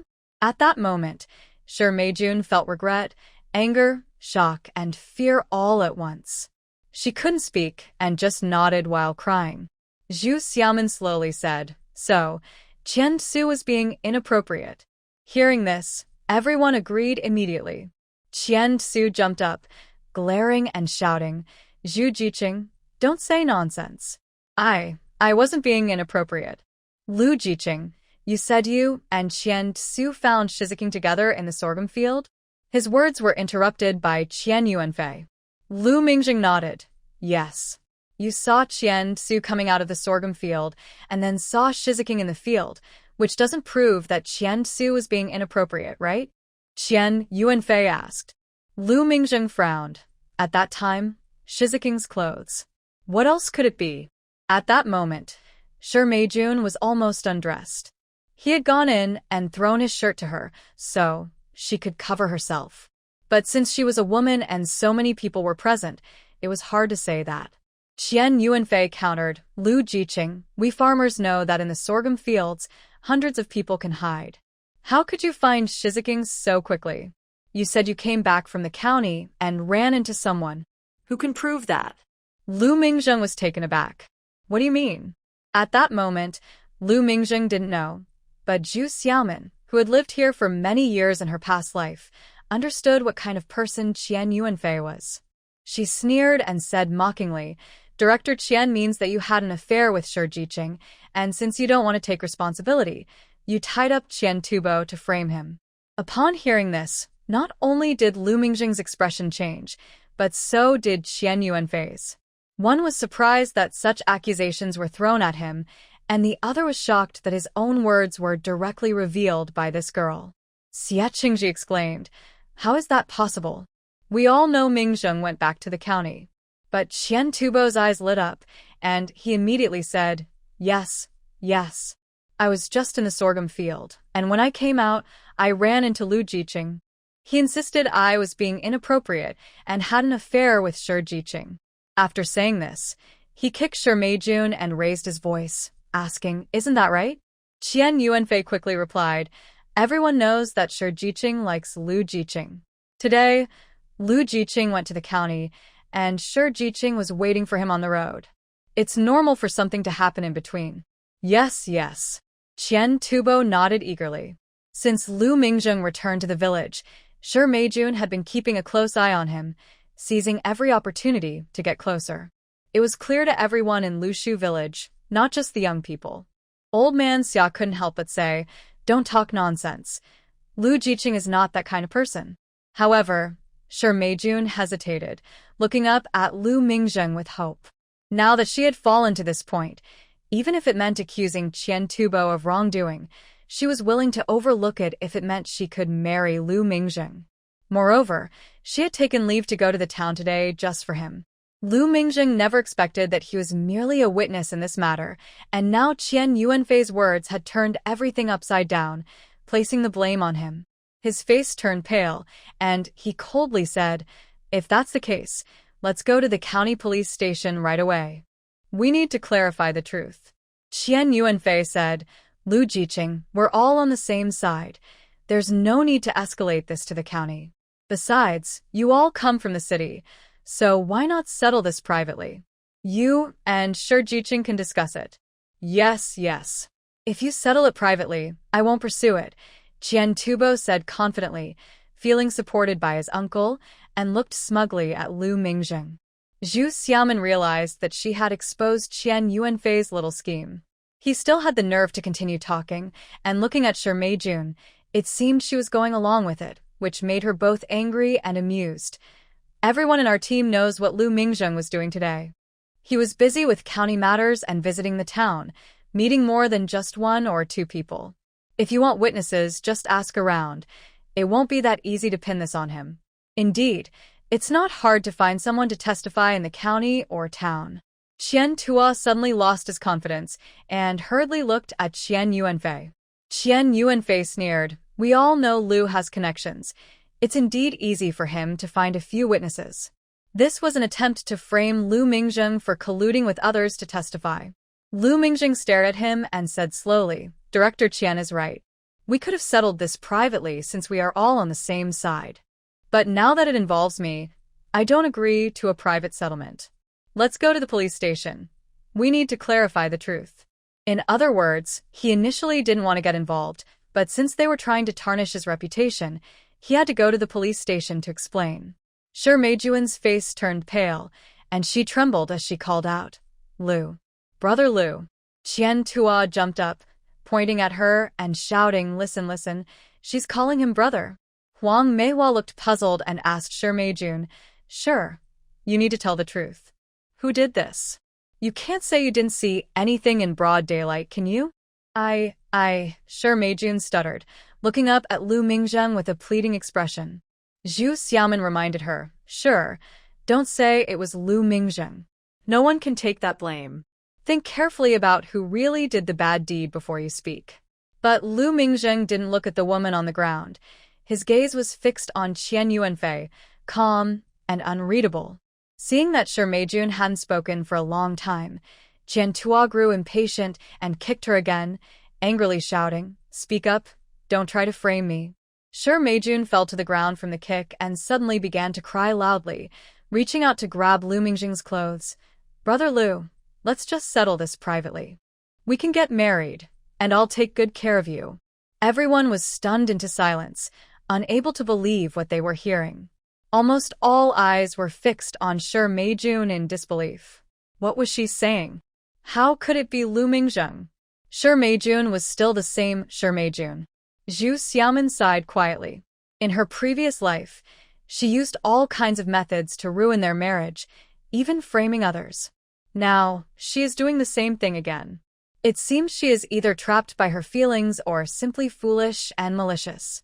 Upon hearing Shi Meijuan's accusation, Lu Mingjung's pupils contracted, and he finally looked down at the woman on the ground.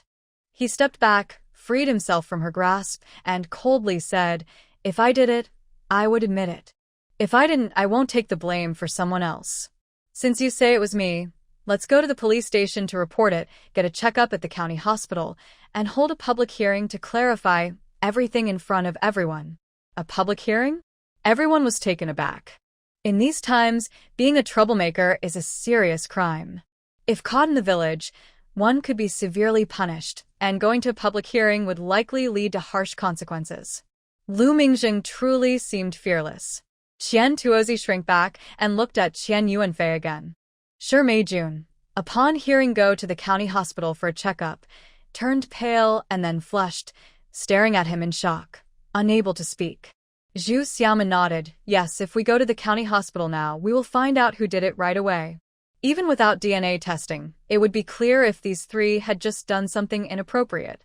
Qian Yuanfei tried to persuade. "Lu Jiqing, there's no need for this. You are all city people now. Since you have returned to the city, why not take Shi Jiqing back to get married? That would make everyone happy. Why escalate the situation?" Shi Meijun nodded repeatedly, pleading, "Brother Lu." Miao Shiwen couldn't watch any longer and frowned, saying, "Shi Jiqing, think carefully. Are you sure it was Lu Jiqing? You can't make such accusations lightly." "Exactly, Shi Meijun. Lu Mingjung is not that kind of person. Don't wrong him," Xing Qingsheng immediately added. Suddenly, the young people began to murmur in confusion. But from a distance, someone suddenly sneered, "Lu Mingjung, do you dare to say you haven't done such things?" Everyone turned to see Nie Yifei, looking at Lu Mingjung with disdain. Lu Mingjung clenched his fists unconsciously. Although he didn't fully understand what happened last year at the forest guard's cabin, he had made excuses not to go that day and later brought people there at midnight. That incident was also connected to him. But now, to speak about it? He could let it go, but what about Zhu Xiaoman's reputation? Seeing Lu Mingjing silent, everyone looked puzzled, and Xie Qingji couldn't help but ask, "Nya Yifei, what do you mean?" Nya Yifei glanced at Zhu Xiaoman and sneered. During this time, it's not just Shi Jiqing chasing after Lu Jiqing. Lu Jiqing and Zhu Jiqing have been inseparable too. Qian Su recalled the beating he received a month ago and quickly said, "Exactly." When he saw Lu Mingjing's gaze, he hurriedly fell silent. Zhu Xiaoman frowned. "Nya Yifei, what nonsense are you talking about? During this time, Lu Mingjing and I have been going to the breeding base for work. Many people saw us there." The villagers from Lushu village, who were still present, nodded in agreement. Yes, they come together every day and do their own tasks. Nya Yifei sneered Lu Mingjing. "Do you really think you and Zhu Xiaoman only have a working relationship?" Zhu Xiaoman gritted her teeth in anger. "Nya Yifei, not everyone is as dirty as you." After a long silence, Lu Mingjing suddenly nodded and said, "That's right, I am pursuing Zhu Xiaoman, but she hasn't agreed yet. Is there a problem with that?" Zhu Xiaoman. Wow. That was direct. Everyone else. Is this really happening? Yifei. He accepted that. Seeing the mixed expressions around him, Lu Mingjing looked down at the woman by his feet and said, "So, Shi Jiqing, I won't marry you, and I won't take the blame for this. Who slept with you? Say it again." That was straightforward. Shi Meijuan's face turned pale, and she turned to glare at Zhu Xiaoman, whispering, You said it had nothing to do with him." Zhu Xiaoman had already imagined beating Lu Mingjing 1,000 times in her mind. She gritted her teeth and coldly replied, "Did you not hear? I didn't agree, so of course, it has nothing to do with me. This was just a competition of young love, one pursuing and the other escaping. What did it have to do with you?" Although the young people were shocked, they quickly united against the outsider. Xie Qingji immediately said, "Yes, since Lu Jiqing is pursuing Zhu Jiqing, how could he take the blame for someone else? Shi Jiqing, you should tell the truth." Even though they were all young people, Lu Mingjing had known Zhu Xiaoman for 6 years, while Shi Meijun had only been around for a little over 2 months. The difference was clear. Qian Su gritted his teeth and angrily shouted, "You dare to slander me? I'll make you pay." Shi Meijun had come down from the mountain after lunch and was caught by Qian Su shortly after leaving the village. That afternoon, she endured his humiliation and trembled at his insults, too scared to say anything against him. Seeing that Lu Mingjing was determined not to admit anything, Qian Su obviously wanted to shift the blame. Feeling hopeless, he suddenly lay down on the ground and cried loudly, repeatedly saying, I don't know who it is. I was blindfolded. When I got up, I just saw the two of them. I don't know who it is. I don't want to go for an investigation." His cries stunned everyone present. Qian Su was the first to jump up and shout, See, I told you it wasn't me." Lu Mingjing frowned and stopped talking. Zhu Xiaoman shrugged and said to several team leaders, "This is tough. With something like this happening in our team's field, whether we can find out who did it depends on the ability of the security committee." She had initially wanted to seek justice for Shi Meijun, but since she not only slandered Lu Mingjing but also dared not accuse Qian Su, even divine help couldn't save her. So she gave up. Qian Yuanfei, seeing that Qian Su was cleared, nodded. Yes, this kind of thing is too serious. It needs to be investigated thoroughly. He glanced at Shi Meijun on the ground and said to Huang Manhwa, Director Huang, please take good care of Shi Jiqing. She is a woman and causing a scene at the police station won't benefit her. This was a clear threat, warning Shi Meijun to stay quiet. Shi Meijun's crying paused, and her body trembled involuntarily. Huang Manhwa nodded, went over to support her, and advised, Shi Jiqing, try to stay calm. We will investigate this matter, and we won't let him off the hook. Everyone present knew exactly what was happening, but most people from Lushu village were related to each other and naturally didn't want to offend Qian Yuanfei for Shi Meijun. Since Shi Meijun slandered Lu Mingjing, the youth also didn't want to put in the effort to seek justice for her, so they all tacitly accepted the situation. Shi Meijun was helped up but still covered her face and cried.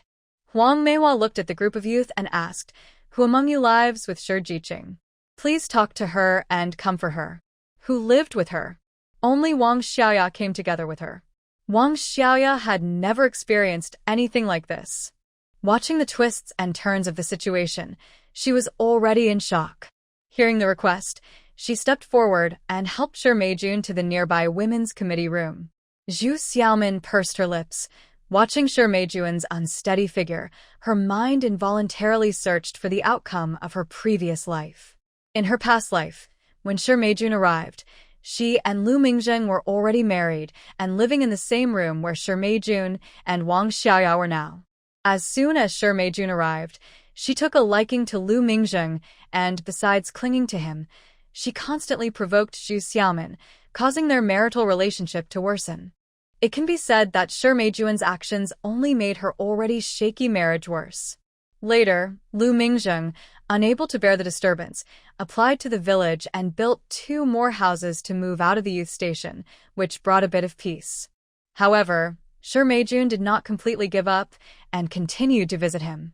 It wasn't until Lu Mingzheng left to join the army, and she discovered she was pregnant, that she nearly lost hope. When Lu Mingzheng returned to express his stance, Shi Meijun felt completely disappointed. What happened next?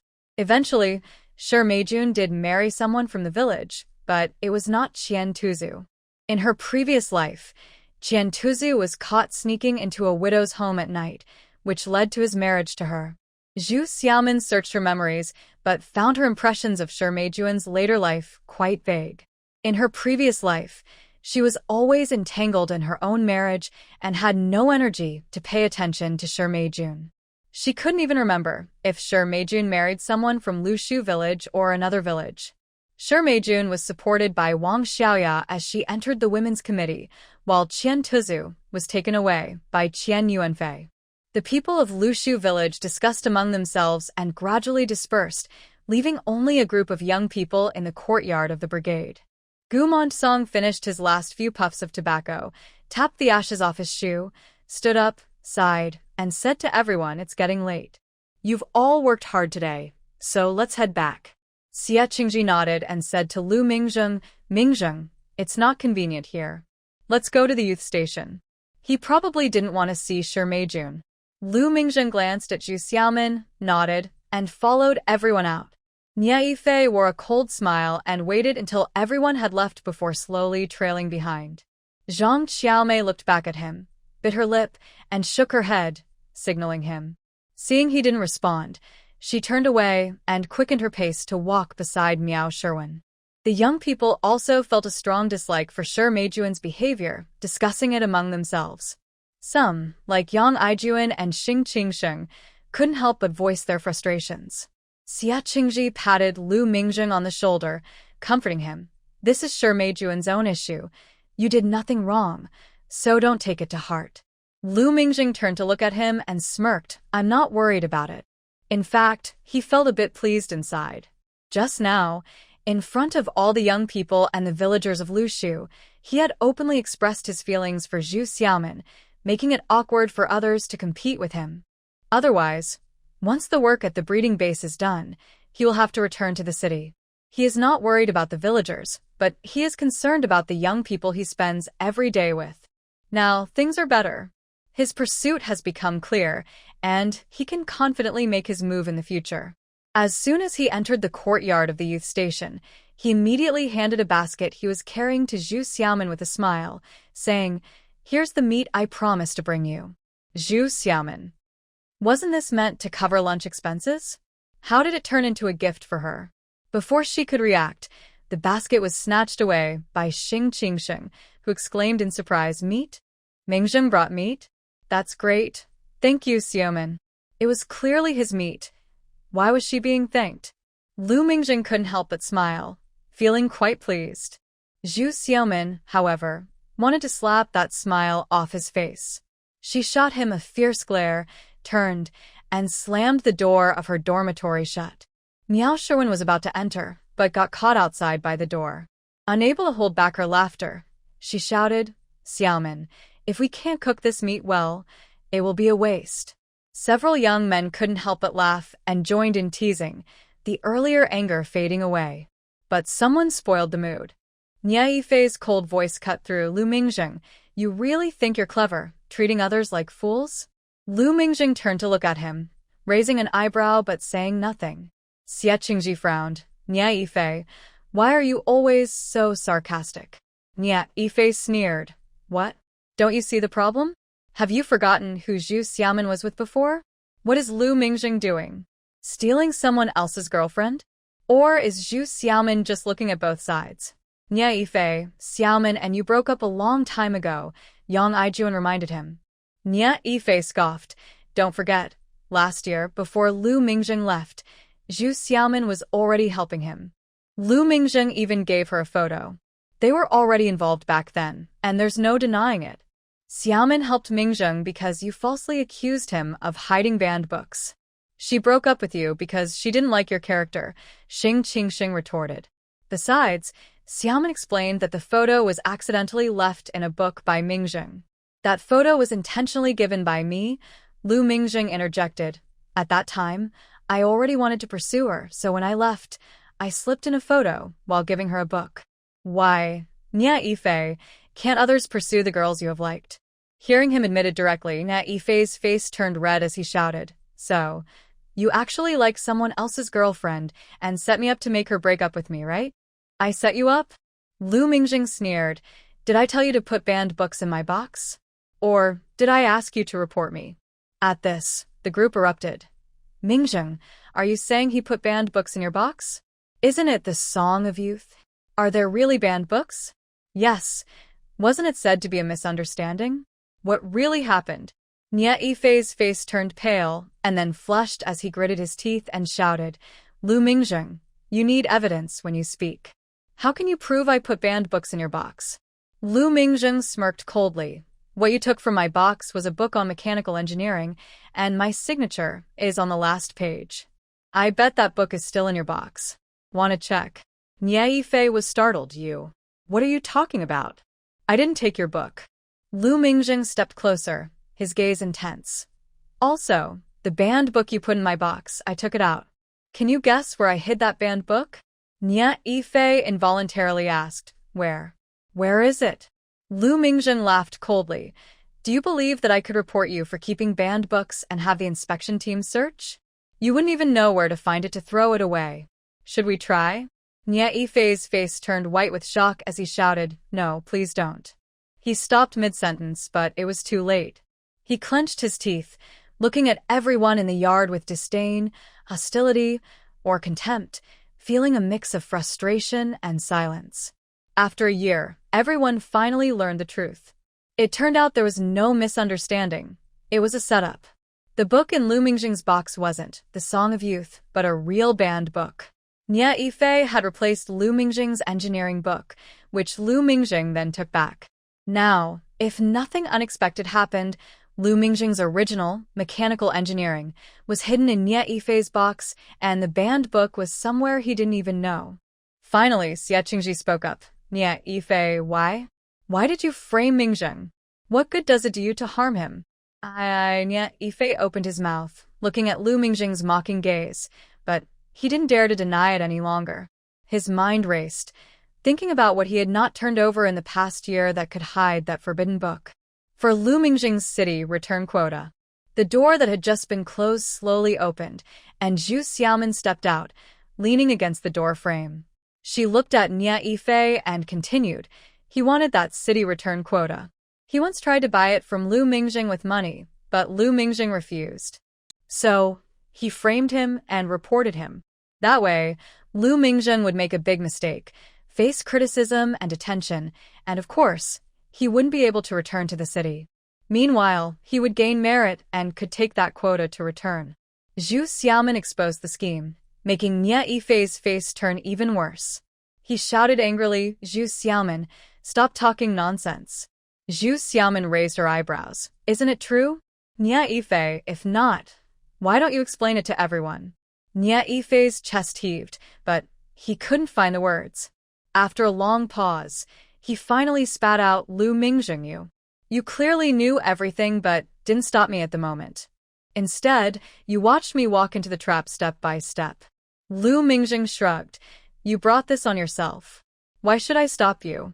I don't reflect on how you harmed others but blame others for not stopping you? Xing Qingsheng looked incredulous. Exactly, Nye Yifei, do you have no shame? Even if it was a trap, it was one you set yourself.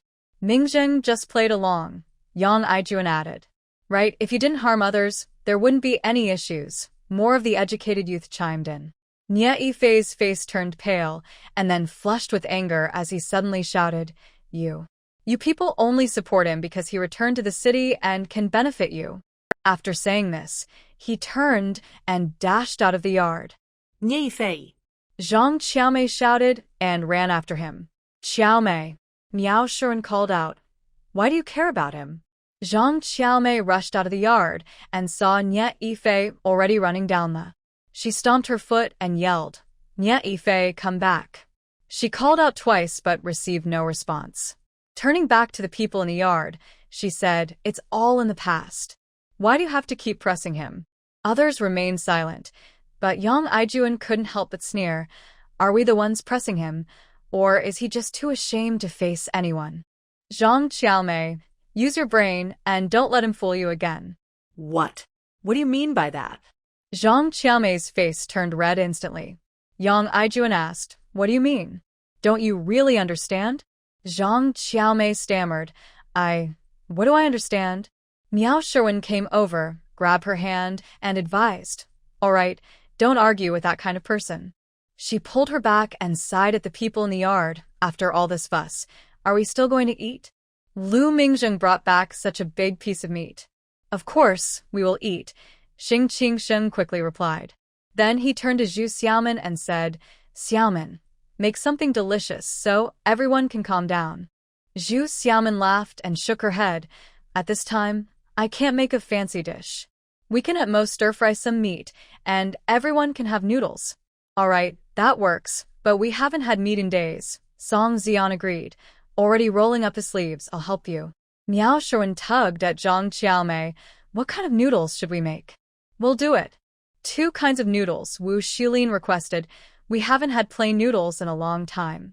The so-called 2 kinds of noodles are made by mixing whole grain flour and white flour, then rolling them together to create a 2-colored noodle. It tastes fine and has the aroma of whole grains, while saving some white flour. In this time, it is considered a good meal.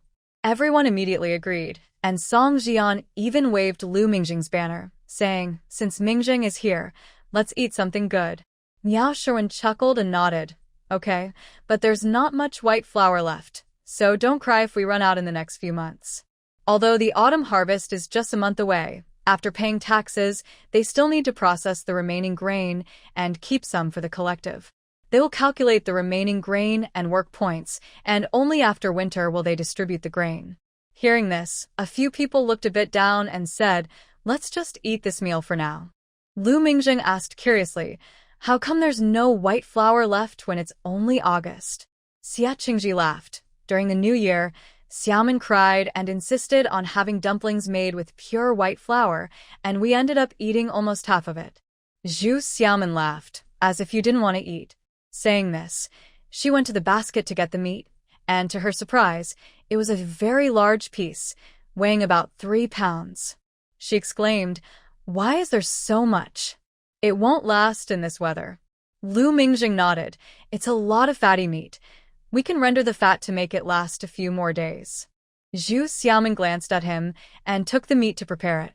3 pounds of meat, divided among the young people, means each person gets less than an ounce. But during these times, being able to eat meat is rare, so no one wants to eat it all at once. They prefer to spread it out over several meals. When the rich smell of meat wafted through the yard and the first pot of noodles was cooking, laughter and chatter returned to the courtyard. Earlier, the older young people had argued about the incident last year when Nye Yifei falsely accused Lu Mingjing. The new arrivals, including Qin Sudong, were unaware of the details and remained silent.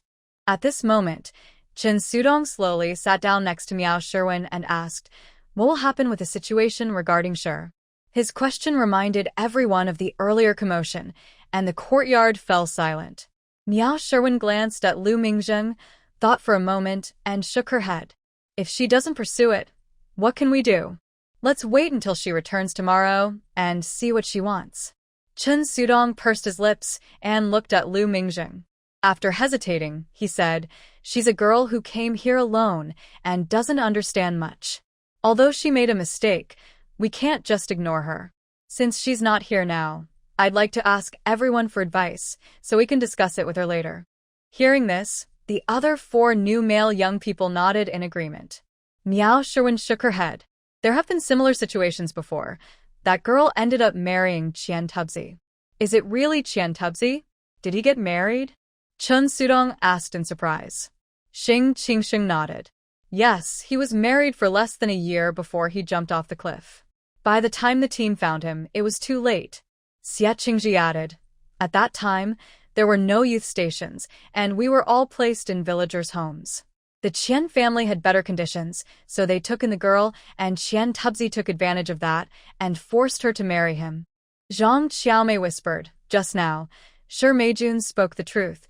She might also end up marrying Qian Tubzi. But what should we do now? Zhu Xiaomin scoffed. Marrying Qian Tubzi? Is she just waiting to jump off a cliff too? Zhang Xiaomei sighed. But if something like this happens, if she doesn't marry, how will she stay here? She has to go to the team office every day, and the gossip will drown her. Chen Sudong was puzzled. It's clearly Qian Tubzi's wrongdoing, so why blame her? Zhu Xiaomin replied coldly, such things are always harsh on women. Chen Sudong fell silent, while Lu Mingjing looked at her intently but couldn't read her emotions. After a long pause, Chen Sudong quietly said, Qian Tubzi is a dangerous situation. It's better not to marry him, but we can't just stand by and watch, can we? After hesitating for a moment, I finally looked directly at Lu Mingjing and said, Lu Jiqing, can you give her some advice? Xing Qingxing's expression darkened. Chen Jiqing, you don't want Mingjing to take the blame, do you? Qingsheng. Lu Mingjing waved his hand to stop him, then thoughtfully looked at Chen Sudong. My suggestion is for her to use this situation to negotiate with the team, asking them to get a certificate from the health clinic for a medical retirement back to the city. Let's not bring this up again in the future. This incident happened in the village, and for the sake of Qian Tuozi, Qian Yuanfei would try to keep this matter under wraps. If Sure Meijun could return to the city, no one there would know about it, allowing her to start fresh. Zhu Xiaomin nodded. This is the best arrangement. Chen Sudong thought for a moment, nodded, and whispered a few words to those around him. Then he asked, what about other options? From what we know, her family situation seems complicated. What if she doesn't want to go back? Not wanting to go back. Zhu Xiaomin was surprised but realized that everyone has their own hidden struggles, so she didn't ask further. She glanced at him and said, if there's someone who likes her and doesn't mind this situation and is willing to marry her, that could help silence the rumors. In this conservative era, how many people would truly be indifferent? Everyone fell silent at this. Lu Mingjing looked at her again, his lips pressed tightly together. When their situation was exposed, did that mean they could only get married? Miao Sherwin shook her head. If that happens, people will start to wonder if this man is the same one from that day, and the pressure on him would be immense. That was true. Lu Mingjing clenched his fist and focused on eating his noodles, his mind racing with memories of being suddenly splashed with cold water, Zhu Xiaomin's words in his ear, and the scene of Nia Yifei bursting into the ranger's cabin. If they had been caught that day, the consequences wouldn't have ended with just their marriage. They would have faced countless humiliations and hardships. At that moment, Zhang Xiaomei called out, the noodles are ready. Everyone instantly set aside their thoughts, grabbing bowls and pots, bustling to get the meal ready. A pot of cooked noodles was brought out, and another pot was put on to boil. Everyone rushed to serve themselves noodles with sauce, creating a lively atmosphere. As soon as the noodles were all served and everyone was enjoying the delicious meal, Zhu Xiaomin took the opportunity to clarify, for the past few days at noon, Lu Mingjing has been eating with us. This meat counts as his share of the food, not something he bought for me. She brought Lu Mingjing over for lunch at noon. Everyone knew about it, but since Lu Mingjing had brought a lot of food tickets when he arrived, no one complained. Hearing her say that made it seem like they were trying to hide something, which was quite amusing. Lu Mingjing looked at her and smiled slightly, honestly nodding. Yes, I have food tickets, but I also ate a lot of vegetables, so let's consider it as paying for the vegetables. As long as everyone knew he was pursuing Zhu Xiaomin, he could approach her openly and buy her things without needing to define their relationship right away. Lu Mingjing was being too straightforward. Everyone felt a bit speechless. Thinking back to when Nie Yifei used to flatter Zhu Xiaomin every day, it took him 2 years to get her to soften up. Now Lu Mingjing, who was so reserved, he had a long way to go. Everyone felt a bit sorry for him. Facing the teasing gazes from everyone, Zhu Xiaomin glared back at them one by one, then looked at Lu Mingjing. I told you I wouldn't agree, and I have no plans to get married. Do you want to enjoy your meal here, or should you give up on this idea? That was a public rejection. Quite direct. Everyone mimicked the same action of eating noodles, but their eyes were all on Lu Mingjing. However, Lu Mingjing remained calm, eating his noodles slowly, and nodded. Yes, I understand. Understand? What does that mean? Does it mean he understands she rejected him and should give up? Or does it just mean he knows her words but feels free to act as he pleases? Lu Mingjing. Of course, it means the latter. That night, Shi Meijun and Wang Xiaoya stayed at the team headquarters. To avoid complications, Lu Mingjing didn't go back and squeezed into Xie Qingji's dormitory for the night, leaving with everyone to the team headquarters the next day. Because of Shi Meijun's situation, after receiving their tasks, Xie Qingji asked Miao Shiwen and Chen Sudong to stay behind. Miao Shiwen was the leader of the 5th living group, and Chen Sudong, having arrived with Shi Meijun, could talk to her more easily. Once everyone in the team went up the mountain, Huang Manhwa called the few of them in and sighed. She cried until midnight yesterday and wouldn't listen to anyone. She wouldn't say anything when asked. Can you think of someone who can talk to her? We need to see how to handle this matter. Lu Mingjing asked with a serious face. Isn't Qian Tuzu just fine now? Huang Manhwa looked at him and shook her head slightly. If Shi doesn't say anything, what can we do? Lu Mingjing's expression turned cold, his lips pressed tightly together, and he didn't say anything more. Xie Qingji asked, have you asked her if she wants to report it to the police? Huang Manhwa shook her head. She didn't say anything. Chen Sudong asked, what about Wang Xiaoya? Wang Jiqing has been with her, but she doesn't say anything when asked, Huang Manhwa replied, feeling a bit frustrated. After many years of working with women, she had never encountered someone like Shi Meijun. Chen Sudong thought for a moment and said, where is she now? I'll go check. Huang Manhwa was eager for someone to talk to her, so she quickly pointed the way, in the backyard, the 3rd room. Chen Sudong agreed and headed to the backyard. Huang Manhwa noticed that Miao Shiwen and Zhu Xiaomin were sitting still and tried to suggest, why don't you both give it a try? Zhu Xiaomin shook her head. She has only been here for 2 months, and we aren't in the same dormitory, so we don't really know her. This showed she didn't want to get involved. If Shi Meijun had identified Qian Tuzi yesterday, she would have insisted on sending him to jail. But Shi Meijun surprisingly wanted to involve Lu Mingjing, which neither her uncle nor aunt could tolerate. Miao Shiwen hesitated. Let's wait a bit, until Chen Jiqing comes back to ask about the situation. Huang Manhwa nodded, looked outside to see no one was around, closed the door, glanced at everyone, and whispered, you all probably think we are protecting Qian Tuzu. Wasn't that the case? The 4 of them remained silent. Huang Manhwa sensed their thoughts and smiled wryly, saying, if Shi Jiqing had identified Qian Tuzu, I would have fought with Qian Yuanfei to seek justice for our female colleagues. But since Shi Jiqing said that, and we are all from the same village, it's really complicated. Xie Qingji asked, Director Huang, may I ask, if Shi Jiqing continues to say nothing, what will the team do?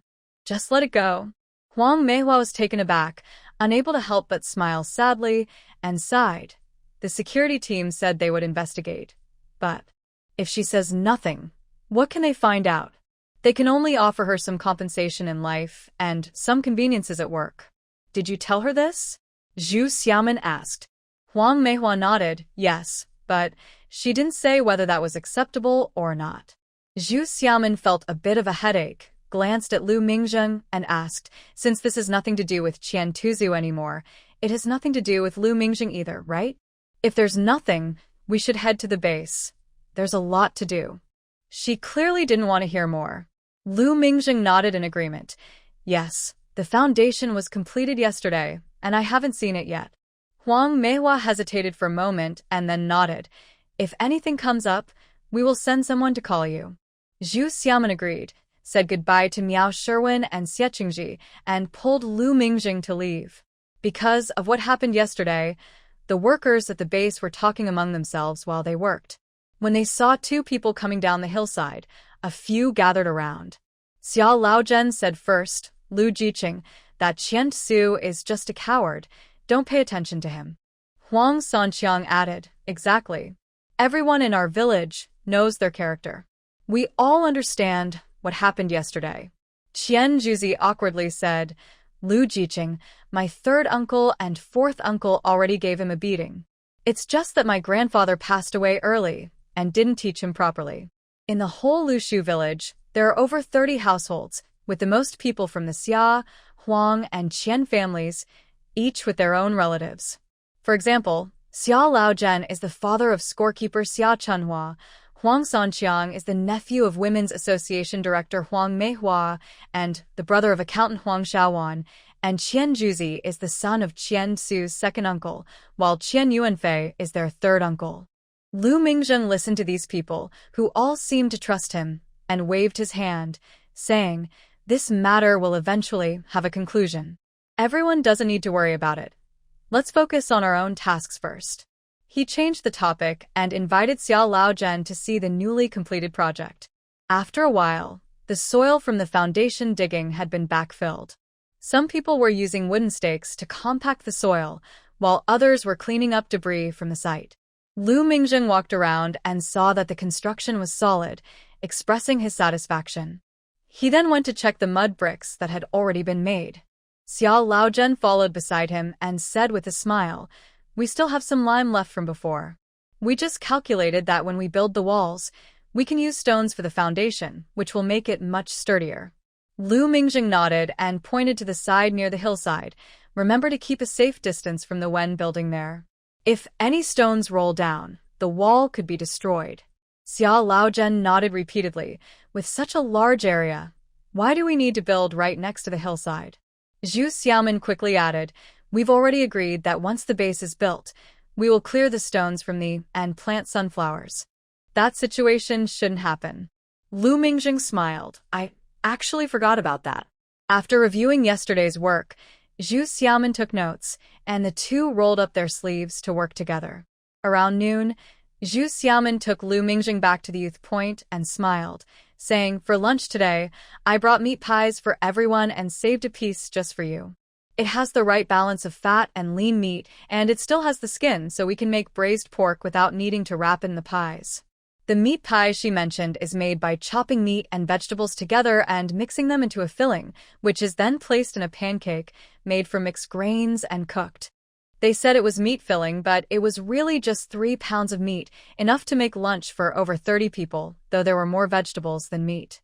The pancakes were made yesterday by everyone together, and today they got up early to cook them while preparing breakfast, so over 30 people could take some with them. Yesterday, Lu Mingjing stayed here and naturally saw the meat-filled pancakes in the morning. He had been thinking about them all morning. When he heard her mention braised pork, his eyes lit up, and he nodded eagerly. Although the meat-filled pancakes were delicious, they had a lot of other ingredients mixed in, which couldn't compare to a piece of pure meat from the braised pork, rich and juicy. Zhu Xiaoman said this while quickly preparing the meat and putting it in the pot. However, there wasn't much, so she couldn't make enough for everyone. Instead, she decided to make a dry pot of potato slices and a vegetable soup.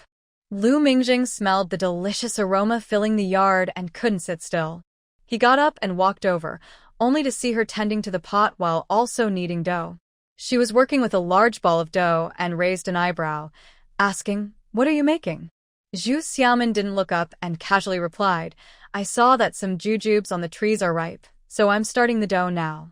I'll go pick some in the afternoon and bring them back for everyone to have steamed cake tomorrow." Steamed cake? Lu Mingjing's eyes brightened, and he quickly nodded. I'll go pick some after lunch. Zhu Xiaomin laughed. Just a few for the steamed cake. I'll only pick a little in the afternoon since those are from the production team, and we shouldn't take too many. Lu Mingjing nodded. That sounds good. Just then, they heard a noise from the back door. Nie Yifei came out of the dormitory with a gloomy face. Seeing the two talking by the stove and smelling the tempting food in the yard, he sarcastically said, "Oh, look at you two, living the good life already. Zhu Xiaomin, I didn't know you were so capable." He never noticed that when he was with her. Lu Mingjing's expression darkened, and he said coldly, "Nie Yifei, don't start trouble." Zhu Xiaomin, however, was unfazed and raised an eyebrow with a smile. "Nie Yifei, are you jealous? You know, every pot has its lid. I wasn't capable before, but you were still eager to be around me. If you like being petty, I'll just let you be." "You."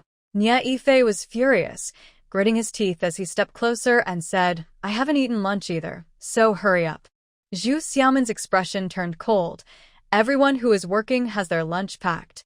It's not like I didn't prepare yours. I'm just cooking for me and Lu Mingjing right now." After their argument yesterday, he had disappeared and hadn't returned until now, surprising her to find him in the dormitory. "What's wrong? No work means no food?" "The food for the educated youth has been brought back during this time," Nie Yifei sneered. Zhu Xiaomin raised her eyebrows and said, "That's right. Even without work, there's food to eat. But you only eat what's ready-made and never do any work at the youth station. Now, how can you have the face to ask me to cook for you?" Nie Yifei sneered. "So, Lu Mingjing has someone, but I don't? Do you still dare to say you two have no affair?" "Nie Yifei, watch your words," Lu Mingjing said coldly, staring at him. Zhu Xiaomin frowned. "Nie Yifei, what's wrong with you? Lu Mingjing is a guest right now." Ignoring Zhu Xiaomin, Nie Yifei raised his chin and looked at Lu Mingjing. "What? Did I hit the nail on the head?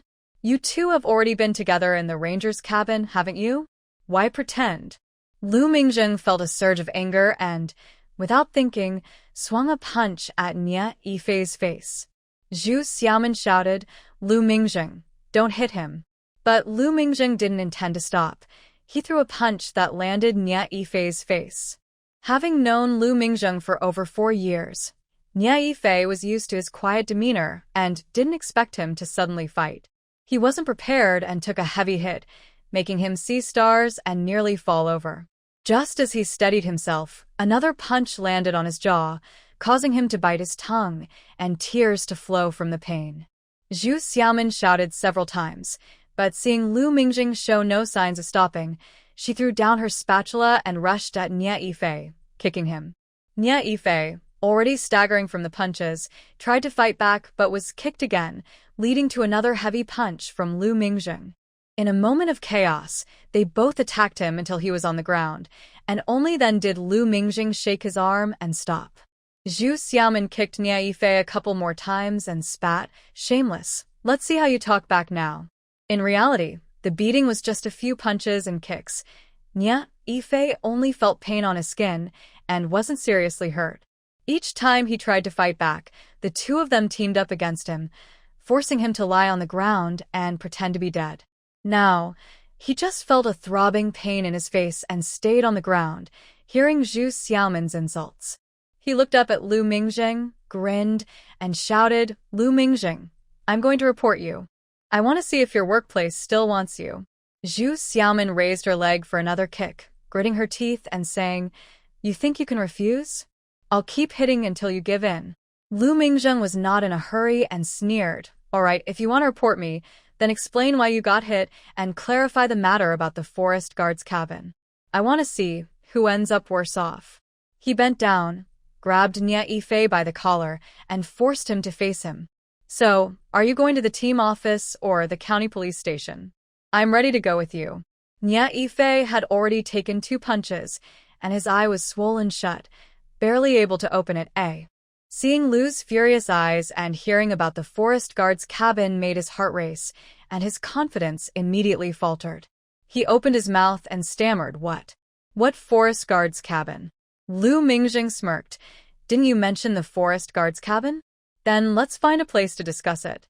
With that, he dragged Nie Yifei outside.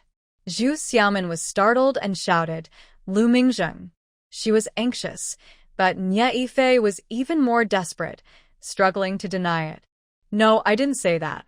He grabbed Lu's hand and tried to pull it away, but in his panic, he lowered his head to bite. It should be noted that last year at the forest guard's cabin, they hadn't caught anyone in a compromising situation. Lu Mingzheng and Zhu Xiaomin could come up with many explanations, but Nye Yifei's schemes might not hold up. Lu Mingzheng felt pain in his hand and slapped him back, gritting his teeth and sneering, "It's too late to deny it now." Nye Yifei received another hit to his face, and Lu's grip loosened. He stumbled but quickly regained his balance and ran away without arguing further. Seeing him escape in such a fluster, Zhu Xiaomin couldn't help but laugh. When she saw Lu Mingzheng about to chase after him, she grabbed his arm and frowned. "What do you want to catch him for? Are you really going to report him?" Bringing up last year's incident, even though they could deny it, rumors could be damaging, and it wouldn't be good if it got out. Lu Mingzheng stopped and watched Nye Yifei stumble out the door. He glanced at the woman beside him. Somewhat surprised, "I didn't expect you to hit someone." Zhu Xiaomin shrugged. "Well, you've already hit him, so one more won't make a difference." Lu Mingzheng smirked and suddenly asked, "What's that smell?" My food." Zhu Xiaomin realized and hurried back to check.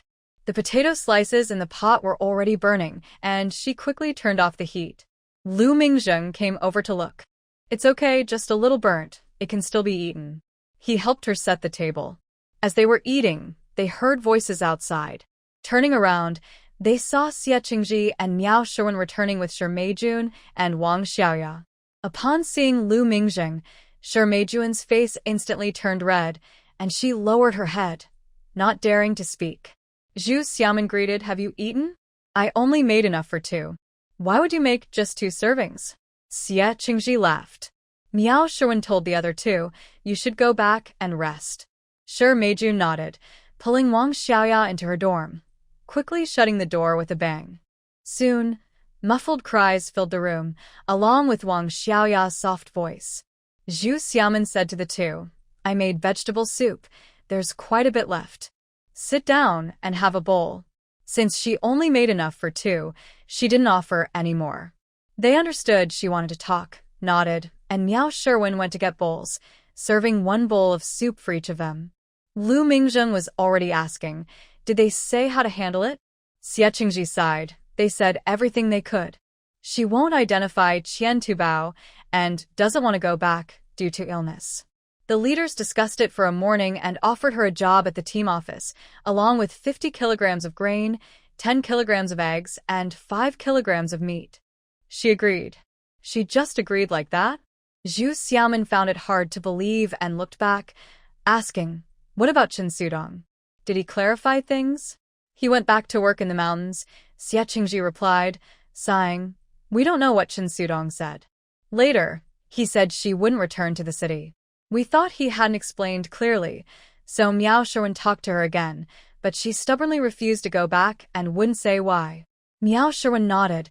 "Wang Xiaoya mentioned she has a stepmother and half-siblings, so it's quite complicated." "That makes sense." Zhu Xiaomin nodded, lowered her head to sip her soup, and casually asked, "What job did they arrange for her?" "Like yours, it's a writing job," Xie Qingji answered. Zhu Xiaomin nearly choked on her soup, surprised. "A writing job? Are they giving her my work?" Miao Shiwen shook her head. That's what was said, but Xie Qingji opposed it, saying she couldn't handle it.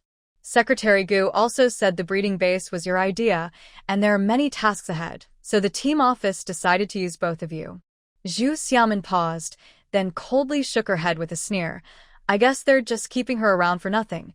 The team office has done their best." Xie Qingji nodded. "Director Qian said a lot of good things." Zhu Xiaomin replied with a noncommittal having lost interest and changed the topic to work matters. After they finished eating, Miao Shiwen and Xie Qingji had already finished the soup, and the 4 of them cleaned up together. Zhu Xiaomin said, "We're going to the breeding base. What about you?" She glanced at the closed door. Xie Qingji nodded. "Let's go up the mountain too." He greeted the 2 people inside through the door, and they all walked out together. After passing the team office, Xie Qingji and Miao Sherwin went up another, while Zhu Xiaomin and Lu Mingjing headed towards the base. As they walked past the jujube orchard outside the ranger's cabin, Zhu Xiaomin pointed and said, "Let's go in and pick some ripe jujubes." Lu Mingjing nodded and followed her into the orchard, but he said, "If we pick them now, they will still be crunchy. Is that okay?" Zhu Xiaomin replied helplessly, "We can use them once they are cooked, but they won't be as good as dried jujubes. We just can't wait." Is she worried he can't wait? Lu Mingjing couldn't help but smile. He stopped asking questions and picked the ripe jujubes instead. The dough that was needed at noon had been covered in a bowl under the sun all afternoon and was ready to be steamed. In the evening, after finishing work, everyone joined in to steam the rice cake. When the first batch was ready, everyone got a piece. With some cold dishes and a bowl of vegetable porridge, that was dinner. The remaining rice cakes were placed in a cool spot for everyone to take as lunch the next day. Lu Mingjing enjoyed the soft and sweet cornmeal rice cake, feeling a deep sense of satisfaction, his gaze occasionally drifting to Zhu Xiaomin. This cornmeal rice cake was made soft by mixing in a small amount of white flour, a common food in this mountainous area. However, most families made rice cakes without adding jujubes. Since most jujubes weren't ripe yet, and not at the best time for use, she still went to great lengths to pick a few. If he weren't so self-aware and she hadn't been rejecting him, he might have thought she had studied his tastes. The other young people didn't think as much as he did.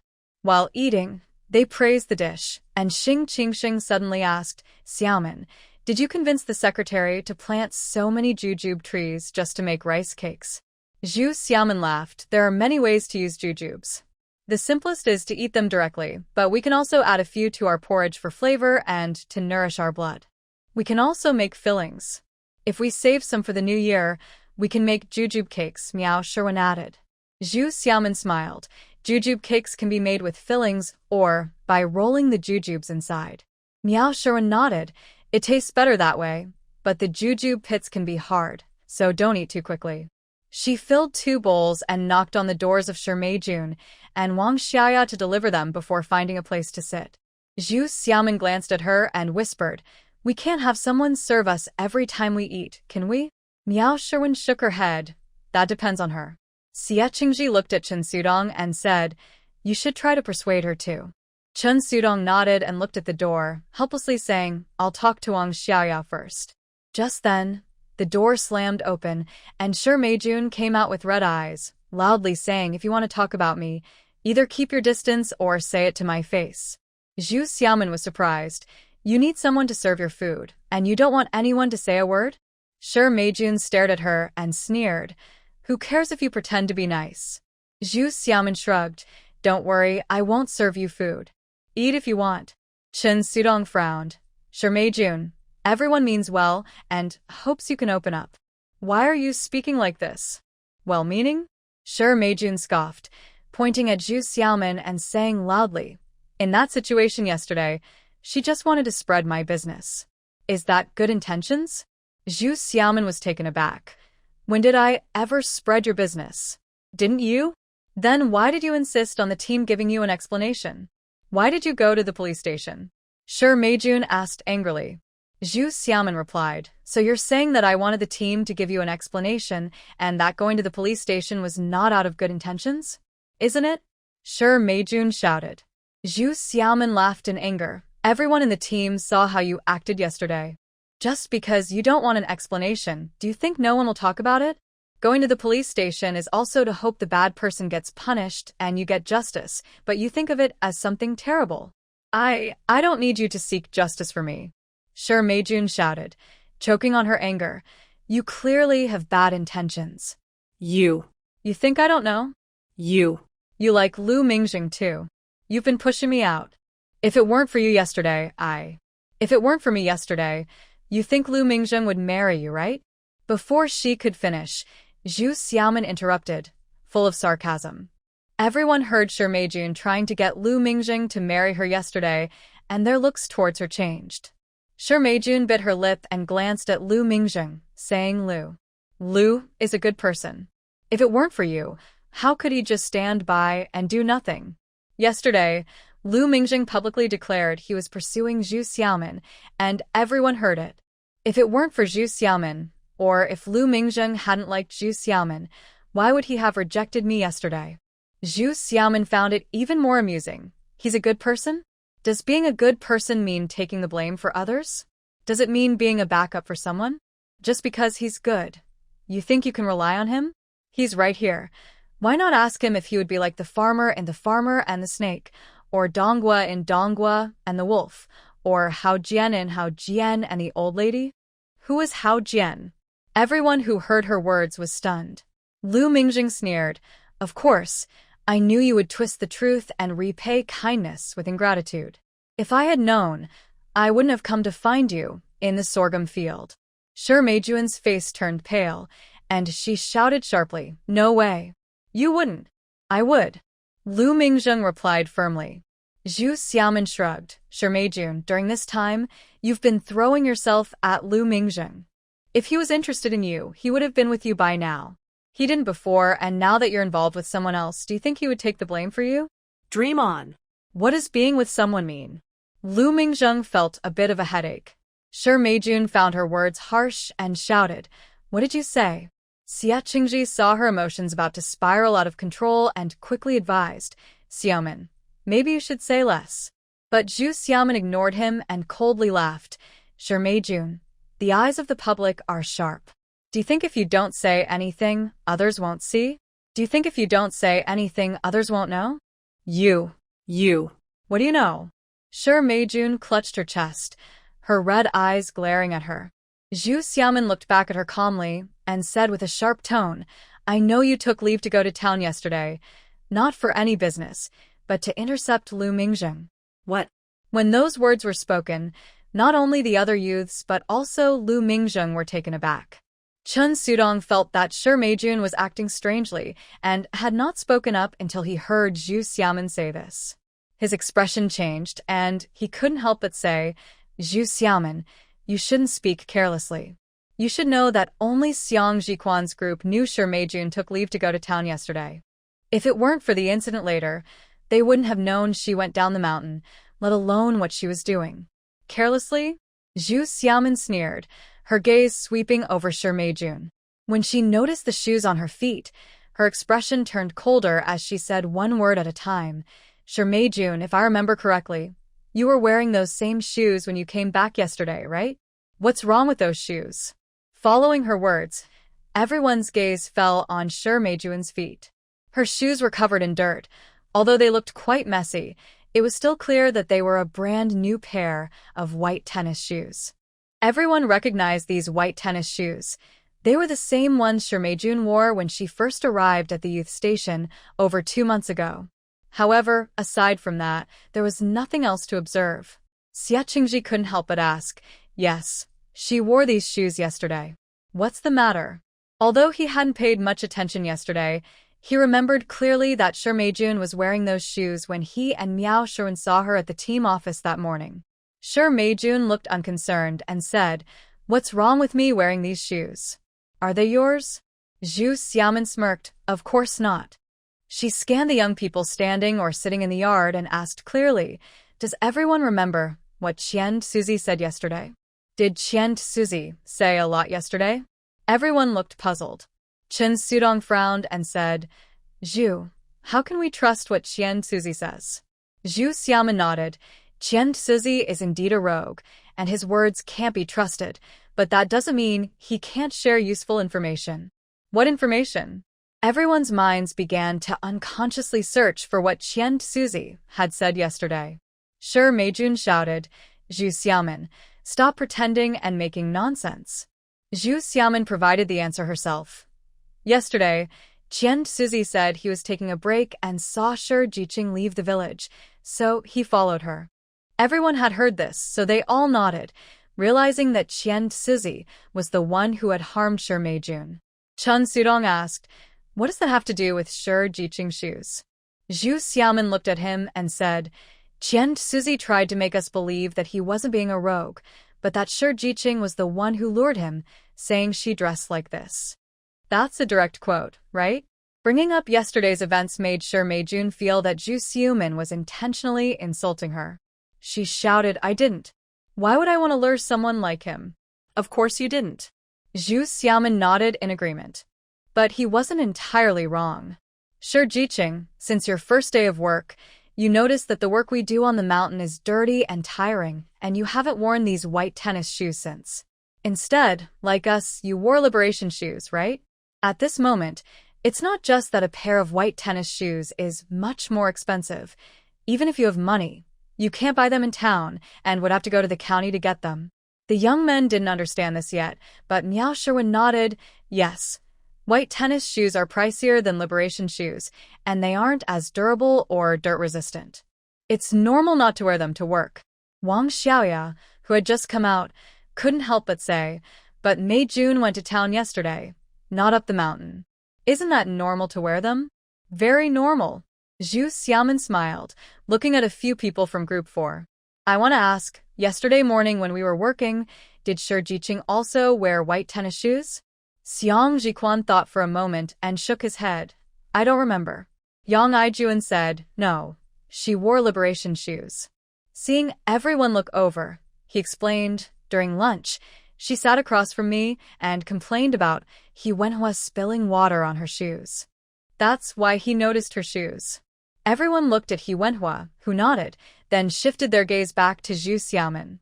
Zhu Xiaomin continued, you should know she was on the mountain, had lunch with her group, and then took leave to go to town. However, the nearest route from where Group 4 was working to town is down the southern mountain path, which doesn't go through the team's office or the village, leading directly to Qingstone Bridge. Yet, Shi Jiqing took a longer route. Why? Why? Everyone looked puzzled and turned to Shi Meijun. Shi Meijun shouted angrily, what route I take is none of your business. Wang Xiaoya replied, we've only been here for 2 months. It's normal she doesn't know the way. If you hadn't mentioned it, I wouldn't have known either. Yang Aijuan suddenly said, no, when she took leave yesterday, we pointed out the way, which could save half an hour. So, why did Shi Jiqing take the long way? Because she specifically returned to the youth point to change her clothes and shoes and dressed up nicely to go out, Zhu Xiaomin coldly interjected. This is what Qian Tizi meant by dressing up like this. You should know that for city girls, ordinary dressing is already considered elegant in the eyes of rural people, let alone a carefully arranged outfit. Hearing this, everyone couldn't help but nod. Shi Meijuan's face turned pale and flushed as she loudly said, what's wrong with dressing up? Zhu Xiaomin, we're all girls, haven't you ever dressed up? Why are you fixating on this? Zhu Xiaomin nodded, saying, that's right, all girls love beauty, and I'm no exception. But after working all morning, I wouldn't take a half-hour detour just to dress up for a trip to town. I'm not that diligent. This seemed a bit strange, the young men thought. Miao Sherwin pondered and nodded. Yeah, I wouldn't do that either. Chen Xiaodong felt a bit uneasy and asked, Zhu, please finish your thought. Why do you think she did it? Why? Zhu Xiaomin sneered. Of course, it's to intercept Lu Mingzheng. Her words caused a stir among the young men. Wang Xiaoya widened her eyes and shouted, Zhu Xiaomin, stop talking nonsense. Lu Mingzheng was also shocked. Xiaomin, what are you saying? But Shi Meijun suddenly bit her lip, her expression changing, and she remained silent. Zhu Xiaomin glanced around and continued, everyone knows that Lu Mingzheng took Comrade Meng back to the county and will return in the afternoon, right? Everyone nodded in silence. Zhu Xiaomin added, for over a month, Shi has been pursuing Lu Mingzheng. Anyone with eyes can see that, right? Are we blind for not agreeing with you? Xing Qingsheng and Yang Aijuan found it amusing and nodded. Zhu Xiaomin continued, so, Shi dressed up on purpose and went to town at that time. What else could it be for? The road from the village to Qingshi Bridge is the main route back from town. Once she said that, the 2 lines of thought connected perfectly. Everyone looked at Shi Meijun with understanding, but the newcomers couldn't help but ask, sure, is that true? Chen Sudong asked, sure. You took leave to go to town. What were you really doing? Shi Meijuan's face turned red and pale, her gaze falling on Lu Mingzheng. Zhu Xiaomin slowly said, Qian Su said you dressed up to attract him, which is obviously nonsense, but it's not entirely unfair to you. You went to Lu Mingzheng, hoping he would like you. As for whether she would use other methods, she left that open for everyone's imagination. The fact is, Lu Mingzheng did return in the afternoon, passing through that area. If it weren't for Qian Su showing up unexpectedly, sure Meijun could have successfully intercepted him. What might have happened after that in the open field, or how clearly things could be explained, was another matter. Everyone fell silent, looking at Lu Mingzheng and then at Sure Meijun. Lu Mingzheng did not understand the girl's feelings and shook his head, saying, I don't like her. It has nothing to do with what she wears. Zhu Xiaomin. Lu Mingzheng, you are so clueless. Chen Sudong asked, Sure Jiqing, is this true? If there are other reasons, you can share them. He didn't want to hear Zhu Xiaomin's guesses. He just wanted to hear the truth from the person involved. Sure Meijun's face turned pale as she felt everyone's gaze on her, as if she had returned to yesterday when she felt exposed and vulnerable. Hearing Lu Mingzheng's words, she suddenly broke down and squatted down, crying loudly, What's wrong with me liking Lu Mingzheng? Why can't I like him? What did I do wrong? Yes, what did she do wrong? The young men present felt soft-hearted upon hearing her cries. After a moment of silence, Xie Qingji finally said, Let's put this matter to rest. We are all part of a team now, so please don't bring it up again. Sure Jiqing. He paused, carefully choosing his words before continuing. You know what happened yesterday, and everyone understands. Lu Jiqing's feelings are clear. He is here to help our team develop, so please don't bother him anymore. Indeed, Lu Mingzheng was not just anyone. No matter what happened, others had to stay, but he could leave anytime. He had helped facilitate the breeding project, and there would be many more things he would need to assist with in the future. Everyone nodded in agreement. Sure Meijun, hugging her shoulders, cried even harder. Miao Sherwin sighed, gestured to Wang Xiaoya, and together they helped her up and took her back to her room. Her cries gradually quieted down, and Zhu Xiaomin sighed, Everyone, let's eat. The food is getting cold. With that, she stood up to steam another batch of cakes. After such a long commotion, most people had put down their chopsticks, while she had already finished her meal. Sure Meijun took a couple of days off, and on the third day, she reported to the team office and was assigned to the same office as Zhu Xiaomin to do clerical work. When Huang Shaoan saw this, she leaned close to Zhu Xiaomin and whispered, I heard she wants to be in charge of the breeding project materials, but the secretary rejected her. Still not giving up, trying to get close to Lu Mingzheng? Zhu Xiaomin felt a bit of a headache, sighed, and nodded to show she understood. After Huang Shaoan left, Xia Chunhua came over with a bag of sunflower seeds, looked at Sure Meijun, and leaned on Zhu Xiaomin's desk, complaining, having one more person here makes it less convenient to talk. Zhu Xiaomin laughed. What are you afraid of? Xia Chunhua sighed, staying put, cracked a few sunflower seeds, and looked at her sideways. Lu Jiqing is pretty good. Much better than Ye Jiqing, right? Who said that? Zhu Xiaomin retorted. Lu Mingzheng has a cold face, like someone owes him money. He shows the same expression whether praised or scolded. How annoying. Then look at Nia Yifei, all slick and made up, cries like he lost his mother when kicked. How entertaining. Puffed. Xia Chunhua couldn't help but laugh, pushing her playfully. You're so mean. Zhu Xiaomin laughed too. Am I wrong? After laughing for a while, Xia Chunhua looked out the window and said, Lu Jiqing is here. He must be looking for you. She then grabbed a handful of sunflower seeds from her pocket, placed them on the table, winked playfully, and turned to leave, greeting Lu Mingzheng, who had just arrived. Zhu Xiaomin's table was by the window at the entrance, while Sure Meijun's table was at the back of the room. At first, she watched Huang Shaoan and Zhu Xiaomin whispering, then saw her and Xia Chunhua laughing freely, ignoring her, which made her quite annoyed. Hearing that Lu Mingzheng had arrived, she perked up, and when she saw him enter, she quickly picked up her cup and smiled. Brother Lu is here. Come sit and have some water. She offered the cup to him. Lu Mingzheng frowned, stepped back to avoid her, and said to Zhu Xiaomin, Xiaomin, come out. Zhu Xiaomin, resting her chin on her hand, was enjoying the show and replied reluctantly, "What for?" Lu Mingjing's face darkened. "You come out, just you." He turned and walked away. Was he afraid she would follow? Sure, Meijun felt a lump in her throat. Her eyes instantly red as she looked at Lu Mingjing, who had already walked halfway across the courtyard, then back at the helpless-looking Zhu Xiaomin. Zhu Xiaomin glanced at her, sighed, and had no choice but to go out. She found Lu Mingjing standing in the middle of the courtyard, and after checking to see if he was in line with the center, she slowly approached and asked, "What's wrong?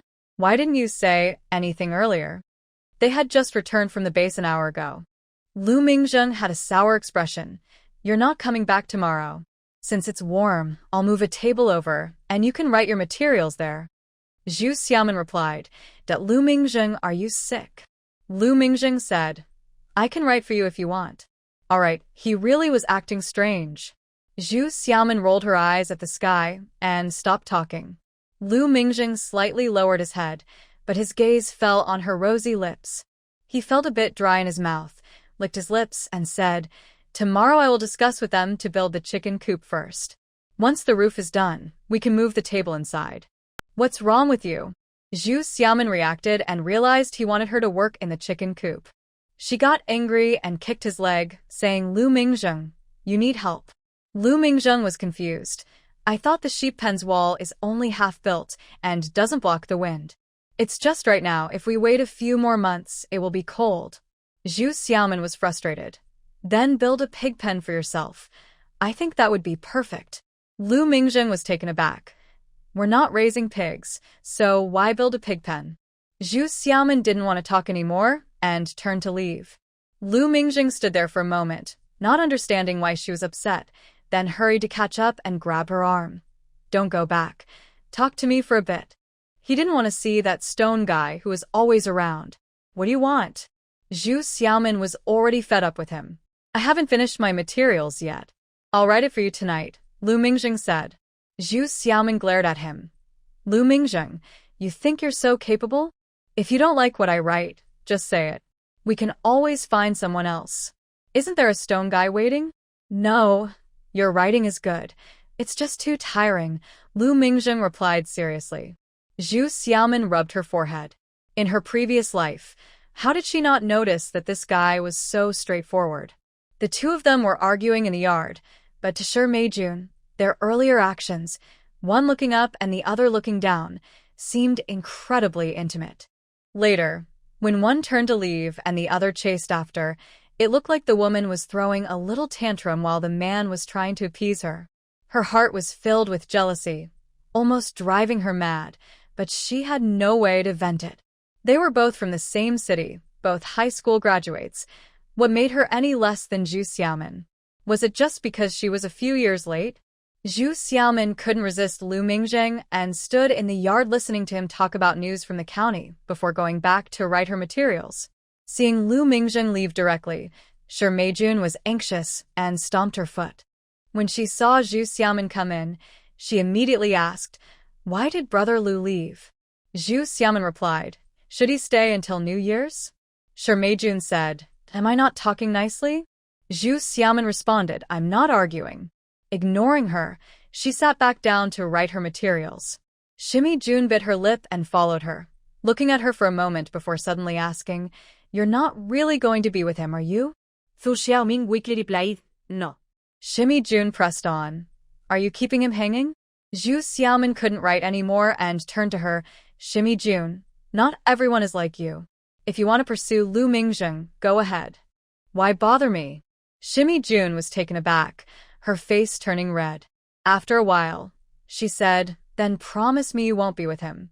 Zhu Xiaomin laughed in anger, threw down her pen, and stood up. "Shi Meijun, do you have a serious problem? Why should I promise you? Am I in debt to you? Do I have to think about you? I'm like this and you." "You." Shi Meijun was choked up, tears streaming down her face. Zhu Xiaomin rubbed her forehead and waved her hand. "Shizuking, take it easy."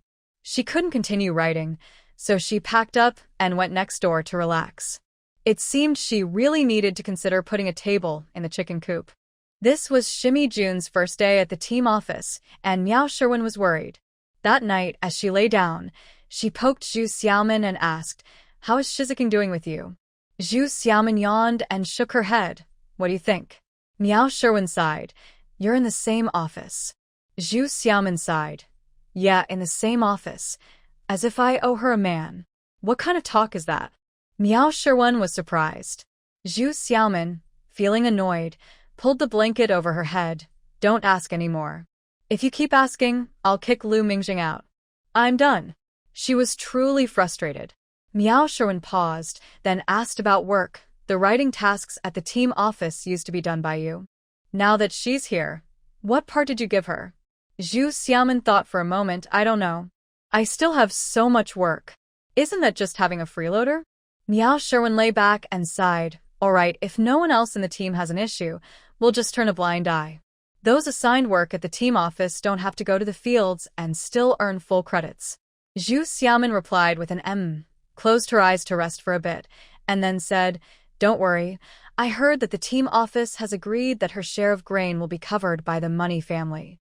She yawned, not interested in continuing the conversation, and turned over to sleep. Just as the two were drifting off to sleep, they suddenly heard rustling sounds in the yard, as if someone was rummaging through something. Miao Sherwin instantly woke up, quickly nudged Zhu Xiaomin, and whispered, "It sounds like someone is outside." Zhu Xiaomin also woke up, turned over, and listened carefully. She lowered her voice and said, "Is someone stealing food?" Thinking about the lunch she had prepared for everyone the next day, she felt a bit anxious. Miao Sherwin nodded, got up, and reached over to nudge Zhang Qiaomei, whispering, "There's someone outside stealing things.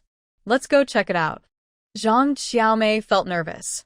"I hope it's not someone stealing chickens. That would be even worse." When Miao Sherwin and Zhu Xiaomin heard this, they became anxious too. They quickly got up, put on their clothes, and quietly got out of bed.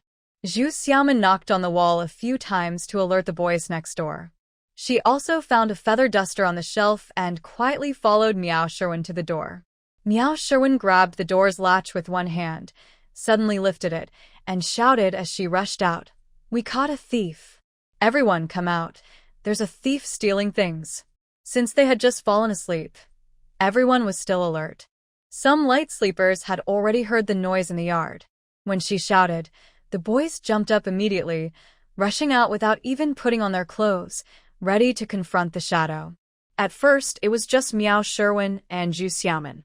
Zhang Qiaomei couldn't find a weapon, so she ran to the chicken coop to protect the chickens. The shadow took a few hits but didn't make a sound. With more people arriving, it started to struggle and shouted, "I'm not a thief. It's me, don't hit me." Yi Fei. Recognizing the voice, everyone stopped. Someone turned on the yard light and frowned, asking, "Nye Yifei, what are you doing here? Where have you been these past few days?" Nye Yifei was busy shoving a dumpling into his mouth and didn't answer. Zhu Xiaomin saw him and couldn't help but raise her eyebrows. Ever since that day when she and Lu Mingjing had a mix-up with him, Nye Yifei had disappeared for days, and now he was sneaking back at night just to find food. Zhang Qiaomei's eyes widened when she saw Nye Yifei, and she rushed back to ask, "Nye Yifei, where have you been?" Her voice was a bit hoarse. Nye Yifei ignored her, finished one dumpling, and reached for another, taking a big bite. Xia Qingji frowned at his eating habits and said, "Nye Yifei, at least tell everyone where you've been." Miao Sherwin saw him choking and sighed, going to get a bowl of water for him. Nye Yifei ate 4 dumplings in a row before slowing down. Seeing everyone staring at him, he waved his hand in annoyance and said, "I was only gone for 2 days. What's the big deal? Where did you go?" Xia Qingji asked. Nye Yifei frowned. "I didn't go far. I didn't have an introduction letter." He waved his hand impatiently and walked toward his dorm. Xia Qingji called out, "Hey, Nye Yifei." Nye Yifei turned back, sneered, and said, "Why are you asking me?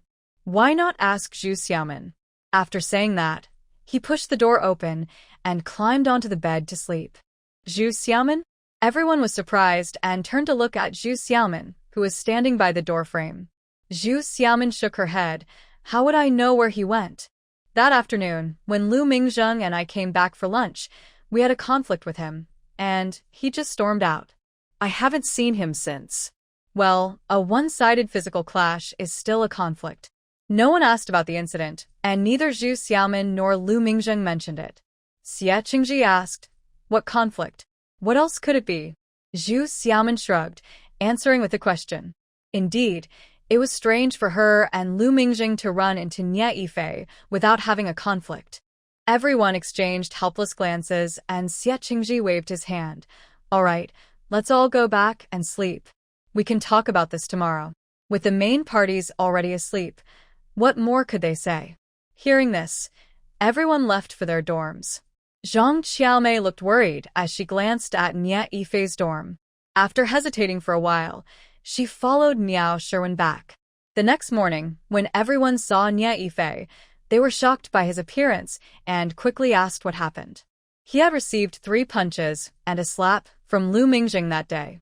Although 3 days had passed and the swelling had gone down, his face was still bruised and marked. Nie Yifei shot a resentful glance at Zhu Xiaomin, ignored everyone, and smeared some paste on his face before going to eat porridge. Zhu Xiaomin, however, acted as if she didn't see him, focusing on her porridge and helping to pack lunch for everyone, including her and Lu Mingzheng's portions. After the incident with Shi Meijun, Lu Mingzheng avoided her and didn't come to the youth station for meals.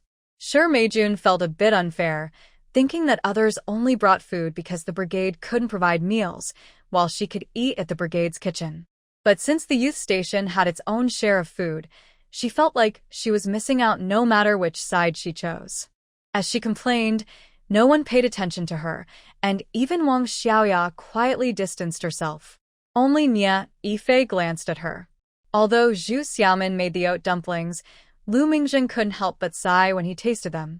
Even though the dumplings were to his liking, they were already cold, and there were no vegetables. The dishes sent by the sisters-in-law were salty, but lacked flavor. Zhu Xiaomin smiled and said, "These days, Shi Jiqing has started working at the team office. Otherwise, would you like to go back to the youth station tomorrow?" Lu Mingzheng thought for a moment and shook his head. "Forget it. The walls of the chicken coop and sheep pen will be done in 2 days. After that, they need to dry before we can put on the roof. I'll go back to the city, and we can talk later." It seemed he had work to do.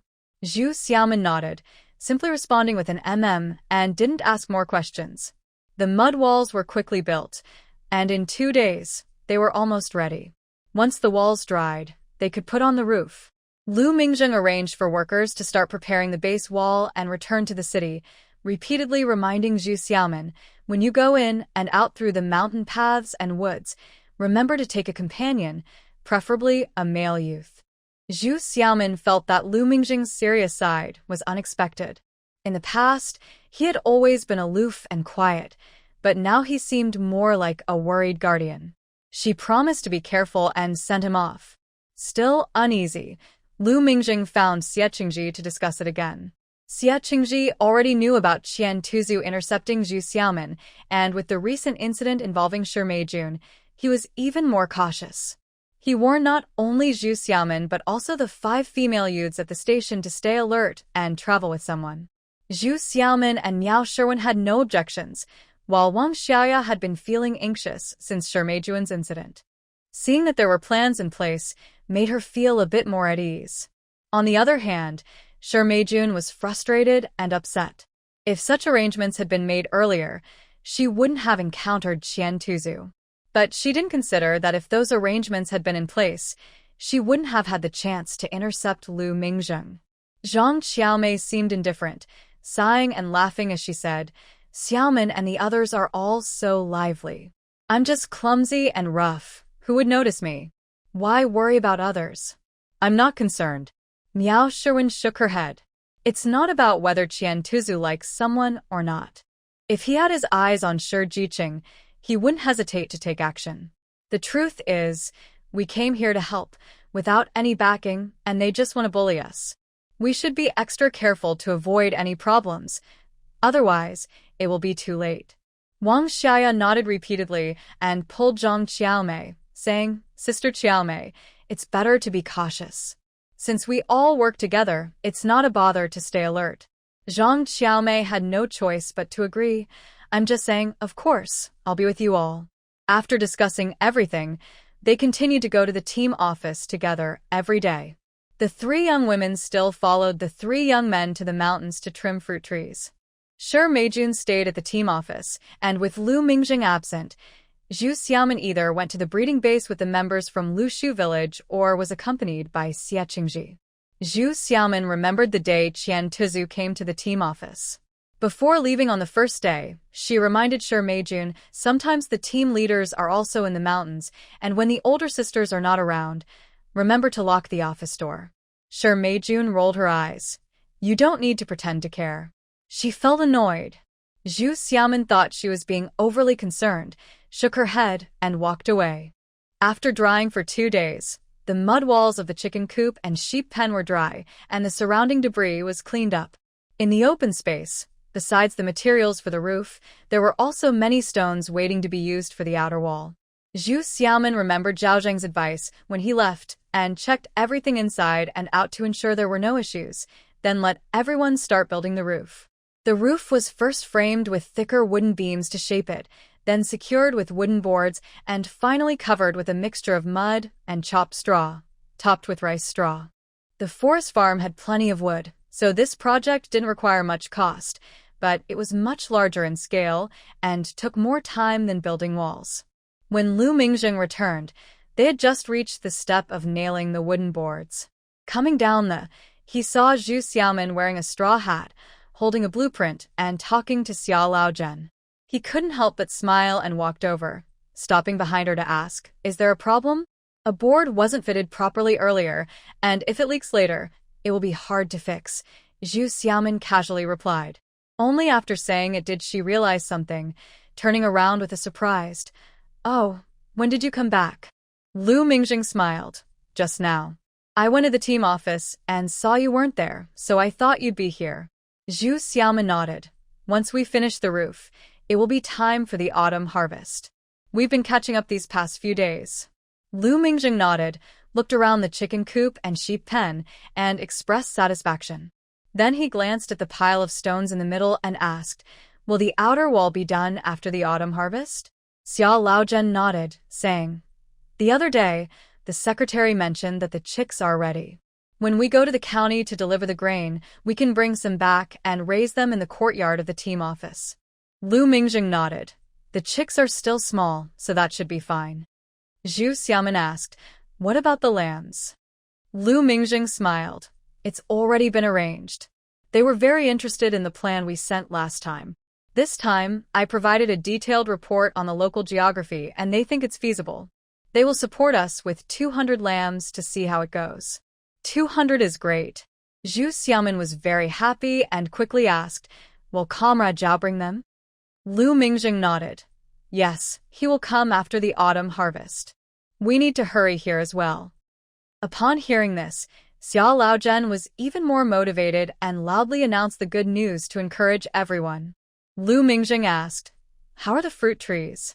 Zhu Xiaomin nodded. During this time, other teams have sent people over to learn and work alongside them. It's going much faster now, and the pruning is almost done. Lu Mingjing nodded, then suddenly said, "I just came over and saw that the jujubes have turned quite red." Zhu Xiaomin couldn't help but laugh and said, "I'll ask them tonight how many more days they need to finish pruning. The steamed corn cake is best when it's warm." Lu Mingjing's eyes lit up, and he nodded immediately.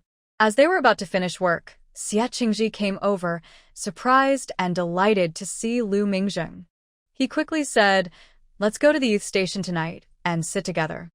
Lu Mingjing nodded and asked Zhu Xiaomin, "Why have you only been going back after work these past few days?" Zhu Xiaomin pouted. "Well, going back doesn't really change anything." Lu Mingjing frowned, remaining silent, but his eyes were filled with questions. Xie Qingji sighed. "It's noisy all the time, even at the youth station." Xiaomin moved the table over here. He pointed to a simple shelter made of branches. Lu Mingjing turned around and saw the table and chairs under the shelter, unable to suppress a smile. Zhu Xiaomin knew he was remembering what was said before and shot him a glare before turning back. It's just this bad luck that he guessed right. As they were about to finish work, the three of them started walking back. Lu Mingjing asked about the progress of pruning the fruit trees. Xie Qingji replied, "The autumn harvest is coming soon, so we've been working hard. Today, we calculated that in 2 more days it should be almost done." Lu Mingjing nodded and glanced back at Zhu Xiaomin, who smiled. "Lu Mingjing is thinking about our cornmeal cakes." Xie Qingji smiled and nodded. "We can't have the steamed cake today. Let's go over in the evening. There are some green beans in the yard just right for us to eat, and we can sit together for a while." Lu Mingjing laughed. "I brought back 2 sets of lamb bones, leaving one for the team office and taking one with us. Let's have lamb soup tonight." "That's great." Xie Qingji clapped him on the shoulder and smiled. "Since you've been away these days, we haven't had any meat." Lu Mingjing chuckled. "I understand. I'll have to bring meat every time I come back." Xie Qingji laughed heartily. "Only someone who knows me well, like Mingjing, would understand." The three of them chatted and laughed as they walked through the vast fields and up the hillside to the team office. Lu Mingjing and Xie Qingji went straight to Gu Montsong's office, while Zhu Xiaomin went to her own office alone. The office door was open, and through it, Zhu Xiaomin saw Shi Meijun leaning on the desk, staring blankly at the wall across from her. Zhu Xiaomin ignored her and went to organize her materials. Hearing the noise, Shi Meijun snapped back to reality, turned her head to look at her for a moment, and suddenly asked, "Zhu Xiaomin, I heard you used to be Nia Yifei's girlfriend? This person is acting up again." Zhu Xiaomin glanced at her and sighed. "You said used to be. So why are you asking? Why did you break up with him?" Shi Meijun asked. "If I didn't like him, I broke up," Zhu Xiaomin replied. Shi Meijun scoffed. "Is it not because you saw Lu Mingjing come back to town and wanted to be with him that you dumped Nia Yifei?" Zhu Xiaomin turned to look at her. "Nia Yifei probably thinks the same way. You two seem quite compatible." After saying that, she ignored her and turned to leave, looking for Xia Chunhua. Xia Chunhua had just taken out the work points ledger and, seeing her come in, immediately said, "This afternoon, Director Qian sent the items over." "What items?" Zhu Xiaomin was momentarily confused. Xia Chunhua exclaimed, nudging her. "How could you forget? The compensation the team promised her." She pointed to the next room and gestured, 50 pounds of grain, all white flour, 10 pounds of eggs, a big basket, and a 5-pound piece of meat. This afternoon, several people made a fuss and delivered it.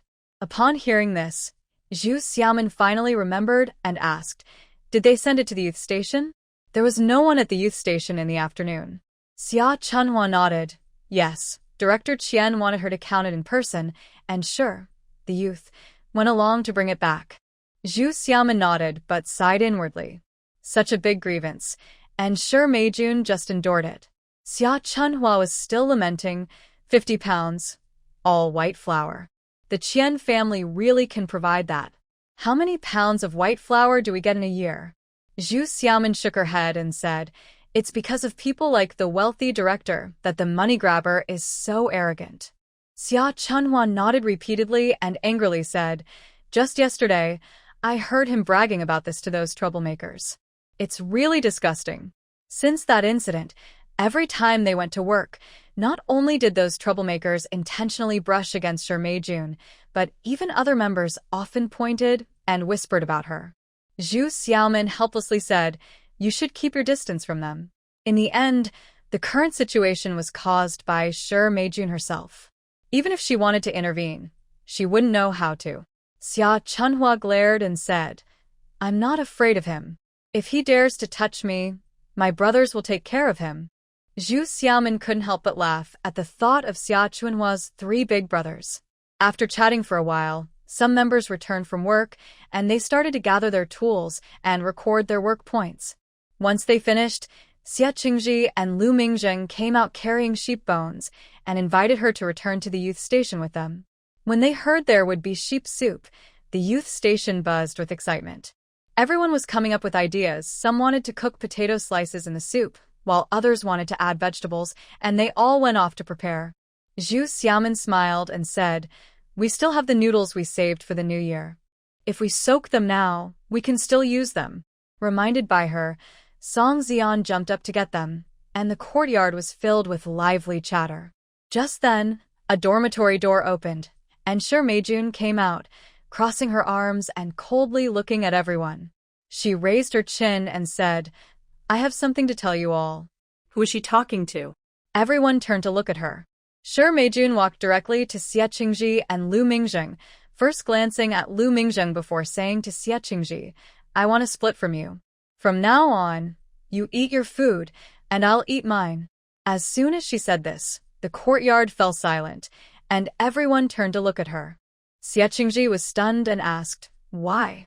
Shi Meijun replied loudly, "Haven't you all complained that I don't earn work points and take advantage of your food? Now I want to separate, and we can each eat our own. I brought 4 months' worth of food, and I haven't finished it yet, right? Please calculate how much I should get back." Xie Qingji frowned and reminded her, "Sure, we are all part of this group.